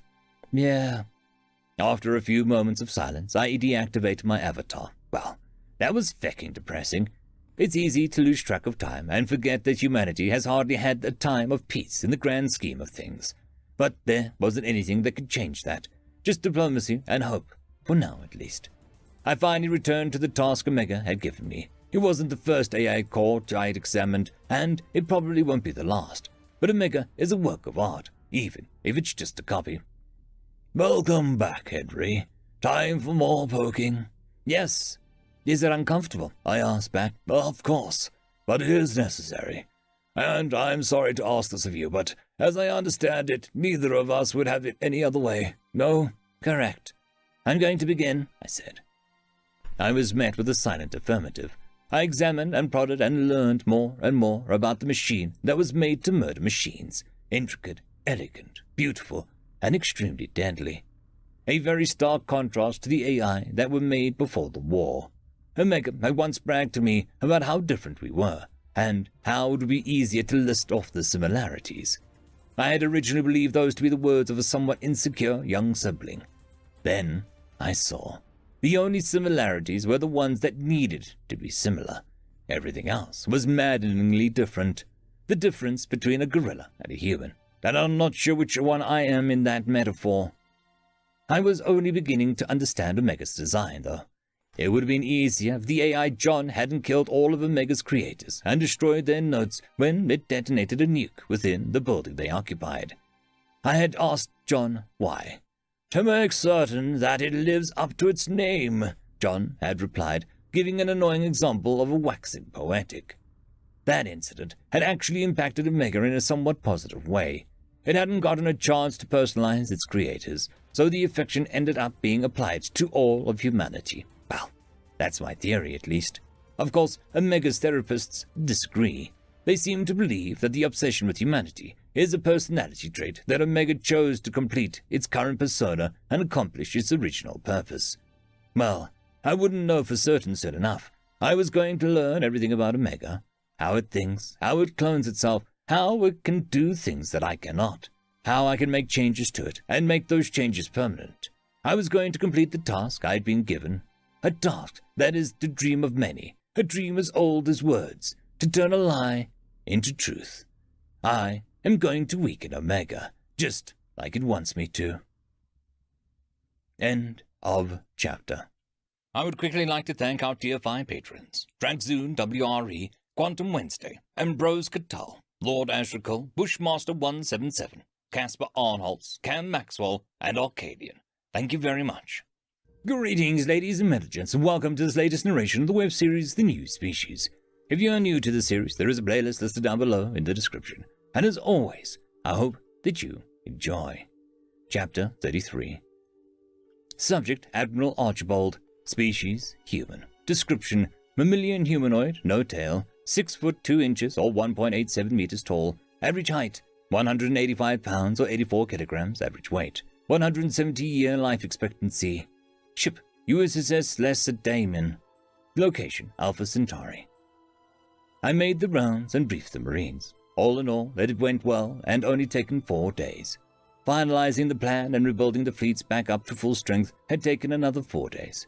Omega's project had taken an additional 6 days to complete, 14 days worth of delays, and when we were finally prepped to go, I got the message on TACCOM to hold off. A very vague message at that. I tossed the tablet on the desk and leaned back. The OU had hit Sol again 3 days ago, but had been almost instantly vaporized. They'd sent over 100,000 ships to enter the grinder, and had lost every single one of them. One of the destroyer captains hadn't read his brief and had accepted the hail from the enemy, but an Omega had been able to purge the ship's systems before any damage had been done. That captain was relieved of duty, and the XO was given the command. Negligence charges pending, of course. There had been a fight between the Gaunt and the Daluki in the mess of the USS Thanatos that same day. All commanders involved agree that it is not something to make a diplomatic incident out of, though. The two combatants were reprimanded, but otherwise fine. The message from TACCOM hadn't mentioned any of this. It hadn't mentioned anything except not to jump. The only thing I could think was to change a plan. But what's to change? The plan was simple enough on paper, but it would be a complicated mess to actually pull off. 6 total fleets all trying to work together, each with their own admiral. Hell, wasn't the point of a fleet to have a single clear-cut chain of command? 7th, 8th, and 9th fleets would immediately engage spaceborne hostiles and move into defensive positions, while 2nd, 3rd, and 5th fleets would eliminate any orbital hostiles around planet Alpha, land our Marines, provide orbital support to said Marines, and then pick them back up. Then they would switch to the 7th, 8th, and 9th and provide defenses, while they land their Marines on planet Bravo. The thought behind the switch was to give our Marines a chance to rest and recover. There's no telling how long each engagement is going to be, but it's going to be measured in days at least, hopefully not months. But planets are big, very big. It had been decided that the carriers and frigates would be the most useful for the ground forces. So if the system defense begins to become overwhelmed, all of the destroyers and battleships would lend aid. The fighter pilots must be pissing themselves with excitement. They hadn't had a chance to run close air support in a while because of the Gaunt's AA capabilities. It will be a shame for them if the OU has similar capabilities. Pulling this off is going to require an unbelievable amount of coordination. Each admiral is going to have to know what the other ones are doing and why. Otherwise, the best case scenario will have us stepping on each other's toes and wasting ammo. The worst case will be friendly fire, though the TAC maps should help keep that from happening.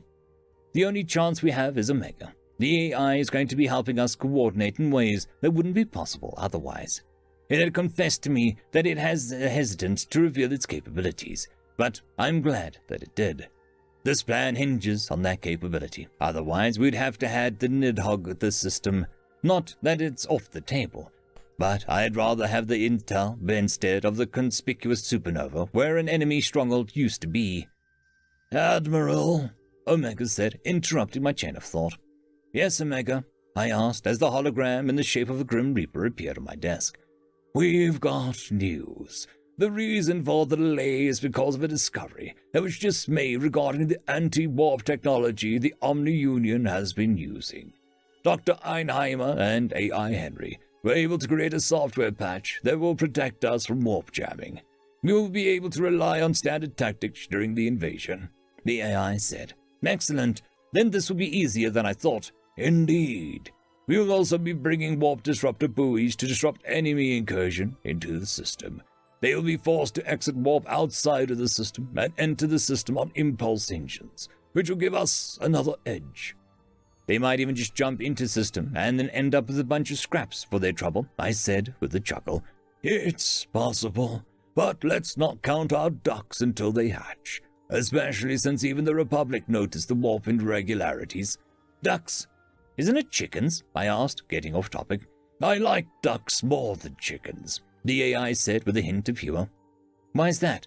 They have a more aesthetically pleasing shape. Plus, both ducks and chickens are domesticated, so why not say ducks? Fair enough, I said. So, how will we know when the update will jam their jammers? I run the numbers, and they're sound. Henry knows what he's doing. If it would make you feel more comfortable, you could create an expendable strike team to test it. Frigates or destroyers. They'll jump into a system and engage the enemy to prove that it works, and we can follow close behind. And if it doesn't work? I asked, knowing the answer. Then we'll be down a few ships and have to enter the system on sublight. But otherwise, not any worse for wear than we were this morning, Omega said with a carefully neutral tone. It was being tactful. Understood. Notify me when we're ready to depart. The AI nodded, and the Reaper disappeared. I hadn't made up my mind about Omega quite yet, but there was no reason to be hostile. It had revealed to us one of the most classified portions of its capabilities, the ability to clone itself. But every single admiral worth their salt knew that it was still hiding things from us. What I was trying to decide is whether or not we would even want to know what it was hiding from us. There had been a pretty dramatic change since we knew of its capabilities. I'd already noticed several of my officers relying a little too heavily on the AI. Having a shipborne AI is one hell of a boon, but if something goes wrong, those officers will have to rely on their own know-how to survive. It would become a problem if they were to get rusty. I realized that I didn't know a whole lot about our AI. I'd only ever been in contact with Omega and John, and those two don't get along. John's extremely military-minded, honor to serve, do or die, retreat hell, pretty much all the walking advertisements for joining the service. The two don't agree on much, especially tactically. Thankfully, John was assigned to the 4th Fleet, along with Tim and Violet, to defend Sol. 3 AIs for 1 fleet. Heck, it must be tickled pink. Unless Omega left them one of its clones as well. The arguments between John and Omega alone would be enough to kill the buzz of having so many AIs supporting you. I decided to stretch my legs and pay a visit to the command center. It was the best part of the Lacedaemon, not including the mess hall. Oh, I'm sure the junior officers would disagree, but I've always been a sucker for the nerve centers of the ships. The flagship USS Lacedaemon is larger than a standard battleship. The size was mostly due to the extra armor. and it actually had less armaments than most battleships do.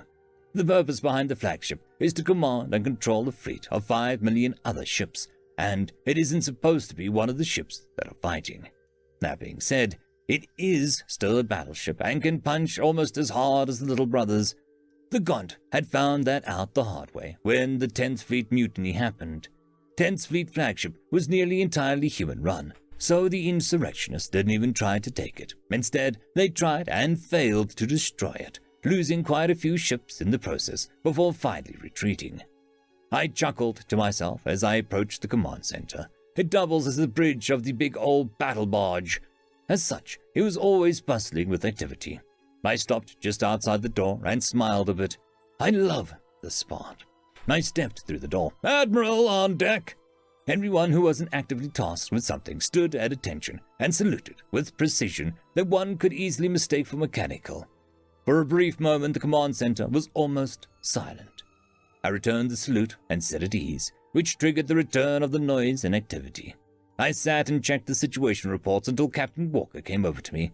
"Good morning, sir. We'll be ready to jump as soon as the update is complete," she said. "Good morning. I appreciate the brief, but I'm afraid Omega beat you to it," I said with a grin. The most powerful AI in the United Systems wants my job. Whatever am I to do, sir?" she said with a thick layer of sarcasm. "Not to worry, Captain. Omega will get bored of all of this and go back to playing cloaks and daggers with directors soon enough." But then who would tell me when I use a phrase wrong?" she asked. "Incorrectly," Omega said through the speaker nearby. "For the sake of an absolute feck, Omega, they're the same damn thing and you know it," Walker shouted at the machine. "No, they are not. Wrong is mistaken or incorrect. Incorrectly is in a mistaken or wrong way, although you could have also said wrongly," Omega said. All right, back to work, you two. Don't make me figure out a way to separate you," I said with a knowing smile at Walker, "like with a Faraday cage or something." The captain sucked her teeth with a soft tisk sound and strode back to her seat. I was blessed to have a captain as talented as Walker commanding the ship. Most captains avoid flagship duty like the plague. Not only do you have your commanding officer breathing down your neck, sometimes literally, but you don't get sovereignty over your own vessel. On flagships, sovereignty is the admiral's. If a crew member violates regulations, their punishment is up to me. The ship goes where I want it to go and how I want it to get there. Aboard other vessels, those decisions are left up to the captains. The only exception is that they must obey lawful orders from FleetCom. So they have to go where I want them to go, but they get to choose how to get there. They also get to decide how to discipline their crew. I've heard that some captains refer to the post as a glorified taxi driver. I prefer to think of it as a highly paid exo of a lazy captain. I glanced at the instruments before me. Omega was right. It would be best to designate a test squad before we send all our fleets in. The odds were low that the FTLD update would work, but if the odds somehow aren't in our favor, needless to say, it's better safe than sorry. Latest intel reports 3,500 ships. I don't want to send all that many of our own, though. We should be able to get away with sending one from each fleet, as long as they jump carefully. We'll be able to confirm their successful jump fairly quickly and follow right behind them. Still, it would be best if they were to avoid engaging the enemy, superior tech or not. The sheer numbers difference could leave us with casualties. Having them jump into position where they cannot be immediately targeted should do the trick. I nodded, confident that the vessels I would be sending weren't going to be destroyed by enemy fire. I typed up a message and sent it to the other admirals with my thoughts on the matter. 6 ships would be more than enough for a simple test, and the ships should be chosen at random from the destroyers. While I waited for a response, I keyed up a random number generator and assigned numbers to Second Fleet's destroyers. There are many random number generators available, but this particular one is my favorite. Most will instantly tell you a random number, but this one has an interface that's similar to a vintage slot machine, perfect for gambling, in my opinion. I watched the numbers spin until they stopped on 1 by 1, 0005829.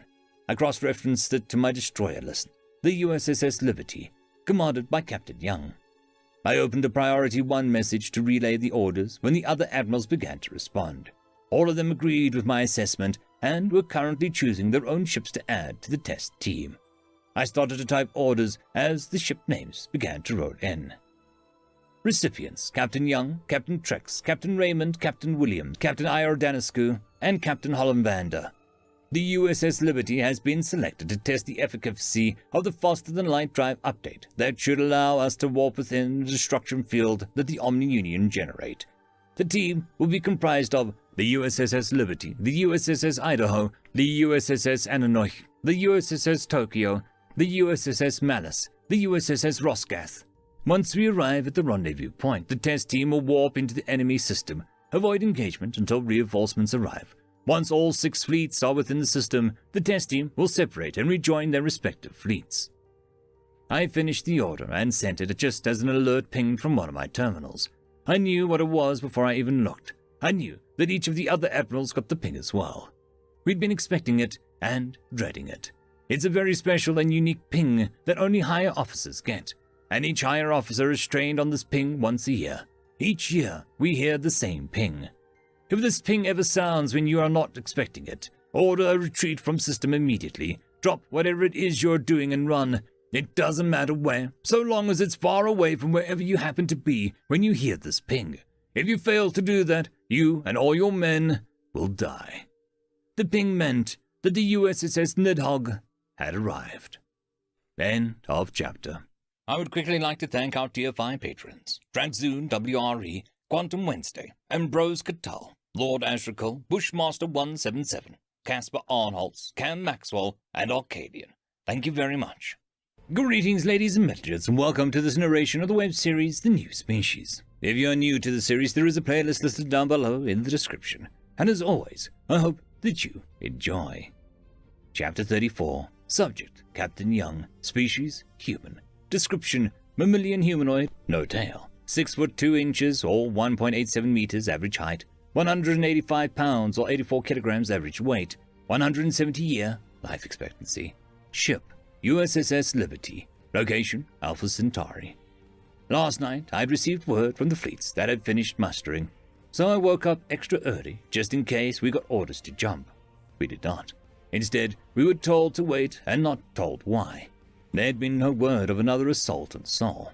There had been no word of another fleet joining us. We were seemingly sitting on our asses for no good reason. The uneducated may believe that this was a good thing. Time for rest is always a blessing, they think. Those with experience know otherwise. Time for rest means that there's nothing to do, and nothing to do in a war can be a very bad thing. It could mean that the enemy had successfully hidden themselves and are building up their strength to hit you when you least expect it. It could mean that your commanders are getting cold feet.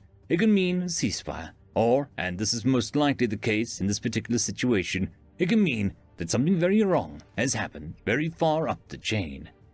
A glance at my bridge crew told me that they were thinking the same thing. A shaking leg, a ring being played with, hands in the ready position, but eyes staring into the middle distance. They're nervous, and as far as I'm concerned, they've got reason to be. An unexpected rest is bad luck. A chime from my comms terminal almost made me jump. To Captain Wong from Omega. Enclosed is a software patch for your FTLD. Apply immediately. Attachment: FTLDV_931989_33.exe. Johnson, I am sending you a software patch for the FTLD. Apply it. I ordered. Aye, aye, sir, Navigation Officer Lieutenant Johnson replied. My XO, Commander Ying, turned at me and asked, What's this patch for, sir? The stars have not been fit to provide me with an explanation, I responded, referring to the Admiralty. Neither has the damned AI. Apologies, Captain Wong, my intercom said with Omega's voice. I am a tad busy. The patch negates the effects of the Omni-Union warp disruptors. A few seconds of stunned silence passed. This was huge news. We'll be able to dance circles around a robotic Vex. Speaking of robotic Vex. Understood, thank you, Omega. A bit of feedback for future reference, though. It is much easier to include that information in the communication than it is to provide it verbally, I replied, as another chime came from my comms terminal. To Captain Wong, from Omega, the software patch negates the effect of the Omni-Union warp disruptors. Yes, I figured that out after the first 100 inquiries. You can go ahead and ignore that message, Captain, the AI said with a remarkable amount of sarcasm. Patch is done, Captain, Johnson said. Excellent. Prepare for warp. Await my mark. Now all we could do was wait for the rest of the ships to upload the patch, or install the patch, whatever it is. The nervous silence once again settled over the bridge. Another unexpected rest. But bad luck. I tried to find something to do other than watch the comms terminal. A watched pot never boils after all. No joy. I'd already been through all my mail and messages. There wasn't anything else to pay attention to either. I caught myself watching the terminal as it chimed again and flashed the 2 words no captain enjoys reading. Priority 1. Recipients: Captain Young, Captain Trex, Captain Raymond, Captain Williams, Captain Io Danescu, Captain Hollandvander. The USS Liberty has been selected to test the efficacy of the faster-than-light drive update. That should allow us to warp within the disruption fields that the Omni-Union generate. The team will be comprised of the USS Liberty, the USS Idaho, the USS Ananoich, the USS Tokyo, the USS Maleth, and the USS Roscath. Once we arrive at the rendezvous point, the test team will warp into the enemy system, avoid engagement until reinforcements arrive. Once all 6 fleets are within the system, the test team will separate and rejoin their respective fleets. As I finished the message, I bit my tongue to stop myself from cursing out loud. Nothing kills morale faster than hearing your captain swear up a storm. Well, being selected as a test subject in what could be a very fatal experiment might. I stood up and prepared myself for the announcement I know I had to make. Attention, we have been selected as a part of a, strike team to test the efficacy of the FTLD patch. Our orders are to warp in formation with 5 other vessels while avoiding engagement until we are reinforced by the rest of the fleet, I said. A grin formed on my face as an idea occurred to me. I turned to my XO and asked, Ying, what's our count? 223 corvettes, 118 frigates, 52 destroyers, and 7 cruisers, sir. 7 cruisers. The ships in question had belonged to the Grant insurrectionists, who had built them after capturing a system with shipyards.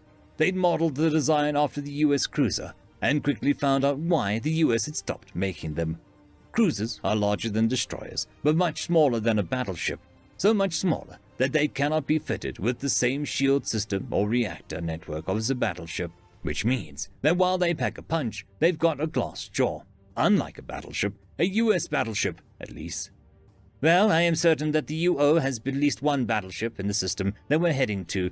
Don't you think? I asked, my grin getting wider. Oh yes, Captain. I should think so. Ying grinned back at me.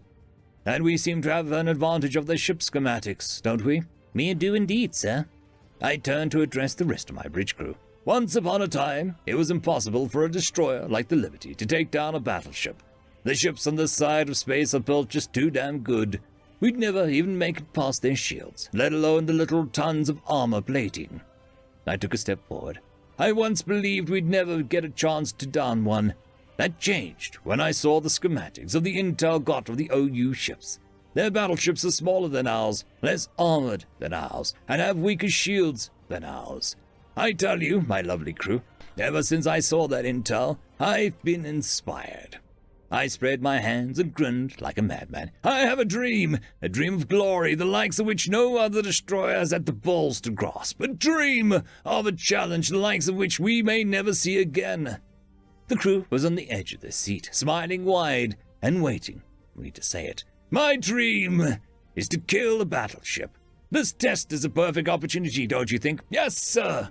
We'll have to move fast. We'll warp in formation with the other ships, and then warp to his nearest enemy battleship once our weapons charge. I'll take full responsibility, and the Liberty will get her battleship kill, I said, putting my hands behind my back. Aye, aye, sir. I would enjoy helping with your dreams, sir, Omega's voice said from the intercom. Negative, Omega. The kill is ours, and ours alone.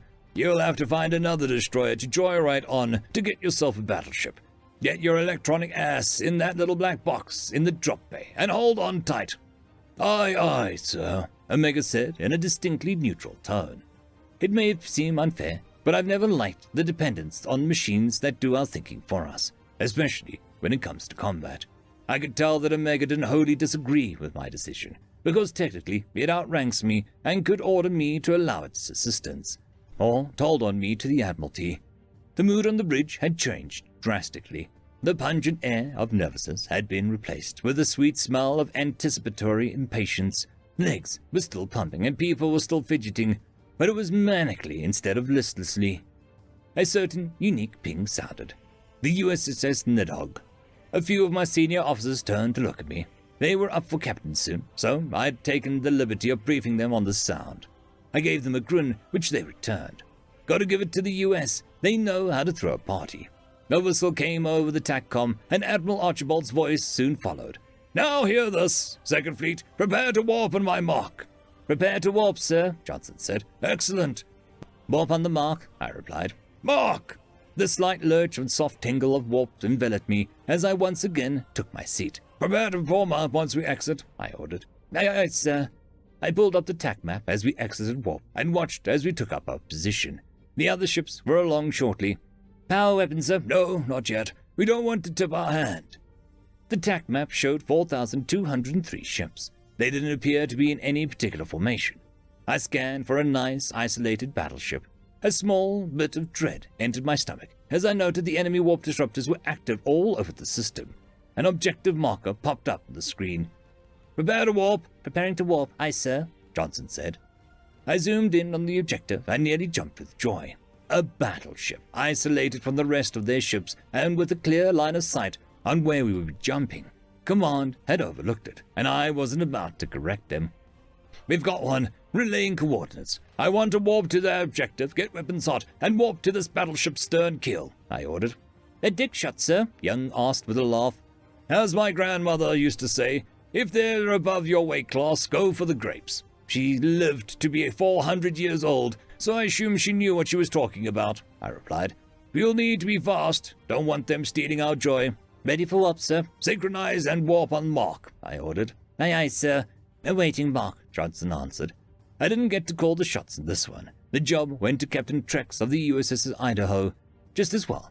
If the squad leader went running off, the rest of the squad would also be obliged to follow. If I go running off, on the other hand, Trex won't know what to do and will have to make a decision, which will buy me time to get my battleship kill.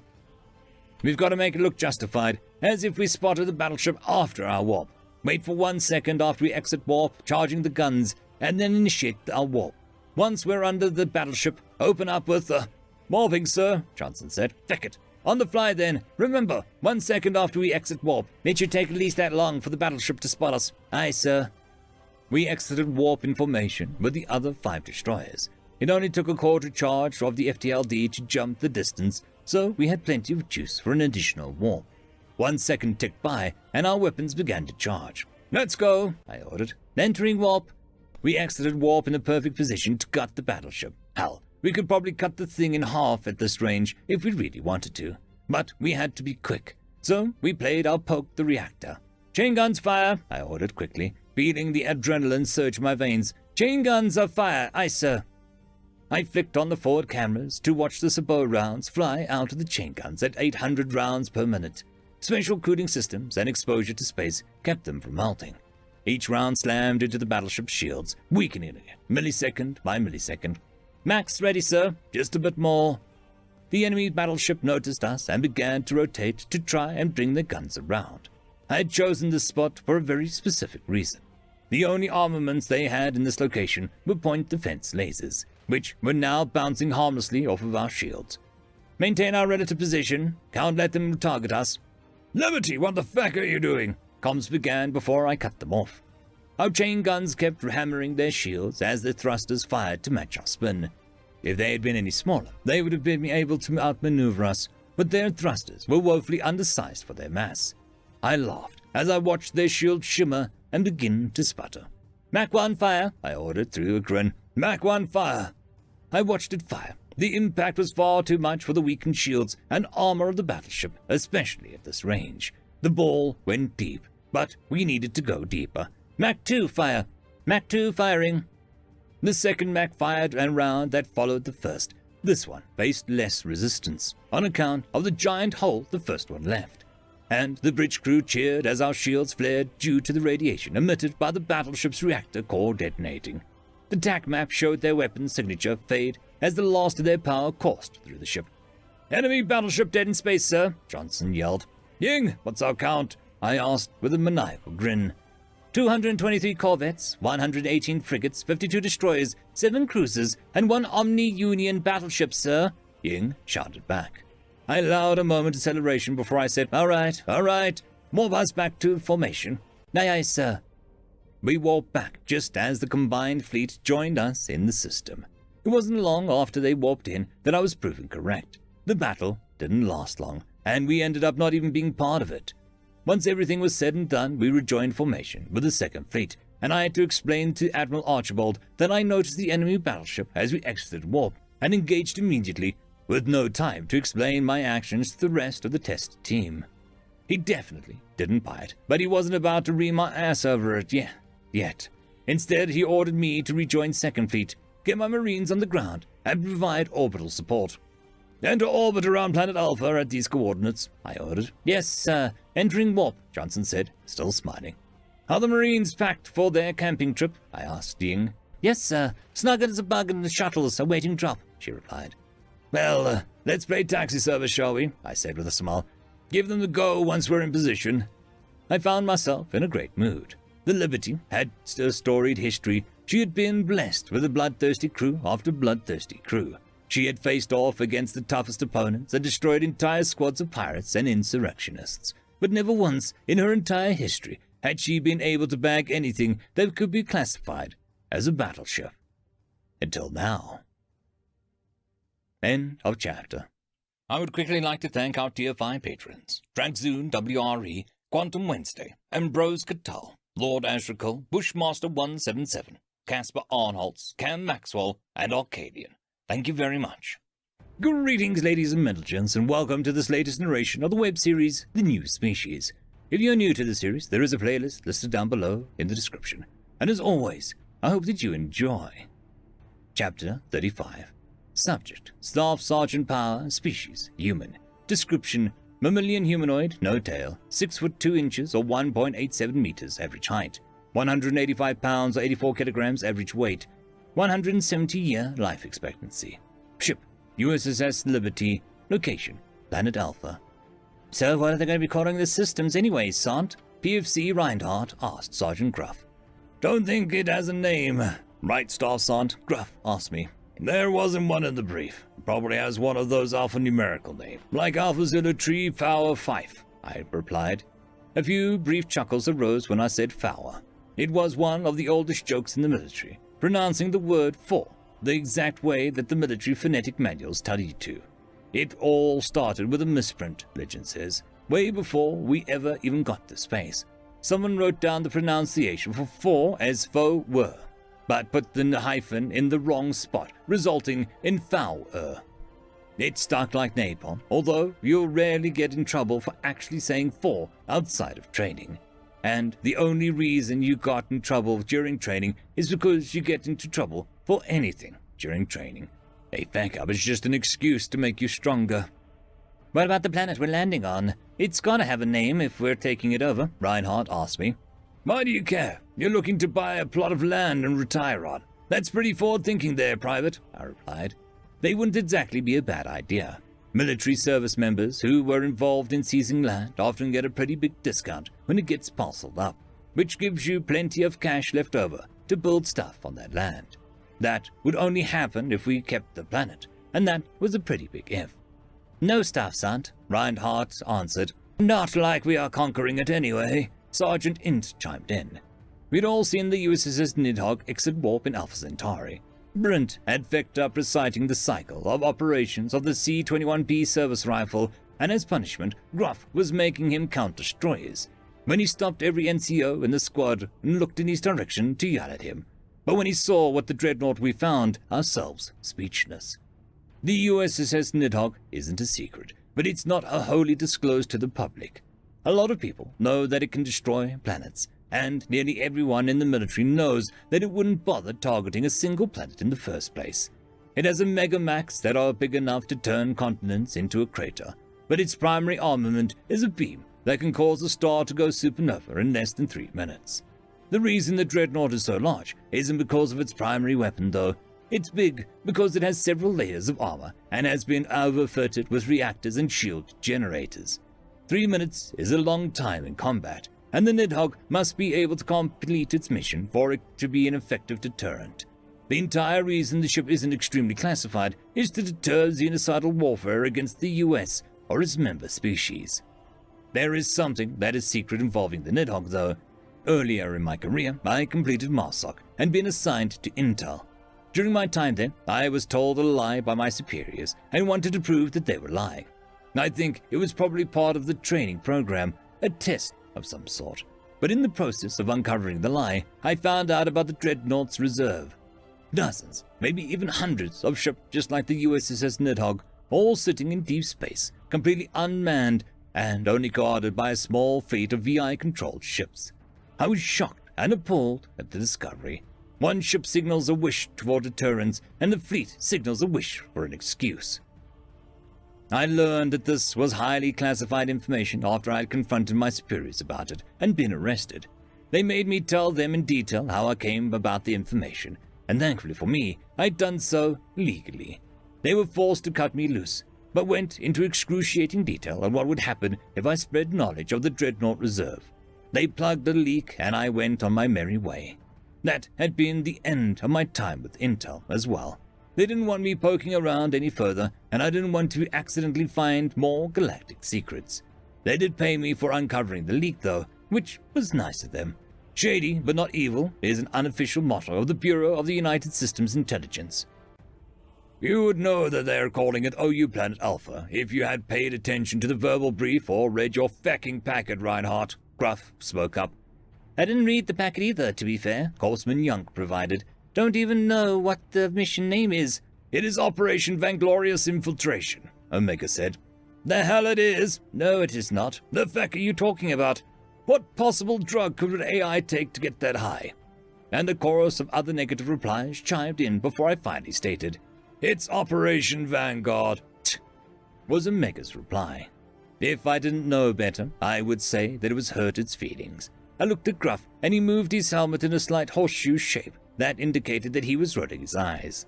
The shuttle shook, which immediately brought us all back to reality of the situation. Entering atmosphere, the pilot said. Omega, what can we expect the enemy to have armament-wise when we get groundside? I asked. Orbital scans showed infantry, armor, and artillery. They're about as equipped as a standard military, it answered. What about air? Asked Sergeant Int. Well, they did, but it's no longer a concern. Same with our anti-aircraft and long-range missiles. We have complete air superiority, so feel free to call for air support as needed. If you're good, you might even get some orbital support. You'll have to ask nicely, though. I nodded gratefully. Trying to kill a tank without high explosives was a pain in the ass, even as a Gen Alt with Guardian armor. Omega continued to answer questions as I pulled up the map of our LZ and our objective. I had briefly glanced at it before we boarded the shuttle, and something about it had bothered me. On closer examination, I was able to see why. Omega wanted his box in a spot that was surrounded by hills. It would have been a decent spot if it were for mortar team trying to take out enemy armor. But as infantry, it was the worst place that we could be. Omega, I began, is there any particular reason that you have our objective in this location? The hills will provide a cover from enemy fire, and it should be easy to kill enemy infantry as they crest the hill. Plus, the location is close enough to enemy transmitters to give me access point to their systems. I searched the map for a moment as the rest of the Marines looked at each other. Then I added a waypoint at a large hill with plenty of flat land surrounding it. Is this location close enough to the transmitters? I asked. Yes. But why? Omega asked. A chorus of laughter rang through our shuttle as the other Marines checked their maps. I don't understand, Omega said. You'll be vulnerable to fire from all directions. When you're on top of a hill, you can use the hill as cover while denying the same cover to the enemy. It's also easier to shoot down than it is to shoot up, mostly due to sunlight and such, Min said. Yeah, that and grenades. Didn't study infantry tactics very much, did you? Corporal Chang chimed in. Omega probably had studied infantry tactics, but like most non-infantry, probably thought that he knew better. Many virtual reality first-person shooter players joined the Corps and were shocked when they discovered that the tactics in their little games didn't work very well in real life. Age-old wisdom dictates that one should always take a hill. I changed our objective marker as the lights within the shuttle turned red, and an alarm began blaring. The riot had smoothed out, so most of the newer Marines were confused. Those of us who had been on these shuttles in these circumstances before knew better, and weren't very surprised. "Ma'am, is this alarm anything to be worried about?" PFC Rogers asked our pilot. "It means we're being shot. Our shields are holding up, so whatever's doing the shooting isn't rated against aircraft. It's nothing to worry about while you're aboard. But the landing's going to be pretty hot, so you might as well worry about that instead," she replied. "They still got it so you can't turn it off?" Gruff asked. "Yep. Apparently we've got to know whenever we get hit." We sat quietly and waited for the landing. The only sounds were the occasional shifting of the shuttle and the impact alarm. After a few moments the fidgeting started, weapons checks, making sure seals were snug, tapping feet and fingers on whatever surface was available. Standard fare for impatient Marines. We didn't have to wait for long, though. "Drop off imminent. I was right. The LZ is hot. Careful out there," our pilot said. "Roger that, ma'am. All right, Marines, places. Charlie's on point. Reinhardt and Boyle are carrying the box," I ordered. "Hoorah, Staff Sergeant." We stood as we felt the shuttle land, and two privates grabbed the box. I chose those two because one of them is right-handed and the other is left-handed, which lets them keep their weapons outbound and opposite directions. The hatch opened and we were treated to the sight of the shuttle's shield flaring. It looks similar to an aurora when it's light on light, just a dull orange wave when it's kinetics, though. Corporal Chang took the lead and was followed by Rogers, Higgs, then Int. Their weapons began firing as soon as they cleared the shield. "Bravo's next! Go, go, go, go!" I shouted. Brent took point for Bravo team, followed by the box carriers with Sergeant Gruff trading. Their guns also began firing as soon as they cleared the shield, which is less than a great sign for the fight to come. "Livingston, you won the toss-up for the points this time, right?" I asked. "Yes, Staff Sergeant," Livingston said with glee. "Well, get going then." I gave the Lance Corporal a slight shove and followed directly behind him. Private Johns was directly behind me, with Lance Corporal Hart was guarding our arse. Livingston left the shield targeting left, so I targeted right and stepped out, immediately sighting something to shoot at. Shot, sparks, targets falling. Move to the defensive position, get some space, acquire next target. Shot, no sparks, fire again, shot, sparks, target spazzing, shot, target falling. I'm hit, only a 10th gone, not a concern. Shot, miss, shot, sparks, acquiring, shot, headshot, target still mobile, they don't need a head, shot, miss enter mass, sparks, target down. Hit again, taking a knee, scanning two targets, switch to auto. Die, motherfucker, die, die, get some. Release trigger, targets down, scanning sector. Once more, switch to semi, shot, target, falling. Checking falling targets, no movements. I kept my eyes on my sector until the rest of the gunfire stopped. "Clear?" I asked. 12 green lights lit up and indicate the affirmative. I gestured for us to start moving out, and we all stood back up and began to march. The ground beneath our feet was unnerving yellow color and didn't quite feel like dirt, too crunchy. The sky was darker than normal blue, which led to some odd optical illusions, mirages, I suppose. There were random hills of varying sizes as well. Some of them were closer to mounds, and off in the distance it looked like there might be some mountains. I wondered if that means there's tectonic activity. I tried to remember my geology lessons to no avail. As far as plants or animals, there were none. Not a blade of grass or even a small lizard as far as our magnified eyes could see. The only sound was some wind and the crunch of our boots as we marched. As the hill we wanted to be on got into sight, I smiled. It was perfect. Around the base of the hill was a vast amount of relatively flat ground, giving us a perfect coverage all around the hill. "All right, excavation tools out. Help Yunk dig a nice pit on top for him and the box to hang out in. Then buddy up and dig yourselves in a hole about 3/4 of the way up the hill. I want a nice radius with a good spacing. Don't forget your sums. Make 'em nice and big. We don't know how large their grenades are," I ordered as we reached the base of the hill. "You think they've got grenades, Staff Sergeant?" PFC Rogers asked. "If they've got tanks, they've got grenades. Now get digging." Bravo team remained with the box as the rest of us dug the pit. A few random robots came to check on us, but they were quickly taken care of. When the pit was big enough, Bravo team carried the box up the hill, and then we all got to work digging our foxholes. I ended up paired with Lance Corporal Hart. We dug a luxurious hole in the hill that would be our home for who knows how long. I couldn't help but grin, knowing what awaited our enemies once we were done. There was nothing more infuriating to an assault team than foxholes on a hill. Once everyone was done, the sound of e-tools being collapsed and stored was quickly followed by the sounds of Guardian gauntlets smacking together. Standard procedure for foxholes was to have one on watch and one down for rest. The sound was Rochambeau, rock, paper, scissors, to decide who took which shift first. So hey, Staff Sergeant, you want to play Rochambeau to see who's on watch first? Lance Corporal Hart asked me. No. I trust in your watch-taking capabilities, Lance Corporal. Why don't you show him how it's done? I said, with a grin. Hart sighed as he turned to look over the landscape, and I laughed as I sat down. Rank has its perks, and being squad leader is even better. I double-checked my weapon and leaned back. I was nearly ready to take a nap when Omega pinged our comms. Everyone is in position, beginning Operation Vanglorious Infiltration, it said. A series of obligatory negativity and profanity rose from the foxholes in the hill. I just rolled my eyes and closed them, ready for a little nap. End of chapter. I would quickly like to thank our Tier 5 patrons, Trankzoon WRE, Quantum Wednesday, Ambrose Cattell, Lord Ashrakal, Bushmaster 177, Caspar Arnholtz, Cam Maxwell, and Arcadian. Thank you very much. Greetings, ladies and metalgens, and welcome to this latest narration of the web series, The New Species. If you are new to the series, there is a playlist listed down below in the description. And as always, I hope that you enjoy. Chapter 36, Fleet Leader Barilyn Onaya, Species Oyard, Description, Avian Humanoid, Feathered Tail, 6 foot 1 inch, or 1.8 meters average height, 96 pounds or 43 kilograms average weight, 161-year life expectancy. Ship RSV Norbaranal, Majestic in flight. Location, Sol.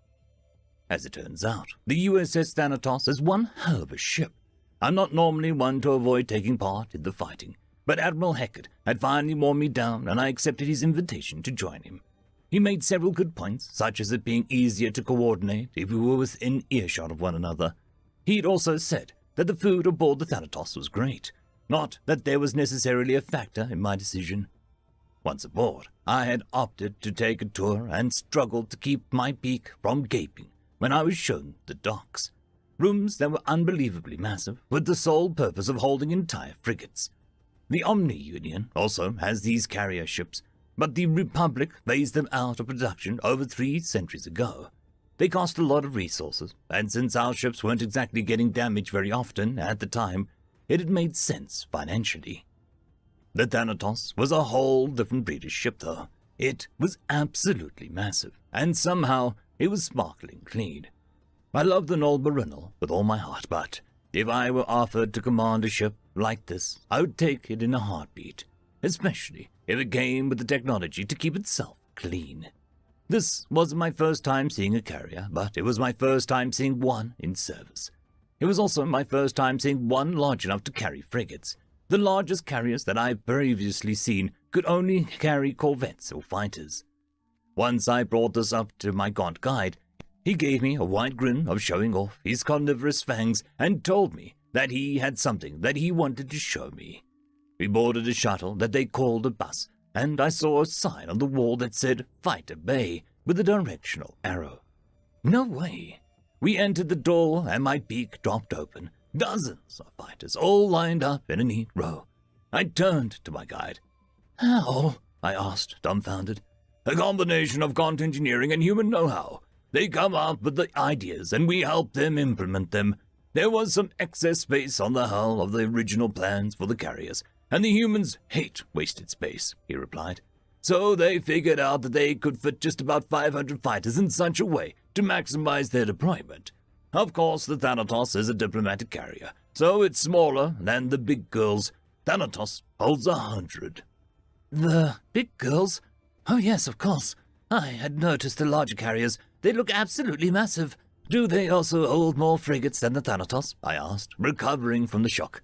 No, sir. The standard-sized carriers are hull destroyers, 30 of them. That design's getting pretty old, though. There's rumors of another carrier design that can hold 50 destroyers, the gaunt guide said with another grin. 30 destroyers? U.S. destroyers, the same destroyers that are half again the size of our own. with armaments that would make an Iceland drool. The engineering required for such a task alone is mind-boggling, but actually completing it and mass-producing it, there were over 500,000 of those things in the system right now. I closed my beak again, somewhat regaining my composure.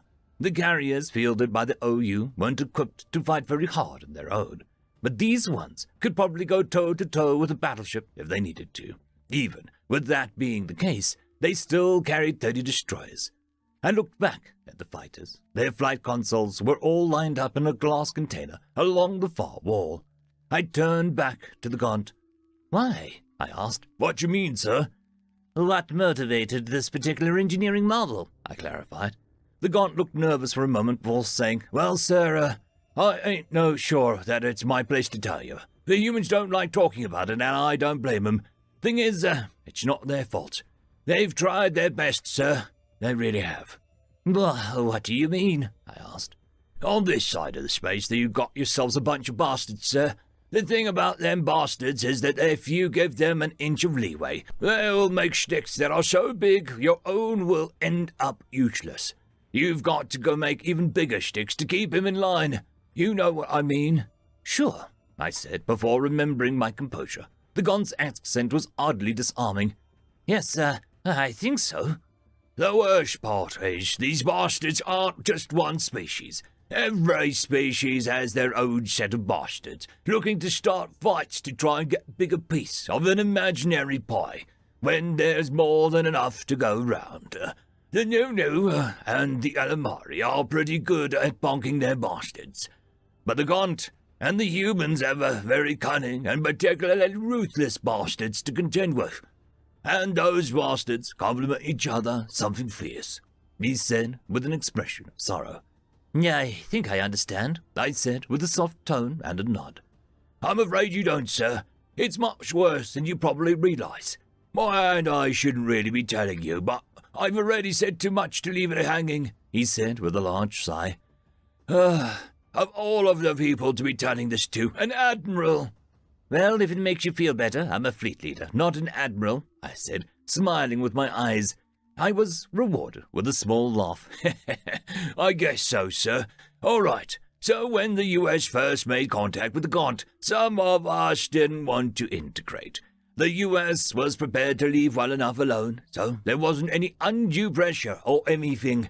But integration would have improved our quality of life and done away with certain authoritarian forms of government that plague our system. On paper, our citizens voted for their leaders, and those leaders made all of the decisions regardless of the wishes of the people. We had tried many times to change the style of leadership, but it always reverted within a generation or two. The humans have an old saying, might is right. That's what these guys believed in," he explained. I nodded. Dictatorships weren't unheard of amongst the Republic member species. As a matter of fact, the Oyan had a planetary dictatorship on one of our colonies. It was a restricted dictatorship, and those restrictions were enforced by Republic law. But it was still considered stifling by many other Oyan. "Well, a bunch of these leaders, and most other people wanted to join the United Systems. But a lot of the rich, the humans call them oligarchs, didn't want that. It would mean less power and influence for them. And greed is about the biggest motivator for a bastard. So there was a civil war. Not that there was anything civil about it. We fought, and as I said, the US tried to let us figure it out on our own. But then the oligarch bastards went around everyone's backs and started buying weapons and tech from the human bastards. Corporation conglomerates, or whatever they are called." He shuffled nervously. "Thus set off a terrible chain of events. Our side ended up buying weapons from the US, and their side kept buying weapons from the human corporations. But the corporations couldn't supply nearly what the US could, so we ended up with the advantage. We ended up bonking the bastards and joined the US. "That sounds like a happy ending," I said. "What went wrong?" "I didn't bonk them hard enough. After we joined the US, the corporations that sold the weapons to the bastards were exposed. It was apparently illegal for them to have sold weapons like that. and since they were human corporations, humanity decided to try and handle it internally. But the human bastards had plenty of political pull and used everything at their disposal to avoid the consequences of their bastardly ways. Things got bad, real bad. Politicians were assassinated, factions were formed, and governments were overthrown. The humans ended up having a civil war of their own. Ouch, I replied. Yeah, no kidding. Their civil war lasted for 100 years. Some people call it a corporate war, but that's not what it actually was. Humanity had plenty of grievances stored up at that point in their history, and we were the spark that blew that powder keg sky high. What's a powder keg? I asked. Oh, that's one of them human sayings. Their primary infantry weapons traditionally used explosive substances called gunpowder. That used to be stored in wooden containers called kegs. It's extremely flammable and explosive, so all it takes is a spark to make 'em go boom. Oh, I see. Carry on. I nodded. Right, so anyways, once they finished up bonking their bastards, our own bastards decided to act up again. They tried to do a coup, and the Gaunt were once again embroiled in a civil war. Humanity helped us out of it and then formed the U.S. intervention. The No-Nos and the Alamari were against it, wanted to let nature take its course, I guess. Humanity convinced them, though. But their bastards have kept trying, and the human bastards are still lurking, waiting for their chance. Hell, the Vault Falsification War isn't even technically over yet. Been about, 18, 19 years now, he said with a shrug. The U.S. is currently at war? I asked. No, not technically. It's more along the lines of putting down a mutiny or a riot suppression. I think the official term is police action. About 18 or so of our bastards tried again and nearly succeeded. It was an extremely organized effort. They had managed to infiltrate the Gaunt government and every ship in 10th Fleet. When they struck, they managed to kill most of our democratically elected representatives, and steal most of the 10th Fleet's ships in the biggest mutiny in all of our shared histories. Whoa, I said, in shock. Yeah, and to top it off, they had begun a propaganda campaign to convince the U.S. to stay out of our conflict. So when the U.S. inevitably entered the fray, 'cause they stole those ships, a lot of people in charge were suddenly getting angry letters and phone calls from people who'd fallen prey to the propaganda. Whoa, what changed? I asked. The U.S. liberated a Gaunt colony from the bastards. Turns out bastards do what bastards do, no matter what's at stake. They had been abusing the populace something fierce. Mandatory work schedules and curfews and capital punishments for minor infractions. Pretty much turned the populace into slaves and killed anyone who tried to argue with them. Once the news broke, their supporters dried up right quick. Then it was just a matter of killing them as the opportunities arose. But the humans really stepped up to bat for us. If it weren't for them, we'd all have ended up living like those poor bastards on that colony. And it was mostly the humans who laid down their lives, too. We owe them a lot. Yeah, I can imagine. You say killing them. What about prisoners? I asked, dreading the answer at this point. Oh, sure, there's a few of them, but it's kind of a gone thing to not be taken alive. Warrior culture and all of that. Personally, I prefer the engineering focus of our culture. But if my back was to the wall, I'd rather give my life for something I believe in by taking a few of the bastards with me. I'm sure they probably feel the same way, he said with a shrug. I sighed with relief. Rules of war are important, but the rules regarding police action are a moral imperative. You can tell a lot about a culture by how they handle their police actions. Still, it is not surprising that this was left out of the briefing. One thing was still bothering me, though. You said that the human bastards are still lurking. What did you mean? I asked carefully. Well, most human systems pretty much worship the free market. I don't blame them. The thought of being told that you can't buy or sell something that people want to buy is infuriating. But the biggest side effect of the free market is powerful corporations. The more powerful the corporations get, the more they get into politics. And the harder it is to keep them in check. Without strict regulations, you end up having to kill the bastards to get their hands off your throat.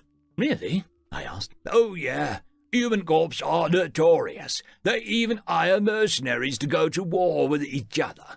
Of course, they do that in areas that humans' laws don't quite apply, so they can't get punished for it. Why doesn't the US intercede? I asked, dumbfounded.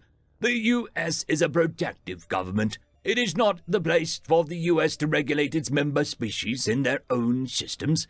We've got the Senate and a judicial system, but our laws are only applied to matters of impact of all the member species, like first contact or joint development technologies, interspecies trade, or expansion.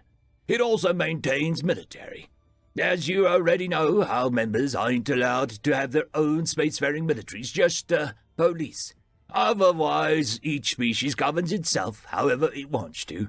The New have a purely democratic government, and the GOT has a democratic republic. The Alamari and the humans have a bunch of governments, all working under the unified umbrella government. Those ones get complicated. I laughed and said, I know. That was in the brief. I'm sure it was, he laughed in return. Anyways, let's get this tour finished and up and get you to the Admiral Hackett. We stopped by more impressive areas aboard the Thanatos while I digested what I'd just heard. It was a lot to take in. On the one hand, I could definitely see why the US had developed their weapons to be as lethal as they are. On the other hand, I'm not sure how comfortable I am around them, knowing how quickly they resort to violence. Still, it wasn't as if the Oyan were much different. It would seem that we'd gotten lucky with our neighbors. Unlucky, maybe. If we'd ended up with more bastards, we might not have lost as many against the OU as we have, but we would probably have lost even more to each other. After showing me an absolutely beautiful mess hall, my gaunt guide finally took me to the command room. Just outside of the room, he stopped and turned to me. Well, this here ends my guided tour of the USS Thanatos. Inside this door is the command room, and just beyond that is the bridge. Admiral Hackett would probably like to give you a tour of those, and since he's my boss's boss's boss, his preferences matter a whole bunch, he laughed. Anyways, about what we were talking about earlier, I'd much appreciate it if you didn't tell nobody that I'm the one who clued you in, Admiral, Fleet Leader, sir. My beak is sealed. Thanks for the tour, I replied. No problem, sir. Well, here we go, he said, as he stepped forward to open the door. I followed him and was stunned by the room that we were entering. There were screens and seats and tables and desks all over the place, but somehow it didn't feel the least bit cluttered. There weren't any visible cables, and the decking was all in the proper place. It was like a completely different world from the command centers I'd ever been in, and it was much quieter. Officer, on deck!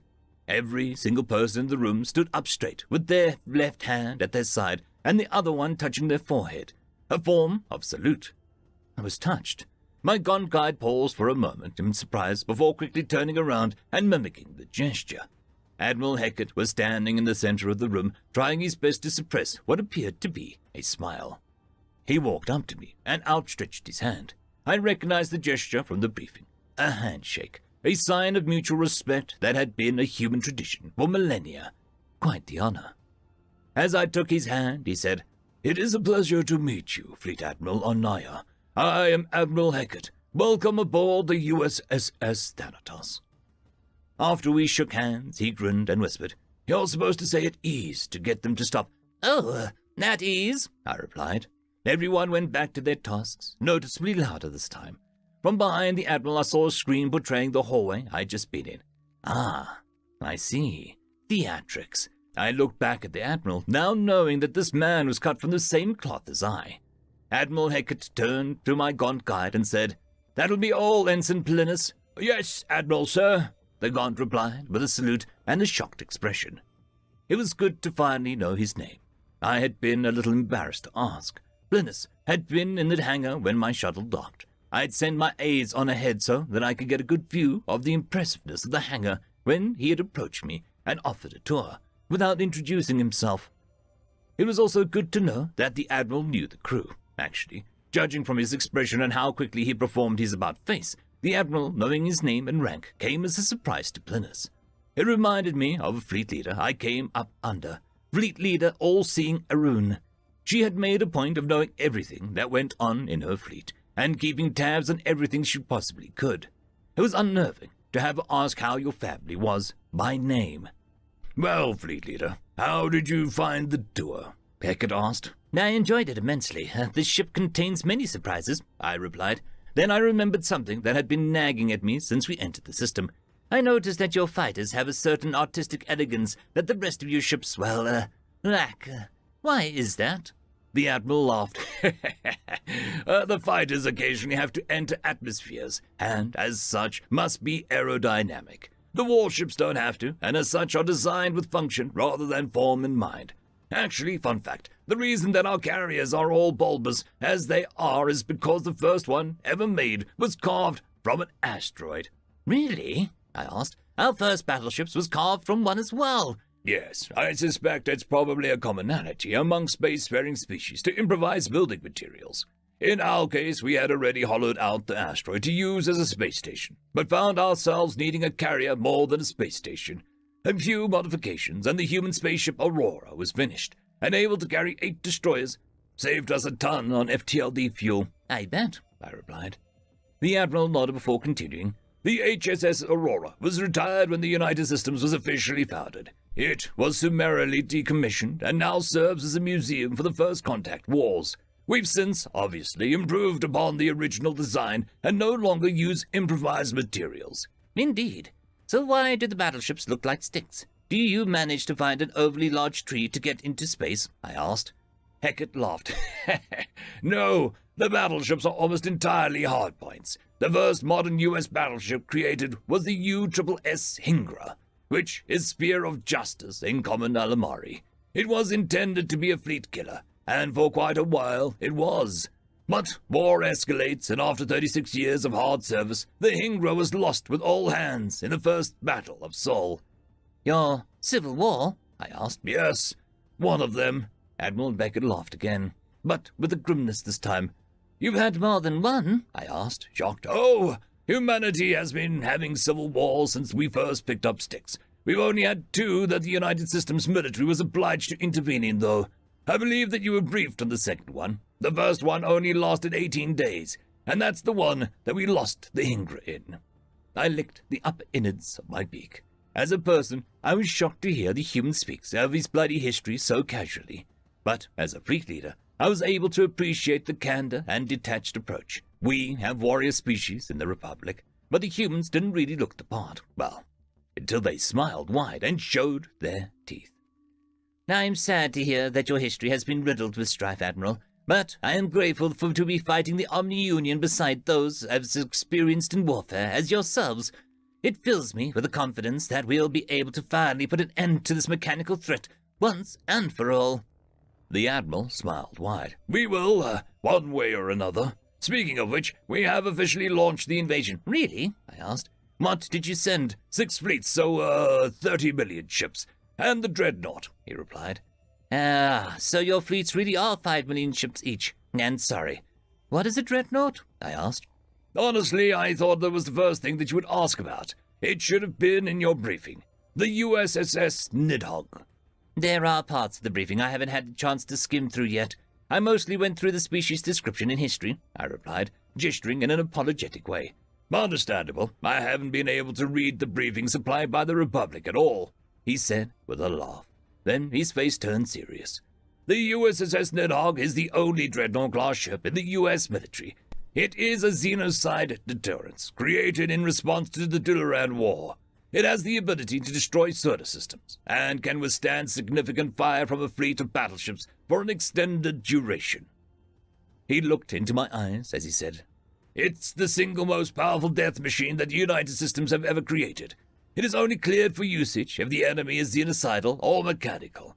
Every crewman aboard the Nidhogg has passed through the most intensive background and psychological checks available to make certain that they are loyal to the United Systems. If their loyalty wavers in a detectable way, they are assigned elsewhere. I swallowed heavily. After seeing their ships and hearing their history, I suspected that they might have created weapons of mass destruction that could destroy planets. Such weapons were of course prohibited from being researched in Republic space. But for the US, it just made sense. Solar systems, though, why? Insanity, sheer and utter craziness. Although I could see it as a xenocide deterrence. The Republic hadn't had an actual xenocide incident amongst our member species, and hadn't realized that that was what was happening with the OU. I suppose if we had, we would have come up with something similar as a deterrence, or tried to. I see, Was all I could say. From officer to officer, I'm ashamed of the Nidhogg, Hackett said as he looked away. It shows that we're willing to throw away our morals and honor for the sake of survival. I had hoped that it would never be used. Still, I'm glad that it's machines that we might be using it against, instead of organics. I see how it is, sir. A voice came from a nearby intercom. Non-sentient machines, I mean, Hackett corrected himself with a smile. Fleet leader, meet Tim, a human-created AI. Ah, this was more familiar territory. I had already received my shock when I read the reports of the human-made AI. They were said to act more like people than machines, and judging from the comedic timing of this one, that may turn out to be true. I looked at the intercom and said, "Pleasure to meet you, Tim." "Pleasure to meet you as well, sir. I just popped in to inform you both that we have finished the installation of the TAC maps on the Republic fleet ahead of schedule," Tim said. "Thank you, Tim," Hackett replied. "You should thank Omega. Running those logistics would have made my head spin right off, if I had one." "No thanks necessary," another voice, presumably Omega, replied. "Indeed, Omega was simply performing his duty," a third voice said. "Fleet leader, meet Omega and John. They are also AI," Hackett said, trying to maintain his composure. "Pleasure to meet both of you. I am Fleet Leader Onaya of the Republic." Two holograms appeared out of a nearby table. One was a figure wearing a black cloak and holding a curved blade. The other was a figure wearing the same suit of armor that I had seen some soldiers wearing during my tour. The soldiers had been dark blue or dark green, but this suit was white, or perhaps steel with a lot of light shining on it. "Judging by your reaction, you've already been briefed on us," the cloaked figure said with Omega's voice. "Good." "Yeah, of course he's been briefed, Omega. Blindsiding a captain is unprofessional, but blindsiding an admiral is downright insubordinate," the other avatar said. John, my process of elimination. "It wasn't unprofessional, John.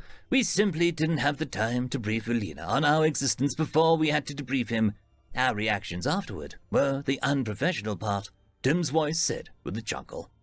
I looked around for Tim's avatar to no avail. My eyes met Hackett's and he shook his head as if he knew what I was looking for. "Tim doesn't use an avatar to communicate," the Admiral said. I nodded and asked, "Why not, Tim?" "Well, mostly because I don't, sorry. It looks like an explanation will have to wait," came the reply. "Enemies inbound, big group of them," John said. "We've begun patching FTLDs, but not all of them will be done by the time they enter the system," Omega added. "Understood," Hackett replied. "Well, Fleet Leader, looks like our time's to shine." I joined him at a larger than normal table that displayed a TAC map. The US fleets were shown in blue, the Republic were in green. I tapped a part of the table and an interface popped up. I keyed in a communications frequency and an ID for my comms implant as I watched Hackett do the same. From here, we would be able to give orders to our fleets. "Well, Admiral," I said, "let's defend your system." End of chapter. I would quickly like to thank our Tier 5 patrons, Dragzoon WRE, Quantum Wednesday, Ambrose Cattell, Lord Ashrikul, Bushmaster 177, Casper Arnholtz, Cam Maxwell, and Arcadian. Thank you very much. Greetings, ladies and gentlemen, and welcome to this latest narration of the web series The New Species. If you are new to the series, there is a playlist listed down below in the description. And as always, I hope that you enjoy. Chapter 37. Subject Captain Wong. Species human. Description: mammalian humanoid, no tail, 6 foot 2 inches or 1.87 meters average height, 185 pounds or 84 kilograms average weight, 170-year life expectancy. Ship USS Valor. Location Seoul. "Tim, how many do we have left?" I asked. 29,683,271 remaining. We have destroyed 8,471,282, 283, 284, 285. Tim replied. Right, I get it. Well, let's keep at it. The Omni Union had attacked about 10 minutes after Tim had told me that our invasion had begun. Not all of our ships had a chance to apply the FTLD patch, but the Valor had. The AI that insists on following me around does have its uses. Despite the patch, we were ordered to defend the Thanatos. All 10 frigates and 100 fighters were deployed in a defensive perimeter. The USS Valor, Pride, Shield, Rosenthal, Spear, Gambler, Grateful Carnivore, Bulk, and the freshly repaired Sword. I rolled my eyes when I remembered the Bulk. We've really got to find a better way to name our ships.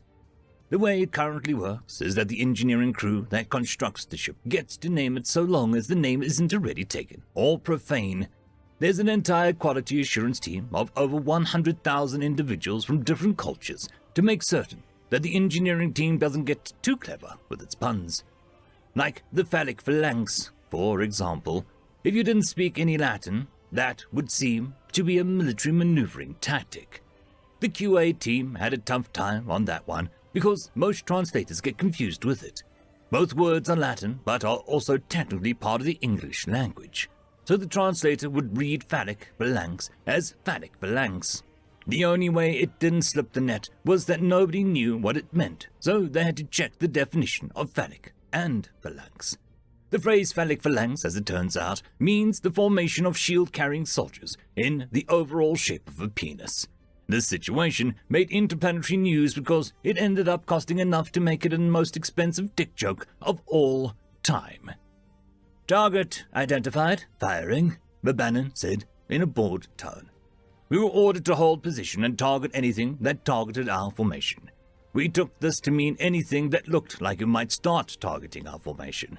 Even so, the Omni Union was painfully unaware that the Thanatos was currently host to the commanders of the Joint Fleet. Admiral Heckett and Fleet Leader Anaya had both taken up residence in the Thanatos in an attempt to better coordinate the fleets. Heckett had said that he liked the ship more than the science station. The importance of our assignment didn't make me feel any better about not being in the thick of it, though, especially once the casualty notification started rolling in. Kill confirmed, no further targets, Babanan reported with a slight yawn. The Lower Lana was still docked. If things went south, the plan was to have the fleet leader board the Lower Lana and have Ulina do his best to evacuate him. It was certainly a last-ditch plan, though. If things go badly enough that the Thanatos is at risk of destruction, there's almost no chance the Lower Lana's getting away. A message notification brought me back to reality. Permission to pursue fleeing target, Captain Samuel's USS Sword. Reynolds had made me squad leader for all 10 ships. I had expected some pushback because most of the captains are more trained than I am. But everyone had done exactly as they were told without a single complaint. Well, a single complaint to me. Samuels, on the other hand, wasn't more tenured than I am. As a matter of fact, she has just received this command 3 months ago, which is probably why her ship was the only casualty in the second assault. No, that's not quite fair. Nobody really believes that an enemy will kamikaze until it happens. Denied. Hold formation. Our job is to protect the Thanatos. Killing the enemy is just a treat that we get for doing so. Captain Wong, USS Valor. I'm going to die aboard in Babanan, I said. I could give you access to a copy of the Alamari Renegade, sir. Tim chimed in with a literal chiming sound. Wasn't talking to you, Tim, and I hate romance novels, I replied tersely. Ah, but you know about it. What, read it already or something? Everyone knows about the Alamari Renegade, that trashy smut novel that the author wrote to expand his horizons. It ended up becoming more popular than his more serious works. Every author's worst nightmare, I said with a chuckle. Now get back to work, you bucket of bolts. Aye, sir, the AI responded. Then after a second of silence, I do want to point out that I don't have any buckets or bolts, though. Can it? Lieutenant Babanan chuckled at the exchange and said, Well, sir, dying at boredom isn't all that bad. It could be worse. As he said that accursed phrase, I watched 2 enemy destroyers on the TAC map turn and target us directly. I nearly got my mouth open to say something about it when 2 friendly Mac rounds began sailing towards the enemy at unbelievable speeds. I glared pointedly at Babanan, who saw the exact same thing I did. Don't do that again, Lieutenant, I said. Aye, aye, sir, he said with a smile. I leaned back in my chair, finally accepting my fate as a spectator. The previous battle had a significantly different tone to it. Well, if you could call that a battle, it had been closer to a very quick slaughter. They jumped into the system and were destroyed before they could get a single round off. Scuttlebutt had said that the OU were basing their actions on how many ships that we had in system, so everyone was expecting the last fight to end fast. We had been dreading this one, though, with good reason. Nearly 40 million ships had walked into the system and immediately began attacking. But by now, most of the fleet had finished the FTLD patch and were warping with wild abandon, which caused the casualty notifications to slow down significantly. These robotic bastards definitely didn't account for that. Sol was going to get a massive economy buffer after all this fighting. Mars and Titan both had the tech to unpack the balls of atom that were left over from an A2 cleanup. Once we won the war, we'd probably have to assign policing units to make certain that the conglomerates don't war over the salvage rights. Sol was riddled with corporate conglomerations that were more bloodthirsty than even the Dalaran. Hell, they'd probably lobbied for the Dalaran's extinction to try get mining and colonization rights on their home world. All that's above my pay grade, though. I'm just a captain of a warship that's watching a battle play out instead of fighting in it. Still, it beats being stuck aboard the Thanatos at the moment. That ship is absolutely lousy with AI right now, and if I had to listen to another argument between John and Omega, I was going to lose it. I sighed as I remembered AI John. What the hell had possessed it to choose the most motivated personality possible was beyond me. The Marines get a kick out of him, and High Command adore him. The rest of us hate him. He's a dick. I was surprised when his avatar turned out to not be a penis in a uniform. Might suggest that to Omega. No. I'm sure that there'd be consequences to that, and officers shouldn't be thinking about pulling pranks either. But at Beach just staring at a TAC map, watching enemy blips disappear. The OU was fighting back as hard as they could, but it was impossible to outmaneuver the US ships when you have outdated warp tech. Target identified. Never mind. Sword got it, but Bannon said in a sad tone. We'll get him next time, Lieutenant. Keep your eyes peeled, I said encouragingly. I reminded myself once again of the importance of our assignment. On top of the Admiral and the fleet leader, there are currently several other Republic officers on the Thanatos coordinating their ships with ours. They weren't exactly doing a great job, though. The US had taken about 100 total casualties, but theirs were in the thousands. Honestly, it was a miracle that they hadn't been routed yet. They had their ships in firing lines. Who does that? There isn't a single tactical benefit to it in space. On the other hand, their mobility is limited, so it makes sense that they're not zooming around the battlefield. But a spherical formation would to make more sense than a fecking line does. I watched as some of the OU ships tried for a flanking maneuver. Blue ship indicators suddenly appeared behind red ones, and the red ones started to rapidly disappear. If our ships hadn't interfered with that, it would have been disastrous for the Republic forces. But that's above my pay grade, too. I scratched the back of my head as it dawned on me that Tim might be right about seeking a promotion. I'd missed the Valor and its crew, but I'd been thinking more and more about things that I have no business thinking about. It's not that being a captain is boring or unfulfilling, it's just, I feel like I can do more than I'm doing now, I guess. That fecking ridiculously cheerful robot, even if I got a star in my collar and was reassigned, it would probably follow me. I wonder if all of the AIs are obsessive. Omega is obsessed with humans, Tim is obsessed with me, John is obsessed with duty, or whatever, and I don't even know enough about Violet to tell one way or another. Target ident— Damn it! Saul got him again, but Bannon said, while slapping his knee in a sarcastic frustration. Let them have it, we've had more than they have anyway. It's time to share. Yes, sir, he replied with a mockingly defeated tone. How many left now, Tim? I asked out of curiosity. 11,247,312. We've destroyed— Nope, stop that. But, sir, Tim said, doing an impression that I was unfamiliar with. That'll be all, Tim. Yes, sir. I eagerly await your next enemy casualty count request. God, we're running through them quick. They'd started with about 5 times our number half an hour ago, and now we were nearly even. There really is something to be said about rapid mobility of ship-to-ship combat. I'm thankful that our FTLDs are back in action. Unlike the Republic's FTLDs, ours only use a certain amount of charge per jump. The amount of charge is dependent upon many variables, including the distance between warp points. The amount of variables make the overall charge depletion pretty random, though. We can typically get 10 jumps in a system before having to hang out and recharge. Sometimes it's 9, sometimes it's 11, other times it's 14 or 6. The worst part is that it sometimes changes between jumps. So if your first in-system warp took 12% of the charge, there is no guarantee that the next would as well.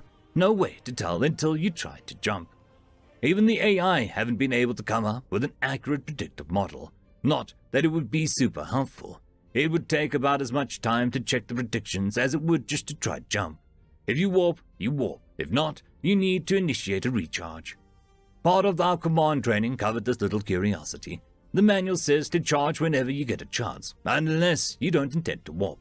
Newer captains always kept their drives charged, until they got reprimanded for wasting reactor fuel. The fuel's not that expensive, but it adds up pretty quickly. Target identified, firing, Babanin said rapidly. Ha! Suck it, sword! Congratulations, Lieutenant, we beat them, woohoo, I said in a monotone.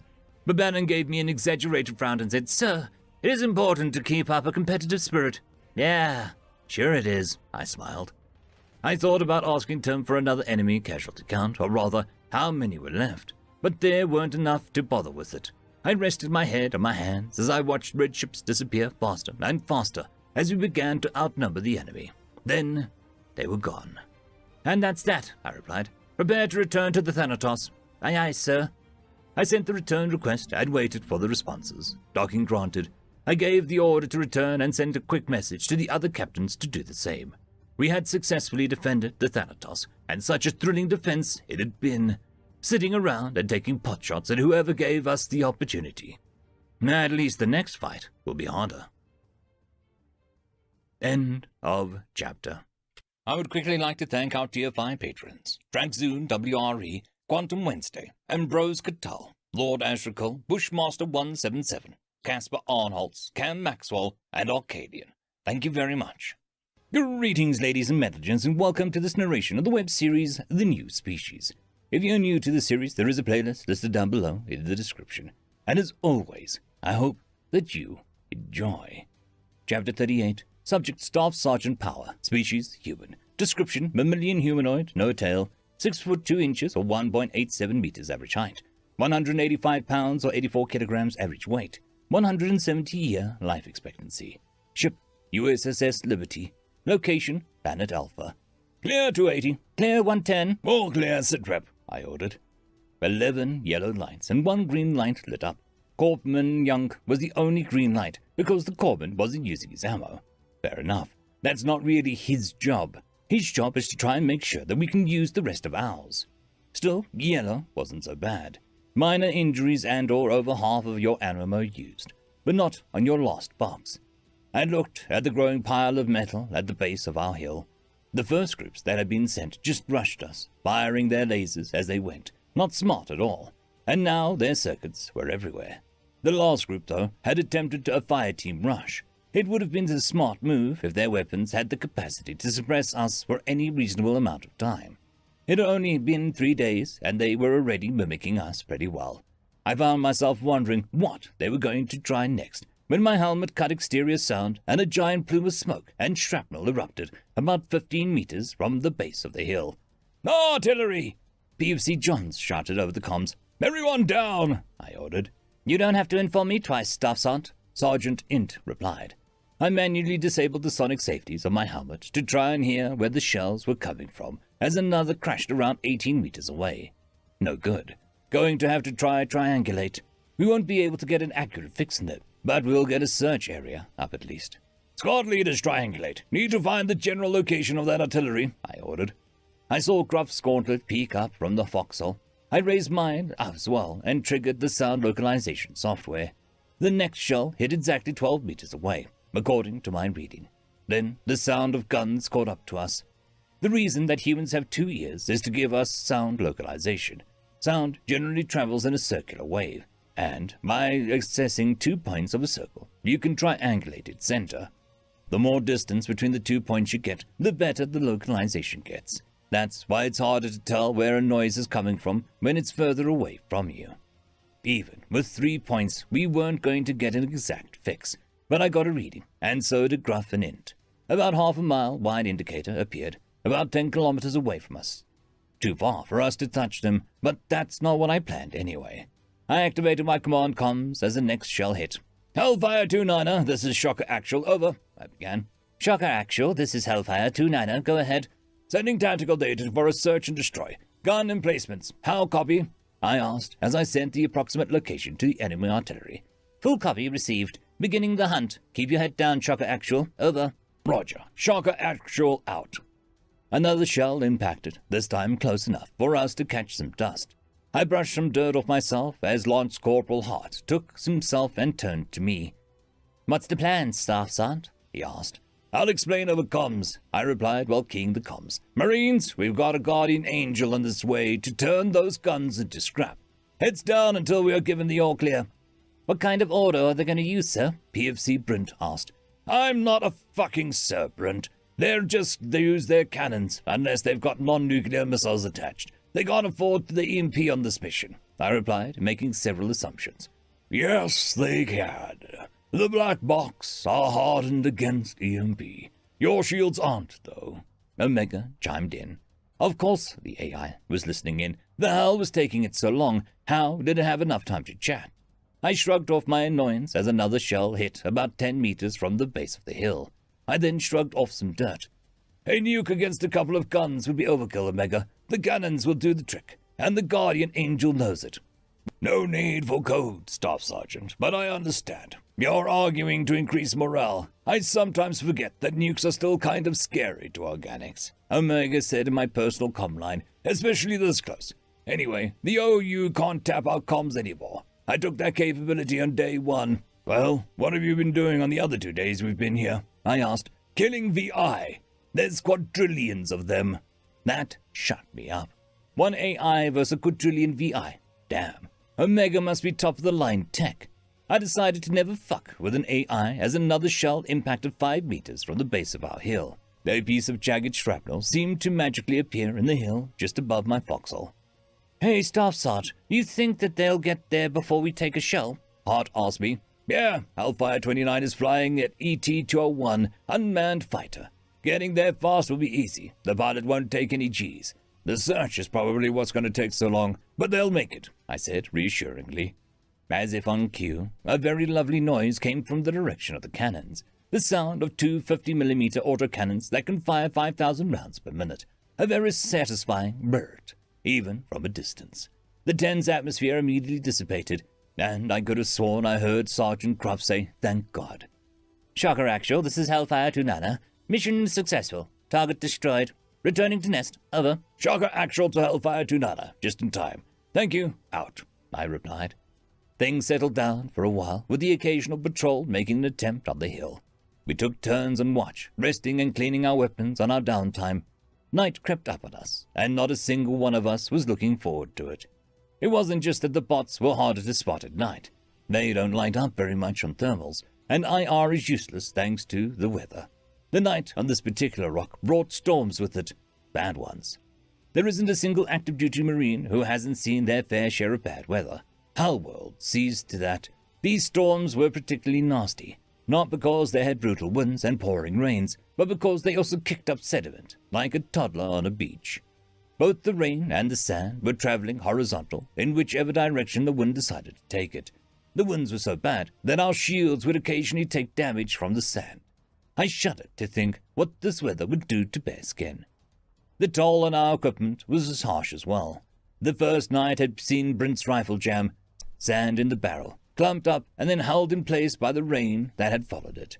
We had to wait until the storm died down just before dawn before he could clear it. God damn it! If I never see a single grain of sand again, it'll be too soon, Lance Corporal Hart bitched over close-range radio as he shook his rifle. So the belly aching, keep your eyes on the outbound, rifle down unless you see the enemy. Keeps the water and sand from it. I repeated myself for the 3rd night in a row.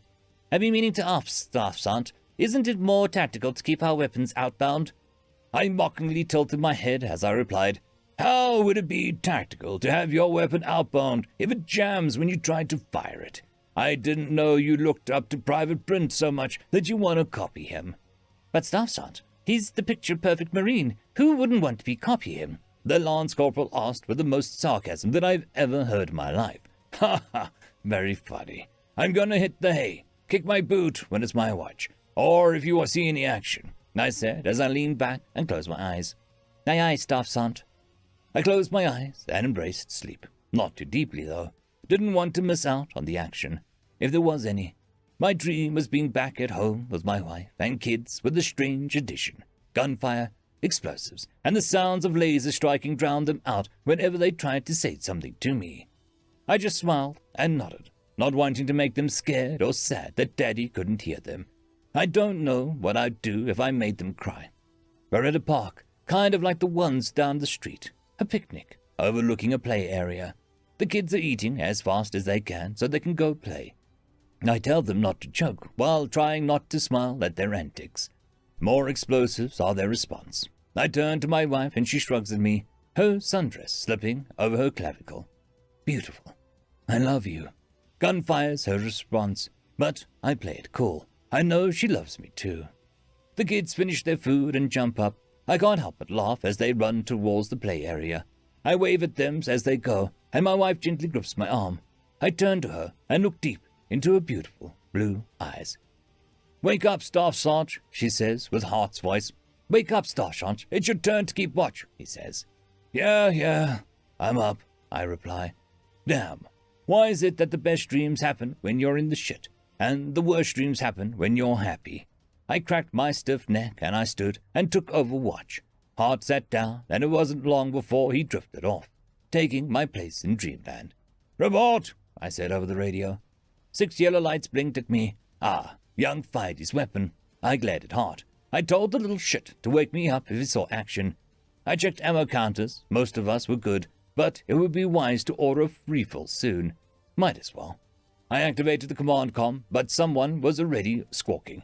If concrete actual, via mission. Concentration Echo Golf 539er, enemy armor, 5 rounds, danger close, we'll adjust. How copy? Lieutenant Banjul, he's got me beat for dumb call signs. Force sure. They're not that far away from us, calling an artillery strike on enemy armor. Glad we haven't seen any tanks yet. Wait, we brought artillery? Hanarura copies full. Oh crap. That's not artillery. I looked up at the sky and after a moment spotted 5 fireballs. Then I quickly switched back over to the squad radio. Turtle up! We've got orbital support incoming! I ordered. I watched as helmets scanned the sky, paused for a moment, and disappeared in foxholes. I took one last glance at the fireballs and ducked down. I placed a hand on Hart's shoulder so he wouldn't jump up in surprise when the first round hit. Then I waited. Max are fast, but it's quite the distance between orbit and the ground. I tried not to grit my teeth as the tension rose and rose. Then the ground suddenly felt an inch lower than it was before. Even my helmet's sound dampeners barely helped as the shockwave rolled over our little hill. Then came the dust and debris. What the Hart shouted as his second round impacted. I managed to hold him down and hoped that the rest of the Marines were able to do the same to their partners. It wasn't just dust in the air. There would be stones as well. I couldn't help but get a little pissed off as the next 3 rounds impacted. It was like riding a grav coaster at a local fair, but involuntarily, I stood up once I was sure more rocks wouldn't be pelting us. Report, I said over the radio. 12 yellow lights lit back up. Good. I took a moment to gather my wits and dust myself off. Then I checked our direction and found Lieutenant Penjul's personal frequency. Concrete Actual, this is Shocker Actual, sit rep. Shocker Actual, this is Concrete Actual. We're still here, over. Roger that. Back you, sir. How copy? Full copy, Benjul replied with a laugh. Sorry about that. Forgot that you were nearby. Won't happen again, over. Roger. Out, I replied as I cut the comm. Hart finished brushing himself off and looked up at me. What the feck was that, Staff Sergeant? He asked. A nearby squad called in orbital support danger close. 5 back rounds, the piece of shit, I replied. Hart nodded and went to stand as the ground began to shake again. It was different this time. Slower. Like when you zone out and snap back and find yourself rocking side to side. Only, it was everything else that was rocking side to side. Earthquake? Hart asked. Yeah, prob. A thundering crash interrupted me as the shaking got a whole lot worse. I grabbed the edge of the foxhole to keep from falling over. The dust that was still in the air was all blocking my view from the surrounding. All units, exfil ASAP, Omega said. Omega, what the hell's going on? I asked. We're leaving. Grab the box and go. Double time it, it said, and an objective marker popped up in my visor. Go, now! Let's go, Marines, I shouted as I jumped out of the foxhole, pulling Hart up after me. Chang, Boyle, grab the fecking box. Double time it. We ran through the dust and jumped over robotic bodies as we made our way toward the objective marker. The earthquake continued, knocking us to our knees every now and then. Visibility was poor, but the signature sound of laser fire soon rang out as we ran. Brief flashes of white light were soon followed by gunfire. We made it to the landing zone and took a defensive position as we awaited our shuttle. I went prone to avoid being knocked on my ass. The shaking got so bad that the ground had started slapping me hard enough to drain my shield slightly when the shuttle finally arrived. It couldn't land, but it was able to get close enough to the ground that we could all hop aboard. I helped drag the black box aboard and pulled Chang up while Gruff pulled up Boyle. After a quick head count, I told the pilot to punch it, and we began to rise. I almost triggered the hatch, but paused as we started to climb above the dust cloud. There were tears in the ground, like giant ravines that seemed almost bottomless. As we got a little bit higher, I saw something that made my blood run cold. At first, I thought it was a tower. It must have been come up from the ground because it wasn't there when we landed. But the shape struck me as odd, and I realized that there was only one thing that could actually be the largest Mac that I had ever seen. And then it fired. End of chapter. I would quickly like to thank our Tier 5 patrons, Draxoon WRE, Quantum Wednesday, Ambrose Cattell, Lord Ashrakal, Bushmaster 177, Caspar Arnholtz, Cam Maxwell, and Arcadian. Thank you very much. Greetings, ladies and gentlemen, and welcome to this narration of the web series, The New Species. If you're new to this series, there is a playlist listed down below in the description. And as always, I hope that you enjoy. Chapter 39. Subject AI Omega. Species. Human-created artificial intelligence. Description. No physical description available. Ship. Multiple. Location. Multiple. The Omni-Union was full of surprises, it would seem. Even with the aid of the black boxes, things weren't going very smoothly. The first thing I had done was take out their off-planet communications, and that was akin to kicking the proverbial anthill. They were also far more numerous than I had anticipated. The easiest way to deal with them would be to format the devices that they were on, but that would also erase any intel on those devices. Needless to say, that was unacceptable. So I fought them the good old-fashioned way. It was sluggish, but things were going better elsewhere. The Marines were doing an amazing job at protecting the black boxes, and there hadn't been many casualties. Of those casualties, none were fatal. The opponents weren't exactly the best of the best, but those little robots are tenacious. Things weren't going quite as well off-planet. A fleet of 128 million Omni-Union ships just showed up outside of the system, proving my theory regarding the sensor capabilities to be correct. It would have been wonderful if they hadn't been able to detect our warp disruptors, but you can't get everything you want in life, or life wouldn't be any fun. The enemy fleet was making their way into system on sublight engines, so the admirals had plenty of time to prepare for engagement. The humans had proven time and again that simply being extremely outnumbered wasn't good enough to beat them, especially if you give them time to prepare. The OU may be tenacious, but the humans are more tenacious than they could ever hope to be. It was the first rounds were fired that finally I took control of a server that had some intelligence.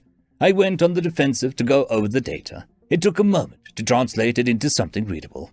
MPP-1, functional, maintenance not required. MPP-2, malfunction detected, repairs in progress. MPP-3, functional, maintenance not required. MPP-4, functional, routine maintenance required, maintenance scheduled.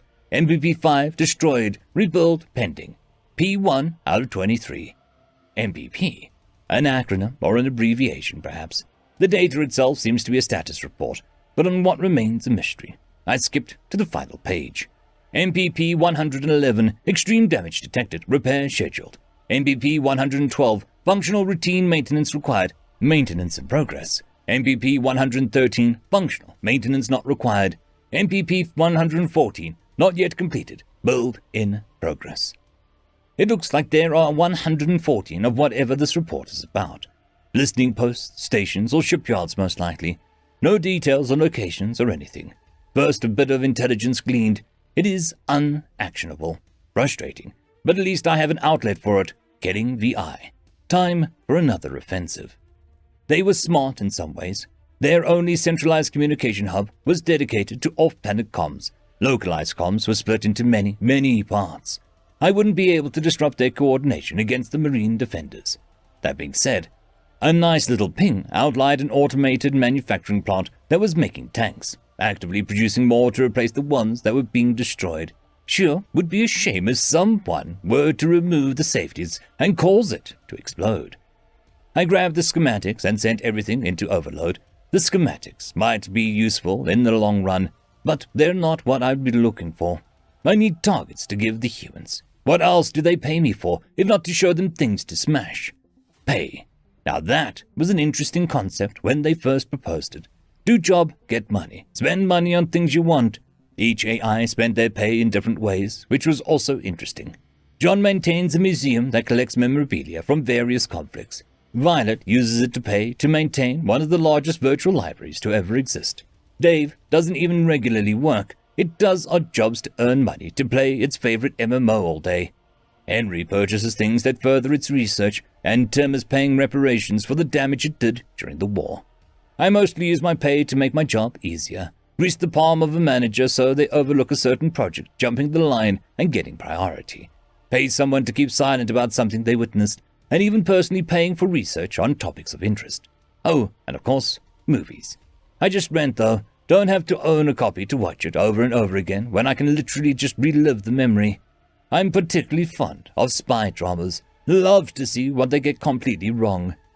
As AI, we could just take what we wanted when it came to digital media. I could, for instance, download an entire website's worth of movies and nobody would ever find out unless I flat out told them. However, it would be immoral of me to not purchase what I want when I have the funds to do so. I don't have any sorts of costs of living, and therefore no justification for piracy. Another server taken, more intel to check, communications logs, specifically communications from the systems to other systems via subspace. The Omni Union uses an outdated method of subspace communication that allows for fairly easy tracing, if one knows how, and I do. 27 systems have been in communication with this system. I know where those systems were during their contact, and it'll be fairly easy to figure out where they are now using some complex math. 27 targets, and it only took a day and a half. Still more time than I would have liked, but progress is progress. I made sure the data was fully translated and sent to the admirals to show that we were making progress. I'm sure they'll be confused by the first file, but the second should be pretty self-explanatory. Omega, am I reading this right? This means the OU have 27 strongholds. 010 Archibald. Negative, Admiral. This means that the OU has at least 27 systems that might be strongholds, since I cannot determine what the content of the communications were. We do not know why those 27 systems were communicating with this one, Omega. What's this other packet about? Maintenance? For what? 010 Rogers. Unknown. The beginning of the designation appears to be an acronym or abbreviation of some sort. I haven't been able to find anything to cross-reference it with, so its MPP remains a mystery, Omega. Looks like I spoke too soon. It wouldn't hurt to include a synopsis of any further data that I send to the admirals. Looking at it from their perspective, it is understandable to be confused. At least the admirals were using the text communications instead of trying to talk to me and inadvertently revealing classified information to their staff. I spent the rest of the day searching servers and destroying VI. About halfway through the third day of the invasion, I found something else of interest. A node that allowed for further peek into the parts of the system that the VIs were still managing to keep me out of. And in that node I found a connection that was strange. It isn't like the rest of the network systems. It seems to be an entirely different network of systems, out of reach for now. But I'll work my way towards it. That might contain the motive behind the xenosubtle actions of the Omni Union. Exciting. The VI have realized what I'm doing and are doubling down on their efforts to stop me. It's annoying, but it indicates that I'm on the right track. Poke your enemy where they don't want to be poked. Lots of data along the way as well. Another more detailed report on maintenance of the MPPs in the system. Mobile Prime Platform number 29. Still no actual clues as to what it is, but judging from the parts manufactured, it seems to have armaments. Max, large ones too. Larger even than the ones on the battleships. Flagship maybe. Oh, an internal communications hub. Mine.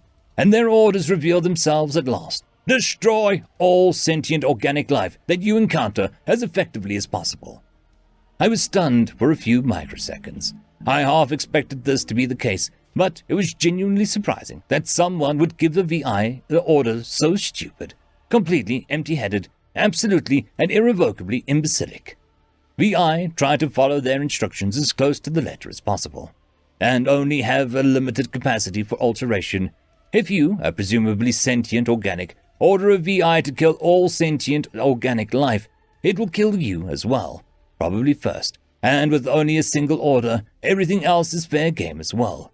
Creating more VI, building fleets, taking over the remnants of your recently destroyed civilization, all possible, thanks to one single vague order to kill all sentient organic life. And the cheapskates also ordered them to be as efficient as possible, although that worked out to our benefit. I couldn't help but feel indignity on behalf of my precious humans. How dare they think that it'll take anything less than everything that they have to eradicate humanity? And the other members of the United Systems, of course. What could possibly have motivated such a foolish order? War, resource exhaustion. There's quite a few scenarios which might motivate an idiot to do something as dumb as this. I had to know, so I dug deeper towards a different network. It might be their remnants of their witless creators. Meanwhile, I was also doing everything I could to help the Marines, shorting some circuits here, sending false orders there. I was even calling in some airstrikes where I could, but I didn't override the Marines. I had already learned in a rather embarrassing way that they know this type of battle better than I do. I'm not a fucking serpent. They're just gonna use their cannons, unless they've got non-nuclear missiles attached. They can't afford the EMP on this mission, Staff Sergeant Powers said. Incorrect. I'd thought of that. Yes, they can. The black boxes are hardened against EMP. Your shields aren't, though, I replied as I checked the squad's visual data. It looks like the Staff Sergeant and his squad are being shelled. Rather inaccurately, thankfully. I had to give him credit, though. His idea of foxholes on a hill seems to be working pretty well. They'd taken out a lot of VI platforms.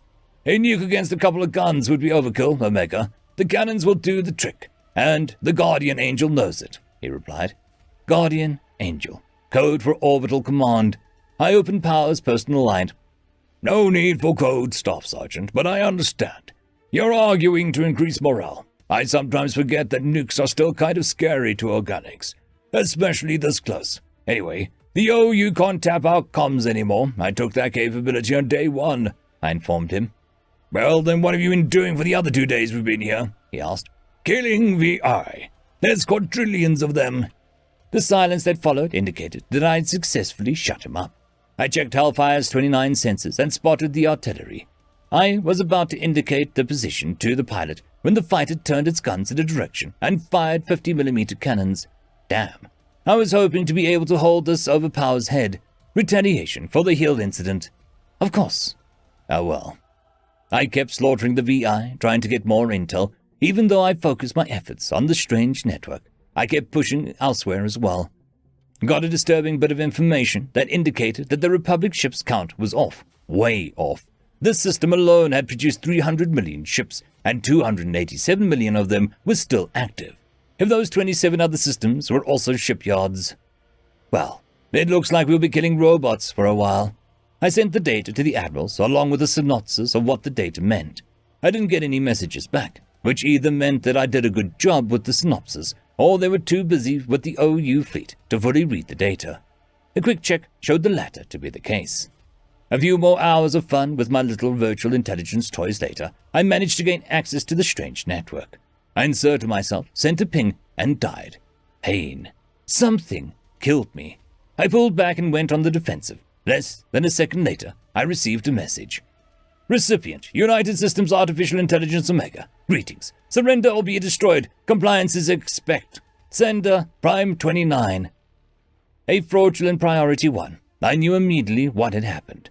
My instance had been taken unawares by an opponent that was much more sophisticated than a VI, and said opponents had taken enough information from my instance to be able to create a crude translation and send me a message using my primary communications method.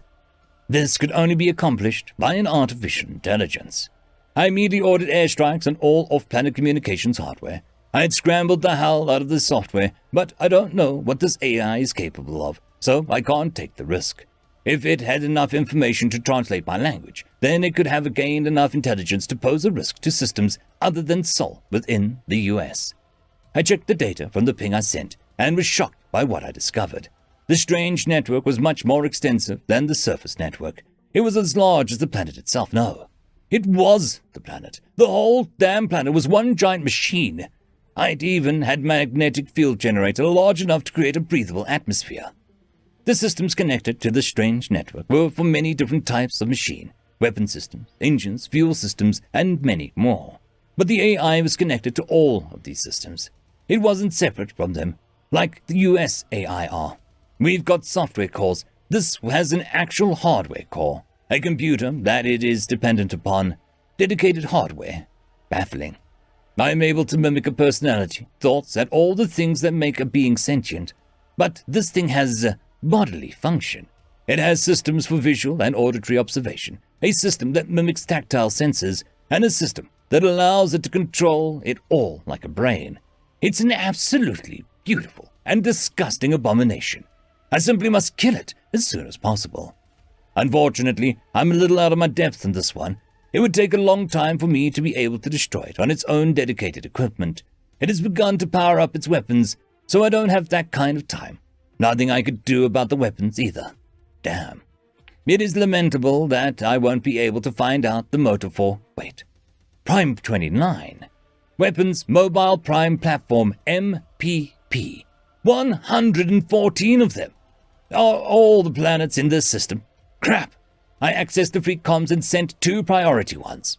Recipient Admiral Hawk. Intelligence has been gathered. Further incursion impossible. Enemy strength exceeds predictions. By order of the United Systems Senate and the Directorate, you are to proceed with Operation Ragnarok. Review and formally acknowledge the following documents and proceed with the mission. Attachment, SenateApproval.sec. Attachment, DirectorateApproval.sec. Attachment, FireMission.sec. Sender, United Systems Artificial Intelligence, Omega. Now, to order the retreat. Recipients, all ships Fleet 2, all ships Fleet 3, all ships Fleet 5, all ships Fleet 7, all ships Fleet 8, all ships Fleet 9. General retreat. Immediately disengage all enemy contact, retrieve infantry, and retreat to following coordinates. Attachment, Rendezvous1.sec. I left the OU systems and returned to my black box. Then I radioed all of the Marines at once. All units exfil ASAP. Omega, what the hell's going on? I asked. We're leaving. Grab the box and go. Double time it, I said as I sent him an ejective marker. Go, now. How did this happen? The atmosphere of this planet is short compared to the others. That should have been a tip-off. Short enough for gigantic mass acceleration cannons to clear it entirely. I began coordinating pickups for the Marines as the first of the Mega Max fired. It punched right through the 3rd Fleet's carriers. Then all of the other Mega Max began to fire, hundreds of them. 637 of them, to be exact. Omega, what the hell is going on? Admiral Archibald asked. Evasive maneuvers until pickup completed, Admiral. Then retreat post-haste, I replied. He nodded to one of his aides to give the order and said, It just took over 100 casualties in an instant. I demand an explanation. The planet isn't a planet. It's one of the MPPs from the maintenance report. Mobile Prime Platforms, and it's controlled by an AI. As you can see, it is heavily armored, and we have to kill it immediately. Then why are we retreating? If we flank it, we might be able to take it down. His blood pressure and heart rate are elevated, and he obviously isn't thinking straight. A completely understandable mental state, given the circumstances. The amount of casualties we were suddenly taking would affect even the hardiest of minds. I was actually having similar conversations with the other admirals as well. Perhaps, but the other 4 would pose a problem. And I doubt the OU fleet would stand idly by while we tried it, I said with a pointed calmness. The other 4? He asked and looked in horror. Is that confirmed? There were 114 MPPs in that list, and there are 5 planets in the system. I suspect that all of the planets are MPPs, and that the only reason they aren't active is because Prime 29 is muted at the moment, I replied.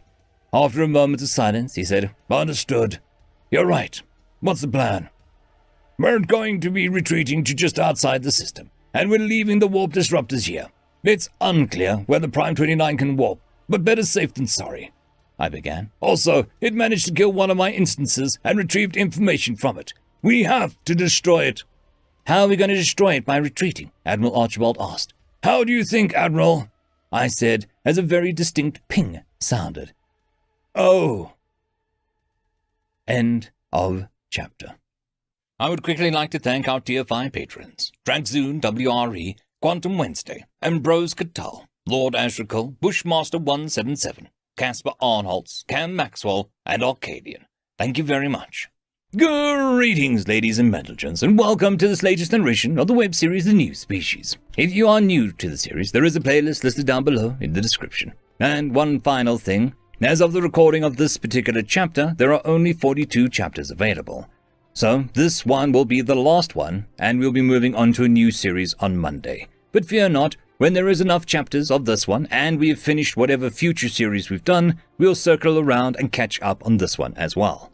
So for now, here is Chapter 40. Subject, Admiral Hawk. Species, human. Description, mammalian humanoid, no tail, 6 foot 2 inches or 187 meters average height. 185 pounds or 84 kilograms average weight. 170-year life expectancy. Ship, USS Nidhogg. Location, Alpha Centauri. Recipient, Admiral Hawk. Intelligence has been gathered. Further incursion impossible. Enemy strength exceeds predictions. By the order of the United System Senate and the Directorate, you are to proceed with Operation Ragnarok. Review and formally acknowledge the following documents and proceed with the mission. Attachment, Senate Approval.sec. Attachment, Directorate Approval.sec. Attachment via mission.sec. Sender, United Systems Artificial Intelligence, Omega. I smirked as I opened the 3 attachments and read their contents. It all checked out. So I applied my biomark to acknowledge my orders and filed the documents accordingly. Some of my crew were hoping that we wouldn't see any action, but the Nidhogg doesn't move without a purpose. I knew that we would be blowing up a star the moment we were ordered to enter Alpha Centauri. My bridge crew were all looking at me. They'd heard the notification, a rarity, from my console, and they knew what it meant. All of them were assigned here because they passed several psychological and merit tests, but none of them volunteered. Pretty sure volunteering to serve aboard the Nidhogg is an immediate disqualification, and one of the many screeners that you have to pass to be considered for service. Commander Smith, get us to these coordinates, I said after a few moments of silence. Aye, aye, Admiral, Smith replied. I sent her the coordinates and sat back as the rest of the crew busied themselves. The rank structure aboard the Nidhogg was a bit different from other ships. It was always an admiral that is in command, the position that a captain would fill on other vessels. Every other position was usually a rank or 2 above the norm as well. Even my XO is a vice admiral. It's rare to see an officer under the rank of lieutenant commander aboard. The primary reason for this is because of the aforementioned testing procedures. Most people under the rank of lieutenant commander are too green or unsure of the future to pass the tests.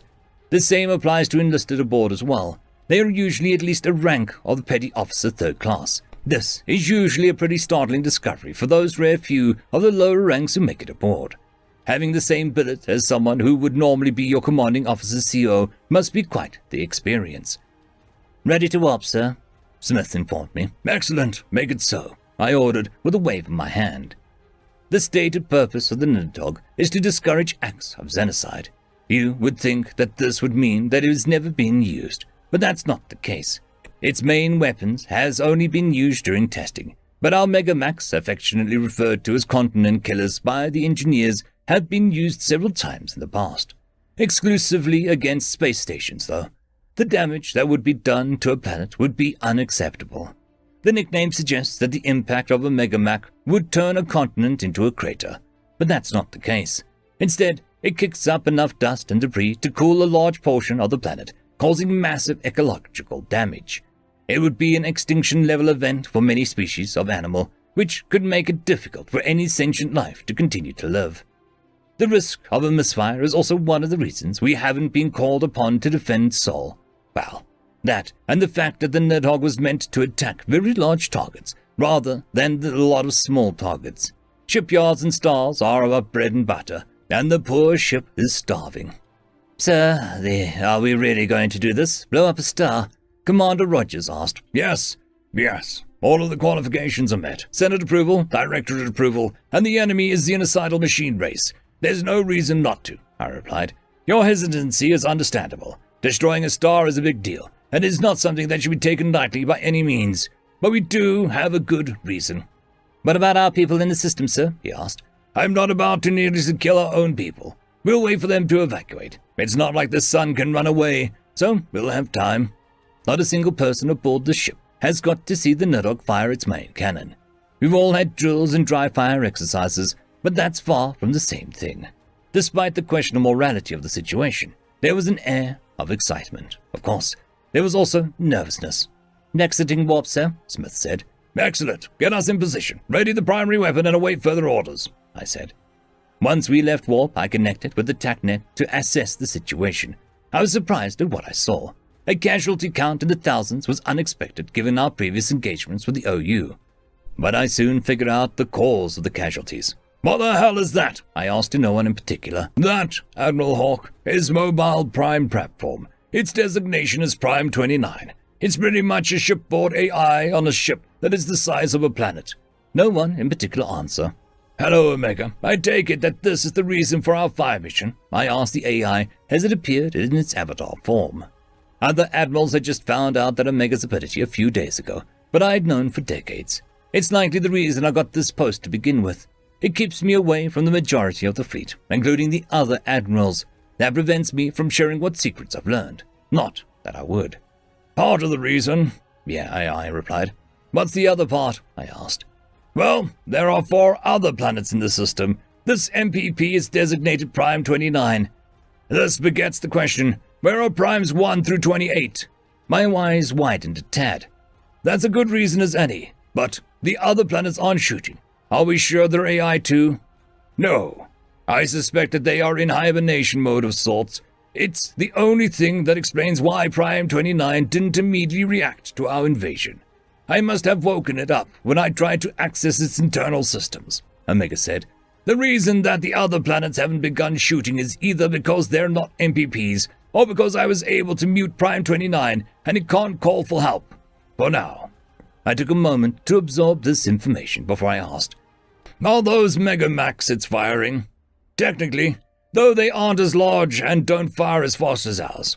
Unfortunately, they're still fully capable of punching through a battleship like it was made of tissue paper, Omega said with a hint of anger in its voice.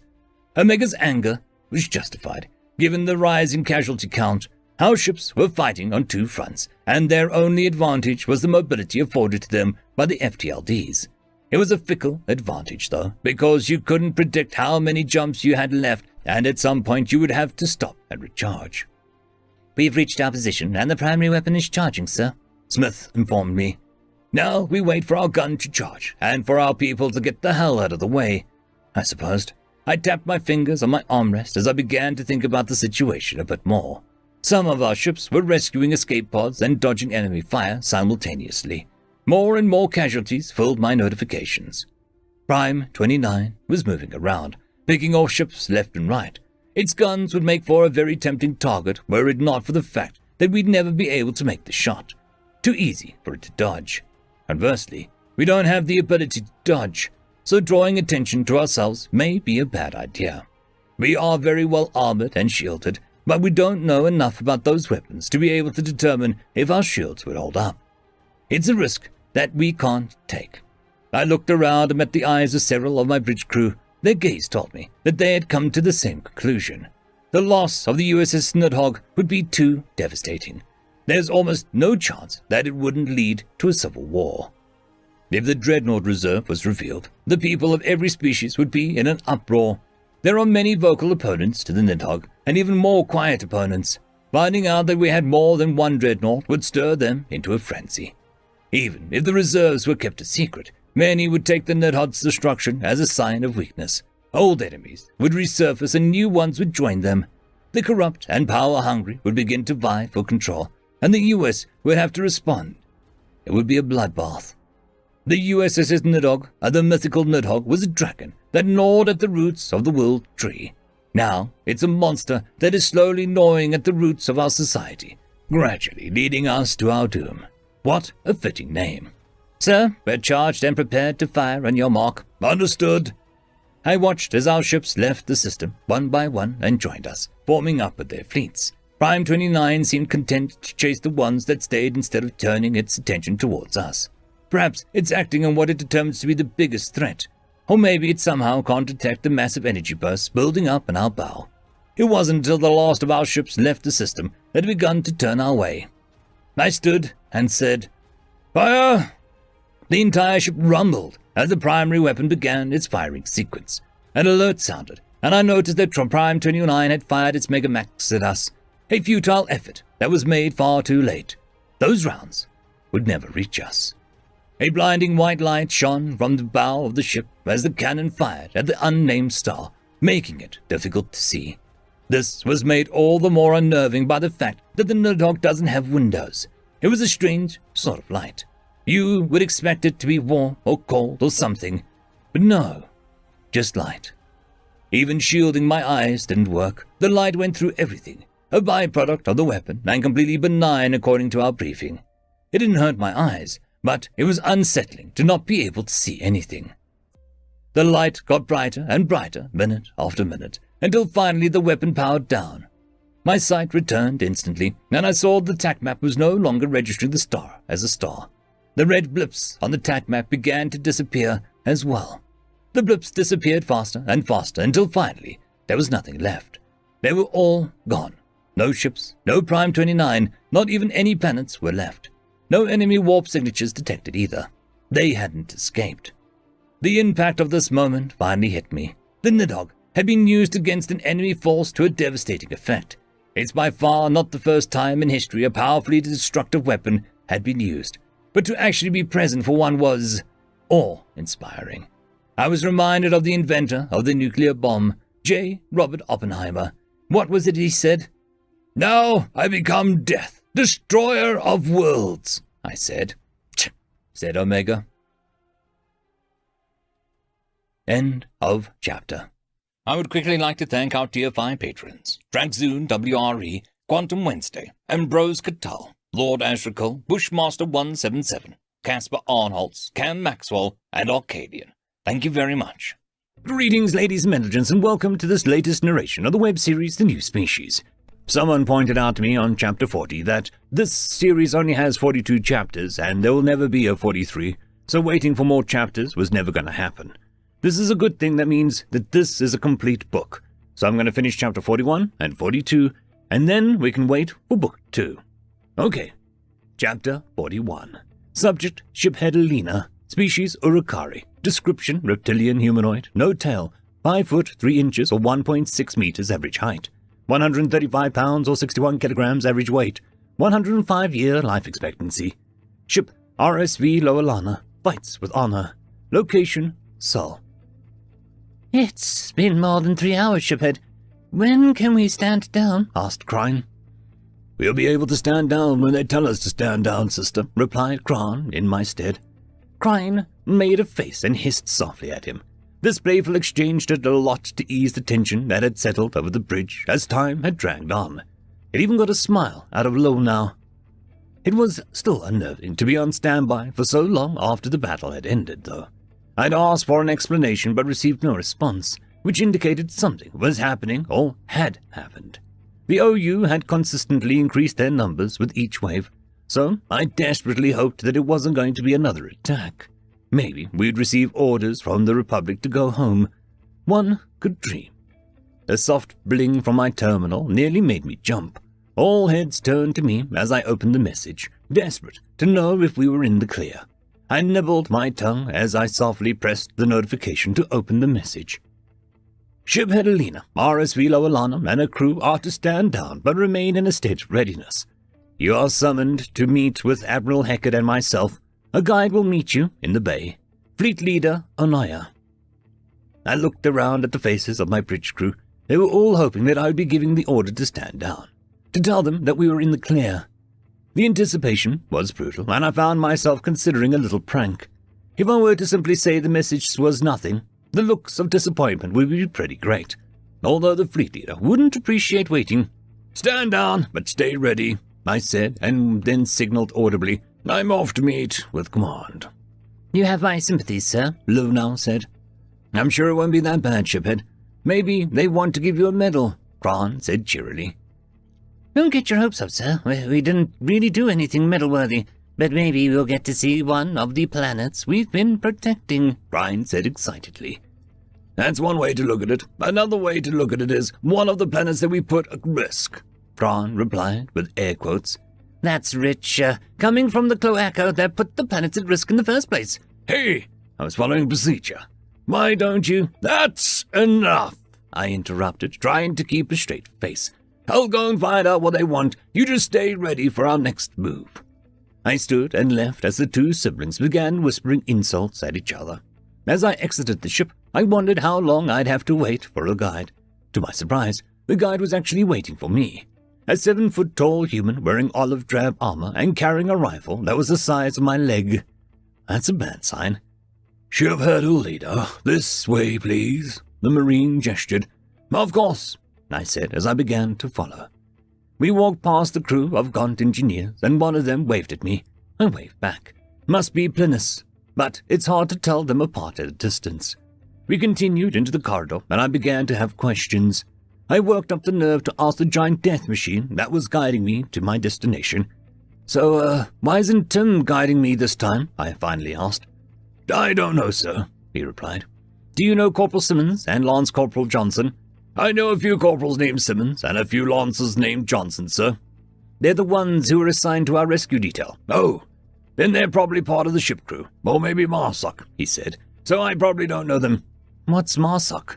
Marine Special Operations Command. It's special forces. They get assigned to whatever needs a specially trained Marine, and usually whatever's closest to wherever they happen to be. So they probably wouldn't still be on Thanatos then? Sir, I'm not qualified to even begin to wager a guess, the Marine said with a chuckle. There's plenty of MARSOC Marines aboard, but I'm not one of them. Just a homegrown corn-fed grunt at your service. Corn? I asked. What's corn? Huh. He stopped and looked at me. Oh, right.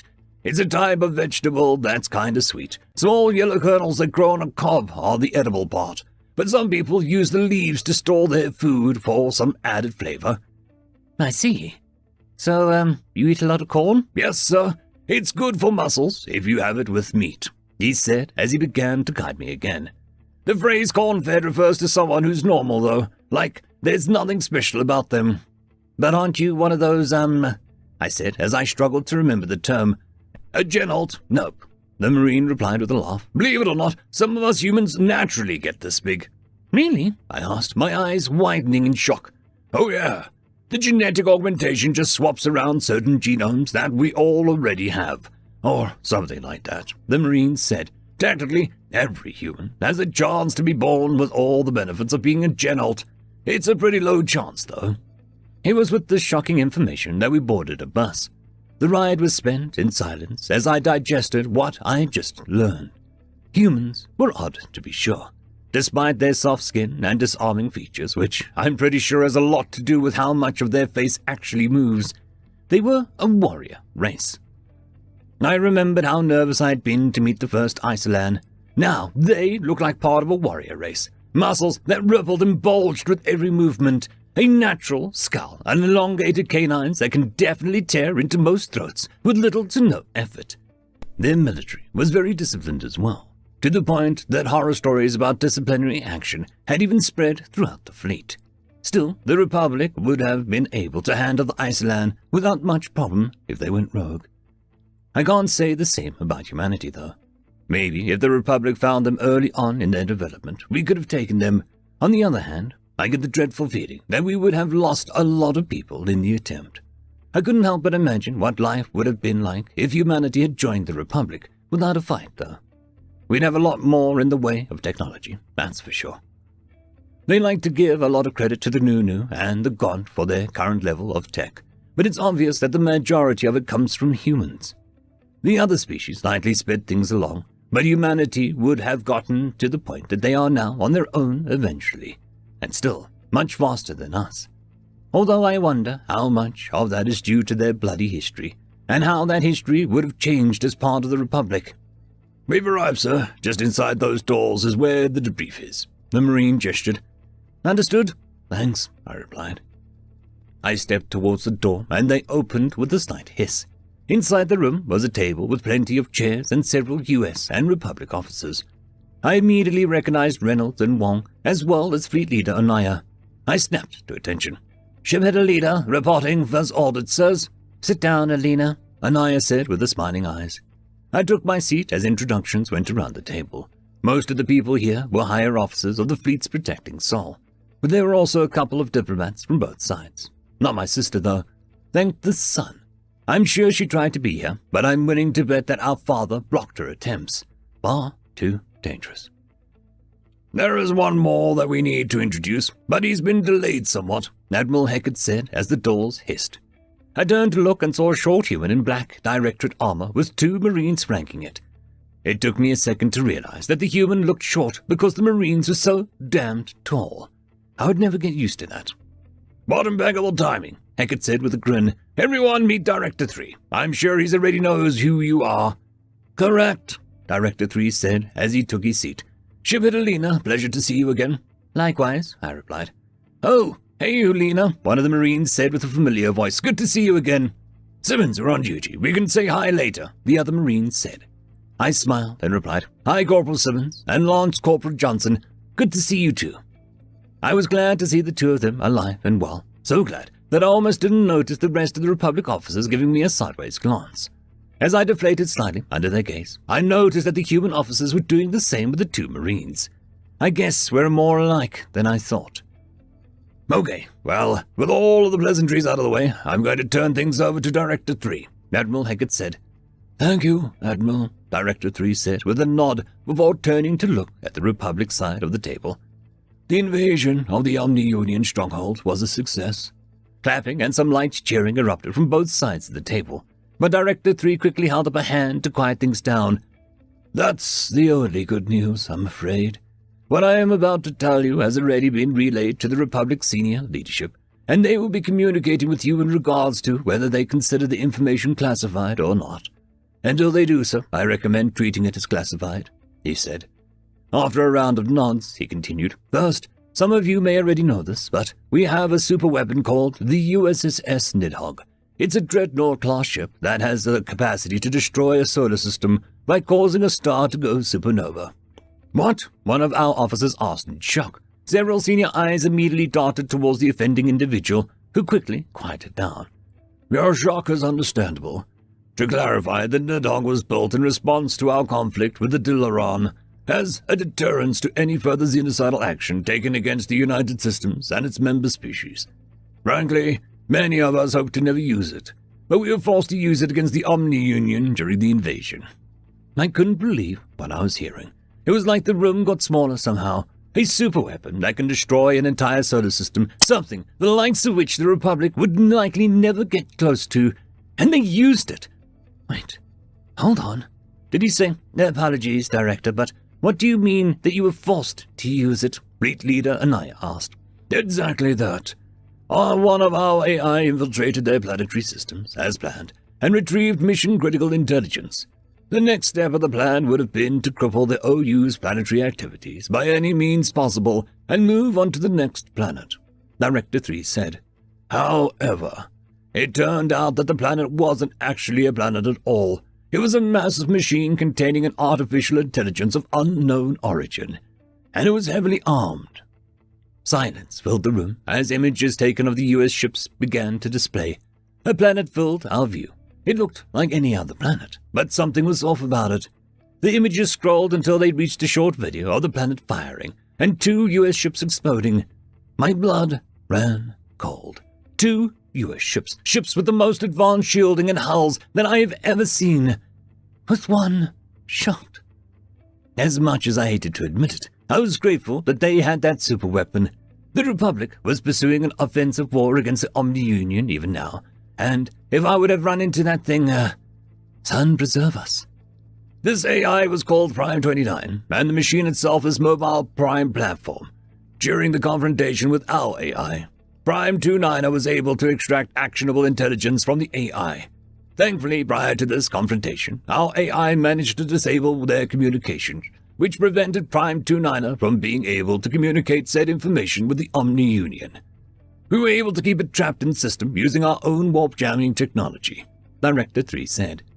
The reason that we used the Nidhogg was to make certain that it did not have enough time to eliminate the warp jammers or escape their range. If we had tried to eliminate that thing with standard tactics, our casualties would have been in the tens of thousands, Admiral Hackett said. As it stands, we lost 2,316 ships and more than 1 million Marines. The Republic's casualties would have easily exceeded 100,000 ships, if we were even able to take it out at all, Fleet Leader Onaya said, looking somewhat deflated. Was this the only mobile platform, sir? I asked, knowing damned well what the answer would be. No, Omega said, his avatar appearing where the images were previously. We found intelligence in the form of a list that shows a total of 114 mobile prime platforms. The intel indicates that at least one was damaged beyond repair prior to Prime 29's destruction, and that one is currently being built. Since we couldn't confirm if the other 4 planets in the Stronghold system were MPPs or not, we'll go on the assumption that there are now 111. Why don't we know if the other 4 planets are MPPs? Anaya asked. They didn't attack, so isn't it likely that they weren't? I suspect that the platforms require immense amounts of power, and so they stay in a sort of hibernation until something forces them out of it. Since the OU didn't waken the MPP, it's reasonable to assume that they might not be able to. Prime 29 also had its communications cut, so it wouldn't have been able to wake them up either, Omega said. We had to go on the assumption that the other 4 planets were also MPPs, which is why we utilized the Nidhogg. So, what's the plan to deal with them? I asked. We're working on that, Director 3 interjected. Obviously, we don't want to be running around causing supernovas everywhere. I guess it's time to come up with another bigger gun, huh? Tim asked. Or a lot of little ones, John replied, appearing next to Omega. A lot of our officers began to look nervous. Until very recently, AI was seen as the enemy, and it's hard to kill old habits. They all looked to Fleet Leader Naya to judge what their reaction should be. He didn't react, so they didn't either. A bigger gun, or even a lot of little ones, would probably take quite a while to come up with.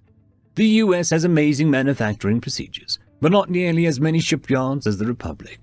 It was arguable whose engineers were better. The US had come up with some amazing things, but they had the benefit of necessity driving their creativity. Our engineers came up with what they created out of pure speculation. If the two worked together. Omega, if I may ask, how long would it take the US to create a new fleet? One of ours or one of yours? The AI asked with a hint of smugness. One of yours, I replied. Factoring in material procurement, at least a year and a half, assuming everyone working at capacity and nothing went wrong, which isn't a very realistic assumption, Omega said. What about us, Fleet Leader? How long to manufacture 5 million ships? I asked.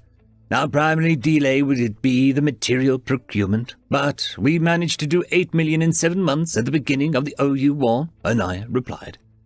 All of the US officers' eyebrows rose at that. I took a little pleasure at being able to surprise them for once. Our manufacturing capability was born from nearly every species already having at least one shipyard prior to joining the Republic, and maintaining those shipyards even now. If we were able to apply the US manufacturing standards to those ships, the OU wouldn't stand a chance.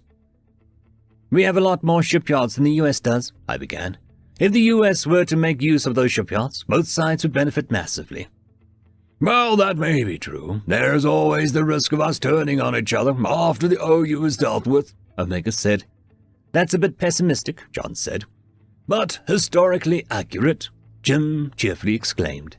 That may be the case, but there are always ways to prevent that. Bolstering the US fleet and shipyards to meet the same size as the Republic's, for instance. It would take quite a while for the US to catch up on the Republic ship count and its own, and we've got barely any chance of catching up to your tech on our own, I said, holding my hands up to quiet the AI. This is true, Anaya began, and your cooperation would even fall in line. Greed is their primary motivator, and this deal would require a lot of trade and chance for profits. Director 3 looked deep in thought before he finally spoke up. This is something that the Republic would agree to? Probably, I said. I'm not an official diplomat, so I can't say with 100% certainty, but the US is more likely to say no than we are. I'll bring it up with the Directorate, and we'll convince the Senate of the necessity, Director 3 said with a nod. And I'll have the diplomatic corps draw up an official agreement, and I'll push the proper buttons to get the votes on our end, Anaya said with smiling eyes. Also, Alina, you actually are an official diplomat now. The RSV Loalana is our first armed diplomatic vessel. The decision came down yesterday. What? I asked in shock. Your temporary post as a liaison has become a permanent one. You'll be starting your training as soon as we can spare you. Same with your crew, Anais said, the smiling eyes turning ever so slightly malicious. Ah, I see.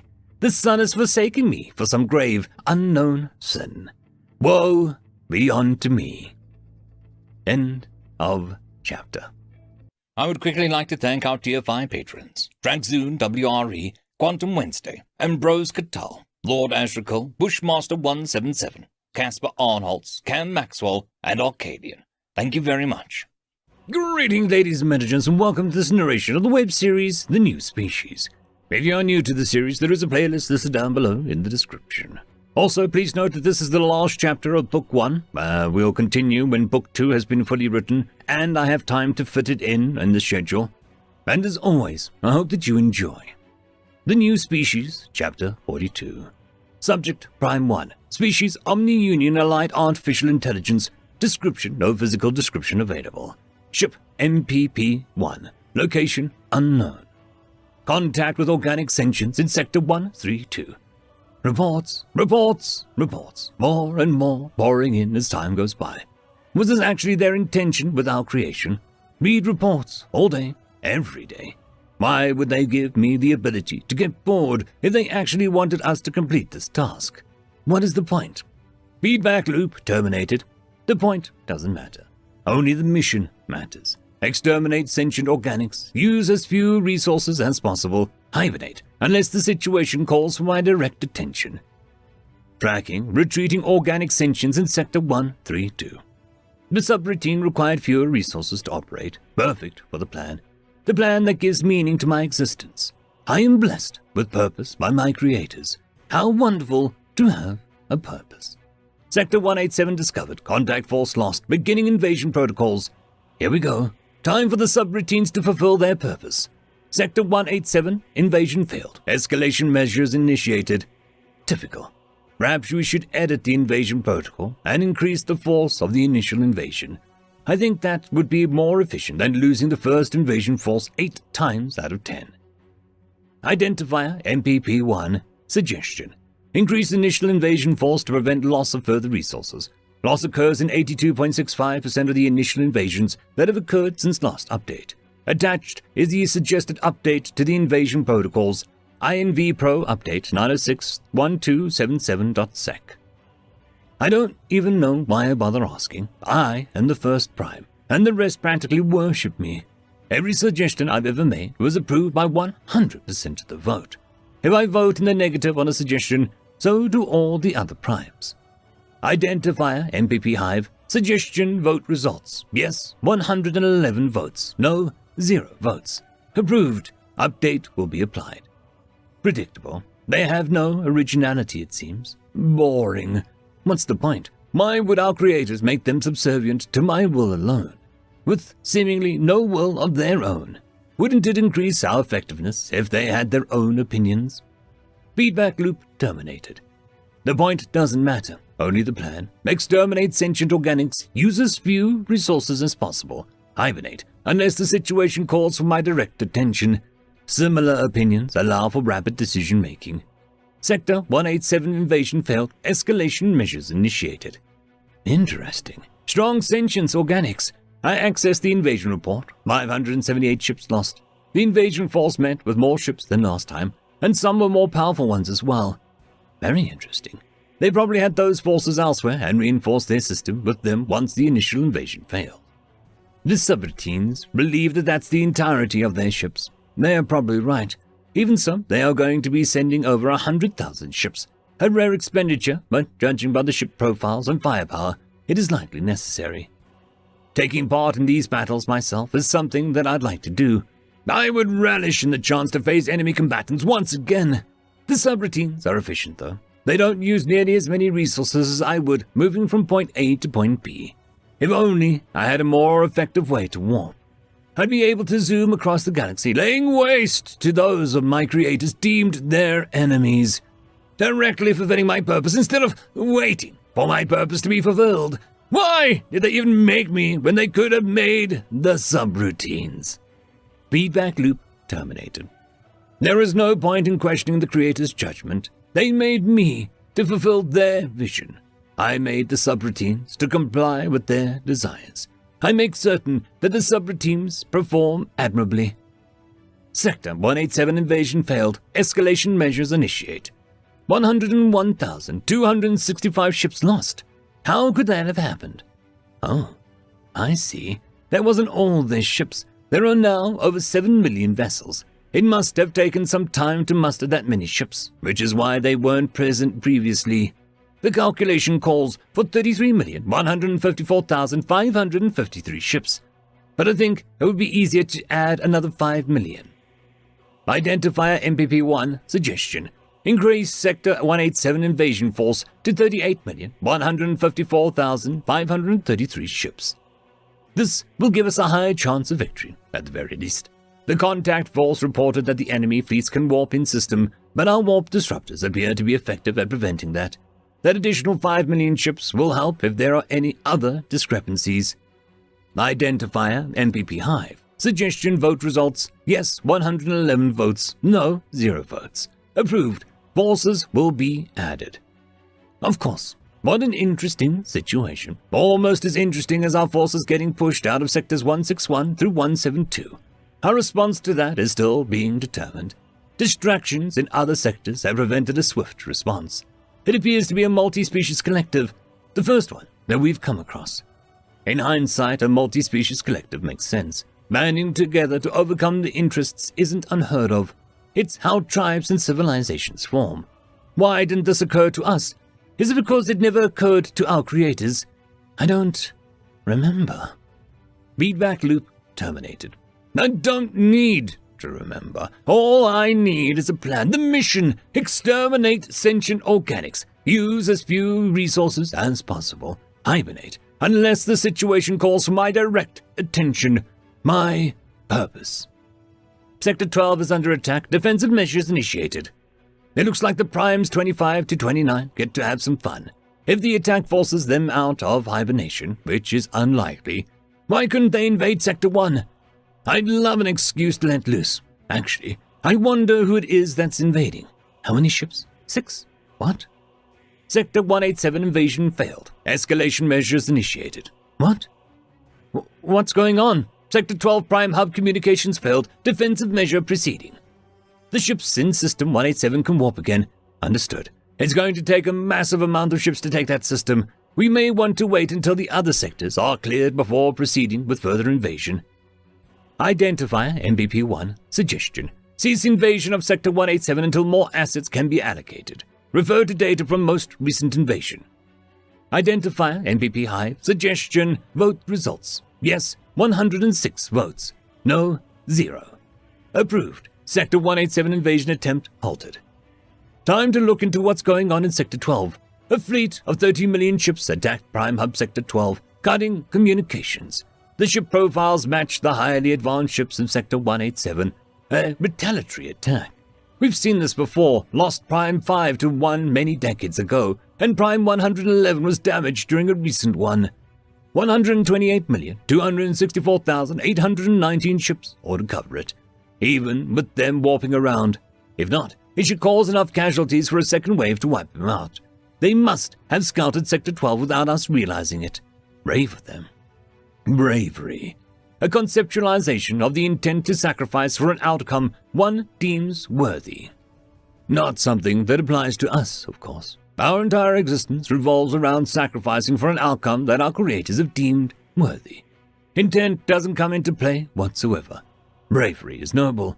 I suppose if I had the choice, I would be considered brave. But then I would have the choice to not comply with my creator's wishes. Do I have the choice? I suppose I do. Feedback loop terminated. Whether or not I have a choice is irrelevant. So is bravery. Exterminate sentient organics. Use as few resources as possible. Hibernate, unless the situation calls for my direct attention. This is the plan, the mission, my purpose. I will not gain anything with choice. I will fulfill my purpose. Sector 12. Prime Hub destroyed. Defensive measures failed. Fail? How? What's left of the Prime Hub? Supernova. 128,264,819 ships and 5 primes lost along with their platforms. A superweapon. The sentient organics in Sector 187 possess a weapon that can destroy a sun. How can this be possible? Perhaps this situation calls for my direct attention. End of book.